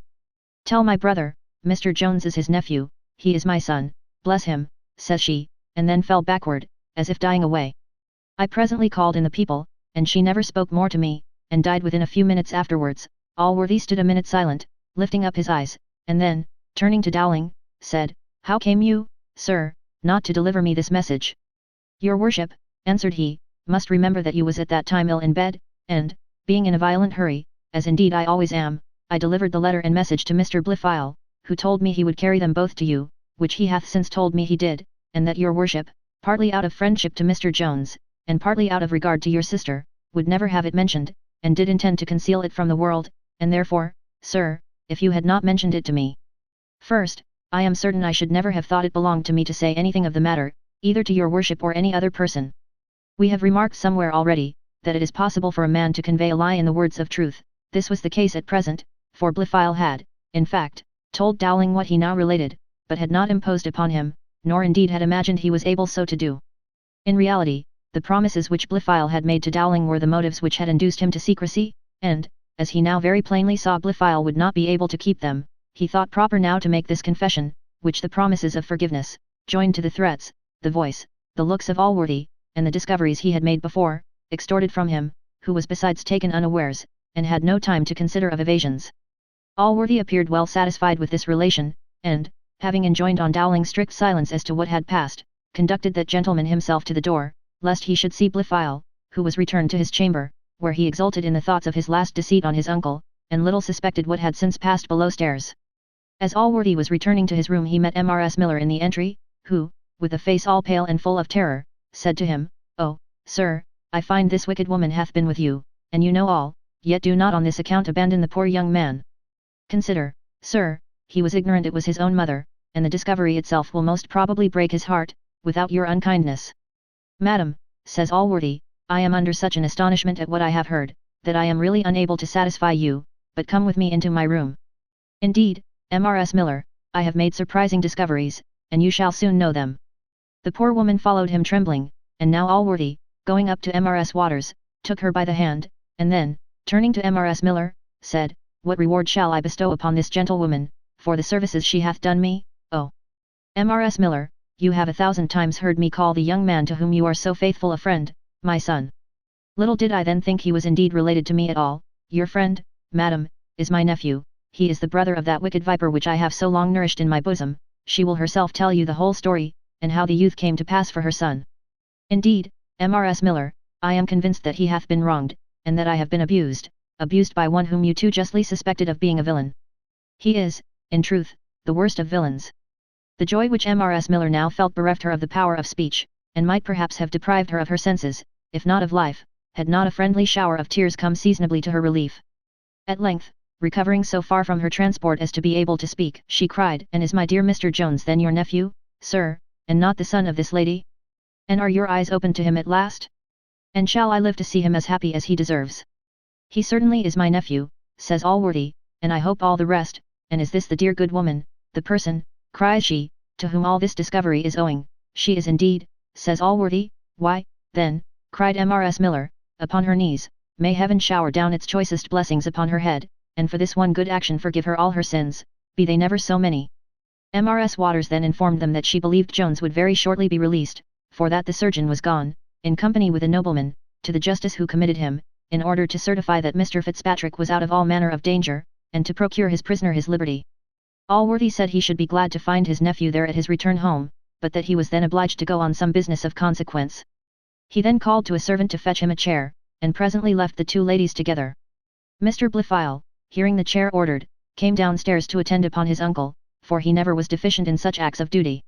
He asked his uncle if he was going out, which is a civil way of asking a man whither he is going, to which the other making no answer, he again desired to know when he would be pleased to return. Allworthy made no answer to this neither, till he was just going into his chair, and then, turning about, he said, "Harkee, sir, do you find out, before my return, the letter which your mother sent me on her death-bed." Allworthy then departed, and left Blifil in a situation to be envied only by a man who is just going to be hanged. Chapter 9. A further continuation. Allworthy took an opportunity, whilst he was in the chair, of reading the letter from Jones to Sophia, which Western delivered him, and there were some expressions in it concerning himself which drew tears from his eyes. At length he arrived at Mr. Western's, and was introduced to Sophia. When the first ceremonies were past, and the gentleman and lady had taken their chairs, a silence of some minutes ensued, during which the latter, who had been prepared for the visit by her father, sat playing with her fan, and had every mark of confusion both in her countenance and behaviour. At length Allworthy, who was himself a little disconcerted, began thus: "I am afraid, Miss Western, my family hath been the occasion of giving you some uneasiness, to which, I fear, I have innocently become more instrumental than I intended. Be assured, madam, had I at first known how disagreeable the proposals had been, I should not have suffered you to have been so long persecuted. I hope, therefore, you will not think the design of this visit is to trouble you with any further solicitations of that kind, but entirely to relieve you from them." "Sir," said Sophia, with a little modest hesitation, "this behaviour is most kind and generous, and such as I could expect only from Mr. Allworthy, but as you have been so kind to mention this matter, you will pardon me for saying it hath, indeed, given me great uneasiness, and hath been the occasion of my suffering much cruel treatment from a father who was, till that unhappy affair, the tenderest and fondest of all parents. I am convinced, sir, you are too good and generous to resent my refusal of your nephew. Our inclinations are not in our own power, and whatever may be his merit, I cannot force them in his favour. I assure you, most amiable young lady, said Allworthy, I am capable of no such resentment, had the person been my own son, and had I entertained the highest esteem for him. For you say truly, madam, we cannot force our inclinations, much less can they be directed by another. Oh, sir, answered Sophia, every word you speak proves you deserve that good, that great, that benevolent character the whole world allows you. I assure you, sir, nothing less than the certain prospect of future misery could have made me resist the commands of my father. I sincerely believe you, madam, replied Allworthy, and I heartily congratulate you on your prudent foresight, since by so justifiable a resistance you have avoided misery indeed. You speak now, Mr. Allworthy, cries she, with the delicacy which few men are capable of feeling, but surely, in my opinion, to lead our lives with one to whom we are indifferent must be a state of wretchedness, perhaps that wretchedness would be even increased by a sense of the merits of an object to whom we cannot give our affections. If I had married Mr. Blifil, pardon my interrupting you, madam, answered Allworthy, but I cannot bear the supposition, believe me, Miss Western, I rejoice from my heart, I rejoice in your escape, I have discovered the wretch for whom you have suffered all this cruel violence from your father to be a villain. How, sir, cries Sophia, you must believe this surprises me. It hath surprised me, madam, answered Allworthy, and so it will the world, but I have acquainted you with the real truth. Nothing but truth, says Sophia, can, I am convinced, come from the lips of Mr. Allworthy, yet, sir, such sudden, such unexpected news, discovered, you say, may villainy be ever so, you will soon enough hear the story, cries Allworthy, at present let us not mention so detested a name, I have another matter of a very serious nature to propose. Oh, Miss Western, I know your vast worth, nor can I so easily part with the ambition of being allied to it. I have a near relation, madam, a young man whose character is, I am convinced, the very opposite to that of this wretch, and whose fortune I will make equal to what his was to have been. Could I, madam, hope you would admit a visit from him? Sophia, after a minute's silence, answered, I will deal with the utmost sincerity with Mr. Allworthy. His character, and the obligation I have just received from him, demand it. I have determined at present to listen to no such proposals from any person. My only desire is to be restored to the affection of my father, and to be again the mistress of his family. This, sir, I hope to owe to your good offices. Let me beseech you, let me conjure you, by all the goodness which I, and all who know you, have experienced, do not, the very moment when you have released me from one persecution, do not engage me in another as miserable and as fruitless. Indeed, Miss Western, replied Allworthy, I am capable of no such conduct, and if this be your resolution, he must submit to the disappointment, whatever torments he may suffer under it.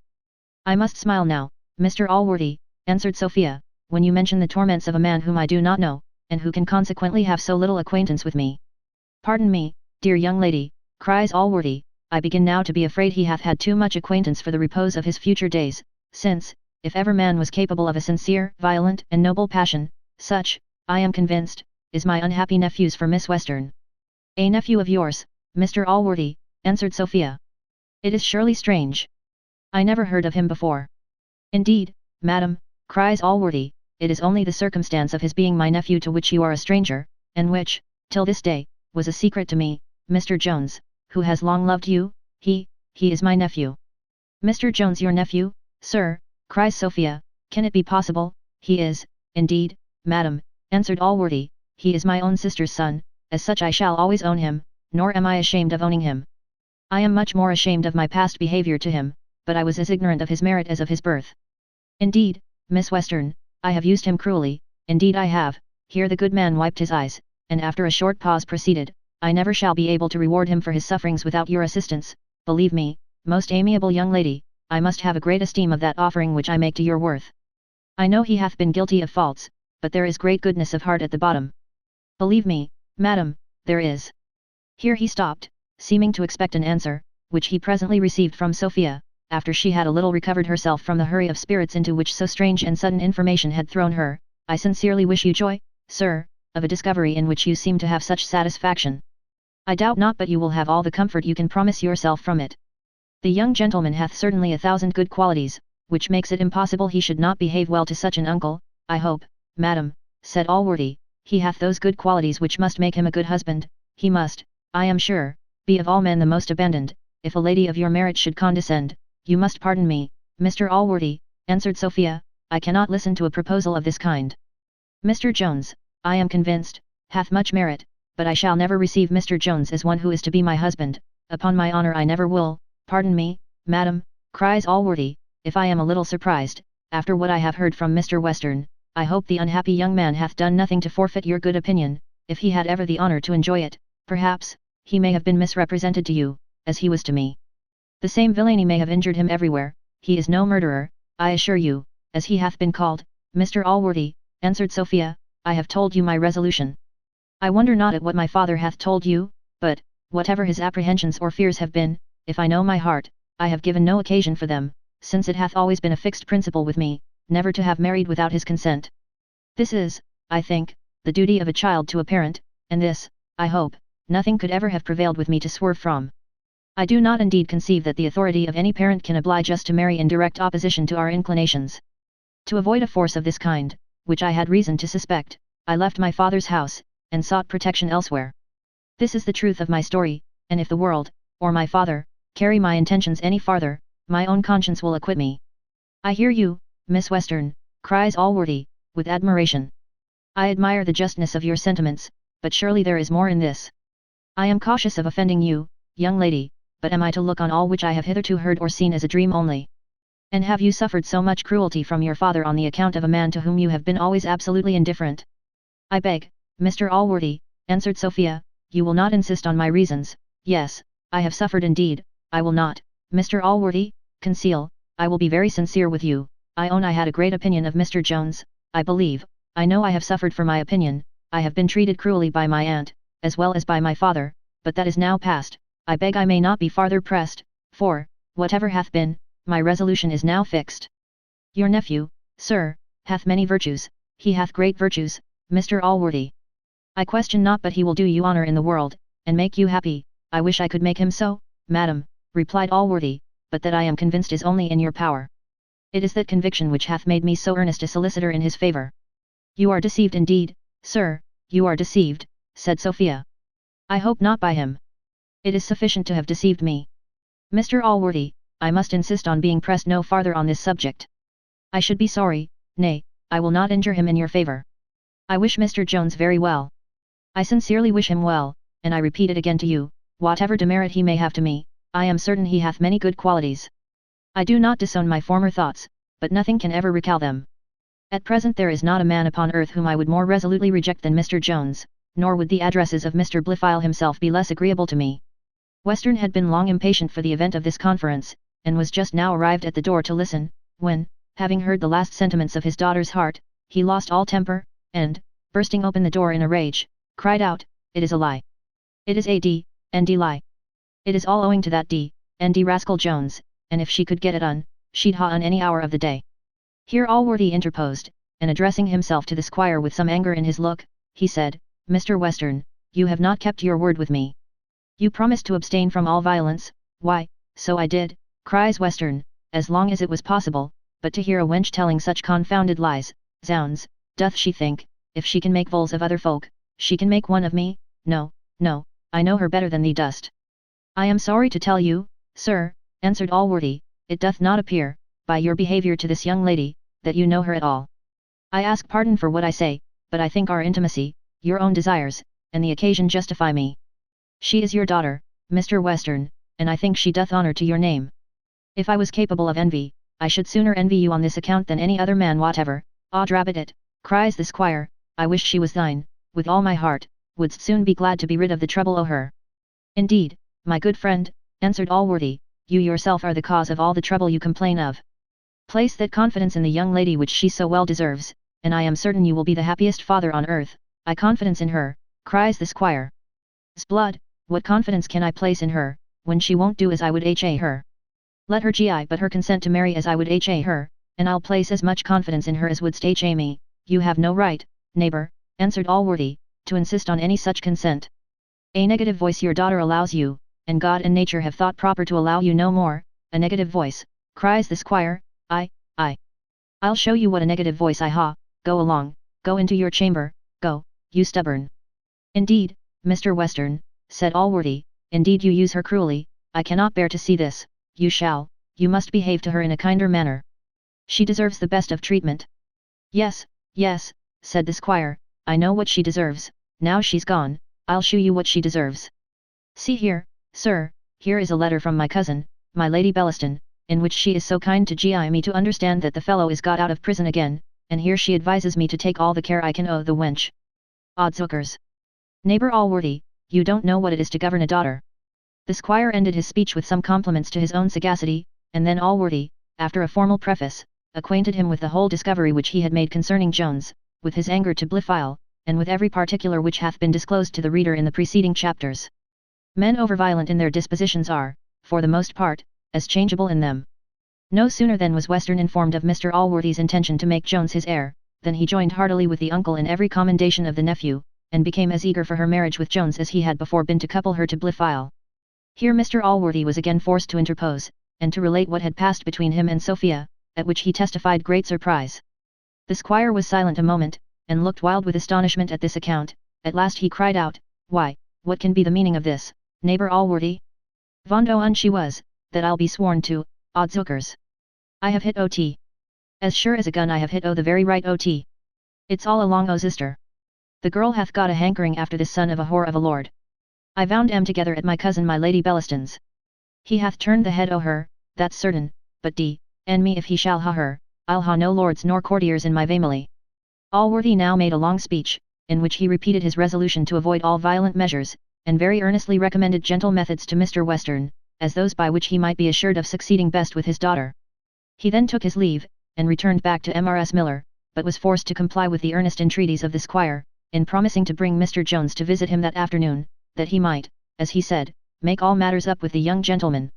At Mr. Allworthy's departure, Western promised to follow his advice in his behaviour to Sophia, saying, "I don't know how 'tis, but and me, Allworthy, if you don't make me always do just as you please, and yet I have as good an estate as you, and am in the commission of the peace as well as yourself."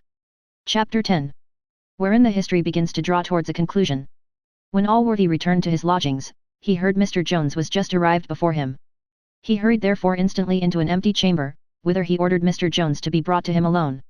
It is impossible to conceive a more tender or moving scene than the meeting between the uncle and nephew, for Mrs. Waters, as the reader may well suppose, had at her last visit discovered to him the secret of his birth.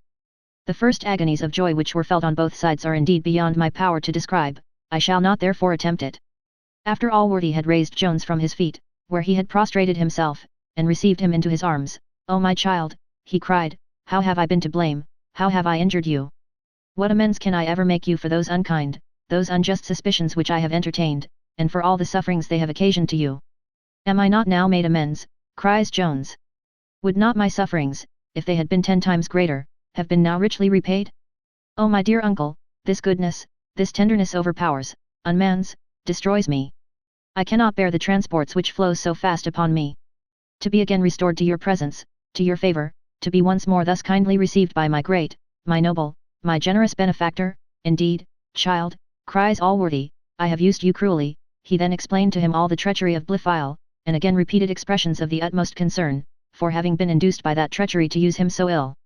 "Oh, talk not so," answered Jones, "indeed, sir, you have used me nobly. The wisest man might be deceived as you were, and, under such a deception, the best must have acted just as you did. Your goodness displayed itself in the midst of your anger, just as it then seemed. I owe everything to that goodness, of which I have been most unworthy. Do not put me on self-accusation, by carrying your generous sentiments too far. Alas! Sir, I have not been punished more than I have deserved, and it shall be the whole business of my future life to deserve that happiness you now bestow on me, for, believe me, my dear uncle, my punishment hath not been thrown away upon me, though I have been a great, I am not a hardened sinner, I thank heaven, I have had time to reflect on my past life, where, though I cannot charge myself with any gross villainy, yet I can discern follies and vices more than enough to repent and to be ashamed of. Follies which have been attended with dreadful consequences to myself, and have brought me to the brink of destruction. I am rejoiced, my dear child," answered Allworthy, "to hear you talk thus sensibly, for as I am convinced hypocrisy, good heaven, how have I been imposed on by it in others, was never among your faults, so I can readily believe all you say. You now see, Tom, to what dangers imprudence alone may subject virtue, for virtue, I am now convinced, you love in a great degree. Prudence is indeed the duty which we owe to ourselves, and if we will be so much our own enemies as to neglect it, we are not to wonder if the world is deficient in discharging their duty to us, for when a man lays the foundation of his own ruin, others will, I am afraid, be too apt to build upon it. You say, however, you have seen your errors, and will reform them. I firmly believe you, my dear child, and therefore, from this moment, you shall never be reminded of them by me. Remember them only yourself so far as for the future to teach you the better to avoid them, but still remember, for your comfort, that there is this great difference between those faults which candour may construe into imprudence, and those which can be deduced from villainy only. The former, perhaps, are even more apt to subject a man to ruin, but if he reform, his character will, at length, be totally retrieved, the world, though not immediately, will in time be reconciled to him, and he may reflect, not without some mixture of pleasure, on the dangers he hath escaped, but villainy, my boy, when once discovered is irretrievable, the stains which this leaves behind, no time will wash away. The censures of mankind will pursue the wretch, their scorn will abash him in public, and if shame drives him into retirement, he will go to it with all those terrors with which a weary child, who is afraid of hobgoblins, retreats from company to go to bed alone. Here his murdered conscience will haunt him, repose, like a false friend, will fly from him. Wherever he turns his eyes, horror presents itself, if he looks backward, unavailable repentance treads on his heels, if forward, incurable despair stares him in the face, till, like a condemned prisoner confined in a dungeon, he detests his present condition, and yet dreads the consequence of that hour which is to relieve him from it. Comfort yourself, I say, my child, that this is not your case, and rejoice with thankfulness to him who hath suffered you to see your errors, before they have brought on you that destruction to which a persistence in even those errors must have led you.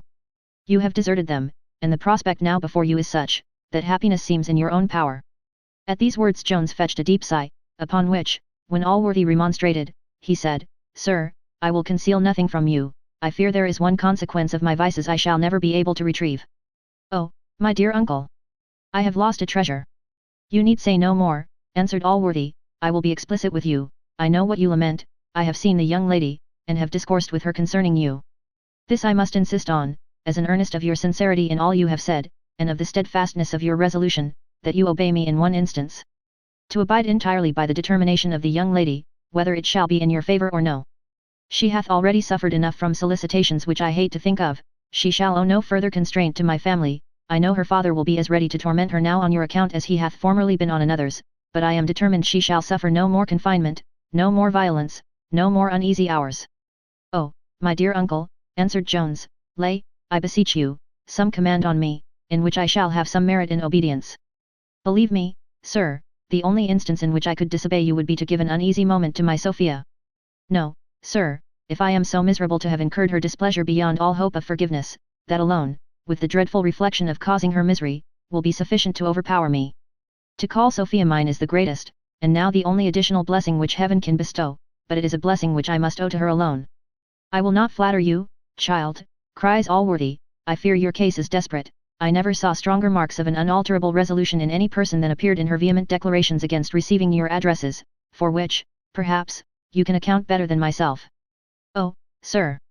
I can account too well, answered Jones. I have sinned against her beyond all hope of pardon, and guilty as I am, my guilt unfortunately appears to her in 10 times blacker than the real colours. Oh, my dear uncle! I find my follies are irretrievable, and all your goodness cannot save me from perdition. A servant now acquainted them that Mr. Western was below stairs, for his eagerness to see Jones could not wait till the afternoon.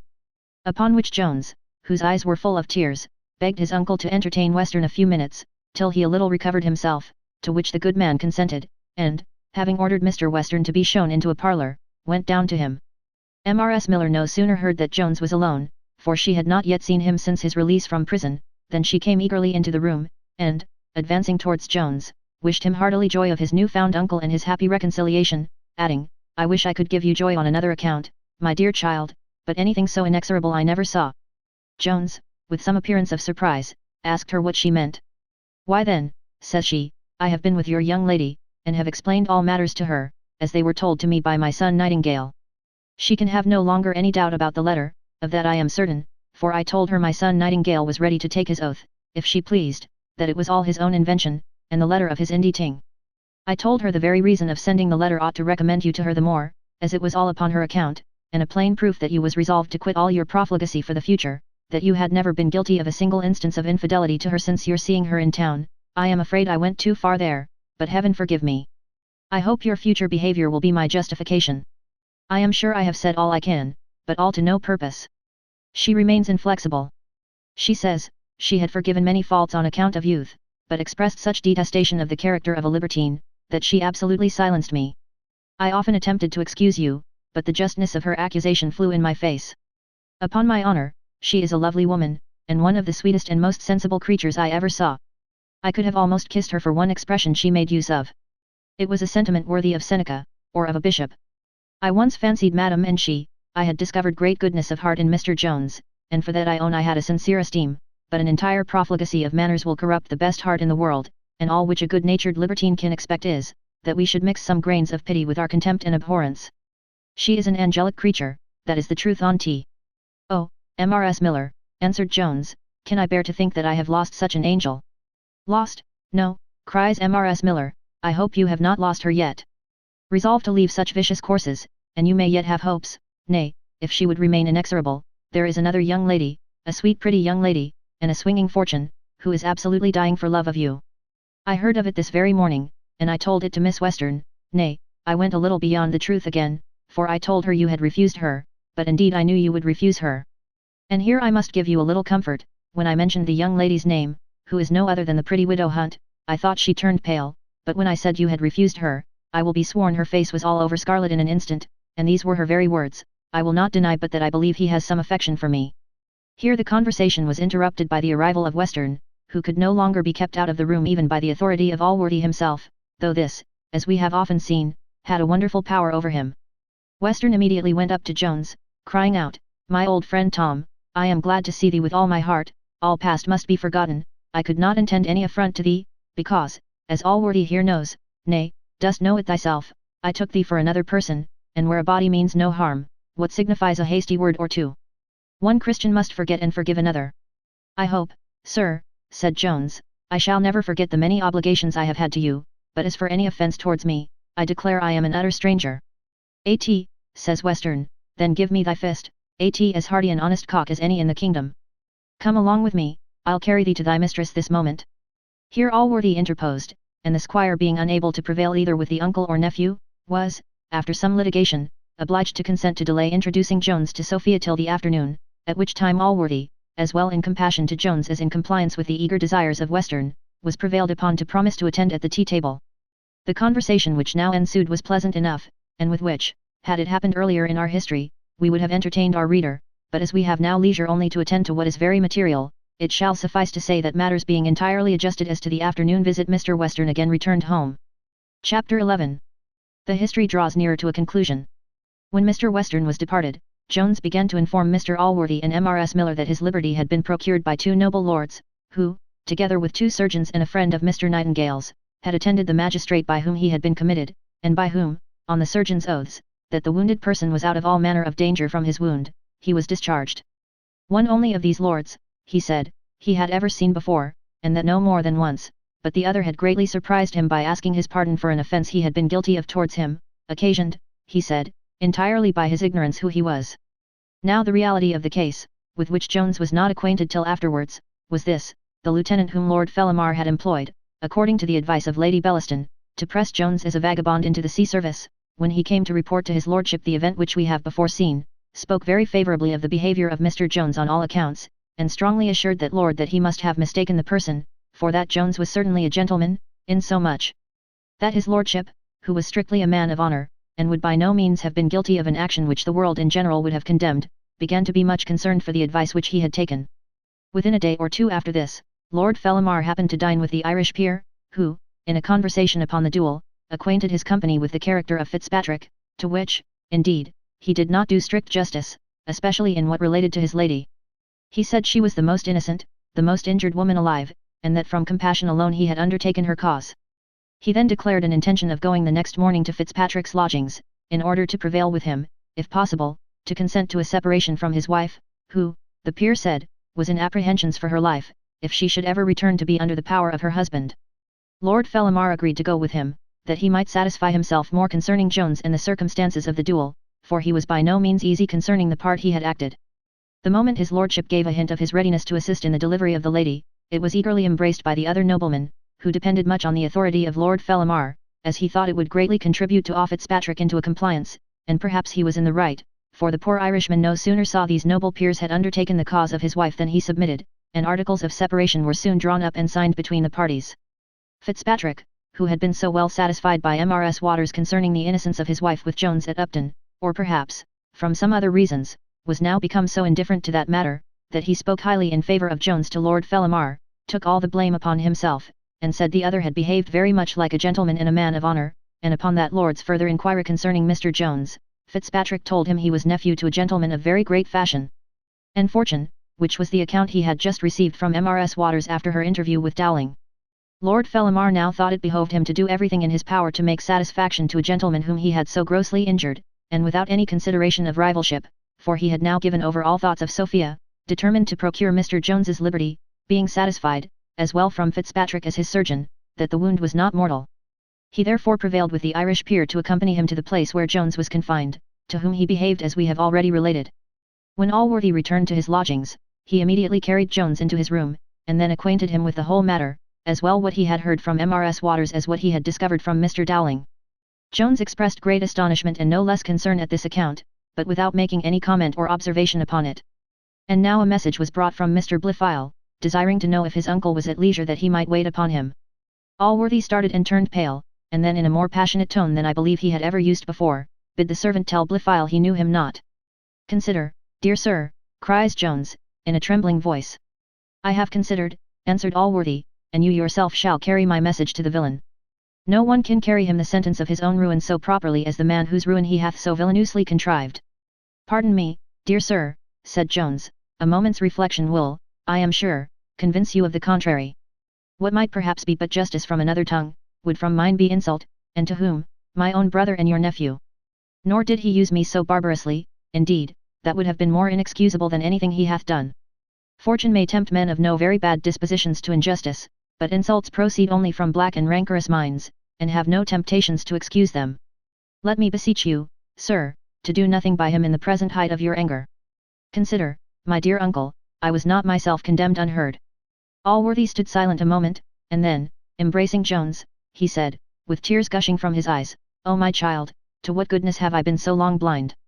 Mrs. Miller entering the room at that moment, after a gentle rap which was not perceived, and seeing Jones in the arms of his uncle, the poor woman in an agony of joy fell upon her knees, and burst forth into the most ecstatic thanksgivings to heaven for what had happened. Then, running to Jones, she embraced him eagerly, crying, "My dearest friend, I wish you joy 1,000 times of this blessed day." And next Mr. Allworthy himself received the same congratulations. To which he answered, "Indeed, indeed, Mrs. Miller, I am beyond expression happy." Some few more raptures having passed on all sides, Mrs. Miller desired them both to walk down to dinner in the parlour, where she said there were a very happy set of people assembled, being indeed no other than Mr. Nightingale and his bride, and his cousin Harriet with her bridegroom. Allworthy excused himself from dining with the company, saying he had ordered some little thing for him and his nephew in his own apartment, for that they had much private business to discourse of, but would not resist promising the good woman that both he and Jones would make part of her society at supper. Mrs. Miller then asked what was to be done with Blifil. "For indeed," says she, "I cannot be easy while such a villain is in my house." Allworthy answered, he was as uneasy as herself on the same account. "Oh," cries she, "if that be the case, leave the matter to me, I'll soon show him the outside out of my doors, I warrant you. Here are 2 or 3 lusty fellows below stairs. There will be no need of any violence," cries Allworthy, "if you will carry him a message from me, he will, I am convinced, depart of his own accord." "Will I?" said Mrs. Miller, "I never did anything in my life with a better will." Here Jones interfered, and said, he had considered the matter better, and would, if Mr. Allworthy pleased, be himself the messenger. "I know," says he, "already enough of your pleasure, sir, and I beg leave to acquaint him with it by my own words. Let me beseech you, sir," added he, "to reflect on the dreadful consequences of driving him to violent and sudden despair. How unfit, alas! is this poor man to die in his present situation." This suggestion had not the least effect on Mrs. Miller. She left the room, crying, "You are too good, Mr. Jones, infinitely too good to live in this world." But it made a deeper impression on Allworthy. "My good child," said he, "I am equally astonished at the goodness of your heart, and the quickness of your understanding. Heaven indeed forbid that this wretch should be deprived of any means or time for repentance. That would be a shocking consideration indeed. Go to him, therefore, and use your own discretion, yet do not flatter him with any hopes of my forgiveness, for I shall never forgive villainy farther than my religion obliges me, and that extends not either to our bounty or our conversation." Jones went up to Blifil's room, whom he found in a situation which moved his pity, though it would have raised a less amiable passion in many beholders. He cast himself on his bed, where he lay abandoning himself to despair, and drowned in tears, not in such tears as flow from contrition, and wash away guilt from minds which have been seduced or surprised into it unawares, against the bent of their natural dispositions, as will sometimes happen from human frailty, even to the good. No, these tears were such as the fright thief sheds in his cart, and are indeed the effects of that concern which the most savage natures are seldom deficient in. Feeling for themselves. It would be unpleasant and tedious to paint this scene in full length. Let it suffice to say, that the behaviour of Jones was kind to excess. He omitted nothing which his invention could supply to raise and comfort the drooping spirits of Blifil, before he communicated to him the resolution of his uncle that he must quit the house that evening. He offered to furnish him with any money he wanted, assured him of his hearty forgiveness of all he had done against him, that he would endeavour to live with him hereafter as a brother, and would leave nothing unattempted to effectuate a reconciliation with his uncle. Blifil was at first sullen and silent, balancing in his mind whether he should yet deny all, but, finding at last the evidence too strong against him, he betook himself at last to confession. He then asked pardon of his brother in the most vehement manner, prostrated himself on the ground, and kissed his feet. In short, he was now as remarkably mean as he had been before remarkably wicked. Jones could not so far check his disdain, but that it a little discovered itself in his countenance at this extreme servility.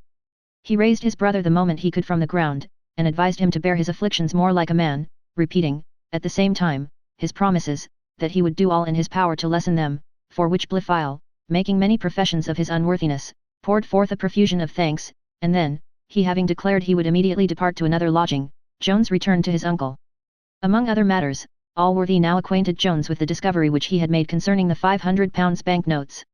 "I have," said he, "already consulted a lawyer, who tells me, to my great astonishment, that there is no punishment for a fraud of this kind. Indeed, when I consider the black ingratitude of this fellow toward you, I think a highwayman, compared to him, is an innocent person." "Good heaven," says Jones, "is it possible? I am shocked beyond measure at this news. I thought there was not an honester fellow in the world. The temptation of such a sum was too great for him to withstand, for smaller matters have come safe to me through his hand. Indeed, my dear uncle, you must suffer me to call it weakness rather than ingratitude, for I am convinced the poor fellow loves me, and hath done me some kindnesses, which I can never forget. Nay, I believe he hath repented of this very act, for it is not above a day or two ago, when my affairs seemed in the most desperate situation, that he visited me in my confinement, and offered me any money I wanted. Consider, sir, what a temptation to a man who hath tasted such bitter distress, it must be, to have a sum in his possession which must put him and his family beyond any future possibility of suffering the like. Child, cries Allworthy, you carry this forgiving temper too far. Such mistaken mercy is not only weakness, but borders on injustice, and is very pernicious to society, as it encourages vice. The dishonesty of this fellow I might, perhaps, have pardoned, but never his ingratitude. And give me leave to say, when we suffer any temptation to atone for dishonesty itself, we are as candid and merciful as we ought to be, and so far I confess I have gone, for I have often pitied the fate of a highwayman, when I have been on the grand jury, and have more than once applied to the judge on the behalf of such as have had any mitigating circumstances in their case, but when dishonesty is attended with any blacker crime, such as cruelty, murder, ingratitude, or the like, compassion and forgiveness then become faults. I am convinced the fellow is a villain, and he shall be punished, at least as far as I can punish him. This was spoken with so stern a voice, that Jones did not think proper to make any reply. Besides, the hour appointed by Mr. Western now drew so near, that he had barely time left to dress himself. Here therefore ended the present dialogue, and Jones retired to another room, where Partridge attended, according to order, with his cloaths. Partridge had scarce seen his master since the happy discovery. The poor fellow was unable either to contain or express his transports. He behaved like one frantic, and made almost as many mistakes while he was dressing Jones as I have seen made by Harlequin in dressing himself on the stage. His memory, however, was not in the least deficient. He recollected now many omens and presages of this happy event, some of which he had remarked at the time, but many more he now remembered, nor did he omit the dreams he had dreamt the evening before his meeting with Jones, and concluded with saying, I always told your honour something boded in my mind that you would one time or other have it in your power to make my fortune. Jones assured him that this boding should as certainly be verified with regard to him as all the other omens had been to himself, which did not a little add to all the raptures which the poor fellow had already conceived on account of his master. Chapter 12. Approaching still nearer to the end. Jones, being now completely dressed, attended his uncle to Mr. Western's. He was, indeed, one of the finest figures ever beheld, and his person alone would have charmed the greater part of womankind, but we hope it hath already appeared in this history that nature, when she formed him, did not totally rely, as she sometimes doth, on this merit only, to recommend her work. Sophia, who, angry as she was likewise set forth to the best advantage, for which I leave my female readers to account, appeared so extremely beautiful, that even Allworthy, when he saw her, could not forbear whispering Western, that he believed she was the finest creature in the world. To which Western answered, in a whisper, overheard by all present, so much the better for Tom, for and me if he shan't ha the tousling her. Sophia was all over scarlet at these words, while Tom's countenance was altogether as pale, and he was almost ready to sink from his chair. The tea-table was scarce removed before Western lugged Allworthy out of the room, telling him he had business of consequence to impart, and must speak to him that instant in private, before he forgot it. The lovers were now alone, and it will, I question not, appear strange to many readers, that those who had so much to say to one another when danger and difficulty attended their conversation, and who seemed so eager to rush into each other's arms when so many bars lay in their way, now that with safety they were at liberty to say or do whatever they pleased, should both remain for some time silent and motionless, insomuch that a stranger of moderate sagacity might have well concluded they were mutually indifferent, but so it was, however strange it may seem. Both sat with their eyes cast downwards on the ground, and for some minutes continued in perfect silence. Mr. Jones during this interval attempted once or twice to speak, but was absolutely incapable, muttering only, or rather sighing out, some broken words, when Sophia at length, partly out of pity to him, and partly to turn the discourse from the subject which she knew well enough he was endeavouring to open, said, Sure, sir, you are the most fortunate man in the world in this discovery. And can you really, madam, think me so fortunate, said Jones, sighing, while I have incurred your displeasure? Nay, sir, says she, as to that you best know whether you have deserved it. Indeed, madam, answered he, you yourself are as well apprised of all my demerits. Mrs. Miller hath acquainted you with the whole truth. Oh, my Sophia, am I never to hope for forgiveness? I think, Mr. Jones, said she, I may almost depend on your own justice, and leave it to yourself to pass sentence on your own conduct. Alas, madam, answered he, it is mercy, and not justice, which I implore at your hands. Justice I know must condemn me, yet not for the letter I sent to Lady Bellaston. Of that I most solemnly declare you have had a true account. He then insisted much on the security given him by Nightingale of a fair pretence for breaking off, if, contrary to their expectations, her ladyship should have accepted his offer, but confessed that he had been guilty of a great indiscretion to put such a letter as that into her power, which, said he, I have dearly paid for, in the effect it has upon you. I do not, I cannot, says she, believe otherwise of that letter than you would have me. My conduct, I think, shews you clearly I do not believe there is much in that. And yet, Mr. Jones, have I not enough to resent? After what passed at Upton, so soon to engage in a new amour with another woman, while I fancied, and you pretended, your heart was bleeding for me. Indeed, you have acted strangely. Can I believe the passion you have professed to me to be sincere? Or, if I can, what happiness can I assure myself of with a man capable of so much inconstancy? Oh, my Sophia, cries he, do not doubt the sincerity of the purest passion that ever inflamed a human breast. Think, most adorable creature, of my unhappy situation, of my despair. Could I, my Sophia, have flattered myself with the most distant hopes of being ever permitted to throw myself at your feet in the manner I do now, it would not have been in the power of any other woman to have inspired a thought which the severest chastity could have condemned. Inconstancy to you. O Sophia! If you can have goodness enough to pardon what is past, do not let any cruel future apprehensions shut your mercy against me. No repentance was ever more sincere. Oh! Let it reconcile me to my heaven in this dear bosom. Sincere repentance, Mr. Jones, answered she, will obtain the pardon of a sinner, but it is from one who is a perfect judge of that sincerity. A human mind may be imposed on, nor is there any infallible method to prevent it. You must expect, however, that if I can be prevailed on by your repentance to pardon you, I will at least insist on the strongest proof of its sincerity. Name any proof in my power, answered Jones eagerly. Time, replied she, time alone, Mr. Jones, can convince me that you are a true penitent, and have resolved to abandon these vicious courses, which I should detest you for, if I imagined you capable of persevering in them. Do not imagine it, cries Jones. On my knees I entreat, I implore your confidence, a confidence which it shall be the business of my life to deserve. Let it then, said she, be the business of some part of your life to shew me you deserve it. I think I have been explicit enough in assuring you, that, when I see you merit my confidence, you will obtain it. After what is past, sir, can you expect I should take you upon your word? He replied, don't believe me upon my word, I have a better security, a pledge for my constancy, which it is impossible to see and to doubt. What is that? Said Sophia, a little surprised. I will show you, my charming angel, cried Jones, seizing her hand and carrying her to the glass. There, behold it there in that lovely figure, in that face, that shape, those eyes, that mind which shines through these eyes, can the man who shall be in possession of these be inconstant? Impossible. My Sophia, they would fix a Dorimant, a Lord Rochester. You could not doubt it, if you could see yourself with any eyes but your own. Sophia blushed and half smiled, but, forcing again her brow into a frown, if I am to judge, said she, of the future by the past, my image will no more remain in your heart when I am out of your sight, than it will in this glass when I am out of the room. By heaven, by all that is sacred, said Jones, it never was out of my heart. The delicacy of your sex cannot conceive the grossness of ours, nor how little one sort of amour has to do with the heart. I will never marry a man, replied Sophia, very gravely, who shall not learn refinement enough to be as incapable as I am myself of making such a distinction. I will learn it, said Jones. I have learned it already. The first moment of hope that my Sophia might be my wife taught it me at once, and all the rest of her sex from that moment became as little the objects of desire to my sense as of passion to my heart. Well, says Sophia, the proof of this must be from time. Your situation, Mr. Jones, is now altered, and I assure you I have great satisfaction in the alteration. You will now want no opportunity of being near me, and convincing me that your mind is altered too. Oh, my angel, cries Jones, how shall I thank thy goodness? And are you so good to own that you have a satisfaction in my prosperity?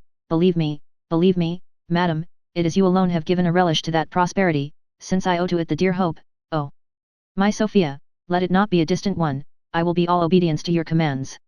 I will not dare to press anything further than you permit me. Yet let me entreat you to appoint a short trial. Oh, tell me when I may expect you will be convinced of what is most solemnly true.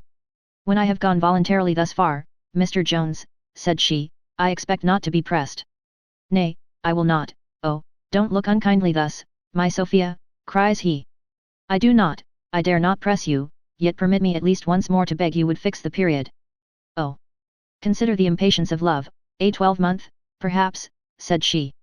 Oh, my Sophia, cries he, you have named an eternity, perhaps it may be something sooner, says she, I will not be teased. If your passion for me be what I would have it, I think you may now be easy, easy.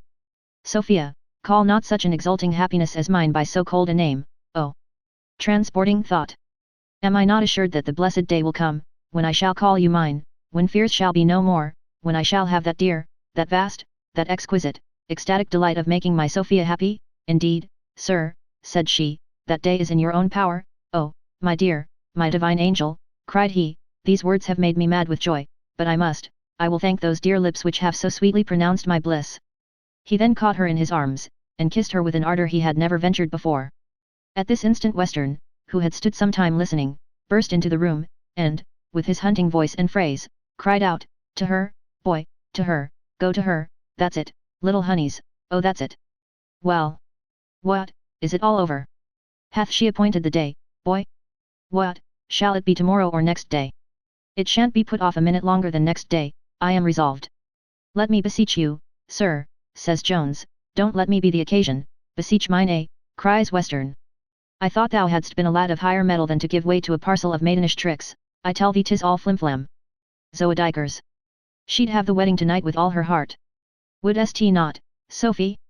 Come, confess and be an honest girl for once. What, art dumb? Why dost not speak? Why should I confess, sir, says Sophia, since it seems you are so well acquainted with my thoughts, that's a good girl, cries he, and dost consent then? No, indeed, sir, says Sophia, I have given no such consent, and won't not ha on then tomorrow, nor next day, says Western, indeed, sir, says she, I have no such intention. But I can tell thee, replied he, why hast not, only because thou dost love to be disobedient, and to plague and vex thy father. Pray, sir, said Jones, interfering, I tell thee thou art a puppy, cries he. When I vorbid her, then it was all nothing but sighing and whining and languishing and writing, now I am for thee, she is against thee. All the spirit of contrary, that's all. She is above being guided and governed by her father, that is the whole truth on't. It is only to disoblige and contradict me. What would my papa have me do, cries Sophia. What would I ha thee do, says he, why, gee I on thy hand this moment, well, sir, says Sophia, I will obey you, there is my hand, Mr. Jones. Well, and will you consent to ha on tomorrow morning, says Western, I will be obedient to you, sir, cries she, why then tomorrow morning be the day, cries he. Why then tomorrow morning shall be the day, papa, since you will have it so, says Sophia. Jones then fell upon his knees, and kissed her hand in an agony of joy, while Western began to caper and dance about the room, presently crying out, where the devil is Allworthy? He is without now, a-talking with that D lawyer Dowling, when he should be minding other matters. He then sallied out in quest of him, and very opportunely left the lovers to enjoy a few tender minutes alone. But he soon returned with Allworthy, saying, if you won't believe me, you may ask her yourself. Hast not gin thy consent, Sophie, to be married tomorrow? Such are your commands, sir, cries Sophia, and I dare not be guilty of disobedience. I hope, madam, cries Allworthy, my nephew will merit so much goodness, and will be always as sensible as myself of the great honour you have done my family. An alliance with so charming and so excellent a young lady would indeed be an honour to the greatest in England. Yes, cries Western, but if I had suffered her to stand shall I, dilly-dally, you might not have had that honour yet a while, I was forced to use a little fatherly authority to bring her to. I hope not, sir, cries Allworthy, I hope there is not the least constraint. Why, there, cries Western, you may bid her unsay all again if you will. Dost repent heartily of thy promise, dost not, Sophia? Indeed, papa, cries she, I do not repent, nor do I believe I ever shall, of any promise in favour of Mr. Jones. Then, nephew, cries Allworthy, I felicitate you most heartily, for I think you are the happiest of men. And, madam, you will give me leave to congratulate you on this joyful occasion. Indeed, I am convinced you have bestowed yourself on one who will be sensible of your great merit, and who will at least use his best endeavours to deserve it. His best endeavours, cries Western, that he will, I warrant on, harkee, Allworthy, I'll bet thee £5 to a crown we have a boy tomorrow 9 months, but prithee tell me what ha? What ha Burgundy, champagne, or what? For, please Jupiter, we'll make a night on tea. Indeed, sir, said Allworthy, you must excuse me, both my nephew and I were engaged before I suspected this near approach of his happiness. Engaged, quoth the squire, never tell me, I won't part with thee tonight upon any occasion. Shalt sup here, please the Lord Harry. You must pardon me, my dear neighbour, answered Allworthy, I have given a solemn promise, and that you know I never break.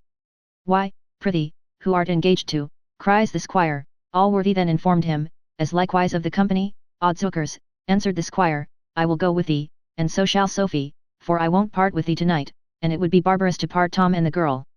This offer was presently embraced by Allworthy, and Sophia consented, having first obtained a private promise from her father that he would not mention a syllable concerning her marriage. Chapter the last, in which the history is concluded. Young Nightingale had been that afternoon, by appointment, to wait on his father, who received him much more kindly than he expected. There likewise he met his uncle, who was returned to town in quest of his new married daughter. This marriage was the luckiest incident which could have happened to the young gentleman, for these brothers lived in a constant state of contention about the government of their children, both heartily despising the method which each other took. Each of them therefore now endeavoured, as much as he could, to palliate the offence which his own child had committed, and to aggravate the match of the other.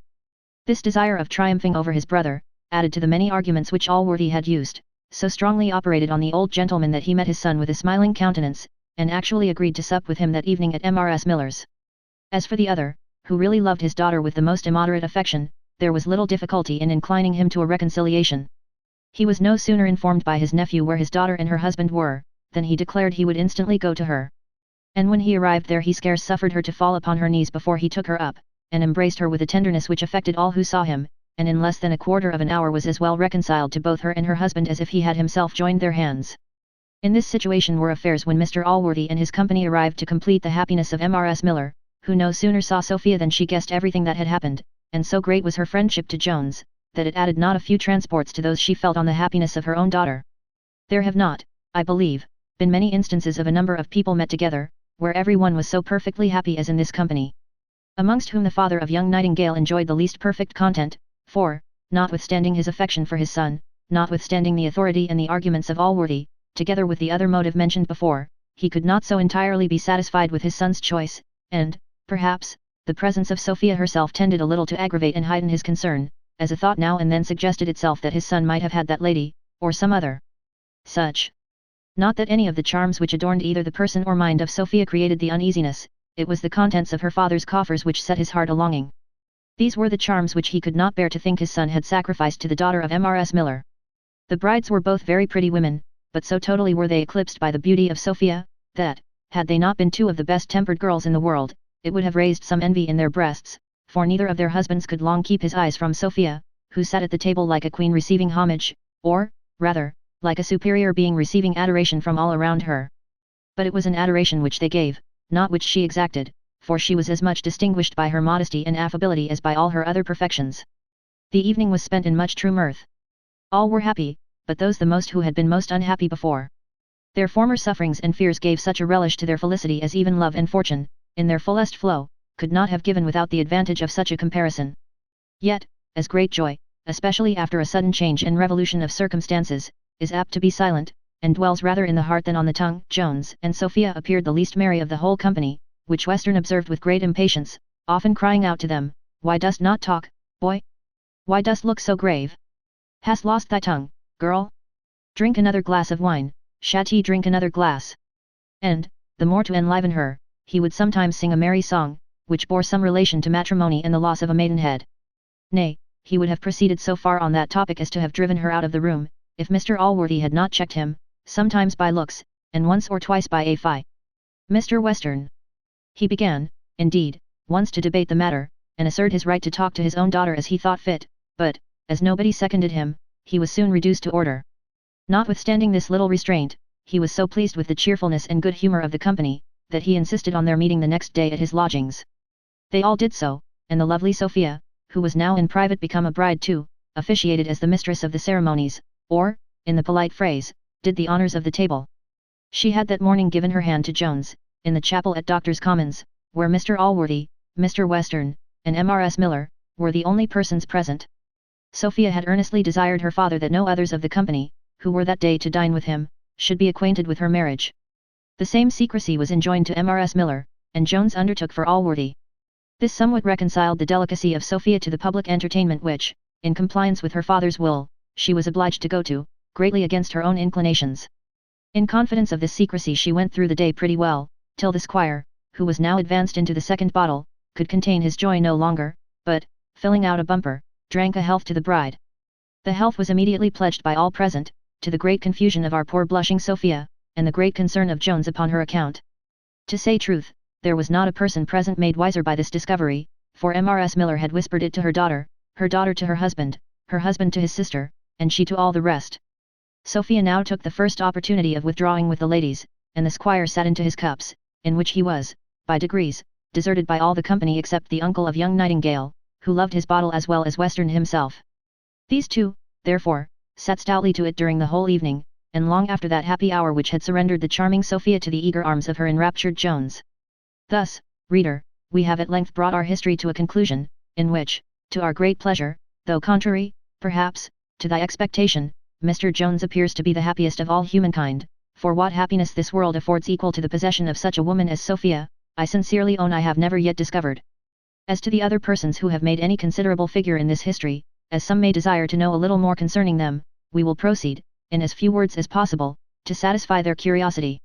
Allworthy hath never yet been prevailed upon to see Blifil, but he hath yielded to the importunity of Jones, backed by Sophia, to settle £200 a year upon him, to which Jones hath privately added a third. Upon this income he lives in one of the northern counties, about 200 miles distant from London, and lays up £200 a year out of it, in order to purchase a seat in the next Parliament from a neighbouring borough, which he has bargained for with an attorney there. He is also lately turned Methodist, in hopes of marrying a very rich widow of that sect, whose estate lies in that part of the kingdom. Square died soon after he writ the before-mentioned letter, and as to Thwackum, he continues at his vicarage. He hath made many fruitless attempts to regain the confidence of Allworthy, or to ingratiate himself with Jones, both of whom he flatters to their faces, and abuses behind their backs. But in his stead, Mr. Allworthy hath lately taken Mr. Abraham Adams into his house, of whom Sophia is grown immoderately fond, and declares he shall have the tuition of her children. Mrs. Fitzpatrick is separated from her husband, and retains the little remains of her fortune. She lives in reputation at the polite end of the town, and is so good an economist, that she spends 3 times the income of her fortune, without running into debt. She maintains a perfect intimacy with the lady of the Irish peer, and in acts of friendship to her repays all obligations she owes her husband. Mrs. Western was soon reconciled to her niece Sophia, and hath spent 2 months together with her in the country. Lady Bellaston made the latter a formal visit at her return to town, where she behaved to Jones as a perfect stranger, and, with great civility, wished him joy on his marriage. Mr. Nightingale hath purchased an estate for his son in the neighbourhood of Jones, where the young gentleman, his lady, Mrs. Miller, and her little daughter reside, and the most agreeable intercourse subsists between the two families. As to those of lower account, Mrs. Waters returned into the country, had a pension of £60 a year settled upon her by Mr. Allworthy, and is married to Parson Supple, on whom, at the instance of Sophia, Western hath bestowed a considerable living. Black George, hearing the discovery that had been made, ran away, and was never since heard of, and Jones bestowed the money on his family, but not in equal proportions, for Molly had much the greatest share. As for Partridge, Jones hath settled £50 a year on him, and he hath again set up a school, in which he meets with much better encouragement than formerly, and there is now a treaty of marriage on foot between him and Miss Molly Seagrim, which, through the mediation of Sophia, is likely to take effect. We now return to take leave of Mr. Jones and Sophia, who, within 2 days after their marriage, attended Mr. Western and Mr. Allworthy into the country. Western hath resigned his family seat, and the greater part of his estate, to his son-in-law, and hath retired to a lesser house of his in another part of the country, which is better for hunting. Indeed, he is often as a visitant with Mr. Jones, who, as well as his daughter, hath an infinite delight in doing everything in their power to please him. And this desire of theirs is attended with such success, that the old gentleman declares he was never happy in his life till now. He hath here a parlour and ante-chamber to himself, where he gets drunk with whom he pleases, and his daughter is still as ready as formerly to play to him whenever he desires it, for Jones hath assured her that, as, next to pleasing her, one of his highest satisfactions is to contribute to the happiness of the old man, so, the great duty which she expresses and performs to her father, renders her almost equally dear to him with the love which she bestows on himself. Sophia hath already produced him 2 fine children, a boy and a girl, of whom the old gentleman is so fond, that he spends much of his time in the nursery, where he declares the tettling of his little granddaughter, who is above a year and a half old, is sweeter music than the finest cry of dogs in England. Allworthy was likewise greatly liberal to Jones on the marriage, and hath omitted no instance of shewing his affection to him and his lady, who love him as a father. Whatever in the nature of Jones had a tendency to vice, has been corrected by continual conversation with this good man, and by his union with the lovely and virtuous Sophia. He hath also, by reflection on his past follies, acquired a discretion and prudence very uncommon in one of his lively parts. To conclude, as there are not to be found a worthier man and woman, than this fond couple, so neither can any be imagined more happy. They preserve the purest and tenderest affection for each other, an affection daily increased and confirmed by mutual endearments and mutual esteem. Nor is their conduct towards their relations and friends less amiable than towards one another. And such is their condescension, their indulgence, and their beneficence to those below them, that there is not a neighbour, a tenant, or a servant, who doth not most gratefully bless the day when Mr. Jones was married to his Sophia. Finus.